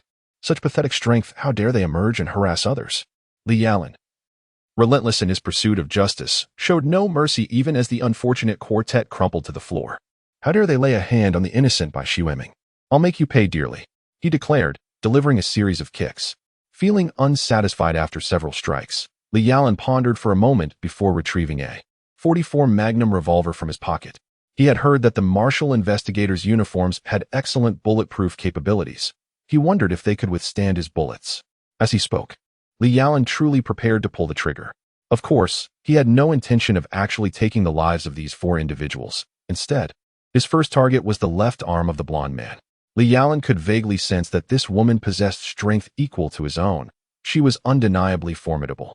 He couldn't help but marvel at such a fierce and aggressive beauty, a creature that seemed only to exist in the realms of fantasy. Damn it, causing me trouble right at the start of the semester. I might as well take you all out. The beautiful woman murmured in dissatisfaction as she glanced at the unfortunate seniors on the ground, their limbs grotesquely contorted. Her gaze then shifted to Li Yalan, clearly intrigued by his actions. "Kid, what's your name? Are you a newcomer?" she inquired. "Well said. It seems your discernment is quite sharp." Li Yalan replied with a slight smile. However, his words caused nearby students to collectively gasp in astonishment. Thanks to the support from the authors, the narrative continued to seek appreciation and recognition. Chapter 75, Xingjiao by Shui Beauty? Huh, you're quite amusing, kid. Don't you know who I am? The violent beauty did not take offense at Li Yalan's playful banter. Instead, a look of curiosity crossed her face. Was there truly someone in Tokyo Martial Arts High who did not fear her? Even as a newcomer, one should be aware of their own reputation, for one's infamous name has likely spread throughout the entire martial arts community. Who are you? Upon hearing Li Yalan's words, the expressions of everyone present froze momentarily. Even Bai Shui could not contain herself. Yalan. She is the legendary teacher Lan Bao, famously known as the nemesis of fortified structures. Bai Shui whispered softly into Li Yalan's ear. However, upon catching a glimpse of Lan Bao's piercing gaze, she immediately fell silent, clearly intimidated by the formidable figure. Lan Bao? That name hardly resembles those of the Japanese. Surprisingly, even after learning of Lan Bao's identity, Li Yalan's expression remained unperturbed. Indeed, he had never encountered this name before. Perhaps he had missed it while indulging in anime? That shouldn't be the case. In that case, I must express my gratitude for the intriguing life that lies ahead. A faint smile graced Li Yalan's lips as he grasped Bai Shui's hand and turned to enter the gates of the Martial Arts Academy. A newcomer, indeed? It appears that an interesting character has emerged. Wait, I still do not know your name. Just as Lan Bao intended to call out to Li Yalan, she looked up, only to find that he had vanished without a trace. Damn it. No matter, we shall meet again. You cannot escape my grasp forever. Teacher Lan Bao, how should we handle these students? At that moment, a group of timid upperclassmen approached Lan Bao, their expressions filled with trepidation. Is this truly representative of the students at the Martial Arts Academy? Not everyone possesses the audacity of Li Yalan, merely a few foolish individuals. Let us send them to the hospital. With an impatient glance at the unfortunate souls sprawled on the ground, Lan Bao paid them no heed and strode away, seemingly unintentionally stepping on the yellow-haired man's foot. One must wonder, is Lan Bao truly a teacher at the Martial Arts Academy? Is it really prudent for the school to employ such an instructor? I am genuinely grateful to you, Lord Yalan, if it weren't for your presence. As the scene shifts to the campus of the Martial Arts Academy, Bai Shui remained timidly by Li Yalan's side, particularly as he held her small hand. Overwhelmed with happiness, she only regained her senses when they reached the registration desk for the entrance examination. With a deep bow to Li Yalan, she expressed, I will make sure to correct my habits. Upon witnessing Li Yalan's warm and gentle smile, all traces of Bai Shui's earlier anxiety vanished entirely. It's been a while. Lord Yalan, you remain as kind as ever. By the way, Bai Shui, have you registered for the Martial Arts Academy as well? Are there no issues with the Xingjia Shrine? At this moment, Li Yalan recalled that the management of the Xingjia Shrine was indeed quite strict. Bai Shui's ability to leave the shrine must have required considerable effort. Although she had obtained everyone's consent, her identity was different, and she could only join the S research group, unable to attend school with Yalan. When the topic of enrolling in the Martial Arts Academy arose, Bai Shui's eyes sparkled with a bright light. However, upon mentioning the S research group, her expression dimmed once again. The S research group, formerly known as the Super Ability Investigation Research Department, SSR, primarily focuses on cultivating talents in the realms of magic and superpowers. Those who wield superpowers in martial arts are referred to as super investigators. Although superpowers and magic are still met with skepticism in this world, it seems that various nations have established special institutions to conduct research in this area, and the Martial Arts Academy is no exception. As the armed shrine maiden of the Xingjia Shrine, Bai Shui naturally could not pursue ordinary subjects. Li Yalan was well aware of this and gently patted Bai Shui's head in a gesture of comfort, his eyes filled with affection. After conversing with Bai Shui for a while longer, the entrance examination commenced, and Bai Shui headed to report to the S research group. After bidding her farewell, Li Yalan followed the instructor of the assault department to the examination venue. Just as Li Yalan silently complained about the system, a new side quest was unexpectedly issued. Well, it appeared that even the entrance examination had a quest associated with it. Indeed, it was quite simple to earn points. Side quest 2, complete the entrance examination for the assault department. Task rewards are distributed based on examination evaluation. Rewards: S grade, 2,000 game points A grade, 1,000 game points B grade, 500 game points below C grade. No rewards distributed according to evaluation points? Isn't this merely compelling oneself to stand out? However, upon further reflection, this could indeed prove advantageous. Over the course of the upcoming year, I can hone my skills by completing various tasks and showcasing my abilities. There is no harm in being somewhat ostentatious. Thus, Li Yalan accompanied the instructor into a 14-story abandoned building, where he was assigned to the 3rd floor. The examination consisted of a simple premise. Candidates were required to capture one another, with the outcomes determined by their actual performance. All conducted in a manner akin to real combat. Among the vibrant personalities, who does everyone favor? Chapter 76, Entrance Examination. The 3rd floor, you say? Unlike other new students from the assault department who hurriedly set traps, Li Yalan chose to remain still, awaiting the commencement of the examination. Oh, this fellow is enrolled in the assault department? How intriguing. In a nearby apartment, Lan Bao watched with keen interest the footage displayed on a monitor, which depicted Li Yalan standing motionless. Although she was a teacher in the assault department, Lan Bao did not serve as an examiner for this particular test. Her fearsome reputation preceded her. If she were present, it is unlikely any candidate would dare confront her. It is worth noting that the instructors are also counted among the participants in this examination. Should a candidate manage to capture an instructor, they would undoubtedly secure a commendable S-grade evaluation. Lan Bao's presence at the examination site was merely a spontaneous whim. Reviewing Li Yalan's profile, she noted that he was a Chinese national who had grown up in Japan. My interest in him continues to grow. As a sharp alarm pierced the air, the examination officially commenced. Unlike the palpable tension exhibited by other candidates, Li Yalan appeared remarkably at ease. Clad in the bulletproof uniform of the elite martial arts academy, he bore no weapon in hand. Was he truly intending to confront his fellow examinees unarmed? Although this was an entrance examination, the entire process was grounded in practical combat, permitting the use of firearms and blades. With the protection of his bulletproof attire, which was reputedly crafted from TNK fibers, he moved as comfortably as if draped in ordinary clothing, yet the armor boasted commendable ballistic resistance. Of course, when faced with high-caliber rounds, the efficacy of such vests diminished significantly. Furthermore, while they might withstand a bullet, they could not mitigate the shockwave. A direct hit to a vital area could indeed result in fatal internal injuries. It is worth noting that although these freshmen from the assault division had received commendable foundational training, they were merely 16 years of age, and thus lacked substantial combat experience. When compared to Li Yalan, they seemed rather insignificant. Observing his surroundings, he noted the litter strewn about. A misstep onto refuse could produce an array of sounds, and at times, revealing one's position was tantamount to forfeiting one's life. Yet, Li Yalan moved with a leisurely grace, his deathly silence having reached a level of V3, allowing him to traverse the landscape without producing a single sound. Had the first prey finally emerged? At that moment, a sudden sound of hurried breathing reached Li Yalan's ears, emanating from the adjacent room. Were they attempting to conceal themselves and wait for an unsuspecting target? However, they were hardly a proficient hunter. Such palpable tension would surely lead to their discovery. At that point, they would no longer be the hunter, but rather the prey. This was inconceivable. As he was yanked from the wardrobe, a fleeting thought crossed the mind of this unfortunate freshman. He had hidden himself impeccably, and there was no way anyone could have noticed. Moreover, he had not even heard the sound of approaching footsteps. Could it be that the other party was a ghost? Well done, remarked Lan Bao, his gaze glinting with a hint of intrigue as he fixated on the surveillance screen. Such keen observation and stealth were sufficient to grant Li Yalan an A-level assessment. Yet this was merely the beginning. What unexpected surprises might this youth unveil next? On the monitor, Li Yalan had securely bound the unfortunate individual who lay unconscious before him. The art of binding was indeed profound. Observing this hapless soul, Li Yalan shook his head in dissatisfaction.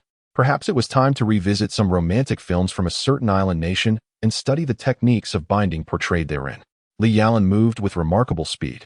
As there were only 11 students on the 3rd floor, a mix of both genders, with varying levels of strength. However, without exception, all who encountered Li Yalan fell victim to being knocked out and bound. They barely had time to register his presence. His prowess was undeniably far beyond that of a mere freshman. The prowess of this newcomer appears quite remarkable, warranting his inclusion as a subject of close observation. One examiner remarked, "Indeed, it seems he has concealed considerable strength. However, these freshmen are hardly capable of allowing him to fully demonstrate his abilities," another examiner added. "Should we perhaps introduce some additional obstacles?" Examiner C proposed a suggestion to wait and see. Examiner D shook his head and nodded toward Lan Bao, who was engrossed in watching the monitor. The other three examiners exchanged knowing glances. It seemed that this newcomer had already caught Lan Bao's attention. They could only silently pray that he would manage to handle the students on the third floor. Continuing his advance, Li Yalan moved through the first, second, and fourth floors. Half an hour passed, and he remained the only one awake in the entire building. All the candidates participating in the assessment had succumbed to unconsciousness. What kind of examination was this? It felt more like a solo performance for Li Yalan. The examiners in the apartment could only smile wryly. This young man truly possessed remarkable skills. Having spent considerable time as a thief alongside Sister Lei and her crew, it was impossible for Li Yalan not to notice the hidden cameras nestled in the corners of the building's ceiling. Skillfully navigating around the blind spots to evade surveillance was second nature to him. After swiftly exiting the building, Li Yalan naturally redirected his focus to the apartment where the examiners resided. This was a two-story independent apartment, and the main entrance was undoubtedly impenetrable. However, that did not imply that the apartment was devoid of vulnerabilities. Infiltrating from the rooftop was indeed a splendid strategy. Chapter 77, Li Yalan vs. Lan Bao. Circling to the rear of the apartment, the roof stood nearly 10 meters above the ground. Retrieving a grappling hook from his exclusive space, Li Yalan secured it to the roof and directly accessed the apartment through the attic. Though it appeared to be an ordinary two-story apartment, it concealed countless traps within its walls. Even the floor was interspersed with numerous infrared detection devices. If one were unfamiliar with the layout of the house, it would be all too easy to trigger alarms or traps after just a few steps. Despite the abundance of traps and alarms, they merely posed a minor inconvenience for Li Yalan, who excelled at disarming such devices. Otherwise, all those arduous training sessions would have been in vain.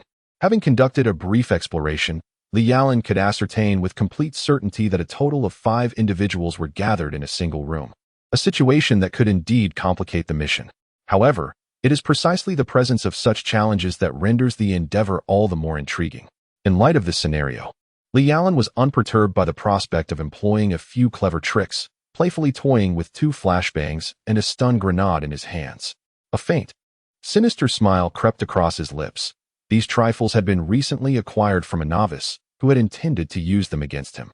Unfortunately for the would-be assailant, Li Yalan had swiftly incapacitated him with a precise strike to the nape of his neck before he had the chance to confront Li Yalan.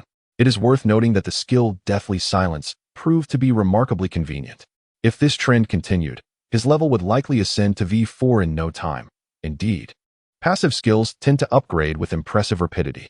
Stealthily approaching the threshold of the room, Li Yalan forcefully kicked open the door, simultaneously deploying the stun grenade and flashbang. The instructors within the room were caught completely off guard. Although they had anticipated Li Yalan's potential ambush, they had not foreseen the swiftness of his arrival. In a sudden and unexpected turn of events, all 4 instructors fell victim to the surprise attack. Without missing a beat, Li Yalan surged into the room, swiftly incapacitating the dazed and temporarily blinded instructors with remarkable efficiency. However, a realization struck him. There were only 4 individuals down. 1 remained unaccounted for. Just as he prepared to search for the 5th, Li Yalan sensed a gust of wind rushing towards him from behind. An ambush. The assailant's strike was swift, precise, and ruthless. In this predicament, Li Yalan rolled on the spot, narrowly evading the strike. However, while he managed to escape, the unfortunate floor could not move. With a resounding boom, a cloud of dust erupted within the room. The once bright and pristine floor was left with a gaping hole, and countless particles of dust dispersed into the air. "Is it you?" As the smoke gradually cleared, Li Yalan finally discerned the identity of the assailant. It was none other than Lan Bao, whom he had just encountered moments ago. What was she doing here? Could she be an examiner as well? If that were the case, things could become quite troublesome, as defeating an opponent would require him to showcase his true prowess. "Come on, kid, let us have a match." Lan Bao licked her lips, a wild and seductive smile gracing her face. Instinctively aware of Li Yalan's formidable strength, her excitement surged at the prospect of battling him. How could she possibly forego this opportunity to engage in combat? Is it truly unavoidable? A wry smile appeared on Li Yalan's face. If given the choice, he would prefer not to fight this human missile. Though she was undeniably beautiful, a missile was still a missile, and he could be injured at any moment. Enough chit-chat. Let me witness your true strength. As he spoke, Lan Bao initiated an assault on Li Yalan, wielding a colossal sword over 2 meters long, which descended mercilessly upon him. In the face of Lan Bao's third strike, Li Yalan did not evade. Instead, he raised his own blade to meet the attack. In an instant, sparks flew as their weapons clashed, revealing the remarkable quality of Li Yalan's katana, which surprisingly managed to withstand Lan Bao's immense sword. In truth, it would be exceedingly simple for Li Yalan to surpass Lan Bao. If he were to draw forth his maple blade, he could effortlessly shatter Lan Bao's weapon, for after all, common items are merely that common. When confronted with bronze-grade equipment, they are woefully inadequate. Nonetheless, Li Yalan had no intention of revealing the maple blade just yet. Although the blade would not emit a faint green glow unless he actively infused it with energy, the necessity of concealing his true power and possessing a trump card remained paramount. Through his encounter with Lan Bao, he realized that this world was far more complex than he had initially imagined. This fellow possesses immense strength.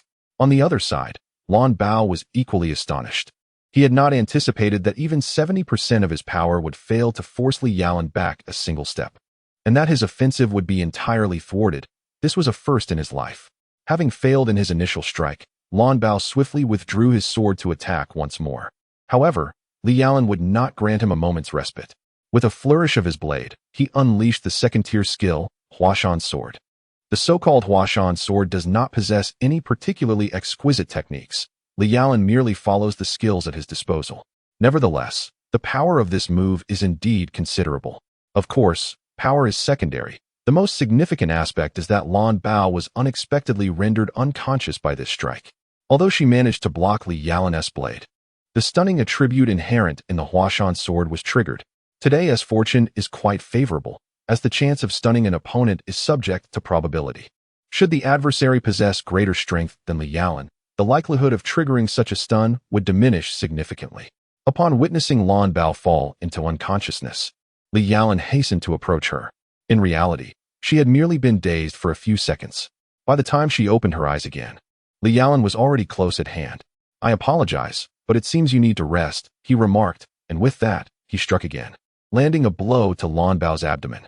Though she was filled with resentment, she could only glare fiercely at Li Yalan before gradually closing her eyes. With this action, Li Yalan had subdued not only the instructor but also the new students participating in the assessment, and this outcome quickly spread throughout the entire martial arts academy. In no time, discussions regarding Li Yalan abounded, as everyone was eager to uncover the identity of this formidable man. The entrance examination concluded, and Li Yalan achieved his desired S-grade evaluation. However, in doing so, it seemed he had incurred the ire of the humanoid missile, Lan Bao. Upon regaining consciousness, Lan Bao did not immediately threaten Li Yalan with violence. Yet, according to a certain senior, if Lan Bao had shouted threats from the onset, it would have been rather commonplace. The silence, however, indicated that Lan Bao truly harbored deep-seated resentment towards him. Chapter 78. However, Li Yalan did not take this to heart. Although a woman's thoughts are often inscrutable, he found it relatively easy to get along with a woman like Lan Bao. Moreover, when Lan Bao awakened, Li Yalan was right beside her. In her eyes, he discerned admiration and awe, perhaps with some other subtle implications, but certainly devoid of any resentment or anger. Naturally, there was a hint of annoyance, as Li Yalan had, without a shred of pity, knocked her unconscious. He felt a profound sense of helplessness regarding this. On the battlefield, who could afford to consider whether one was a beauty or not? Having flawlessly passed the entrance examination, he secured a solid 2,000 game points, marking the commencement of his academic journey. As a high school aimed at training martial detectives, the curriculum at Wuzhen High required students to attend regular classes in the morning, followed by specialized education and various training sessions in the afternoon. In the morning, there were no subject divisions. All students mingled in classes, indistinguishable from ordinary high school students. Hello everyone, my name is Li Yalan, and I am a graduate of Kanagawa Wuzhen High School. On the first day of school, the class commenced with the customary self-introduction session. Li Yalan, naturally, offered a brief introduction about himself. However, His presence attracted numerous curious glances, as an S-grade martial detective with remarkable evaluations was indeed a rarity in the entrance examination. Of course, Li Yalan, with his large glasses perched on his nose, did not captivate the attention of many girls. Most of the fresh graduates from middle school belonged to the aesthetics-oriented society, and only his prowess could likely pique their interest. Yet, amidst this, an unexpected occurrence unfolded. Just after Li Yalan concluded his introduction, a fervent gaze suddenly seized his attention. This individual was. "Hello everyone, my name is. You may call me Rico." With her golden twin tails and dressed in a specially modified pleated sailor uniform, she exuded a distinct Gothic Lolita charm. Coupled with her petite stature and adorable appearance, she stood out among the girls in the class. However, Li Yalan couldn't shake off the peculiar feeling that her gaze upon him was rather strange. Her voice is indeed charming, imbued with a delicate allure that is captivating at such a tender age. It is truly difficult to imagine the enchanting woman she will become in the future. Li Yalan, having followed the anime's narrative, cannot forget this leading lady. Despite the seemingly harmless impression that Pique Rico gives off, she carries the lineage of the infamous gentleman thief, Arsène Lupin. Lupin, the French national rogue, is heralded as the progenitor of modern-day bandits. He is said to be astute, meticulous, and charismatic, with immense wealth, who often pilfered from the affluent to aid the impoverished, earning himself the moniker of a gentleman thief and the adoration of countless innocent maidens. Of course, Arsène Lupin is merely a creation of the French author Maurice Leblanc. Yet in this world of Scarlet Bullet, he exists as a tangible figure. Regrettably, the Lupin family has seen a decline by the time it reaches Rico, whose parents have both perished, and she herself has been long imprisoned. It is only after forming a pact with the vampire Vlad that her fate begins to shift. In summary, she is a girl worthy of compassion. Li Yalan resolves to contract Pique Rico, integrating her into his team, undeterred by the presence of vampire Vlad. Familiar with the original storyline, Li Yalan is well aware of Vlad's vulnerabilities and concealed identity. Once Vlad is vanquished, Rico will be liberated. "Hello, Yalan. Would you mind having a conversation with Rico?" Rico skipped joyfully to Li Yalan's side, her curiosity piqued as she examined his face. With genuine interest, she inquired, "Of course. I wouldn't mind. It is truly an honor to converse with a beautiful girl like you, phone." Although Li Yalan was uncertain why Rico had taken the initiative to approach him, he had no desire to push her away. Such an adorable girl could easily be his younger sister. Despite being only 16 in appearance, one must not forget that his true age was already 20. To him, a girl of Rico's age was merely a younger sister, much like Ruizi. Overjoyed to receive compliments from Yalan, Rico felt elated, though being addressed as phone felt somewhat strange. "Just call me Rico, Yalan," she suggested with an excited expression, as if being referred to as a beautiful girl was a matter of great pride. "Then, if I may be bold, Rico," Li Yalan replied with a gentle smile. Cultivating a good relationship with Rico in advance would be most advantageous. Once the narrative commenced, he would find himself in a proactive position. Although he had a year at his disposal, he harbored no intentions of altering the storyline. For him, understanding the plot was his greatest asset. Could he truly disrupt the narrative beforehand? Before he possesses sufficient strength, he would not foolishly engage in such thankless endeavors. Do not address her as classmate Rico. Simply call her Rico. In turn, Rico shall refer to Yalan as classmate Yalan or Little Yalan. Yes, that designation is quite delightful. Little Yalan, I look forward to your guidance. Pray tell, how exceedingly familiar are you, Little Yalan? It is quite astonishing that you could think of such a thing. At this moment, Li Yalan's mind was enveloped in confusion. It was the first time he had been addressed in such a manner, especially by a lowly-type beauty who was 4 or 5 years his junior. The sensation was undeniably peculiar. Little Yalan, what troubles you? Upon noticing Li Yalan's dazed expression, Rico promptly waved her small hands before him. "No, nothing at all. I merely find it somewhat unexpected," Li Yalan chuckled awkwardly. "Well, if I'm to be called Little Yalan, so be it. It won't cost me anything." "Unexpected? Does Little Yalan find this title appealing as well? It seems we share a remarkable connection." Rico's expression brimmed with joy. "However, a remarkable connection? What a curious notion. By the way, Little Yalan, the girl you encountered at the school gate a few days ago, was she your girlfriend?" At that moment, Rico abruptly shifted the topic. The school gate from a few days prior? Could it be that Rico was referring to Bai Shui? At that moment, Rico was also present. And Li Yalan couldn't help but question. He had not seen Rico as figure at all. He chuckled. It's a secret. However, the younger you was quite handsome. Enrico couldn't help but envy that girl. He expressed his gratitude to Saberator, the comrades in straw hats, and the book friends 992, as well as the Lord of Reincarnation, for their generous rewards and support. In Chapter 79, The Training of the Assault Division, Rico displayed immense admiration for Li Yalin's gallant rescue, which made him feel somewhat bashful. She is my childhood friend. We have grown up together. Although Li Yalin remained cautious towards Rico, he did not show it. Winning her heart would undoubtedly be a challenge. He needed to help her unravel the knots in her heart to liberate her from the shadows of her past. This, however, required a gradual approach. Childhood friends? How enviable. I wish I had a protector like that, Rico said, her expression revealing genuine admiration. Having been confined since childhood, reaching out to the outside world was an impossibility for her, let alone having a protector in the form of a childhood friend. If you don't mind, I can protect you, Li Yalin said sincerely, his affection for the endearing girl evident. Really? Rico exclaimed, her joy palpable. Regardless of the veracity of Li Yalin's words, Rico's expression radiated joy. Of course, only Rico herself truly comprehended the thoughts swirling within her mind. Following a morning filled with cultural lessons, Li Yalin arrived at the headquarters of the assault department after lunch. It was indeed a notorious establishment. Before even stepping into the building, the sounds of gunfire and the clash of blades reached Li Yalin's ears. Such intense combat training was likely unparalleled in any other department. Listen well, you imbeciles. Today marks your inaugural lesson in the assault department. There's no need for tedious self-introductions. We shall plunge directly into foundational training. Damn it, I've already stated how much I detest babysitting. Mark my words, if you do not exert yourselves, do not lament should you meet your demise here. Indeed, the leader, Lan Bao, exuded a fierce demeanor.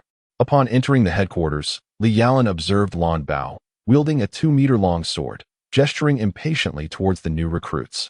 Her expression suggested a distinct aversion to mentoring newcomers. As it happened, Li Yalin had recently uncovered some information about Lan Bao. She was the prize jewel of a Hong Kong crime lord, merely 18 years of age. It appeared that after graduating from martial arts school at 16, her violent disposition and ruthless methods led to her expulsion from numerous institutions. Her arrival at Tokyo's Martial Arts Academy was a recent development, truly a formidable leader. Am I late? Li Yalin feigned confusion as he glanced at the electronic clock on the wall, aware that his own watch was impeccably accurate. You, fall back in line. Lan Bao furrowed her brows, feeling the urge to unleash her frustration. However, recalling her previous defeat in close combat against Li Yalin, she pondered whether it was wise to engage in a gunfight here. Perhaps it was best to spare this young man this time. Were it anyone else, Lan Bao would not adhere to any decorum or the teacher's status, but would instead confront them directly, leaving them to understand why the flowers bloom so brilliantly. Yet, in the presence of Li Yalin, she harbored a unique sentiment that compelled her to deliberate further. It is essential to acknowledge that Lan Bao is an 18-year-old blossoming young woman. Which girl does not yearn for love? During her time in Hong Kong, her father frequently organized various matchmaking events for her, seemingly driven by the singular desire to see his daughter married off. However, the suitors her father presented were invariably unsatisfactory, provoking her ire.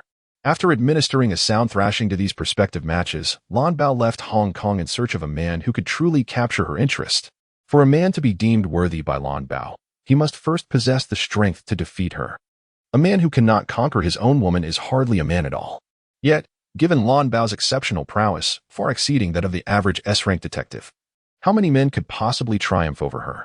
It is noteworthy that there are only 712 S-rank detectives globally, and when excluding older women and various oddities, how many remain? The criteria are so exceedingly stringent that Lan Bao is left in a state of vexation, questioning whether it truly is so arduous to find a man capable of conquering her heart. However, the appearance of Li Yalin has sparked a glimmer of hope for Lan Bao. Although he is 2 years her junior, age is not a concern. Rather, it is the fact that she finds him quite appealing, coupled with his commendable abilities and immense potential for growth. Little does Li Yalin know that he has unwittingly become a candidate for the position of Lan Bao's fiancé. If he were to discern the thoughts occupying her mind at this moment, what expression would grace his face? The so-called foundational training is primarily divided into 2 categories, physical fitness and marksmanship. As the cornerstone of training, physical conditioning naturally takes precedence. Speaking of which, this type of training is not foreign to Li Yalan. After effortlessly completing various exercises, he swiftly transitioned to firearms practice. Should he use his own handgun? With uncertainty, Li Yalan retrieved his .44 Magnum revolver. Practicing target shooting with this weapon? One shot, and the target would be obliterated. What good would that serve? Wait a moment. Wasn't the handgun that Lan Bao demonstrated a .500 revolver? Like the .44 Magnum, which ranks among the most powerful handguns. It was quite unexpected for her to wield such a formidable weapon. Generally speaking, very few women can master such a lethal tool. After Lan Bao demonstrated a few shots, the gunfire at the shooting range erupted into a cacophony. Seizing the opportunity, Li Yalan practiced his marksmanship, complementing his Magnum practice with more commonly used handguns. After all, even Li Yalan could not endure continuous shooting with the Magnum. As for the practice of larger firearms, it is generally uncommon for martial operatives to utilize heavy weaponry, with the exception of snipers. In the course of their missions, martial operatives often encounter various situations where concealment is of utmost priority. It is unlikely that any operative would boldly wield an AK-47 while storming the streets on a mission. Chapter 80, Newlyweds? Though this is a school dormitory, the facilities are impressively complete, featuring a standard one-bedroom layout with an independent bathroom. However, wait a moment. Why do I hear voices from the kitchen? Is someone intruding? That seems implausible. Who would dare to breach a martial operative's dormitory? This is the first I've heard of such a thing. Still, who could possibly be visiting my dormitory? Li Yalan furrowed his brow in confusion. Regardless, he decided to dress properly first, as he had been rather careless moments ago. Just as Li Yalan reached for his trousers to put them on, a figure had already appeared in the living room. Bai Shui? Has this girl emerged from the S research department? It is essential to acknowledge that the S research field is shrouded in mystery. With the super detectives rarely gracing the public eye, they are perpetually engrossed in their pursuits. Since the entrance examination, this marks the third encounter between Li Yalan and Bai Shui. However, this meeting seems to have rendered both parties rather awkward. At this moment, Li Yalan is clad in nothing but a single pair of undergarments, poised in the act of donning his school uniform trousers. This level of exposure is undeniably quite excessive for Bai Shui. I sincerely apologize. Before Li Yalan could utter a word, Bai Shui, blushing profusely, bowed deeply and expressed her sincere apologies. However, one might wonder, what exactly is Bai Shui apologizing for? It seemed as though she bore no fault in this situation. In response, Li Yalan felt an overwhelming sense of pressure. Bai Shui, what are you apologizing for? He asked with an awkward smile, hastily donning his trousers and shirt. Yet, he dismissed it as a trivial matter, perceiving Bai Shui merely as a young girl. Had it been someone like Sister Lei instead of Bai Shui before him, maintaining his composure would have been an insurmountable challenge. Bai Shui faltered as she attempted to voice her thoughts, unable to continue after recalling the sight of Li Yalan clad only in his underwear. A wave of shyness washed over her. But she also felt fortunate. Today had not been a wasted visit. It's just a minor incident. After all, we are childhood friends, she reassured herself. Besides, I too was in my underwear. Having moved past the initial awkwardness, Li Yalan had long since relegated this incident to the recesses of his mind. It was merely a small mishap, and he reasoned that as a grown man, being seen in such a state was hardly a matter of significance. What a pity, Bai Shui murmured, lifting her gaze to meet Li Yalan's gentle smile, her voice barely audible, lost to the air. What did you just say, Bai Shui? Li Yalan inquired, straining to catch her words. All right, I understand. Thank you for your efforts. The flavor is truly delightful, Bai Shui. You could easily become a chef at a restaurant. If someone were to marry you in the future, they would indeed be fortunate. After a refreshing bath, the steaming dishes are already on the table. Upon taking a bite of the exquisite cuisine, Li Yalan gave Bai Shui a thumbs up, exclaiming how delicious it was. Marry me? Such a humble girl as I. I hope you will take good care of me in the future. Bai Shui, have you misunderstood something? Why kneel before me? This is an ancient Japan, and we aren't married yet. What to do? Li Yalan could only feel helpless. After a lengthy discussion, they finally cleared the misunderstanding. If it weren't clarified soon, Bai Shui might have dragged him to obtain a marriage certificate by tomorrow, or even pushed him into it tonight. However, seeing Bai Shui's face flush with embarrassment upon realizing the misunderstanding, Li Yalan felt quite helpless. Alas, emotional entanglements are indeed burdensome.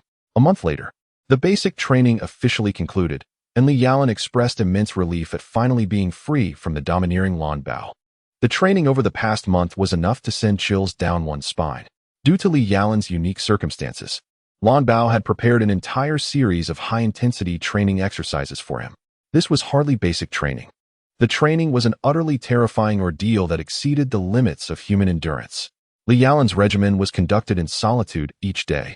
Should the ordinary assault science students witness his efforts, they would be astounded to discover that the intensity of Li Yalan's training exceeded theirs by more than tenfold, if not more. Indeed, this month of rigorous training has significantly enhanced Li Yalan's capabilities, hinting at a potential breakthrough.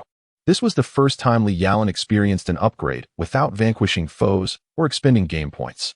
However, he firmly believes that following this upgrade, the acceleration of his strength will undoubtedly increase.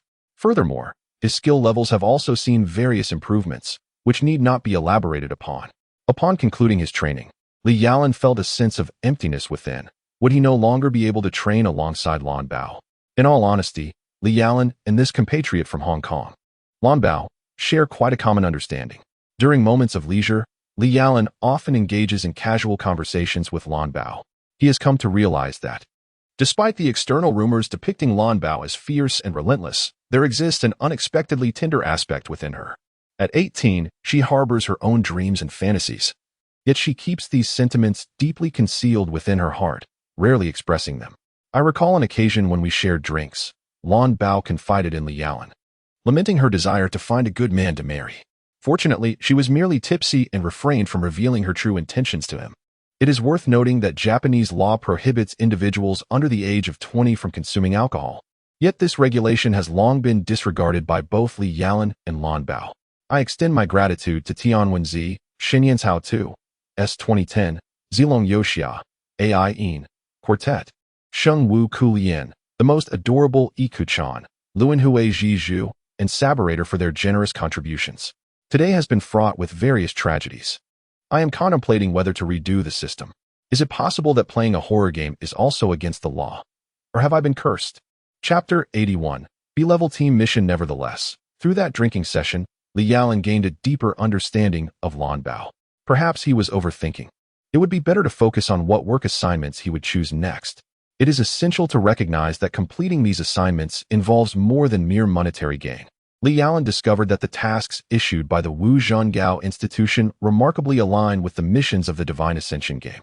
The synchronization of tasks signifies that upon fulfilling his chosen assignments, he would earn rewards in the form of game points. If he successfully accomplished an S-level or A-level task, he might also receive weapons or items as rewards. Of course, tasks ranked A and above present considerable challenges, making them exceedingly difficult to complete.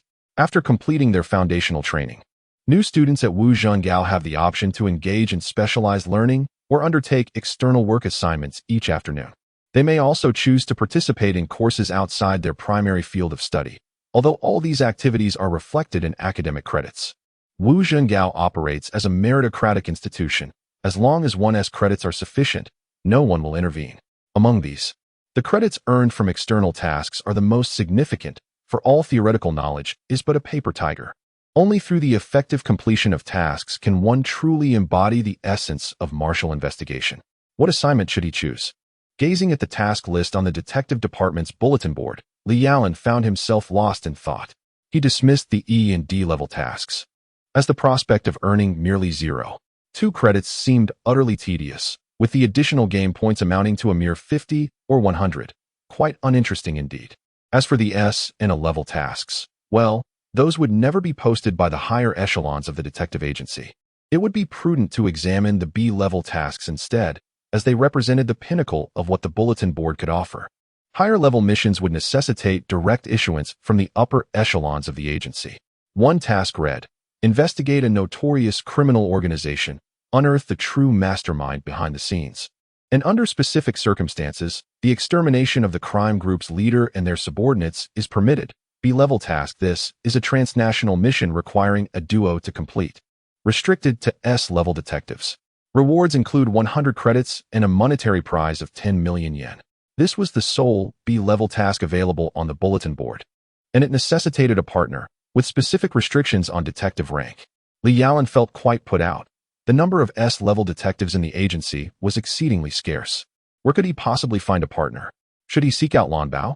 Suddenly, a delightful voice broke through his contemplation. Oh, is that you, Xiaya? Are you considering taking on a commission? Just as Li Yalan was enveloped in frustration, he recognized the voice of Rico. Was this girl also intending to accept a commission? In this past month, Li Yalan and Rico have shared a rather pleasant companionship, often mistaken for a couple by their classmates. A situation that has caused Li Yalan considerable distress. However, Rico seems to take great delight in it, finding her greatest joy in clinging to Li Yalan. As he gazes at Rico's enchanting smile, a pang of compassion wells up within him.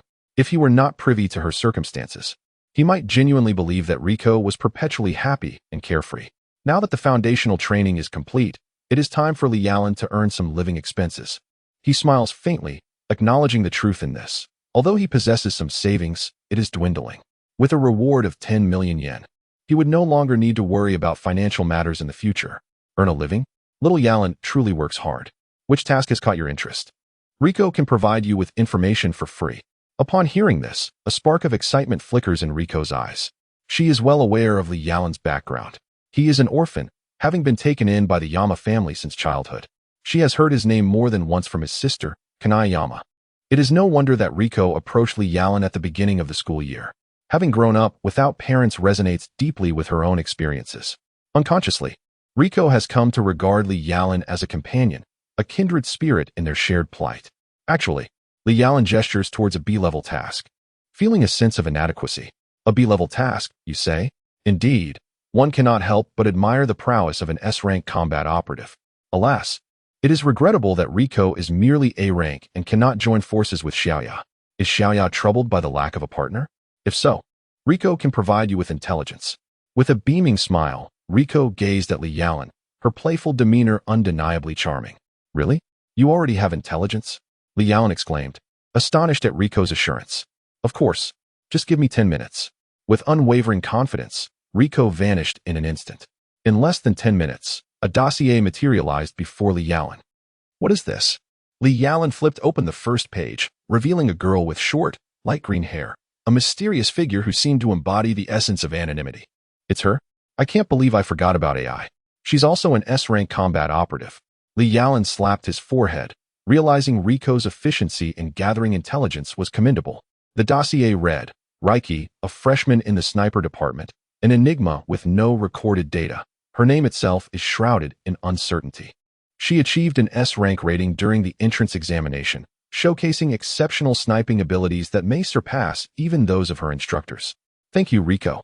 If I succeed, I shall treat you to a grand feast. Li Yalan declared, resolute in his next course of action, to seek out Reiki and ascertain her willingness to undertake this mission. A feast? That won't do. Rico wishes to spend the day at the amusement park. Rico shook her head vigorously, asserting her desire for a day of fun. Amusement park? Are you a child? Li Yalan questioned, but relented, thinking that if it were Rico, perhaps it wouldn't be so bad after all. How wonderful. Upon receiving a positive response from Li Yalan, Rico could not contain her joy and exclaimed, You are looking for me? At that moment, Reiji seemed to be engaged in training. After enlisting the help of a female sniper from the squad, Li Yalan finally met Reiji. With her indifferent demeanor, she spoke without a hint of emotion, regarding Li Yalan as if he were merely a figment of air. Choose the time and place, she said before turning to leave. As Reiji's figure disappeared into the distance, Li Yalan was momentarily taken aback. Had she truly agreed so readily? Was there no further contemplation? He realized he had yet to introduce himself. Nevertheless, it was clear that Reiji had consented to this collaboration. According to the details of the commission, they were required to rendezvous in Rome with the mission's issuer within 3 days. Thus, he recognized the necessity for thorough preparation. Circular Commission Task 1. Investigate a notorious criminal organization and uncover the true mastermind behind it. Under specific circumstances, the eradication of the organization's leader and his subordinates is permitted. Task Reward: 4,000 game points. The Circular Commission task appears to be unique to the world of Scarlet Bullet. The prospect of earning 4,000 game points for completing this task is indeed remarkable. The rewards for a B-level task are so substantial. One can only imagine the bounty awaiting those who undertake A-level or even S-level tasks. The allure of so many gaming points is truly captivating. 2 days later, after submitting their task applications, Li Yalan and Reiji boarded a flight to Rome. The journey was rather tedious. Reiji remained silent, donning her oversized headphones. Seated immobile like a statue. Over the past 2 days, Li Yalan and Reiji had established a preliminary acquaintance. In Li Yalan's words, the two needed to deepen their understanding of one another to accomplish their mission more effectively, for teamwork necessitates coordination, and without mutual familiarity, how could they possibly collaborate well? Reiji, what music are you listening to with those headphones? The sound of the wind? Li Yalan's forehead bore lines of exasperation. Was she truly a girl of few words from an anime? Reiji's appearances in the series were scarce, and Li Yalan's understanding of her was limited to her being a girl of few words and an extraordinary sharpshooter. Unfortunately, the anime offered little more insight, and he cursed himself for not indulging more in light novels. The recording of the winds of my hometown serves to nurture my spirit as I grow alongside the breeze. Upon hearing Li Yalan's expression of confusion, Lei Ji finally offered a further explanation. Well, though not entirely comprehensible, at least I grasped the general idea. Thus, amidst a myriad of topics, Li Yalan engaged in conversation with Lei Ji, though predominantly it was Li Yalan who spoke while Lei Ji listened. He discovered that it was his first time engaging in such an animated exchange, particularly with a lowly-type girl who seemed somewhat oblivious. After disembarking from the plane, Li Yalan and Lei Ji took a vehicle to the Roman Martial Arts High School, where the individual responsible for their mission awaited them. Was it true that the person was a student? Hello, may I inquire if you are Li Yalan and Lei Ji from Tokyo Martial Arts High School? Just as Li Yalan was examining the grand entrance of the Roman Martial Arts High School, a gentle and melodious voice reached his ears. It seemed to be the voice of the very person he had contacted earlier. Li Yalan swiftly turned around, only to find a nun adorned in a pure white robe intricately embroidered with golden threads standing before him. When had she appeared, Li Yalan was taken aback. It was apparent that this nun was no ordinary individual. With her lustrous golden hair and serene azure eyes, she was a rare beauty. However, this beauty was perhaps a bit excessive. Aside from her exquisite face and fair neck, she was entirely enveloped in layers of clothing. Even her delicate hands encased in long white gloves. In such weather, would she not feel overheated? Yes, may I ask who you are? My name is Maya Romano, a fourth-year student in the Demon Extermination Department at Rome Martial Arts High School, and I am also the person in charge of this assignment. The nun, adorned with a cross on her chest, possessed a figure so voluptuous and alluring that even Li Yalan couldn't help but swallow hard. It was simply too enticing. However, what exactly is the Demon Extermination Department? It must be a unique discipline of Rome Martial Arts High School, akin to the S Research Division at Tokyo Martial Arts High School. Please, follow me. The nun named Maya gestured graciously after confirming the identities of Li Yalan and Reiji. It was indeed delightful to have two S-rank martial artists accept the assignment so swiftly. She led them to the headquarters of the Demon Extermination Department and elaborated on the details of the task. On the surface, this mission appeared rather straightforward. Merely a minor case of eliminating a certain criminal organization. Yet, a reward of 10 million yen and 4,000 game points for such a seemingly trivial task? This hardly resembled an ordinary assignment. Miss Romano, I have a question. Since the hideout of this criminal group has already been located and its leader identified, why not annihilate this organization this morning? Why go through the trouble of posting a task and seeking out S-rank martial artists to undertake the commission? Moreover, isn't there a considerable number of S-rank martial artists at Rome Martial Arts High School? Li Yalan found the situation quite perplexing. Truly, he was the brother of Senior Kanai. However, Yalan, you may simply call me Maya. As for the reason behind this, I shall elaborate in due course. Maya revealed a warm smile akin to that of a sunflower, exuding an undeniable gentleness, though it was unfortunate that she was a nun. Yet, the fact that she knew Kanai astonished Li Yalan immensely. Senior Maya, do you know my sister? In truth, what you witnessed earlier was merely superficial information. The true mastermind behind this criminal organization is someone else. Our delegation to you is solely to confront this hidden figure. Without S-class strength, it would be impossible to undertake this task. Given that the S-class warriors of the Roman martial arts are all occupied with their own missions, we had no choice but to seek external assistance. Subsequently, Maya addressed Li Yalan's inquiry regarding the hidden mastermind. Is this individual particularly formidable? Indeed, she affirmed. I shall accompany you on this mission, and I am confident that with our combined efforts, we will undoubtedly obliterate this criminal syndicate. Indeed, from Maya, Li Yalan could sense a considerable amount of pressure. She must be an exceptionally formidable martial investigator. No, Li Yalan had a feeling that Maya was likely a super investigator endowed with special abilities, though he was unaware of the nature of her powers. Well, given the circumstances, he would accept this commission, not merely for the 4,000 game points, but also because he wished to accomplish this task. Moreover, with Reiji and Maya by his side, he believed the mission would not be overly challenging. Splendid. This is truly a great help. Upon hearing Li Yalan's enthusiastic agreement, Maya's expression brightened with joy. With the assistance of Kanai's younger brother, this operation would undoubtedly yield results with half the effort. After all, she had witnessed Kanai's formidable prowess in the past. However, what she did not know was that Li Yalan had no genuine connection to the Yama family. After a day of rest, the mission officially commenced. By the way, did Maya share any familial ties with Lanbao? Upon noticing the enormous sword strapped to Maya's back, Li Yalan couldn't help but scoff internally. He was astonished to discover that the seemingly gentle Maya wielded such a fierce weapon. The gilded patterns etched on the hilt revealed that this was no ordinary sword. According to the data, Maya held the title of saint in the Vatican, serving as their exclusive exorcist and a foreign student in Roman martial investigations. This mission appeared to involve confronting the enemies of the Vatican. Verona, a city steeped in history in northern Italy, translates from Latin to city of great elegance. It is also the second largest city in the Veneto region, second only to Venice, earning it the title of the gateway to Italy. Who would have thought that within such a beautiful city lay a vast criminal organization? This syndicate continuously trafficked smuggled arms and drugs to various corners of the globe. With its headquarters established in a grand and luxurious manner on the outskirts of Verona. What a splendid city. It seems that after completing the mission, exploring this place would be a delightful choice, Li Yalan remarked as the trio arrived in Verona, admiring the breathtaking scenery.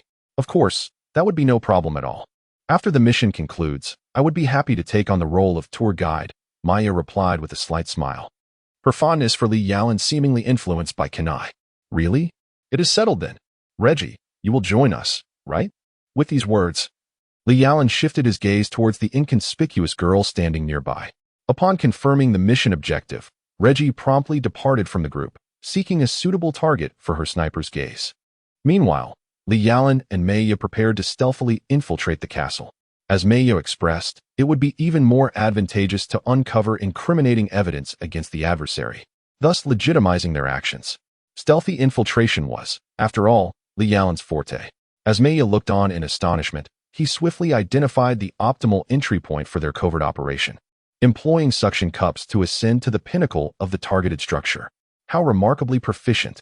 As Maya gazed at the rope descending from the rooftop, she was momentarily taken aback. Recently, Li Yalan had acquired a plethora of valuable items from his friends in the equipment department and the intelligence division. With his amiable nature and formidable abilities, he had garnered a multitude of friends who enjoyed his company. Despite having learned a significant amount from Sister Xiao Lei and Xiao Tong, the 20-year gap in experience could not be easily bridged. Li Yalan resolved to seize the opportunity presented by this mission to procure even more advanced equipment, which he would later provide to Xiao Tong and her companions, undoubtedly enhancing their effectiveness in completing their tasks. Regrettably for Juanfu and the others, the capture of cats seemed a distant prospect. A moment of silence for them was warranted. The security at this estate was indeed formidable. Resembling a fortress with guards stationed every few steps, bulky men clad in black suits and sporting dark sunglasses. One couldn't help but wonder why these members of the underworld favored such a paramilitary appearance.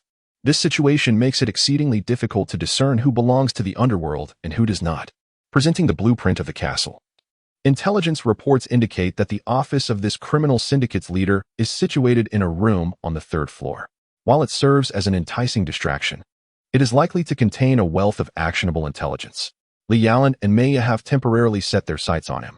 After meticulously observing the corridors within the castle, they noted the presence of concealed cameras above and infrared detection devices below.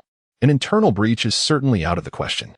Consequently, after identifying the target room, Li Yalan and Maya descended from the rooftop, arriving directly at a balcony on the 3rd floor. This is the place. Suddenly, Li Yalan felt a softness in his hand. What is this sensation? To his utter dismay, he realized he had inadvertently grasped Maya's chest. Raising his gaze, despite the encroaching darkness, Li Yalan could still discern the flush on Maya's face. I'm sorry, Li Yalan quickly withdrew his hand.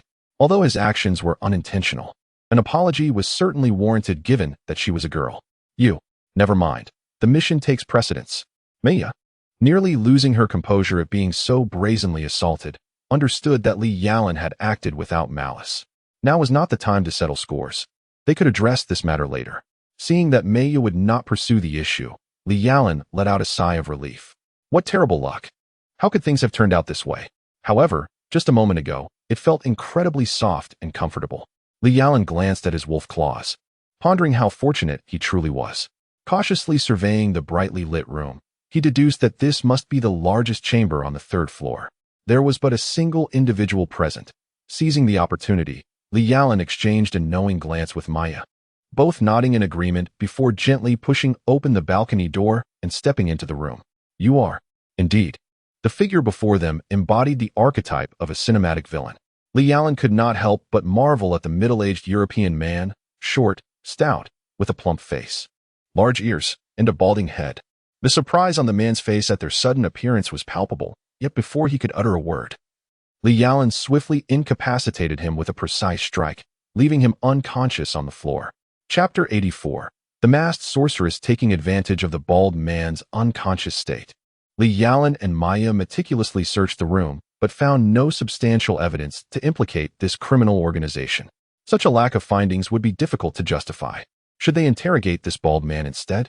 Upon meeting Li Yalan's questioning gaze, Maya hesitated for a moment before resolutely making her decision. Leave. Since you are here, why not allow me, the host, to extend my hospitality? Just as Li Yalan prepared to drag the bald man away, a girl's voice suddenly resonated within the room. Host, she inquired, and it seemed that the voice's owner was quite youthful. Is it you, Cat's Glass? Are you that despicable insect still alive? Ah, how curious. Li Yalan wondered if he was experiencing auditory hallucinations. Were those words truly spoken by the gentle and charming nun before him? Moreover, did Maya seem to recognize the individual, Ai Shirchio, standing in front of them? As he focused his gaze, he beheld a young girl of approximately 13 or 14 years, enveloped in a robe of deep black velvet, adorned with a pointed black hat, and accompanied by a raven perched upon her shoulder. A wretched little pest? Could such an adorable young girl be the source of his disbelief? He stared incredulously at Maya, pondering whether she was an ardent zealot. It seemed that the Vatican was rife with such fanatics, who condemned all heretics without exception, especially one clad in the quintessential garb of a witch. Wait a moment. Upon closer inspection, he noticed that the crimson eye patch covering the girl's left eye bore a remarkably familiar symbol. A swastika? No, it appeared to be a tilted reverse swastika, Nazi. Humph. You hypocrite. Why have you not perished while I continue to exist? You truly possess audacity, daring to intrude upon my stronghold, a path of self-destruction you have chosen. The eye patch girl scoffed, her maturity and cold demeanor starkly contrasting her tender years. Damn it, it is you who are courting death. You creatures of darkness merely defile this world. Whether in the Old or New Testament or in apocryphal texts, there exists no justification for your continued existence. On the day of remembrance, I shall incinerate you with sacred flames, dismember your corpses, and cast the pieces into various rivers, condemning you to eternal damnation. At this point, Maya's expression began to contort into a ghastly visage. Indeed, she was a violent individual, starkly contrasting with Lanbao's consistent demeanor. Maya seemed to possess a dual personality. Who would ultimately triumph remains uncertain. The girl in the eye mask let out a chilling smile. With a mere gesture, she summoned a dozen figures clad in dark sunglasses, armed with submachine guns, rushing in from outside. Clearly, she had anticipated this moment, waiting for Li Yalan and Maya to walk into the trap. Were there traitors involved? Or had the news leaked? Li Yalan furrowed his brow. He did not regard the armed figures as a significant threat, yet the evident preparation on their part was unsettling. How infuriating it was to feel cornered. Though you are not directly involved in this matter, your association with Maya seals your fate, unfortunate martial investigator. Prepare to meet your end. It was evident that the girl in the eye mask had little regard for Li Yalan. With a wave of her hand, the armed figures prepared to pull the trigger. However, before they could act, Li Yalan had already hurled a flashbang, for it was utterly inconceivable to allow them to fire first. Seizing the moment while the adversaries in black sunglasses were momentarily stunned by the flashbang, Li Yalan swiftly retrieved his 4A1 from his designated space. He understood the principle that striking first often leads to survival, with a rapid succession of precise shots. Although he did not take the lives of these assailants, he did penetrate their hands gripping the firearms. All of this transpired in the blink of an eye. too swiftly for these ordinary gunmen to react. If one were to assess their capabilities, those wielding submachine guns were merely at the level of basic reconnaissance operatives. Such individuals were plentiful, and the fact that he spared their lives could be considered a testament to Li Yalan's mercy. However, a small hurdle remained in Li Yalan's heart. Despite having vanquished various undead monstrosities, including a tyrant, he had yet to take a human life to truly extinguish a living being. This barrier was not insurmountable for him. Yet at this moment, he simply wished to refrain from shedding blood with these individuals. "Oh, I truly misjudged you. I did not anticipate that you were such an adept fighter." The girl named Katz, adorned with an eye mask, appeared genuinely astonished by Li Yalan's display of skill. In that scenario, even she would have found it challenging to withstand such an assault. While it may not have posed a direct threat to her, it undeniably endangered her. Who was this man? She sensed no extraordinary aura emanating from him. It was astonishing that an ordinary person could achieve such feats. Moreover, where did this 4A1 materialize from? This man was indeed quite remarkable. You complimented Li Yalan with a subtle smile. However, the gun's muzzle was now directed at the petite Katz. At such a moment, one must not be careless. Despite her appearance as a mere girl, Li Yalan was certain that she was anything but innocent. The reason Li Yalan could conclude the battle in such a brief span was due to the significant contribution of his skills. The V2's double boost increased his attack speed by an impressive 45, thus rendering his advantage quite pronounced. Well done, Yalan. Today, the Water Witch, AI, shall meet her end at my hands. Maya was indeed furious as she raised her massive sword and aimed a downward strike at Katz. Was Water Witch the moniker assigned to the girl? From a superficial understanding, it seemed that this little girl possessed the ability to control water. You foolish girl, AI. It appears I ought to let you taste death. Maya's fierce onslaught did not faze Katz in the slightest. She swiftly drew a short sword adorned with a laurel design and encrusted with diamonds, effortlessly blocking that formidable attack. It was perplexing. From where did such strength emanate in such a diminutive form? The short sword was angled just so, causing Maya's massive sword to crash heavily onto the floor, sinking a third of its length into the ground, a testament to Maya's immense power. Seizing the opportunity, Katz quickly distanced herself from Maya. Had she drawn a gun? Katz unexpectedly drew from his bosom a golden handgun, a Ruger P-08, which was highly favored among Nazi soldiers during World War II. In contemporary times, however, this weapon has become a remarkable antique. It is astonishing that Katz still wields such an armament. As Maya's face broke into a triumphant smile, she brandished her great sword and suddenly dashed towards Katz with astonishing speed. Yet, before she could reach him, Maya abruptly retreated. Damn it, are there reinforcements? She thought. Her silver teeth clenched as she sensed impending danger. Not only Maya but also Li Yalan could feel the approach of a formidable foe. How intriguing. I wonder if you all would mind if I joined this game as well. Suddenly, a flurry of wings flapped outside the window. A figure appeared on the balcony, a gothic lowly clad in a black and white dress, with golden twin tails. The most striking feature was her crimson eyes and a pair of bat wings sprouting from her back. Were those truly bat wings? So, does this imply that the blonde, twin-tailed lowly is a vampire? In an instant, Li Yalan grasped the situation. Speaking of vampires, is it not solely the final BSS Count Velid from the original plot? How has this petite lowly emerged? Has the world been overrun by vampires?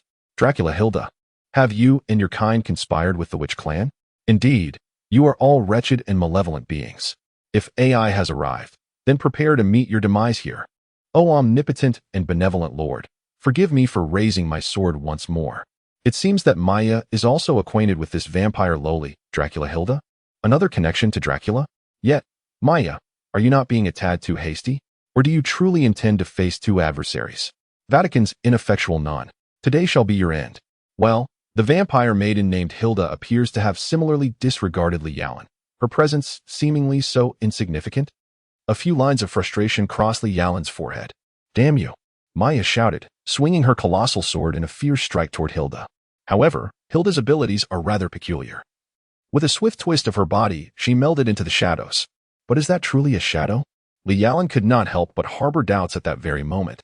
Although the room was brilliantly lit, the area where Hilda had stood was oddly dimly illuminated, and the color of that shadow seemed excessively dark.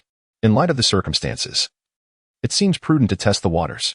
This is certainly not a moment for tenderness. Judging by Maya's demeanor, she is utterly resolved in her confrontation. and her adversary appears equally unyielding.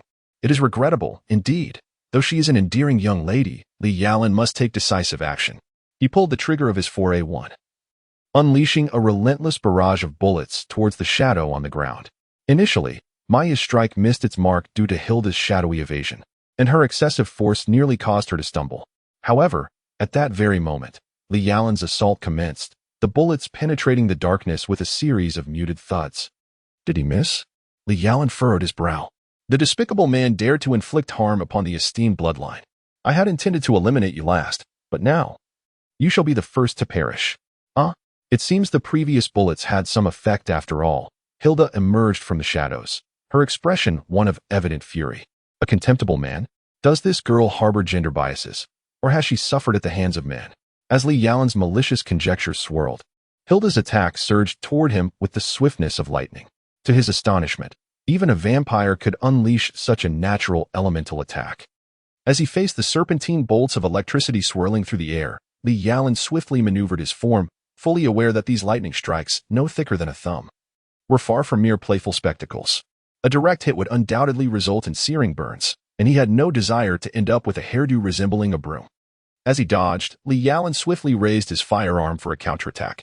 Yet, before he could pull the trigger, a torrent of water materialized from thin air, an ability wielded by the masked sorceress Cats.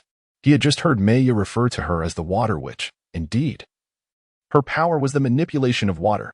The combination of water and electric serpents demonstrated the remarkable synergy between Cats and Hilda. What had begun as a lightning bolt the size of a thumb had now escalated to the girth of a young girl's wrist. Such a formidable current, if it struck him, would undoubtedly spell disaster for Li Yalan. Damn it. While it was true that the nun fought with an entirely different demeanor, she remained his ally. Moreover, allowing her to shield him felt exceedingly humiliating. In a fit of rage, Li Yalan cast aside his battle rifle and swiftly drew his maple sword, leaping forward with the blade aimed directly at Hilda. His furious strike was devoid of mercy. A direct thrust of the Huashan's sword pierced Hilda's shoulder. Although a trickle of blood blossomed from the wound, Hilda appeared entirely unfazed, dismissing the injury as trivial. But hold on. The effects of the Huashan's sword were far from ordinary. Prepare to meet your end. Has the filthy vampire Maya already recovered? Just as Li Yalan sheathed his sword, he heard Maya's voice behind him. With a swift swing of her great sword, she severed Hilda's head. You killed her? Li Yalan's pupils constricted. Although she was his foe, he had not genuinely intended to eliminate her. Despite his previous ruthless strike, he was certain that a vampire would not perish so easily. However, the fact that Maya had just decapitated Hilda raised the alarming possibility that she might still be alive, an occurrence that would indeed defy the natural order. While it was expected to show no mercy towards enemies, witnessing the demise of a charming and adorable young girl was something Li Yalan could not accept. Such fiends, even if slain 1,000 times, deserve no sympathy. One must commend the Vatican's demon slayers for their unwavering resolve. It was astonishing that after dispatching such a lovely girl, Maya's expression remained devoid of any remorse. Rather, it transformed into one of heightened bloodlust as her gaze swiftly shifted towards Cats. Though dissatisfaction lingered in his heart, Li Yalan recognized that Maya had just saved him. He resolved to view this as a trial for himself, realizing that his own mindset required stabilization. The adversary before him, no matter how beautiful or endearing, was undoubtedly an enemy. Do you think this will be enough to vanquish me? Did your so-called sacred scripture not inform you that the bloodkin are endowed with immortality? At that moment, a cold laugh echoed through the air. The vampire girl had not perished after all. Very well, you have indeed defied the heavens. The corpses on the ground began to stir, merging into the shadows beneath. Almost instantaneously, the dark figures expanded and contracted, and within mere seconds, the vampire girl reappeared before the trio. Damn it, Maya muttered under her breath, finding these immortal vampires particularly vexing. As Maya faced the vampire girl once more, Li Yalan swiftly pivoted, positioning himself before the blindfolded girl, Cats. Now, it is time for our duel, Li Yalan remarked with a subtle smile, having discerned the essence of Cats' abilities. He felt a 70% assurance of subduing her in confrontation. Very well, let me witness your prowess. As she spoke, a raven perched on Cats' shoulder suddenly took flight, soaring into the air and targeting Li Yalan, diving ferociously towards him. Simultaneously, a stream of water manifested before Cats, with a flick of her delicate hand. The water and the airborne raven coordinated an assault, effectively sealing Li Yalan's escape route. At that moment, a bullet shattered the window, striking the raven with precision. Such remarkable marksmanship, Reiji truly excelled. Now, all Li Yalan needed to do was to dismantle the torrent before him, gathering energy discreetly. His fist began to shimmer with a faint glow as he unleashed the Jade Breaker Fist. The seemingly intangible torrent of water was effortlessly shattered by Li Yalan's fist, and the force behind this strike remained undiminished as it surged toward Katz. You are a super scout. Although the impact of the breaking Jade Fist was partially absorbed after dispersing the water flow, its potency was still formidable. Despite Katz having fortified her defenses, she was nonetheless pushed back several steps, ultimately managing to halt her retreat only with great difficulty, a trickle of blood escaping from the corner of her mouth. Such strength was evidently beyond the capabilities of an ordinary martial artist. The number of super scouts in the world is exceedingly scarce. It was unexpected that Maya not only discovered a remarkably powerful sniper but also encountered such a formidable super scout. This development could pose quite a dilemma. What do you think? Li Yalan smiled faintly, relishing the upper hand. Let the masked little girl sleep peacefully. He advanced a few paces, preparing to launch another attack. However, at that moment, an icy chill descended upon him. Ice. Without hesitation, Li Yalan quickly retreated several steps, and as he did, a thick layer of frost formed on the ground where he had just stood. This room concealed a cryomancer. Wait, a cryomancer? In the original narrative, the girl known as the Demon Sword, Jean, possessed the ability to manipulate ice, didn't she? Could she be here as well? The Demon Sword? Jean Dark? Li Yalan furrowed his brow. Regardless of her identity, it was prudent to gauge her capabilities first. Who are you truly? A distant voice resonated, indistinguishable in gender. However, Li Yalan discerned a subtle tremor within it, confirming his suspicion. It was indeed Jean. What could possibly bring her to this place? Could it be that this criminal organization has ties to E.U.? Li Yalan's understanding of E.U. was rather limited. He had only heard of it in the original narrative, a reputed gathering place for prodigies. The enigmatic Jean Dark, as well as the BSS Velarde from the original story, hailed from this very organization. Moreover, the legendary assassination specialist was also said to originate from this group, yet the true nature of E.U. remained beyond Li Yalan's comprehension. With her shimmering silver hair gathered at the back and eyes as profound as sapphires, clad in half-plate armor and wielding a formidable broadsword, the ice-cold beauty resembled the fabled goddess of war. The fact that she could sense my presence is commendable. However, as my adversary, I must ultimately conquer you. With that, a chill emanated from Jean's sword. Is this the legendary Durandal? It seems to have reached the bronze tier, significantly surpassing those ordinary, lackluster weapons. Nonetheless, with just this, Jean, you cannot vanquish me. Even in a 1-against-2 scenario, Li Yalan showed no signs of retreat. On the contrary, he perceived this as an exceptional opportunity for self-examination. Let you both come forth and test the depths of my true strength. At this moment, Li Yalan unleashed his full combat prowess.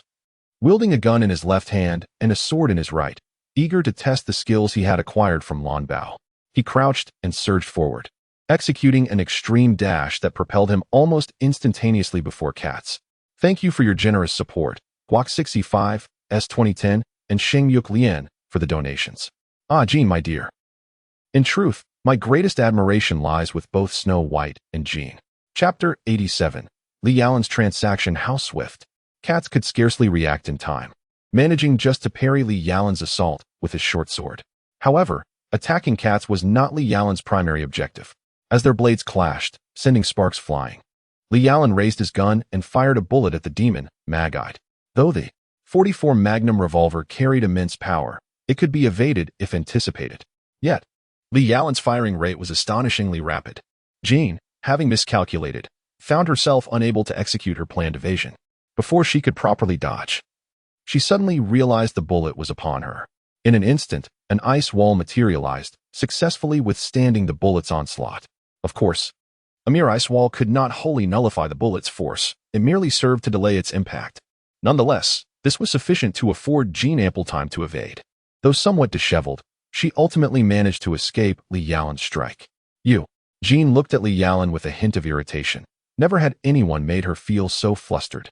However, as she focused her gaze, the unfolding battle surprised her beyond measure. Within the ranks of the German Witch Brigade, Katz's prowess was indeed exceptional, for she boasted a lineage of remarkable purity, being a direct descendant of Hitler. Yet, this unknown martial investigator before her was overpowering her? Was she hallucinating?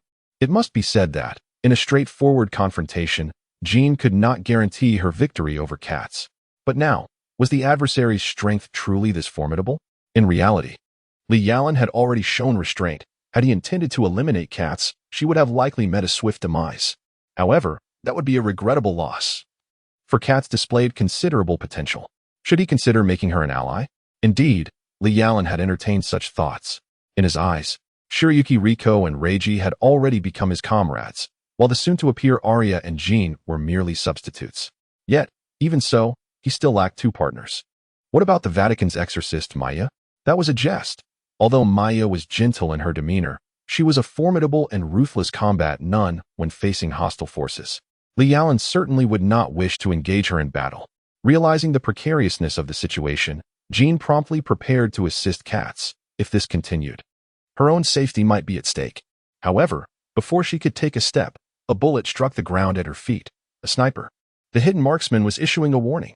In an instant, Jean sought refuge in the shadowy corners of the room to evade the sniper's relentless targeting.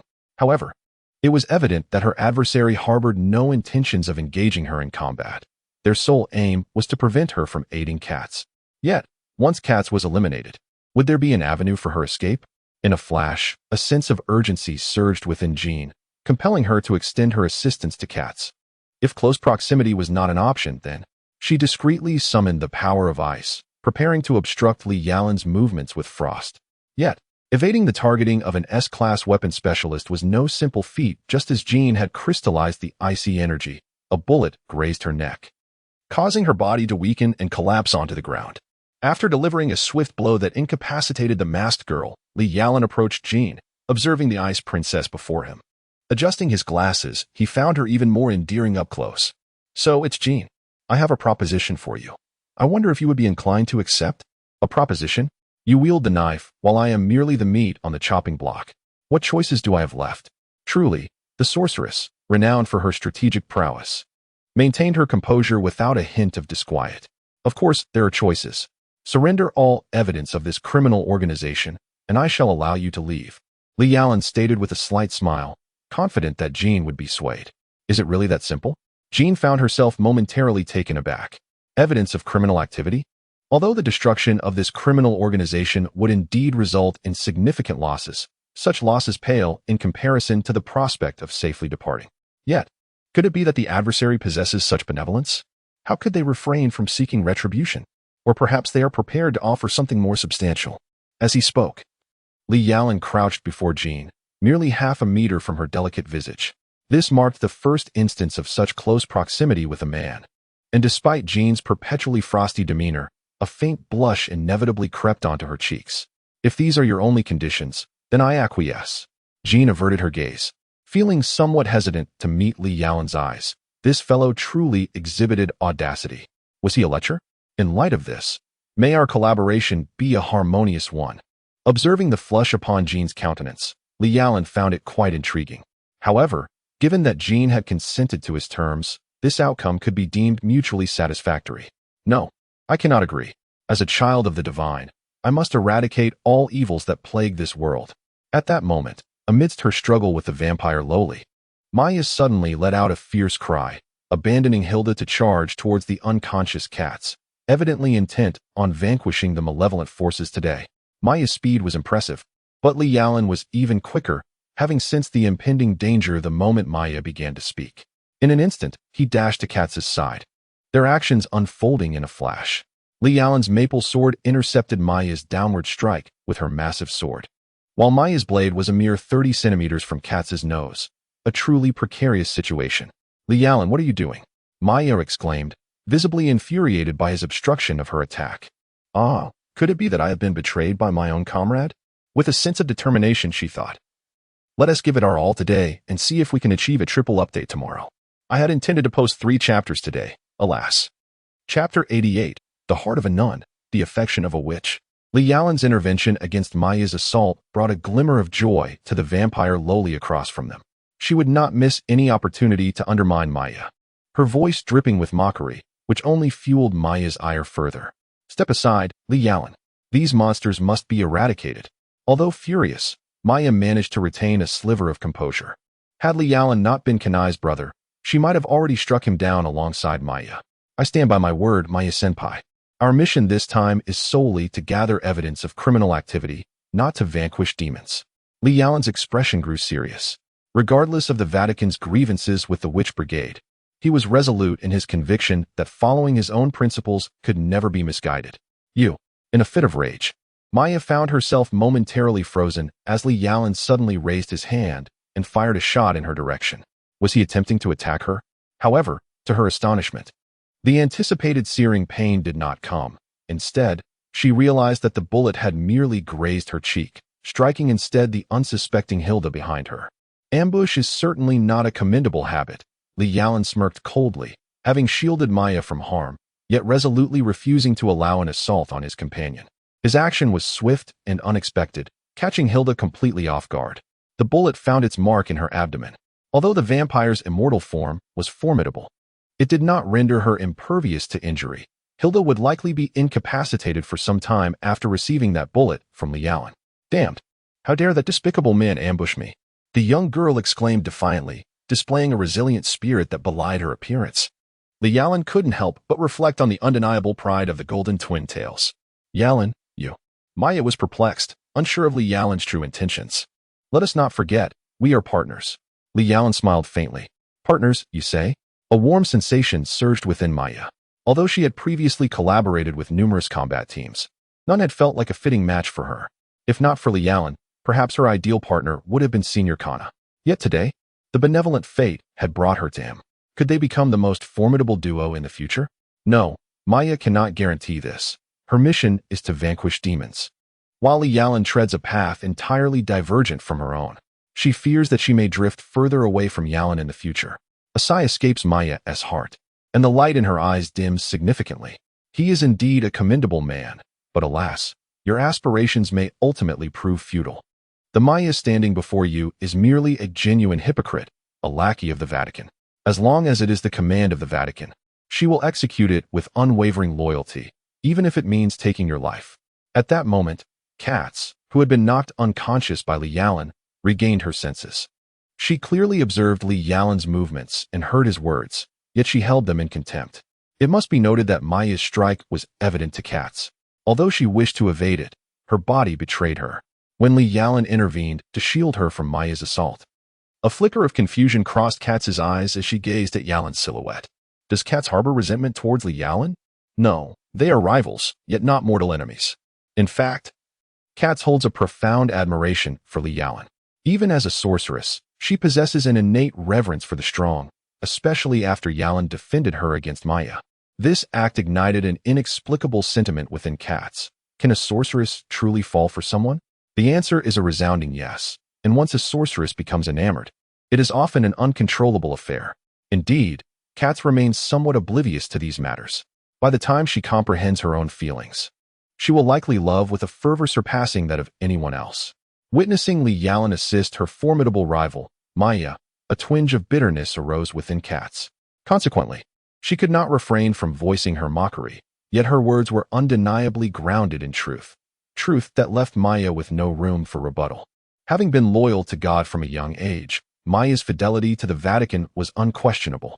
However, for the first time, doubts began to cloud her mind. If the Vatican truly commanded her to eliminate Li Yalan, could she bring herself to do it? Though their time together had been brief, Maya recognized Li Yalan as a gentle and kind-hearted young man. This was irrefutable. Yet, as for the Vatican, she remained uncertain. Listening to Katz's words, Maya experienced a moment of profound confusion. What were her true feelings? If the witch's words were ever to come to fruition, what choice would she make? Maya, observing the turmoil etched upon Maya's face, Li Yalan could not suppress a low shout. What? Maya was taken aback, gazing at Li Yalan, whose expression was resolute. What was she truly perplexed about? There was no need for excessive contemplation. She had no conflict of interest with the Vatican. Why would they seek her demise? And you, little witch, do not incite discord here. Beware, or I shall spank you. Li Yalan frowned and shot a glare at Katz. The young girl, though still small in stature, possessed an impressive understanding of matters. You are called Yalan, are you? Remember my words. The clergy are a collection of hypocrites. If their interests are threatened, they will unhesitatingly tear away their facade. With a cold snort, Katz was poised to continue disparaging the Vatican, yet Maya suddenly shouted, startling everyone present. Are you afraid of letting me speak further about these hypocritical individuals? Katz sneered at Maya, a mocking smile gracing his lips, igniting a fire within her. However, having previously promised to spare them, she decided to hold her tongue for now, vowing to find an opportunity to eliminate these wretched witches in the future. Thus, Jean exchanged all the evidence of this criminal organization for the freedom of the three, a resolution that pleased Li Yalan immensely. Yet Maya remained sullen, which was, perhaps, a fitting response. For Li Yalan, it was a situation that brought joy to all parties involved. Remember my words, Yalan, be cautious of Maya. This is my advice to you. Before departing, Katz leaned in close to whisper in Li Yalan's ear, then turned and vanished. Be careful of Maya. Li Yalan regarded her thoughtfully. Regardless of whom he dealt with, he must always proceed with caution. This was a truth he grasped without Katz's reminder. Gratitude to AIN for the generous support of Quartet of Lament, Lord of Reincarnation, Life Without Practice, and the Straw Hat Companions. As for Maya, after completing his task, would he have another opportunity to meet her? I fear the chances are rather meager, are they not? Nevertheless, concerning such matters, let us leave everything to fate. Although I am uncertain how you discovered my identity, this matter shall not be dismissed so easily. Before departing, Jean approached Li Yalan, gazing at him intently before uttering a significant remark. Of course, it shall not be dismissed so lightly. Perhaps when we meet again, I shall apprehend you and bring you to justice. The demon sword, Li Yalan, offered a faint smile. How could he possibly overlook Jean, who, despite her icy demeanor, exuded a natural charm? I await that day. With those words, Jean turned on her heel and left, followed closely by Katz and Hilda, who also exited the room. However, the glances exchanged by the two young girls as they departed held distinct, concealed meanings. Now, only Li Yalan and Maya remained in the room, oh no, and that perpetually unconscious balding fellow, who had been nothing short of a tragic figure throughout this ordeal, holding the criminal evidence in hand. It seemed this commission had reached its conclusion. Upon leaving the headquarters of the criminal organization, the trio rendezvoused with Leiji, handing over the incriminating evidence to the Roman military police. As for the subsequent task of dismantling the criminal syndicate, that laborious duty would be left to the authorities. Let me reiterate, I do not believe that allowing those vile creatures to escape is the correct course of action. Once everything had concluded, Maya resumed her gentle tone. However, she expressed her discontent regarding Li Yalan's decision to release Jean and Katz. Although her displeasure was not as violent or frenzied as during battle, this soft yet penetrating critique was far more unbearable for Li Yalan. The sorrowful glint in Maya's eyes made him feel akin to a husband who had betrayed his spouse. One might wonder what sort of romantic drama this truly was. Maya, although I am unaware of the reasons behind your animosity towards Katz and her companions, to me, they appear merely as a group of young girls. No one has the power to choose their parents or their lineage. Reflect on this. If you were born a vampire, what choices would you make? After pressing his temples, Li Yalan spoke. Yet, upon hearing his words, Maya found herself momentarily stunned, pondering how she would indeed choose. As Maya fell into deep contemplation, Li Yalan could only shrug helplessly. Indeed, matters of religion were troublesome, and it seemed that Maya had been thoroughly brainwashed. Perhaps it was best to allow her to ponder this on her own. Yet, he recognized that his own words had been somewhat reckless. Regardless, it was undeniable that Katz was a witch and Hilda a vampire. The primary reason for his leniency towards them was, after all, Jean. How could he articulate such sentiments aloud? Regarding the division of spoils, I shall claim 30%. Observing the smile on Li Yalan's face, Reiji suddenly broached the topic of the distribution. Weren't we previously in agreement on a 50-50 split? Why now demand 30%?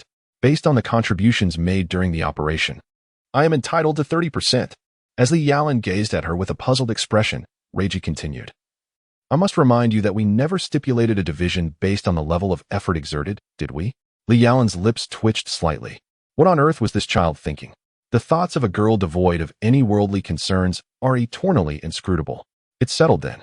Very well. Reiji was not only a girl of simple pursuits, but also a dictatorial one.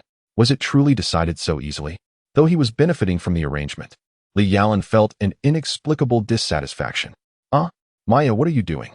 Just as Li Yalan and Reiji were deliberating over the division, He suddenly noticed Maya retrieving several bottles of foreign liquor from the cabinet in the room. She uncorked one of the bottles and began to pour it directly down her throat. Good heavens, what manner of inebriation was this? What is this? Wild turkey whiskey. A potent spirit. Is it truly safe to consume in such a manner? Li Yalan, who rarely indulges in alcohol, gazed in astonishment. Never having witnessed anyone drink in such a fashion, particularly a beautiful nun. I apologize for this unseemly display, Maya said, but there is no alternative. Those with superpowers must expend their physical form to wield their abilities, necessitating a substantial replenishment of certain substances post-battle, lest they face dire consequences. Sugar, protein, vitamins. Each individual requires different nutrients, and for me, it is alcohol. Whether it is the drink or another cause, a faint blush crept onto Maya's cheeks, and she felt a wave of embarrassment as Yalan witnessed her discomposure. Dear God, forgive my shortcomings, Maya silently implored. Yet she simultaneously grasped another bottle of whiskey and gulped it down fervently. Ah, I see, Li Yalan mused, not overthinking the matter. This must be the peculiar method of mana replenishment in this world, albeit an odd one. However, does excessive consumption not pose a threat to one's health? No problem. I possess a constitution that renders me immune to intoxication. Regardless of the quantity consumed, I remain unaffected, though it is not a trait I particularly take pride in. In response to Li Yalan's concern, Maya found herself unable to suppress her words, expressing the genuine warmth that such care instilled within her. Throughout my life, no one has ever shown such concern for me, yet this young man before me. No, what am I thinking? Surely, I must be inebriated. It appears I, too, can succumb to drunkenness. However, if I am indeed tipsy, then I might as well indulge in it fully. 2 days later, having completed the handover, Li Yalan and Lei Ji boarded their flight home. Their mission had been successfully accomplished, and rewards awaited them. Yet the thought of not meeting again evoked a slight sense of regret. As he gazed at the receding buildings, Li Yalan could not help but feel a mix of melancholy. There were so many relatives at home. It was utterly impossible to concentrate on writing. Chapter 90, A Trip to the Amusement Park with Rico, Part 3. So, how about this Saturday? Li Yalan smiled gently, contemplating that spending time with Rico might help her unravel her emotional knots. A win-win situation indeed. Really? That sounds wonderful. Rico was overjoyed to hear Li Yalan's enthusiastic agreement, raising her hands in exuberant celebration. I must say, Yalan, your speed is astonishing. Have you truly managed to win over classmate Feng so swiftly? It is indeed a source of envy and resentment. At that moment, one of Li Yalan's friends, Wu Tunggong, playfully nudged Li Yalan's arm with his elbow, teasing him. Are you envious? Undoubtedly, Rico, with her youthful appearance and appealing attributes, garnered much admiration from the boys in their class. Coupled with her charming looks and vivacious personality, she effortlessly captured everyone's attention. Flirting? How could that be? Rico is merely my younger sister, Li Yalan dismissed with a wave of his hand. After all, Rico was still a bit too young for him. However, perhaps in a couple of years. Goodness, what was he thinking? Why did his thoughts seem to be wandering in such a direction? TCH, a sister. Perhaps it was just a hint of infatuation. However, Feng is acquainted with quite a number of beautiful women. You must assist your brother in escaping the clutches of singlehood. Wu Tung cast a disdainful glance at Li Yalan. Seriously, how old do you think you are? Wu Tung AI continued. If you could refrain from displaying that foolish demeanor in the presence of girls, you would not be troubled by the search for a girlfriend. Before Li Yalan could respond, the ever-enthusiastic Shiranui Rio interjected, indeed. Wu Tang's passionate nature often leads him into a state of awkwardness when confronted by women, rendering him speechless and rigid. It is unlikely that many girls would find such a boy appealing. Speaking of which, Wu Tang's appearance is not without merit. Though he may not possess the striking charm of someone like Shiranui, he embodies the rugged masculinity type. Alas, his clumsy and foolish demeanor around women plunges him into a perpetual state of tragedy. And to think, he scoffed, I utterly disdain someone like you, who is so popular with the ladies yet remains single. Are you planning to establish a harem? The life winner, indeed. At this moment, Mutu was nearly moved to tears. It was undeniable that Shiranui possessed an exceptionally handsome visage, garnering considerable admiration from the girls. As an A-class combat specialist, his prowess was widely acknowledged. Regrettably, it seemed he harbored no intentions of pursuing romantic relationships, much to the chagrin of those unscrupulous boys who concocted various rumors about him. Yet, Shiranui himself remained unfazed by their gossip. You two rascals. Li Yalan shook his head, relieved that he had only these two mischievous friends in the class. If they were to join the combat department, those troublemakers might very well stir up chaos. Xiaoya, over here. On Saturday morning, Li Yalan arrived early at the designated meeting spot with Rico, only to find that she appeared to have arrived even earlier, though he believed he was prompt. Rico seemed to have been waiting for quite some time. Had she been here since dawn? Apologies for keeping you waiting. Though he was not late, Li Yalan felt compelled to exhibit his gentlemanly demeanor, considering this a kind of date with a girl. Not at all. I just got here as well. Shall we go? Rico responded with a cheerful laugh, showing her consideration. Today, she was not clad in the Combat Academy uniform, but wore a lovely golden pleated skirt, which complemented her golden twin tails. It seemed Rico had a penchant for gold. Even her undergarments appeared to be golden. Scoundrel. Surprisingly, Li Yalan shook his head, realizing that Yu Lichao was indeed quite peculiar. Let us hurry and buy tickets for Rico. It was truly a Saturday, with throngs of people participating in every amusement attraction. Just waiting for the rides to commence required a considerable amount of time. However, Rico seemed utterly unconcerned. Her demeanor suggested that merely being out to enjoy herself was sufficient for her contentment.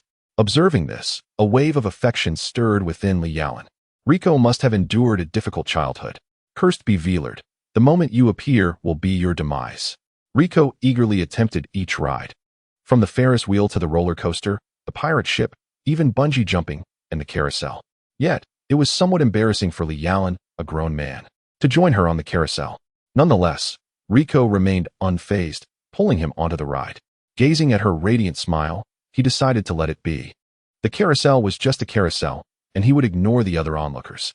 Thank you, Xiaoya, for giving Rico such a wonderful day. I will never forget the joy of this day. Time seemed to fly by, and before they knew it, the sun began to set, casting a warm golden hue across the sky, as visitors to the amusement park gradually dwindled. Their delightful excursion was finally drawing to a close. As they exited the amusement park, Rico suddenly whispered a remark that made Li Yalan chuckle softly. He gently patted her head, amused. What else with the melodramatic lines? Why say such things? As long as Rico is willing, we can come back to play anytime, Li Yalan declared with a firm pat on his chest, asserting that this duty of accompanying the girl was an obligation he could not refuse. Really? Rico's eyes sparkled with dazzling brilliance. Of course it's true. A man must keep his word, Li Yalan responded, thumping his chest to emphasize his unwavering integrity. Then let us make a pinky promise, Yalan. 100 years. And it must never change.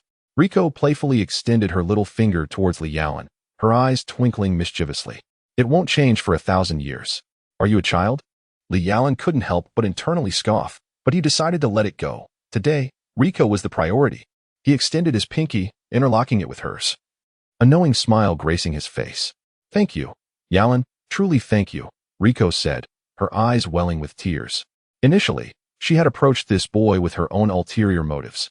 Yet now he had given her so much warmth. What else wrong? Li Yalan suddenly felt perplexed. Why was she calling him by his full name? Hadn't she always referred to him as Little Yalan?